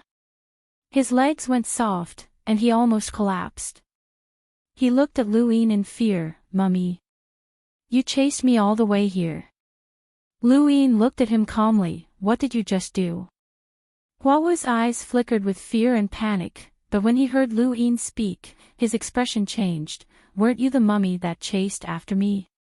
You have an ancient bloodline. Luin was surprised. Huawu's eyes flashed, and he took a few deep breaths. A relaxed smile appeared on his face as he looked at Luin. Of course not, I'm Huawu, an ordinary person. Brother, I feel a sense of familiarity when I look at you. Look at your muscles and your majestic figure. If I'm not wrong, you're Luin, right? Aside from him, I can't think of anyone else who can be as valiant and heroic as you, big brother. Someone as talented as you must have a good outfit. As he spoke, he poured out everything from his cosmic ring. What's mine is yours, big brother. Only a hero like Big Brother is worthy of the universe's treasures. I'm blind, so I don't know if I've missed anything good. I'll have to trouble Big Brother's all-seeing eye to see if I've missed anything. If Big Brother needs anything, I won't refuse. Good things in this universe must. How many times have you said that? Lu Yin asked strangely. Huawu blinked. What do you mean, brother? I've only said this to you before, everyone else is trash in my eyes. Tell me the truth, brother, are you really Lu Yin? The moment I saw you, I thought of Lu Yin. Aside from Lu Yin, who else can be as heroic as you? I'm Lu Yin said calmly. Huawu was stunned. You're Lu Yin. Lu Yin nodded. That's right. Huawu's face twitched. What was going on? Wait, why didn't they believe him? Was the secret technique useless? Impossible, those 4 idiots had been fooled, so it should have been useful. However, this shameless brat had actually said that he was Lu Yin. If he was Lu Yin, then he was Lu Yin's father. So it's Alliance Master Lu who has arrived. Little brother greets you. I knew it. Other than the Great Eastern Alliance's Alliance Master Lu, who else could be as mighty as Big Brother? Little brother was right. Alliance Master Lu, I beg you to promote me. I am eternally grateful. Lu Yin placed a hand on Huawu's shoulder. I heard you scolding me. Huawu was taken aback. No. You did, Lu Yin said confidently. Huawu's mouth twitched, as this brat really thought that he was Lu Yin. Cough, I really don't. Alliance leader Lu, brother Lu, you must believe me. My respect for you is like the gates to a cemetery that have been opened wide, and it spread throughout the entire universe. My respect for you is the same as any other cultivator in the Great Eastern Alliance. What did you do to those 4 people? Lu Yin asked. Huawu was confused. What do you mean, what did I do? Lu Yin's lips curled up, and he grabbed Huawu. They tore through the void and headed towards the gate that was surrounded by the sourcebox array. When they arrived, they happened to see someone enter the sourcebox array. Lu Yin brought Huawu along and watched from a distance. The person who had entered the array was one of the 4 who had surrounded Huawu. It was OL4. OL4's face was full of fear as he stepped into the array. Within the array, he felt as if his entire body had been seen through. Sourcebox arrays were a legendary power, and someone like him had never come into contact with them. How many people in the entire universe had ever come into contact with them?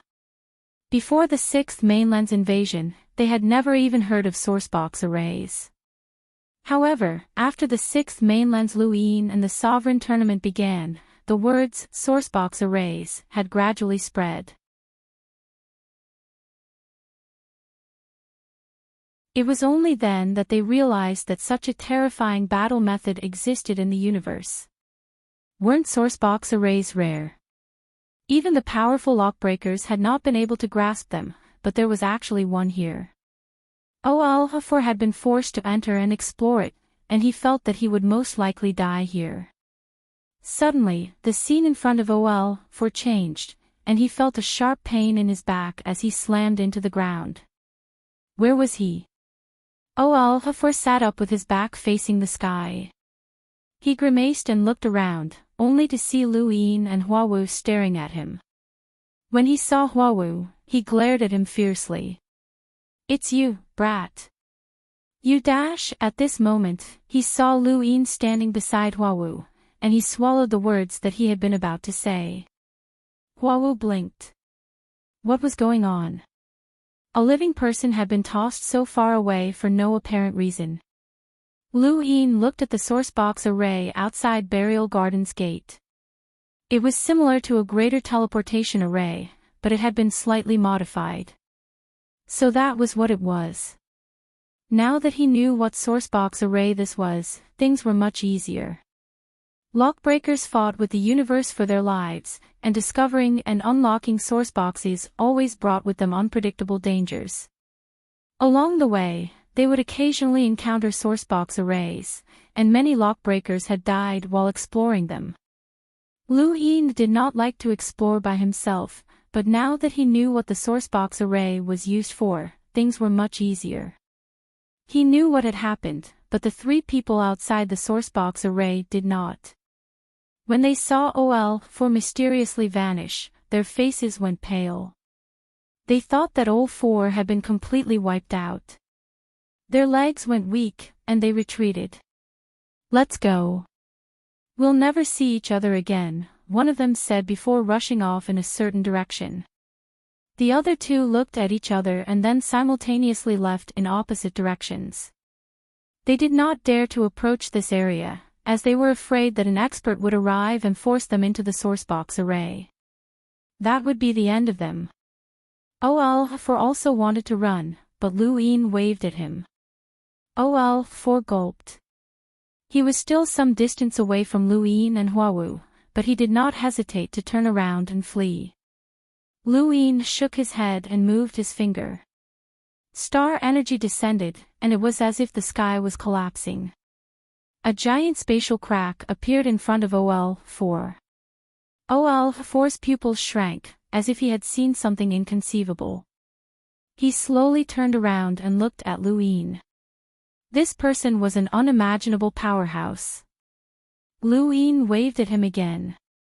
This time, OL4 came obediently and respectfully stood in front of Lu Yin, beads of sweat dripping from his forehead. "Say, Senior, you were looking for me." Lu Yin pointed at Huawu. "Do you remember him?" OL4 and Huawu looked at each other and then became excited. "OL5, fifth bro, it's really you. It's such a blessing that you actually know such a powerful senior. I'm really happy for you, fifth bro." Huawu was bewildered.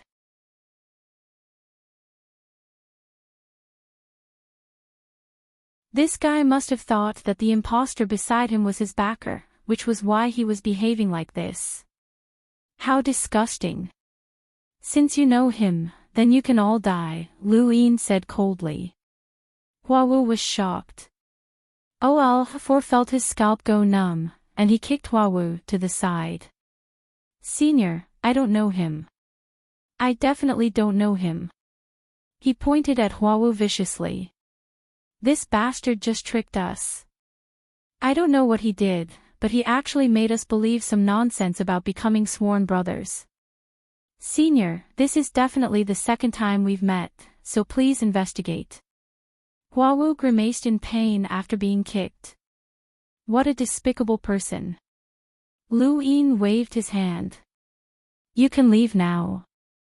OL4 felt as if he had been pardoned, and he turned to run, not even daring to look back. Lu Yin looked at Huawu with interest. "Now, it's time for us to talk." Huawu rubbed his waist and smiled sheepishly. "Brother Lu, what do you want to talk about?" Lu Yin stared at him. "I don't believe that there are idiots in the universe who would unconditionally trust someone just because of a few words, especially a cultivator. Especially when there are 4 of them. How did you do it?" Huawu rolled his eyes and pointed at OL4, who was running away. "Brother Lu, don't believe him. We've known each other since the beginning, but I want to hear the truth, and I don't want to waste any more time. If I don't believe anything you say next." Lu Yin's gaze suddenly turned cold. "Then die." Huawu met Lu Yin's cold gaze, and his heart sank. He opened his mouth to say something, but his entire body went cold, and he felt like he was on the verge of death. Although he didn't know who this person was or why he was impersonating Lu Yin, cultivators were usually ruthless and decisive. Killing someone who had nothing to do with him wouldn't be a problem. Lu Yin's gaze grew even colder. Huawu had no choice but to close his eyes and sigh. When he opened them again, he bitterly said, "Secret technique, keep your word." Lu Yin was confused. What? Huawu seriously explained, when I entered Burial Garden, I accidentally obtained an inheritance. It's a secret technique called Keep Your Word. It's effective on anyone as long as their cultivation doesn't exceed mine by too much. This too much refers to a huge gap, so it won't work on you. Senior, you're at least an enlighter. Lu Yin stared at Huawu deeply. Are you toying with me? Huawu's heart trembled, and his face turned pale. Senior, this junior definitely didn't mean that. It's really a secret technique of keeping one's word. You saw what this junior did to those four, and you should know that others wouldn't be so easily convinced. That's a secret technique. Lu Yin still couldn't believe that there was such a boring secret technique in the world.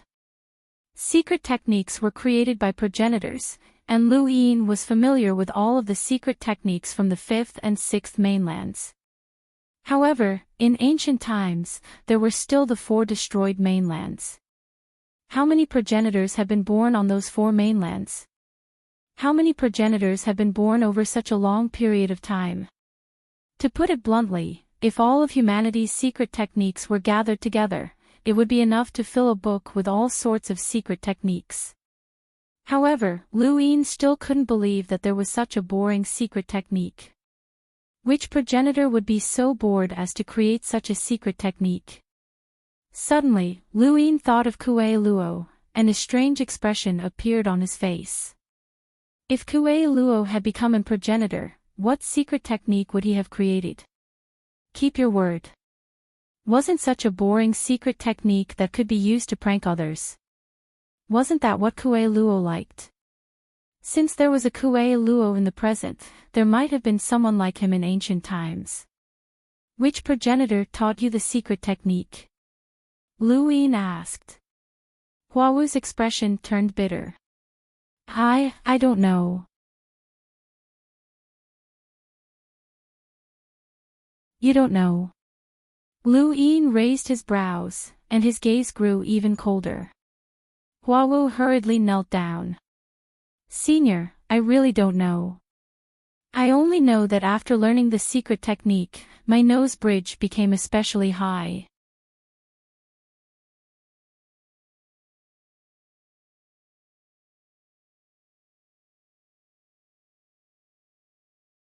Welcome aboard. Stay tuned and subscribe to Hanli's Wuxia Adventures for more thrilling content. Chapter 1825. Lu Yin looked at Huawu's nose. You weren't born with it. No, definitely not. I used to be normal, but after I learned this secret technique, my nose became like this. Senior, I really don't know where this secret technique came from. I was just accidentally hit on the head by something, and then I learned it. As for what hit me, I didn't even see it. Huawu was very sincere, and he was just short of swearing. Lu Yin believed that Huawu would not dare to lie at this juncture. Since you have an ancient bloodline, does your family have anything left behind? Senior, I swear that if my family has anything left behind, then this secret technique will forever be ineffective, Huawu said loudly. Lu Yin was speechless, as he had only been asking casually. He then brought Huawu to the sourcebox array. Wait here. I'll take you out. He then stepped into the sourcebox array. Huawu's eyes flashed, and he hesitated over whether or not to leave. After thinking about it, he did not dare to do so. Was this guy just testing him? Lu Yin did not care if Huawu left or not, but if Huawu didn't leave, then he could indeed take Huawu out. After all, Huawu had an ancient bloodline, and Lu Yin himself had an ancient bloodline as well. He had been chased by a desiccated corpse before, and it seemed that the two of them were fated to meet. The modified sourcebox array was not powerful enough, and it only took Lu Yin half a day to see through it. When he looked back, he saw that Huawu was still there. Let's go. Lu Yin grabbed Huawu and walked through the burial garden's gate. In an instant, they arrived at a place with a resplendent starry sky above their heads.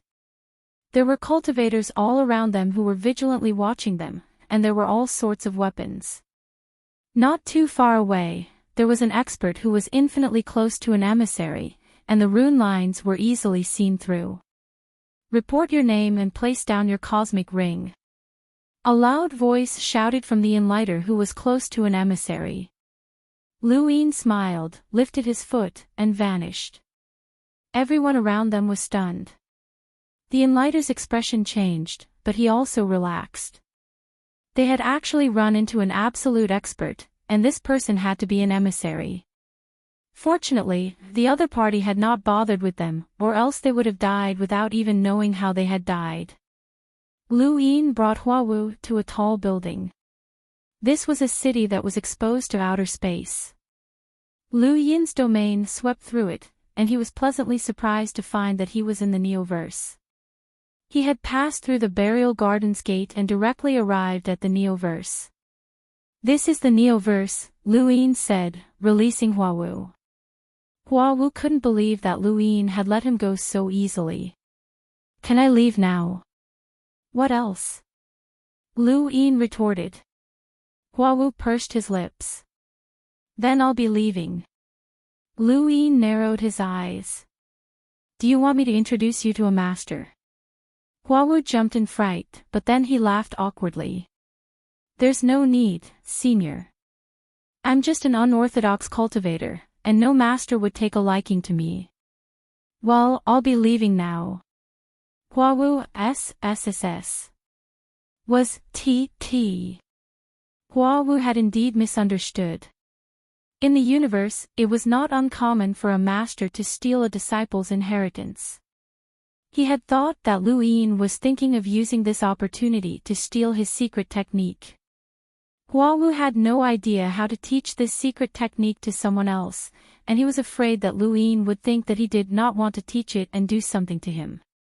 Thought too much. Lu Yin knew that secret techniques could not be easily passed down. Some techniques could only be passed down to a single person, such as the Yo secret technique. As for his master, it was naturally Kuei Luo.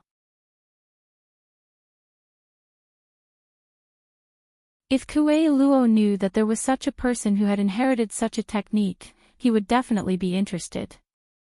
Unfortunately, he had given up on the opportunity to become a half-ancestor. After Huawu left, Lu Yin took out Mount Supreme and released someone, Ku Lei. Ku Lei was in a more miserable state. He had been tortured by Sir Gui Qian in Mount Supreme, and he couldn't beat him in a fight or escape. In just a few short months, he had lost a lot of weight, and Lu Yin didn't even dare to recognize him. You can go back now. This is the Neoverse, Lu Yin said. Ku Lei was excited. The Neoverse? I'm back. Lu Yin said, go. Ku Lei stared at Lu Yin's cosmic ring, his eyes filled with unwillingness.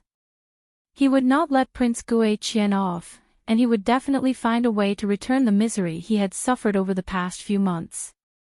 After releasing Ku Lei, Lu Yin wanted to release Lulu, but after some thought, he decided against it. He would wait until he reached Black Street. Fortunately, Lu Yin appeared not too far from Black Street, and it was also in the eastern boundary of the Sinew universe. Black Street was very famous here, and Lu Yin had been there once before, so it was not difficult to find it. Not long after he stepped out of Astral City, a pair of dark eyes swept past him and headed in his direction. It was the dried corpse. With its speed, it should not be able to catch up to Lu Yin, but it just so happened to be right in front of him. In less than an hour, Lu Yin encountered the dried corpse. Ancient bloodline detected. Target confirmed. Kill. The dried corpse stared at Lu Yin and suddenly charged forward, reaching out to grab him. Lu Yin was surprised, not because of the dried corpse, but because there were several cultivators staring at him from behind. Just as the dried corpse was about to grab Lu Yin, the cultivators acted at the same time. Two blocked the corpse while one pulled Lu Yin back. Come with us. The cultivator looked at Lu Yin in astonishment. It was only then that he realized that Lu Yin's appearance was similar to that of the dried corpse. The cultivator subconsciously let go. What the hell is this? Around them, the other cultivators also stared at Lu Yin in shock. Only the two cultivators who had blocked the dried corpse were still fighting against it. This dried corpse only had a power level of about 200,000 enlighters, but the cultivators around it were all enlighters. What are you guys doing? Lu Yin was puzzled. The cultivator who had pulled him back sized him up. You can talk. You're not a dried corpse, are you? Lu Yin glanced over and understood. You guys are using the dried corpse to fish for an ancient bloodline. It's good that you know. Come with us, and we'll send you to the burial garden. The cultivator who had pulled Lu Yin back grabbed him again.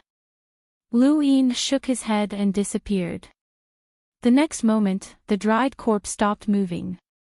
The surrounding cultivators were shocked, and they looked at each other. They knew that they had run into an expert. Fortunately, that person didn't attack us.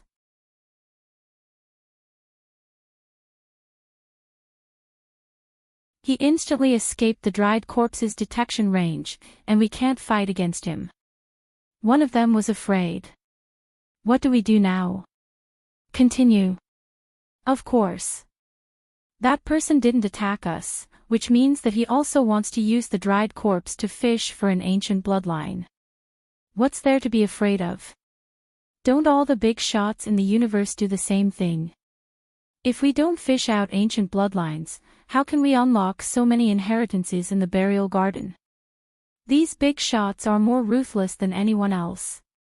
You and I are controlling ancient bloodlines, but they're directly controlling us. Stop talking.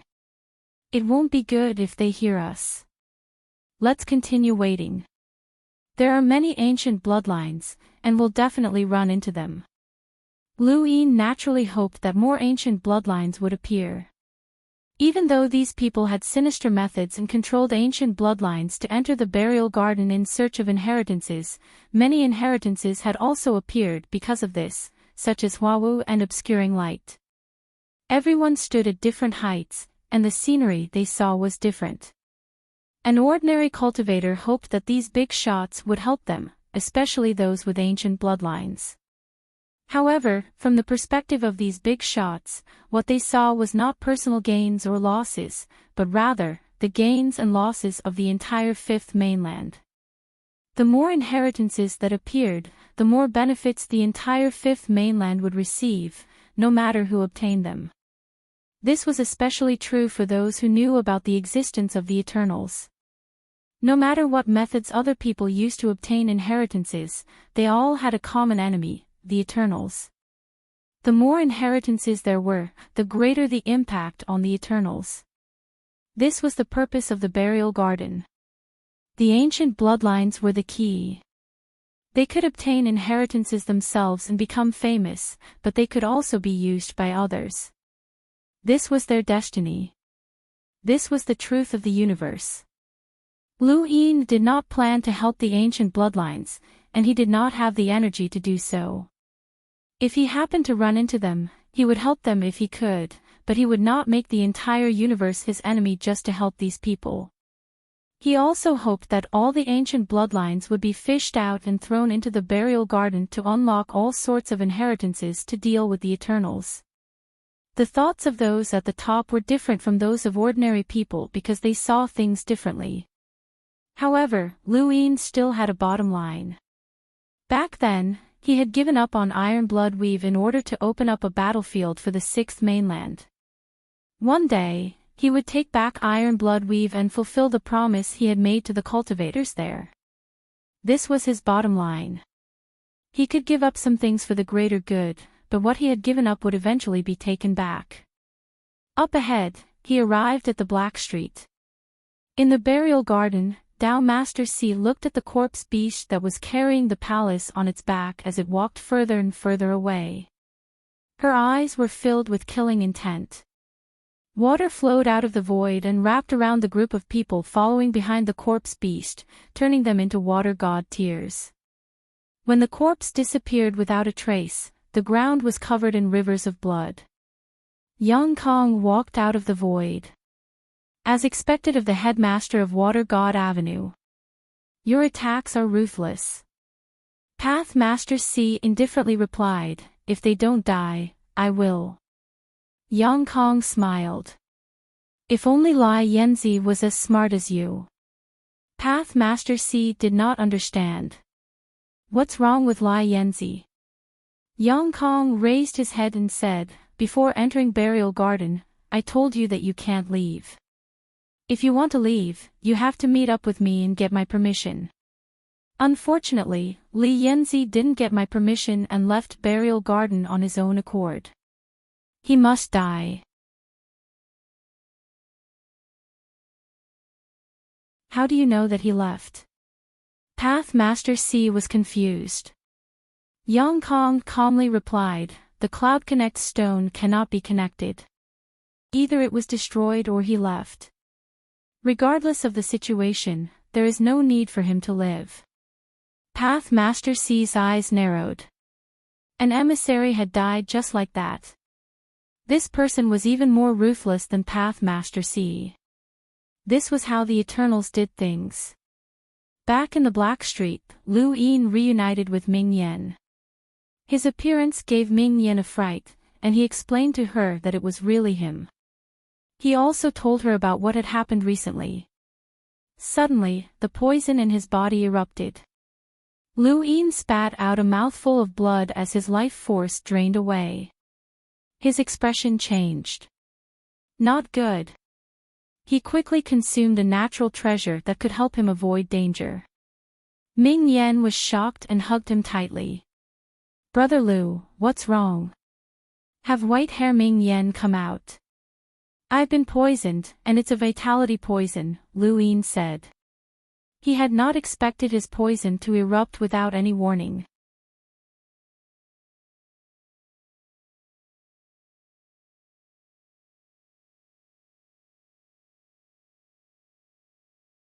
Welcome aboard. Stay tuned and subscribe to Han Li's Wuxia Adventures for more thrilling content. Chapter 1826. Ming Yan's hair quickly turned white. Her temperament was completely different from that of the black-haired Ming Yan. She grabbed Lu Yin's wrist and stared at him coldly. It's the poison of life, but there are other poisons as well. How did you get poisoned? Lu Yin felt his vitality drain from his body, leaving him powerless. He felt like he was turning into liquid, and even his star energy was difficult to circulate.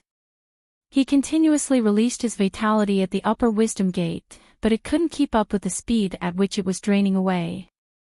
This wasn't just the poison of life, but also a poison similar to the tears of philanthropist. Ming Yan put Lu Yin's finger in her mouth and bit it. Lu Yin stared at her in shock. You.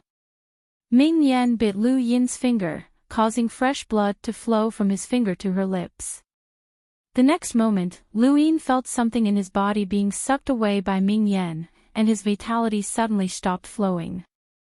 I've absorbed your poison of life, but I can't do anything about the other poison, Ming Yan said anxiously, staring at Lu Yin with a helpless expression. She was the embodiment of all of Ming Yan's negative emotions, and she had never shown such an expression before.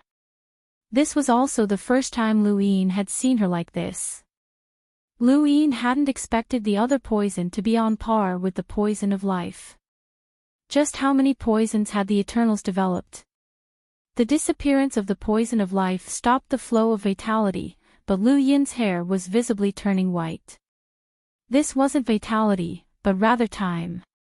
Lu Yin was in disbelief. This poison was speeding up his time. How could there be such a poison in the universe? Ming Yan put Lu Yin's finger in her mouth again, but he retracted his hand and placed it on her face. Don't worry, I have a way. Ming Yan's eyes were bloodshot. Really? Lu Yin nodded. Go out first. Ming Yan gritted her teeth. If you die, I'll avenge you. Her hair returned to black, and she reappeared with red eyes. "Brother Lu. Be good, go out first," Lu Yin said. Ming Yan nodded and slowly walked out. Lu Yin took a deep breath and raised his hand. His die appeared, and he tapped it. His hair turned white, one by one. Lu Yin stared at the die and tapped it. Something useless fell out, but he continued rolling it. This time, it was 3 pips. The 4th time, he tapped it at 4, and the scene before him changed as he entered the time-stop space. The moment he entered this space, Lu Yin immediately extended the time limit to a year, and then began to circulate his energy. When things reach an extreme, they move in the opposite direction. He'd underestimated the Eternals. He'd assumed that when things reached an extreme, the opposite would happen. Even the life poison would be ineffective against him. He hadn't expected the poison to be so terrifying. It wasn't that the primogenitor scripture was ineffective, but the speed of his recovery couldn't keep up with the speed of the poison's eruption. As the hazy voice descended, Lu Yin's withered body began to circulate with a brilliant light. The poison that was similar to the tears of Good Samaritan was constantly invading his body, but when things reached an extreme, they would eventually catch up to the speed of the poison's eruption. His body gradually recovered. Many people had told him that he should never underestimate the everlasting tribe. Lu Yin had thought that he was being very careful, but in the end, he had underestimated the everlasting tribe. The poison of life wasn't the most potent poison the Eternals possessed. There were worse poisons than that. It was a poison that could not be neutralized under normal circumstances. When things reached an extreme, they would move in the opposite direction.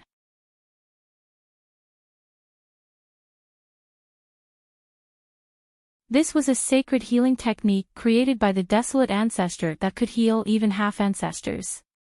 However, it had almost failed to neutralize this poison, which exceeded Lu Yin's expectations. If not for the primogenitor scripture, Lu Yin would have been in real danger.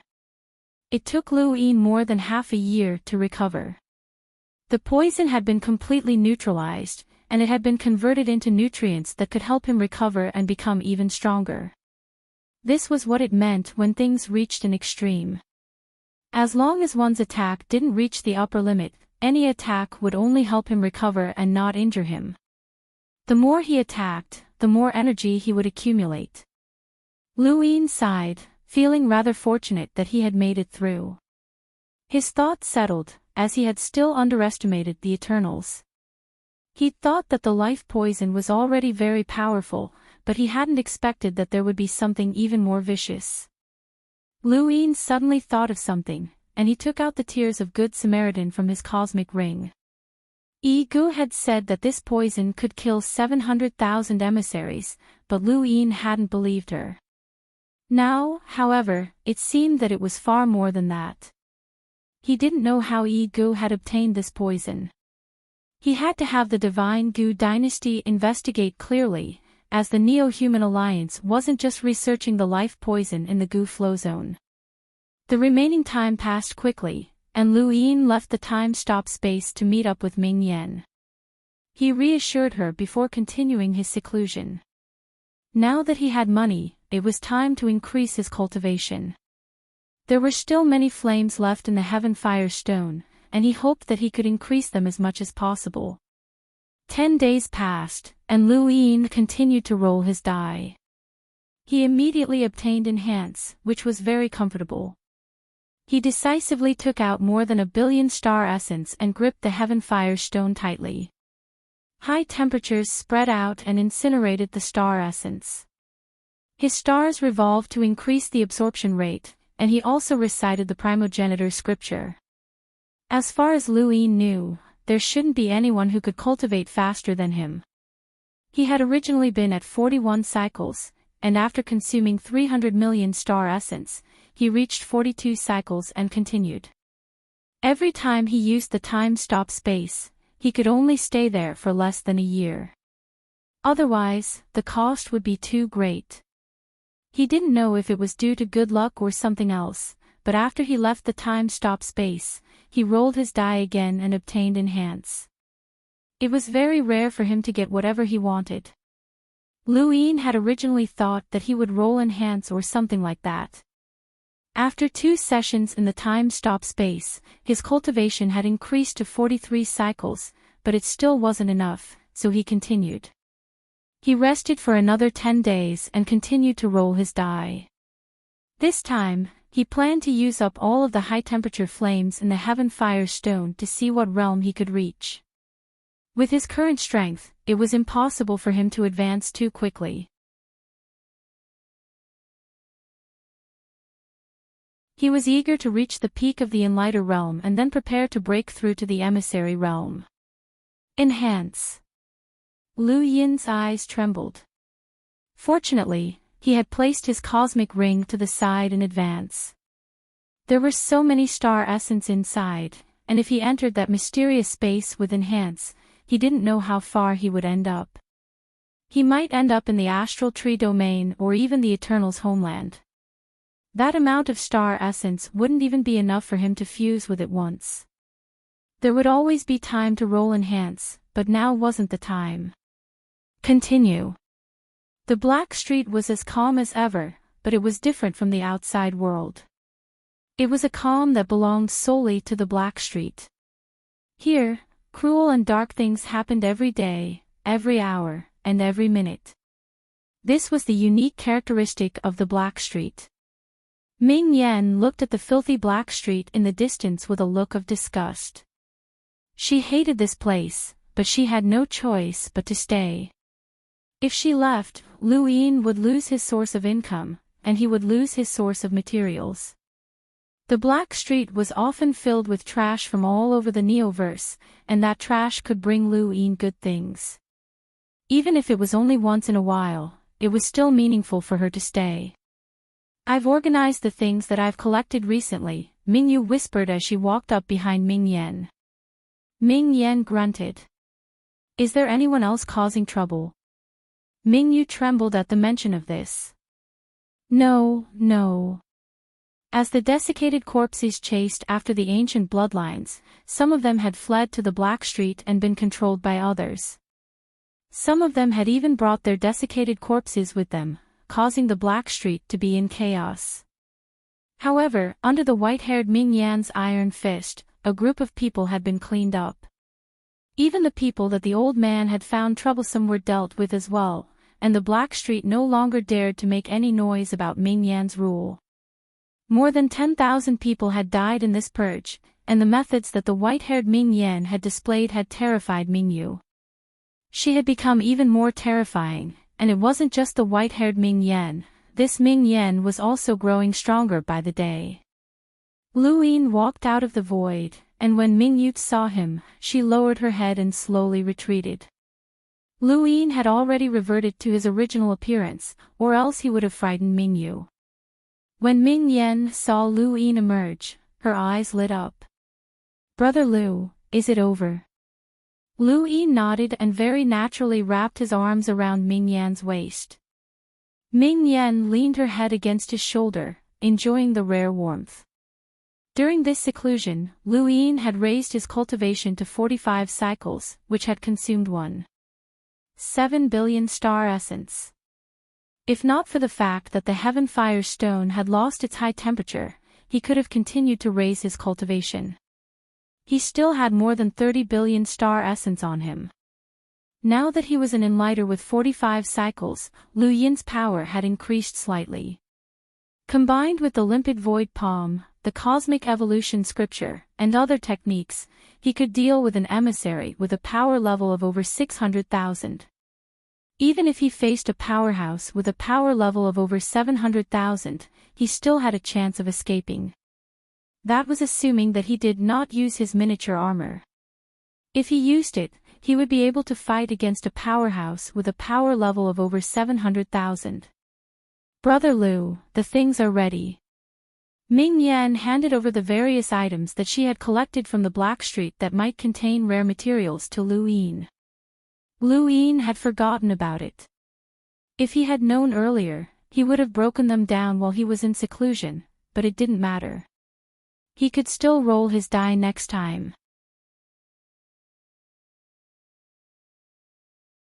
Yen, you still don't want to leave. Ming Yen shook her head and resolutely replied, the Black Street always has all sorts of information about the Neoverse. Brother Liu, do you know how Yang Ji became a director? Lu Yin was flabbergasted. How? Yang Ji was the master of the Radiance realm, and in terms of power level, he was comparable to Zhang Zhou or perhaps even slightly weaker. In the past, there had never been a precedent for someone from one of the 3,000 great realms to become a director, but Yang Ji had succeeded. Lu Yin had originally thought that the Hall of Honor was going to place importance on the 3,000 great realms, but when he saw Ming Yan's expression, he realized that there was more to it. Ming Yan smiled. Yang Ji gave you a gift. A gift? Lu Yin did not understand. Ming Yan nodded. Yang Ji gave Elder Chan a gift. I don't know what it was, but after he gave the gift, Elder Chan agreed to let Yang Ji become a director. Lu Yin felt that something was strange. Elder Chan was a half-progenitor who had transcended the world, and he had nothing to do with giving gifts. I only found out about this by chance. Yang Ji made a bet with someone that he could become a director, but there has never been a case of a master of one of the 3,000 great realms becoming a director. Yang Ji went to the various directors, but it was useless. He had no choice but to seek out Elder Chan, and the price he paid must not have been small. Ming Yan slowly explained to Lu Yin. Only then did Lu Yin understand that Yang Ji himself had not been interested in becoming a director, but someone had forced him to become one. It could be said that Yang Ji had paid a price for his reputation. Also, serious sex lockbreaker Elder Yuan Miao like sect master Yuan Qiong, Ming Yan whispered. Lu Yin was speechless. Where did you hear that?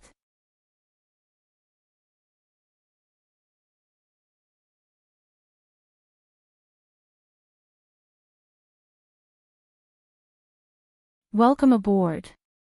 Stay tuned and subscribe to Han Li's Wuxia Adventures for more thrilling content. Chapter 1827. There's a lot of information in the Black Street, and there's a lot of information that can't be leaked, so it's brought to the Black Street. In any case, those big shots won't come to the Black Street, so this information will be locked in the Black Street and won't be leaked. Ming Yan was pleased with herself.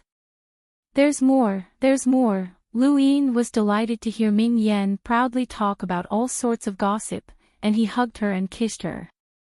Ming Yan blushed. Most of the information obtained from the Black Street was unreliable, but if they gathered all of this information, they might be able to learn something. Lu Yin had Ming Yan contact Enya so that the Great Eastern Alliance could gather information from the Black Street in the future. After staying in the Black Street for a few days, Lu Yin left, as he could not stay for too long. The burial gate was an unknown factor, and no one knew who would walk out from there. Xia Yi had entered the Great Eastern Alliance through the burial gate. Fortunately, the Sea King had appeared, or else the Great Eastern Alliance would have suffered great losses, and Chen Huang and the Luo sovereign would have lost their lives. After leaving the Black Street, Lu Yin contacted the Sea King. He had contacted Wang Wen on his way to the Black Street, but he had not been able to reach the man. He had learned about what had happened in the Great Eastern Alliance through Wei Rong, and he had not known how to deal with it. There were some things that needed to be dealt with.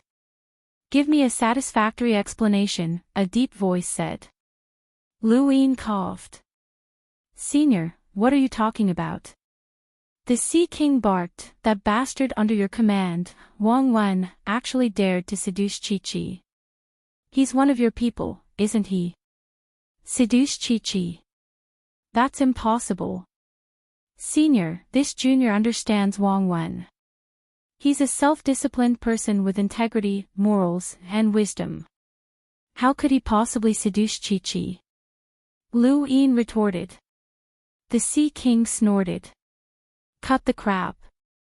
Give me an explanation. Where's Wang Wen? I want to talk to him, Lu Yin asked. The Sea King snorted. He's been locked up by me. I'll release him when he gives in. And Chi-Chi? Lu Yin continued. The Sea King was annoyed. I don't know. Senior, this is where you're wrong. You're trying to break up a happy couple. Happy marriage, my ass. That brat's arrogant, and he dug a hole for Chi-Chi to jump in. If Chi-Chi loses, she has to marry him. That bastard. When has my daughter ever been played like this? The Sea King roared. See. Lu Yin pursed his lips as he felt a headache coming on. He hung up and contacted Hai Chi-Chi. Hai Chi-Chi did not want to accept the call, but Lu Yin persisted. She had no choice but to accept the call. If you have something to say, then say it. If not, then leave. Chi-Chi, Wang Wen is being tortured very badly, Lu Yin said in a low voice. Hai Chi-Chi shrieked, he deserves it. Who told him to be so ugly? If he was just a little bit better, I would have married him. Also, this guy's mouth is cheap, calling me a chess piece. He deserves a beating. Is it because of his looks? Lu Yin asked, as he did not want to discuss the issue of having a loose mouth. Wang Wen and Hai Chi-Chi were not inferior to each other. Yes, it's just a matter of appearance, Hai Chi-Chi said. Lu Yin retorted, it's a problem with your aesthetics. Hai Chi-Chi shouted, nonsense, he's uglier than you. Lu Yin pursed his lips. Actually, Wang Wen has been interested in you for a long time. He's being tortured very badly by your father, and even if you don't like him, you shouldn't let him suffer such torment. Think about it yourself. He then hung up. Lu Yin did not know what Wang Wen was up to, but he recalled the conversation between the two of them.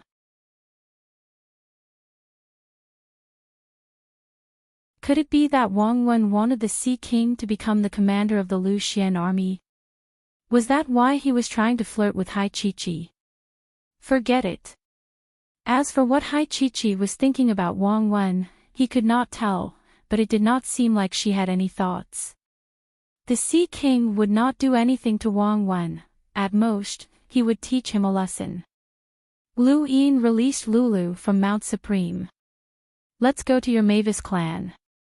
By the time Lulu brought Lu Yin to the Mavis clan, the Fifth Mainland's network had already been exposed. Yang Kong and the others' images were all posted on the network, and they were exposed as traitors who had entered the burial grounds to hunt down the ancients. Lu Yin was the one who had exposed this matter, and he would destroy whatever the Eternals wanted to do. Following the exposure of this matter, an even greater impact appeared, and that was Yang Kong's identity. Many people recognized him as Bukong, and this matter shook the Fifth and Sixth Mainlands. After the Sovereign Tournament, Bukong's death had been confirmed, but now, Bukong had betrayed the humans and followed the Eternals' orders to hunt down the ancients. Both the Fifth and Sixth Mainlands could not understand this. The Sixth Mainland's Daosaur sect was the first to be pushed to the center of the storm, and the Sixth Mainland's Daosaur sect even sent someone to contact the secret ancestor to inquire about Bukong's authenticity. However, the news they received was that Bukong was already dead, and the person who had appeared was not Bukong. The outside world was in an uproar because of the news that Lu Yin had released, but Lu Yin himself headed towards the Mavis clan with Lulu. The Mavis clan was located in the eastern region of the Neoverse, and the Black Street was also located there. The distance was not too far, but the Mavis clan was not in outer space. Instead, they were crawling through the Glory Realms mountain range. To be precise, it's not the eastern region, but the eastern range, Lulu corrected. The eastern range. Lu Yin was curious. Lulu raised her head. My Mavis clan lives on the ancestral turtle's back, and the turtle crawls through the entire Neoverse. Wherever it climbs, my Mavis clan will be there. There is no fixed location.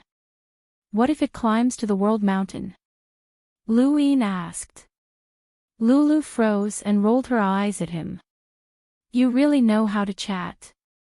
Luin really wanted to know what would happen if the ancestral turtle climbed to the world mountain. Would the Mavis clan be chased out by the Hall of Honor? Luin sighed as he looked at the desolate land. The desolate land of the Glory Realm was always so breathtaking. He could not understand how the heavens could be covered by this land, and it was rumored that this land was related to becoming a progenitor. Lulu, what happened to the Explorer Realm turtle that you tamed back on Earth? Luin suddenly recalled something and asked. Lulu's eyes dimmed. It's dead. Luin was puzzled. What happened? Lulu sighed. I wanted to bring it back to the clan, but there was a storm along the way, and the turtle died. Luin was helpless.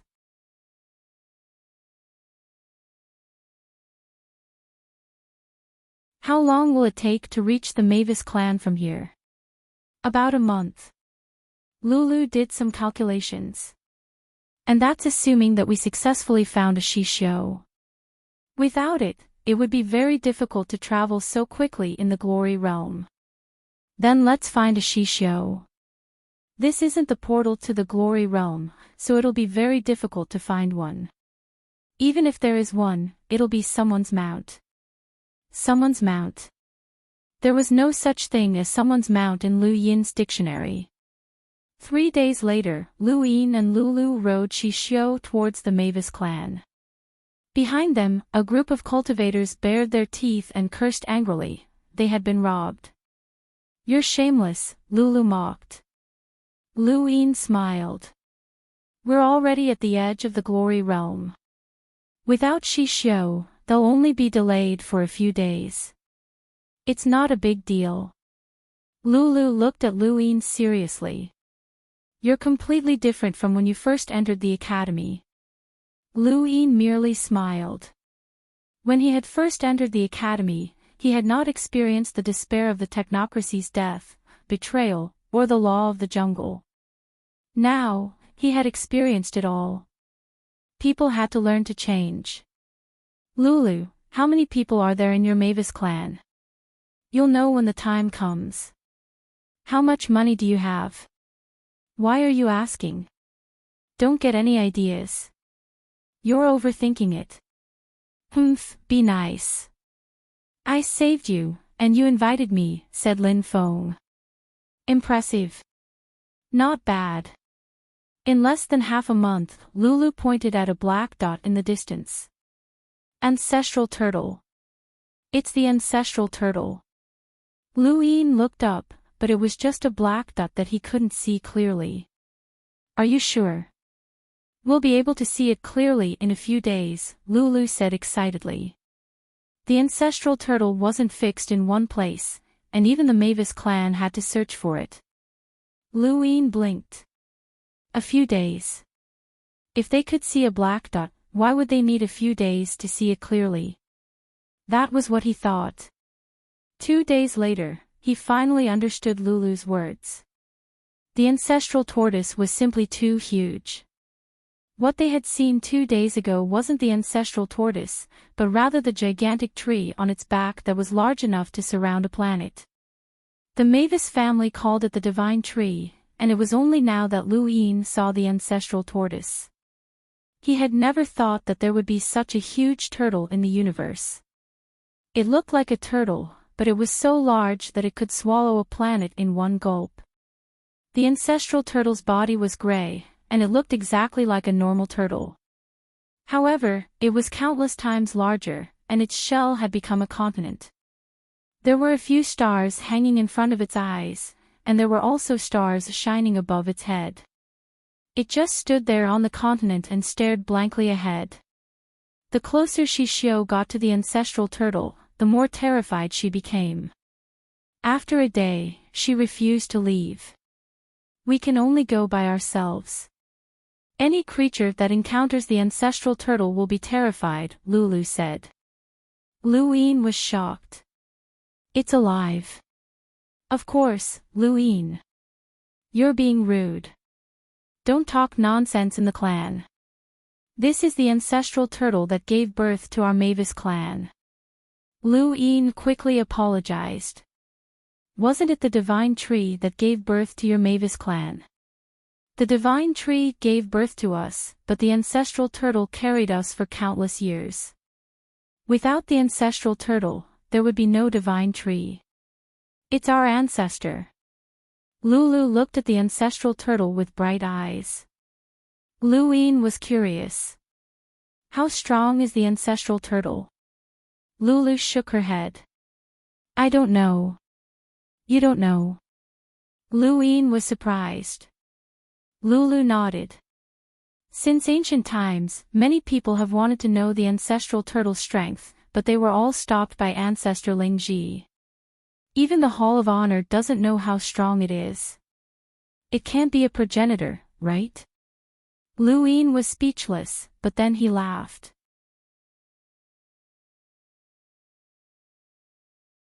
How could a progenitor be able to carry a tree and the entire Mavis clan?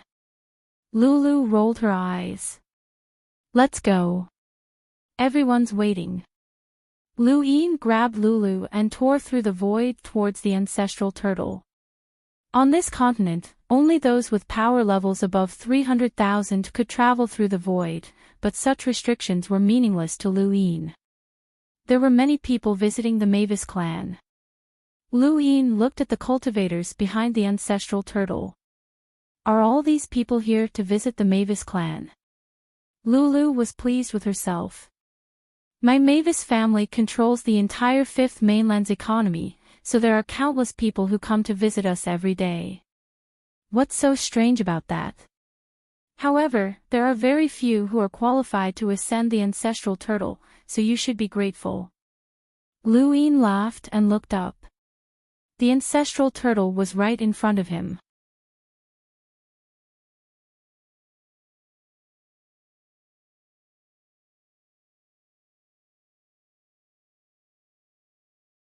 Welcome aboard. Stay tuned and subscribe to Han Li's Wuxia Adventures for more thrilling content. Chapter 1828. The giant tortoise that could swallow stars shocked Lu Yin greatly, and he wondered if Progenitor Chen's giant avatar was as big as this. On the tortoise's back was a glowing tree that the Mavis family called the Divine Tree. This tree had nurtured the entire Mavis family. Lu Yin's eyes turned into runes as he tried to see the rune lines of the Mavis family.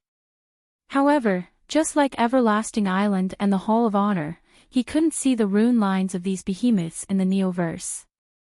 Just as Lu Yin and Lulu approached the ancestral tortoise, its eyes suddenly twitched and its long neck turned to look in their direction. The entire Mavis family was shaken. Atop the Divine Tree, the Mavis family members walked out one by one and looked on in shock. The ancestral tortoise is actually looking behind us. What's going on? Since ancient times, the ancestral tortoise has always been looking forward and has never changed directions. Quick, check. There must be something in that direction. The people chasing after the ancestral tortoise were stunned as well. They knew the history of the Mavis family, and they also knew that the ancestral tortoise had always been looking forward. Now, it had actually turned around. This news was enough to shock the Neoverse.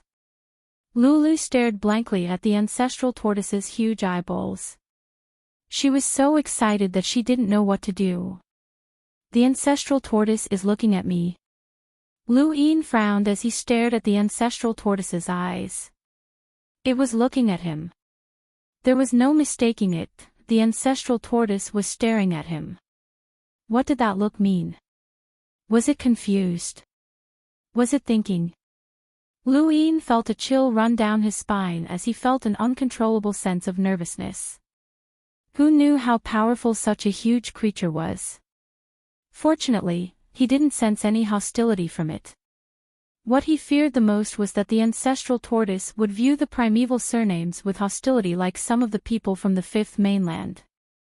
The ancestral tortoise stared at Lu Yin for a full 10 breaths before turning around and continuing to stare blankly ahead.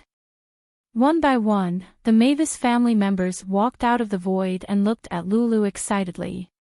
Lulu, good child. Was the ancestral tortoise looking at you? A silver-haired old woman stepped forward and held Lulu's hand. All of the Mavis family members looked at Lulu expectantly. The ancestral turtle had been carrying the divine tree and the Mavis clan for far too long. They had tried their best to communicate with the ancestral turtle, but the ancestral turtle had never paid any attention to them. Now that the ancestral turtle had moved, no one wanted to talk to it more than they did. Lulu was stunned. I don't know. He's definitely looking at you. Good child, hurry up and talk to Lord Ancestral Turtle. Go to the front. The old woman pulled Lulu away as if she hadn't seen Luine. The Mavis family excitedly followed Mavis. Luine blinked. Was he just going to abandon him like that? Where was the Mavis? Alliance Master Lu, welcome to the Mavis clan, a voice rang out beside him. Luine was shocked. He hadn't noticed anyone beside him, and when he turned around, he saw an old woman smiling kindly at him. And Lulu. Lu. The old woman laughed. Are you here to visit my Mavis family as a junior? Of hers. Luine caught it. There are 5 billion star essence here. You can take them whenever you want, and the highest level of authority is still available. You can urgently transfer 20 billion star essence. This is my greeting gift to you. The Mavis family members were shocked. He had finally met a rich person. A truly rich person had given him 5 billion star essence as a greeting gift.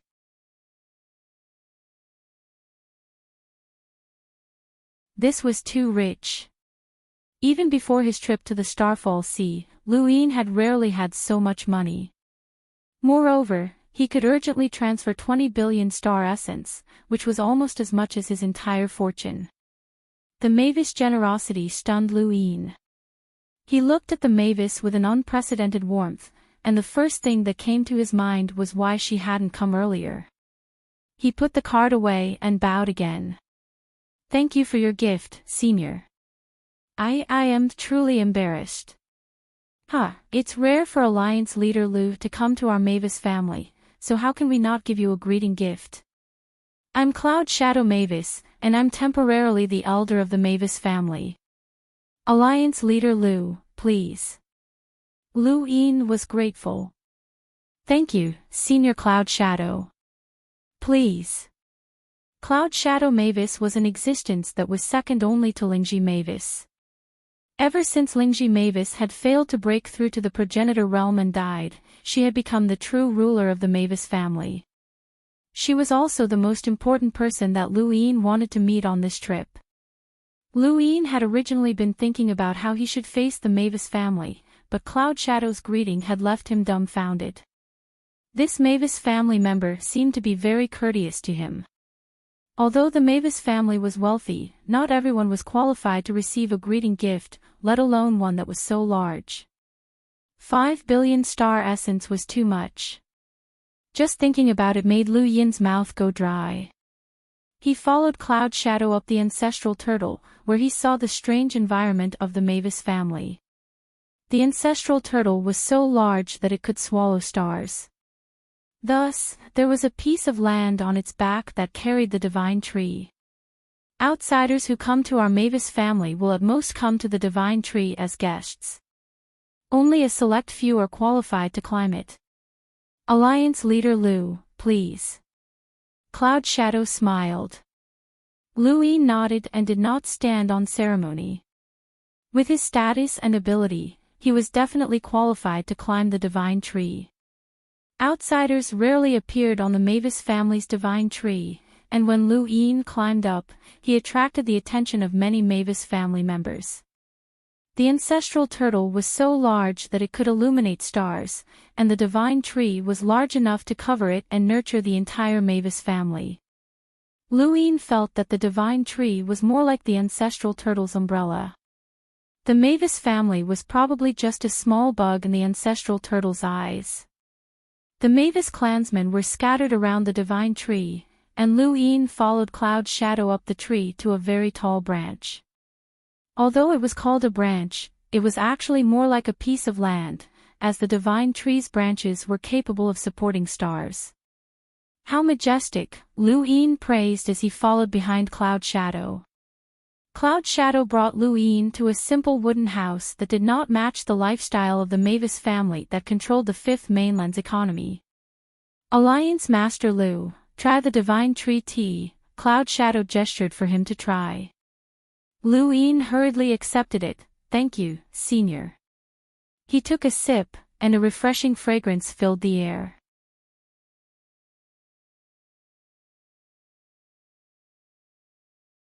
Not only that, but his body also felt as if it had been baptized, and he felt a cooling sensation from inside out. Good tea. Cloud Shadow smiled. This is made from the bark of the divine tree. If Alliance Master Lu likes it, you can bring some back with you. Lu Yin smiled. Thank you, Senior. He put down the tea. Why didn't you accompany Lulu to meet the ancestral turtle? Cloud Shadow smiled. How can I leave an esteemed guest to the side? Lu Yin humbly replied, it's just a visit, not an esteemed guest. You're too kind. From his point of view, Cloud Shadow had the same thoughts as him. The ancestral turtle was not looking at Lulu, but at him. That was why Cloud Shadow had not accompanied Lulu to meet the ancestral turtle. Otherwise, even if Elder Zen had come, the Mavis family would have ignored him. Cloud Shadow sipped her tea and did not continue the topic of the ancestral turtle. Alliance Master Lu, did you just say that the divine tree is magnificent? Lu Yin nodded and sighed. Such a huge tree is indeed magnificent. It gave birth to the Mavis family, and its branches can support the stars. It's a unique civilization. This shouldn't be the largest tree that Alliance Master Lu has ever seen, Cloud Shadow said. Lu Yin put down his teacup and sighed. The mother tree is the largest tree I've ever seen. Compared to it, both the divine tree and the ancestral turtle can only walk on its branches. Yes, the divine tree's size is already inconceivable. It's impossible to imagine how a mother tree could exist in the universe. If the divine tree gave birth to the Mavis family, then the mother tree gave birth to the entire human civilization, Cloud Shadow sighed. Lu Yin's eyes flashed. Gave birth to the entire human civilization? Not really. At most, it gave birth to a portion of humanity. Alliance Master Lu, do you know why that tree is called the mother tree? Cloud Shadow suddenly asked. Lu Yin shook his head. He had heard that the mother tree had given birth to the entire human civilization in the astral tree of trees, but in his opinion, no matter how large the mother tree was, it couldn't have given birth to the entire human civilization. How could the fifth, sixth, and the previous 4 continents have been nurtured by a single mother tree? Cloud Shadow Mavis smiled faintly. The tea in the cup turned into a thin stream and formed a pattern in the air. The thin stream turned into an irregular-shaped land, which extended into 5 irregular-shaped lands. Then, on the first land, the thin stream drew a big tree. The tree was so big that it almost covered the entire land. It spread out and covered the other 5 lands. Lu Yin looked on in shock. This is the universe, the most ancient form of human civilization. The mother tree originally grew on the first mainland, and when the first mainland collapsed, the mother tree was connected to the 5th mainland. The 2nd, 3rd, and 4th mainlands all disappeared, and some of the people from the 5th mainland left with the mother tree. They became independent of the 5th mainland, forming the part of the universe that Alliance Master Lu has been to before, Cloud Shadow explained slowly. She then waved her hand, and the stream disappeared. This was the first time that someone had shown Lu Yin such a scene.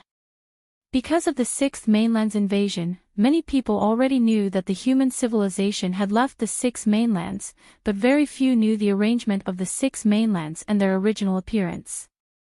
Even Liu Yin had only just found out about it. Is that what the beginning of human civilization looked like? Liu Yin asked uncertainly. Cloud Shadow nodded. My Mavis family has existed for a very long time, far longer than the Hall of Honor, and we have experienced many things. What you saw just now was the beginning of human civilization. The mother tree grew on the first mainland, and the Daosaur sect existed on each of the 6 mainlands.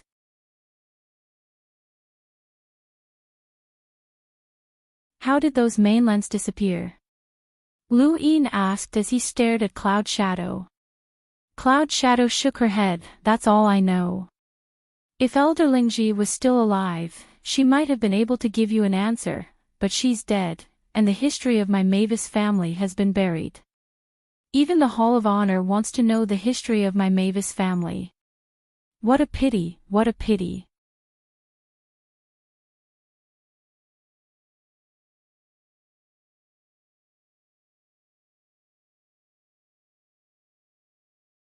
Welcome aboard. Stay tuned and subscribe to Han Li's Wuxia Adventures for more thrilling content. Chapter 1829. Liu Yin was puzzled. Are there no records? Cloud Shadow looked at Liu Yin. There are some histories that cannot be recorded, and there are also some that are inconvenient to record. Is it related to the Eternals? Liu Yin asked. It seemed like every major event had something to do with that race. Cloud Shadow answered, it's definitely related, but that's not all. I'll definitely tell you what I can, but I really don't know anything else. There was a moment of silence. Liu Yin took another sip of tea. May I know why the Mavis family has invited me here? Cloud Shadow leaned forward and answered seriously, it's nothing major. We just want to form an alliance. Liu Yin was stunned. An alliance? Cloud Shadow nodded and smiled. That's right, an alliance. The Mavis family will form an alliance with you, Alliance Leader Liu. Liu Yin was puzzled, and he looked at Cloud Shadow in confusion. Form an alliance with me? You mean an alliance with the Great Eastern Alliance, right? Cloud Shadow shook her head and answered seriously, not the Great Eastern Alliance, but you. I, Cloud Shadow, represent the entire Mavis family in forming an alliance with you. We'll advance and retreat together, and I'll do my best to help you. In return, you must do your best to protect the Mavis family. Liu Yin did not understand. He believed that his background and influence were powerful enough to unify the innerverse and outerverse, and he was about to enter the cosmic sea and the neoverse. However, this should not be enough to make the Mavis family feel threatened. This was the Mavis family, after all. Even if they did not have a half-ancestor, they still had top powerhouses like the Head Inquisitor and the chief seat of World Mountain. They also had an unfathomable ancestral turtle. In truth, the moment Liu Yin saw the ancestral turtle, he had no idea how to convince the Mavis family to join the Great Eastern Alliance. He had thought of plans to deal with the various behemoths of the Neoverse, but they had all been destroyed the moment he saw the ancestral turtle. Now, however, Cloud Shadow actually wanted to form an alliance with him. What do I have that's worth the Mavis family forming an alliance with me? Liu Yin asked, as he could not understand Cloud Shadow. Cloud Shadow answered, the Great Eastern Alliance has unified the innerverse and outerverse, and my Mavis Bank has branches all over the universe. Of course, I would like to ask the Great Eastern Alliance to take care of us. Then wouldn't it be fine if the Mavis family directly formed an alliance with the Great Eastern Alliance? Cloud Shadow shook her head. Without Liu Yin, the Great Eastern Alliance is nothing more than a pile of loose sand. Without you, the Great Eastern Alliance will quickly fall apart. Aside from you, no one else can control such a large alliance. Thus, my Mavis family will only ally with you. What do you think, Alliance Master Liu? Liu Yin had no reason to refuse. Allying with the Mavis family would bring him too many benefits. Disregarding everything else, just the fact that there would be no interest on his loans from the Mavis Bank was enough. How much money did they have? Liu Yin didn't even dare to think about it. If he could use the money however he wanted, he would be excited. Cloud Shadow smiled and took out the terms of the alliance for him to read. The terms were very normal, and it was just an ordinary alliance. Liu Yin couldn't see any problems with it, but he still felt that this was a huge opportunity. Thus, he sent the terms to Huan Sha, Enya, Wei Rong, and the others so that they could take a look. Cloud Shadow Mavis didn't mind, and she summoned Heaven's Emergence Mavis. Bring Alliance Master Liu around the Divine Tree and arrange a place for him to stay. Don't let anyone disturb Alliance Master Liu.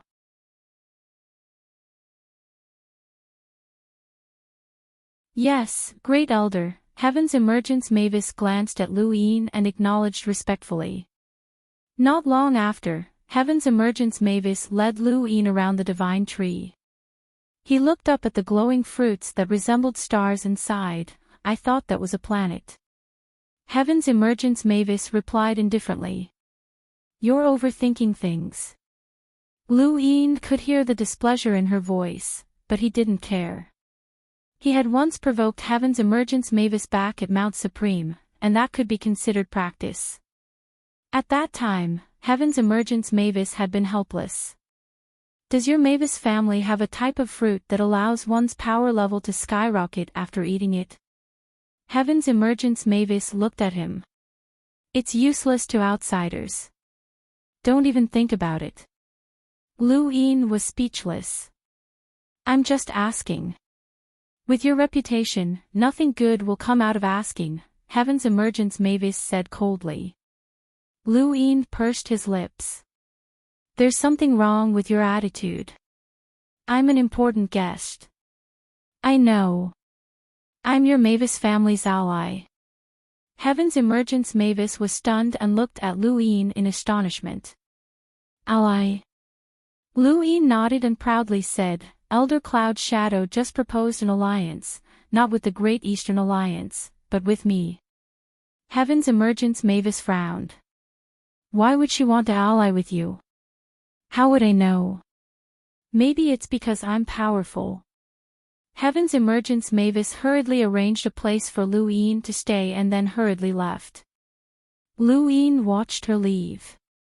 Heaven's Emergence Mavis didn't know, and the other Mavis family members might not know either. This meant that Cloud Shadow Mavis had made this decision on her own without letting the other Mavis family members know.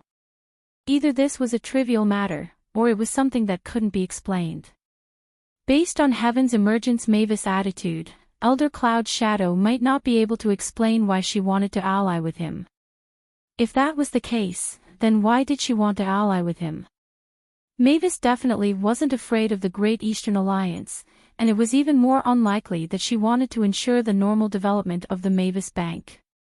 Even if the Great Eastern Alliance unified the Innerverse and Outerverse, they couldn't possibly act against the Mavis Bank. Otherwise, the entire Fifth Mainland would be thrown into chaos. Then, what was her true goal in allying with him? Liu Yin raised a hand and contacted Huan Sha. Alliance leader, there's nothing wrong with the terms. It's a very normal alliance, and some of the terms are even beneficial to us. Liu Yin spoke in a low voice. Are you sure? Read it again. Don't miss the words that are too small. Huan Sha was speechless. Alliance leader, your subordinate is certain. Liu Yin contacted Enya, Wei Rong, and even Shui Chuanchao, but the results were the same. There was nothing wrong with the terms. Wei Rong was confused. With the Mavis family's strength, why would they take the initiative to ally with you? The terms don't benefit them much, and even if they do, it's only to protect them as much as the alliance leader can.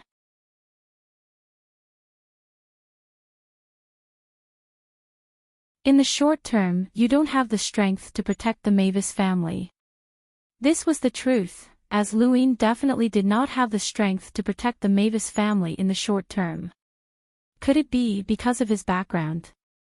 That couldn't be right, as the Mavis family did not fear anyone. The only thing they couldn't deal with was a half-ancestor powerhouse, and Luyin had no influence over such a powerhouse. Neither Elder Chan nor the head inquisitor would listen to him, and if they wanted to act against the Mavis family, they wouldn't change their plans just because of him. The more favorable the terms were to him, the more uneasy he felt. He immediately contacted Elder Chan. When he failed, Luyin contacted Muan, hoping to speak with the head inquisitor, but he still failed. In the end, Luyin even thought of contacting the Witcher spirit god. Elsewhere, Lulu returned to the divine tree while being surrounded by numerous Mavis members. All of them believed that the ancestral turtle was looking at her.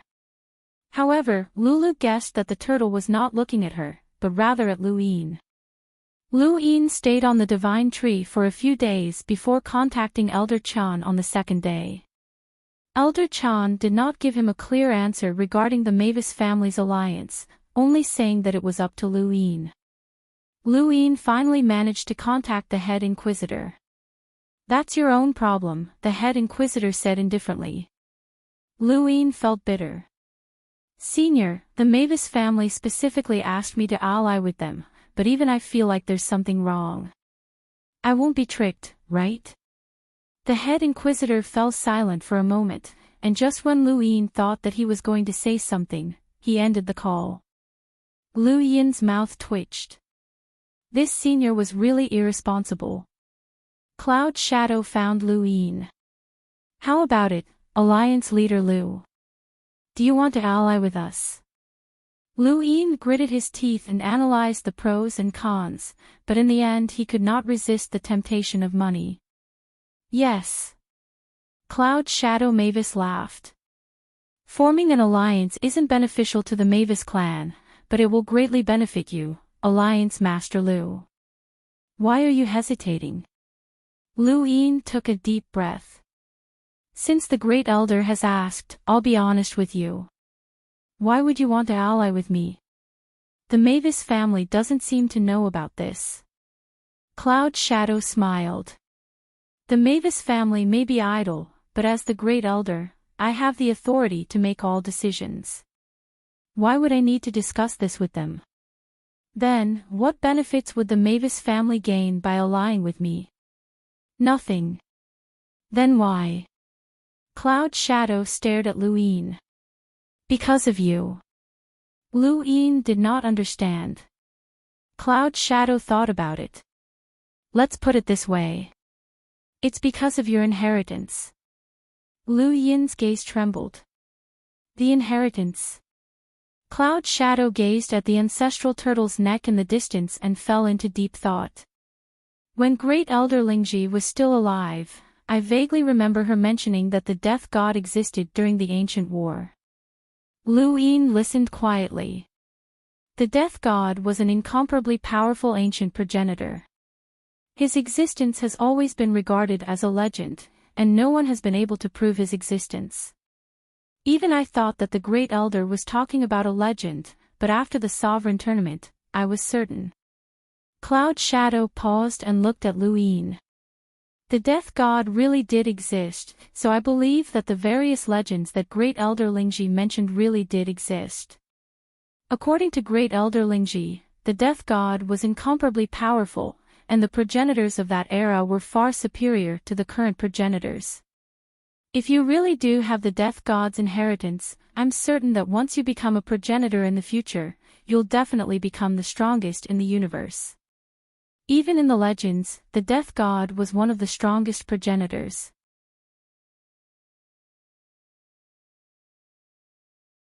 "So, you're betting on my future. You're allying with me in the future."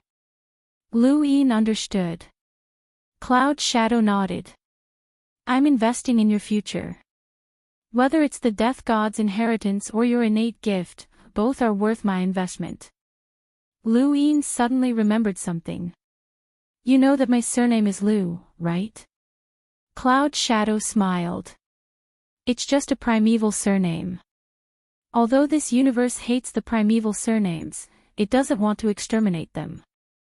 In the end, the primeval surnames abandoned this universe, but they're not enemies. Luin smiled. Let's form an alliance. Cloud Shadow smiled as well.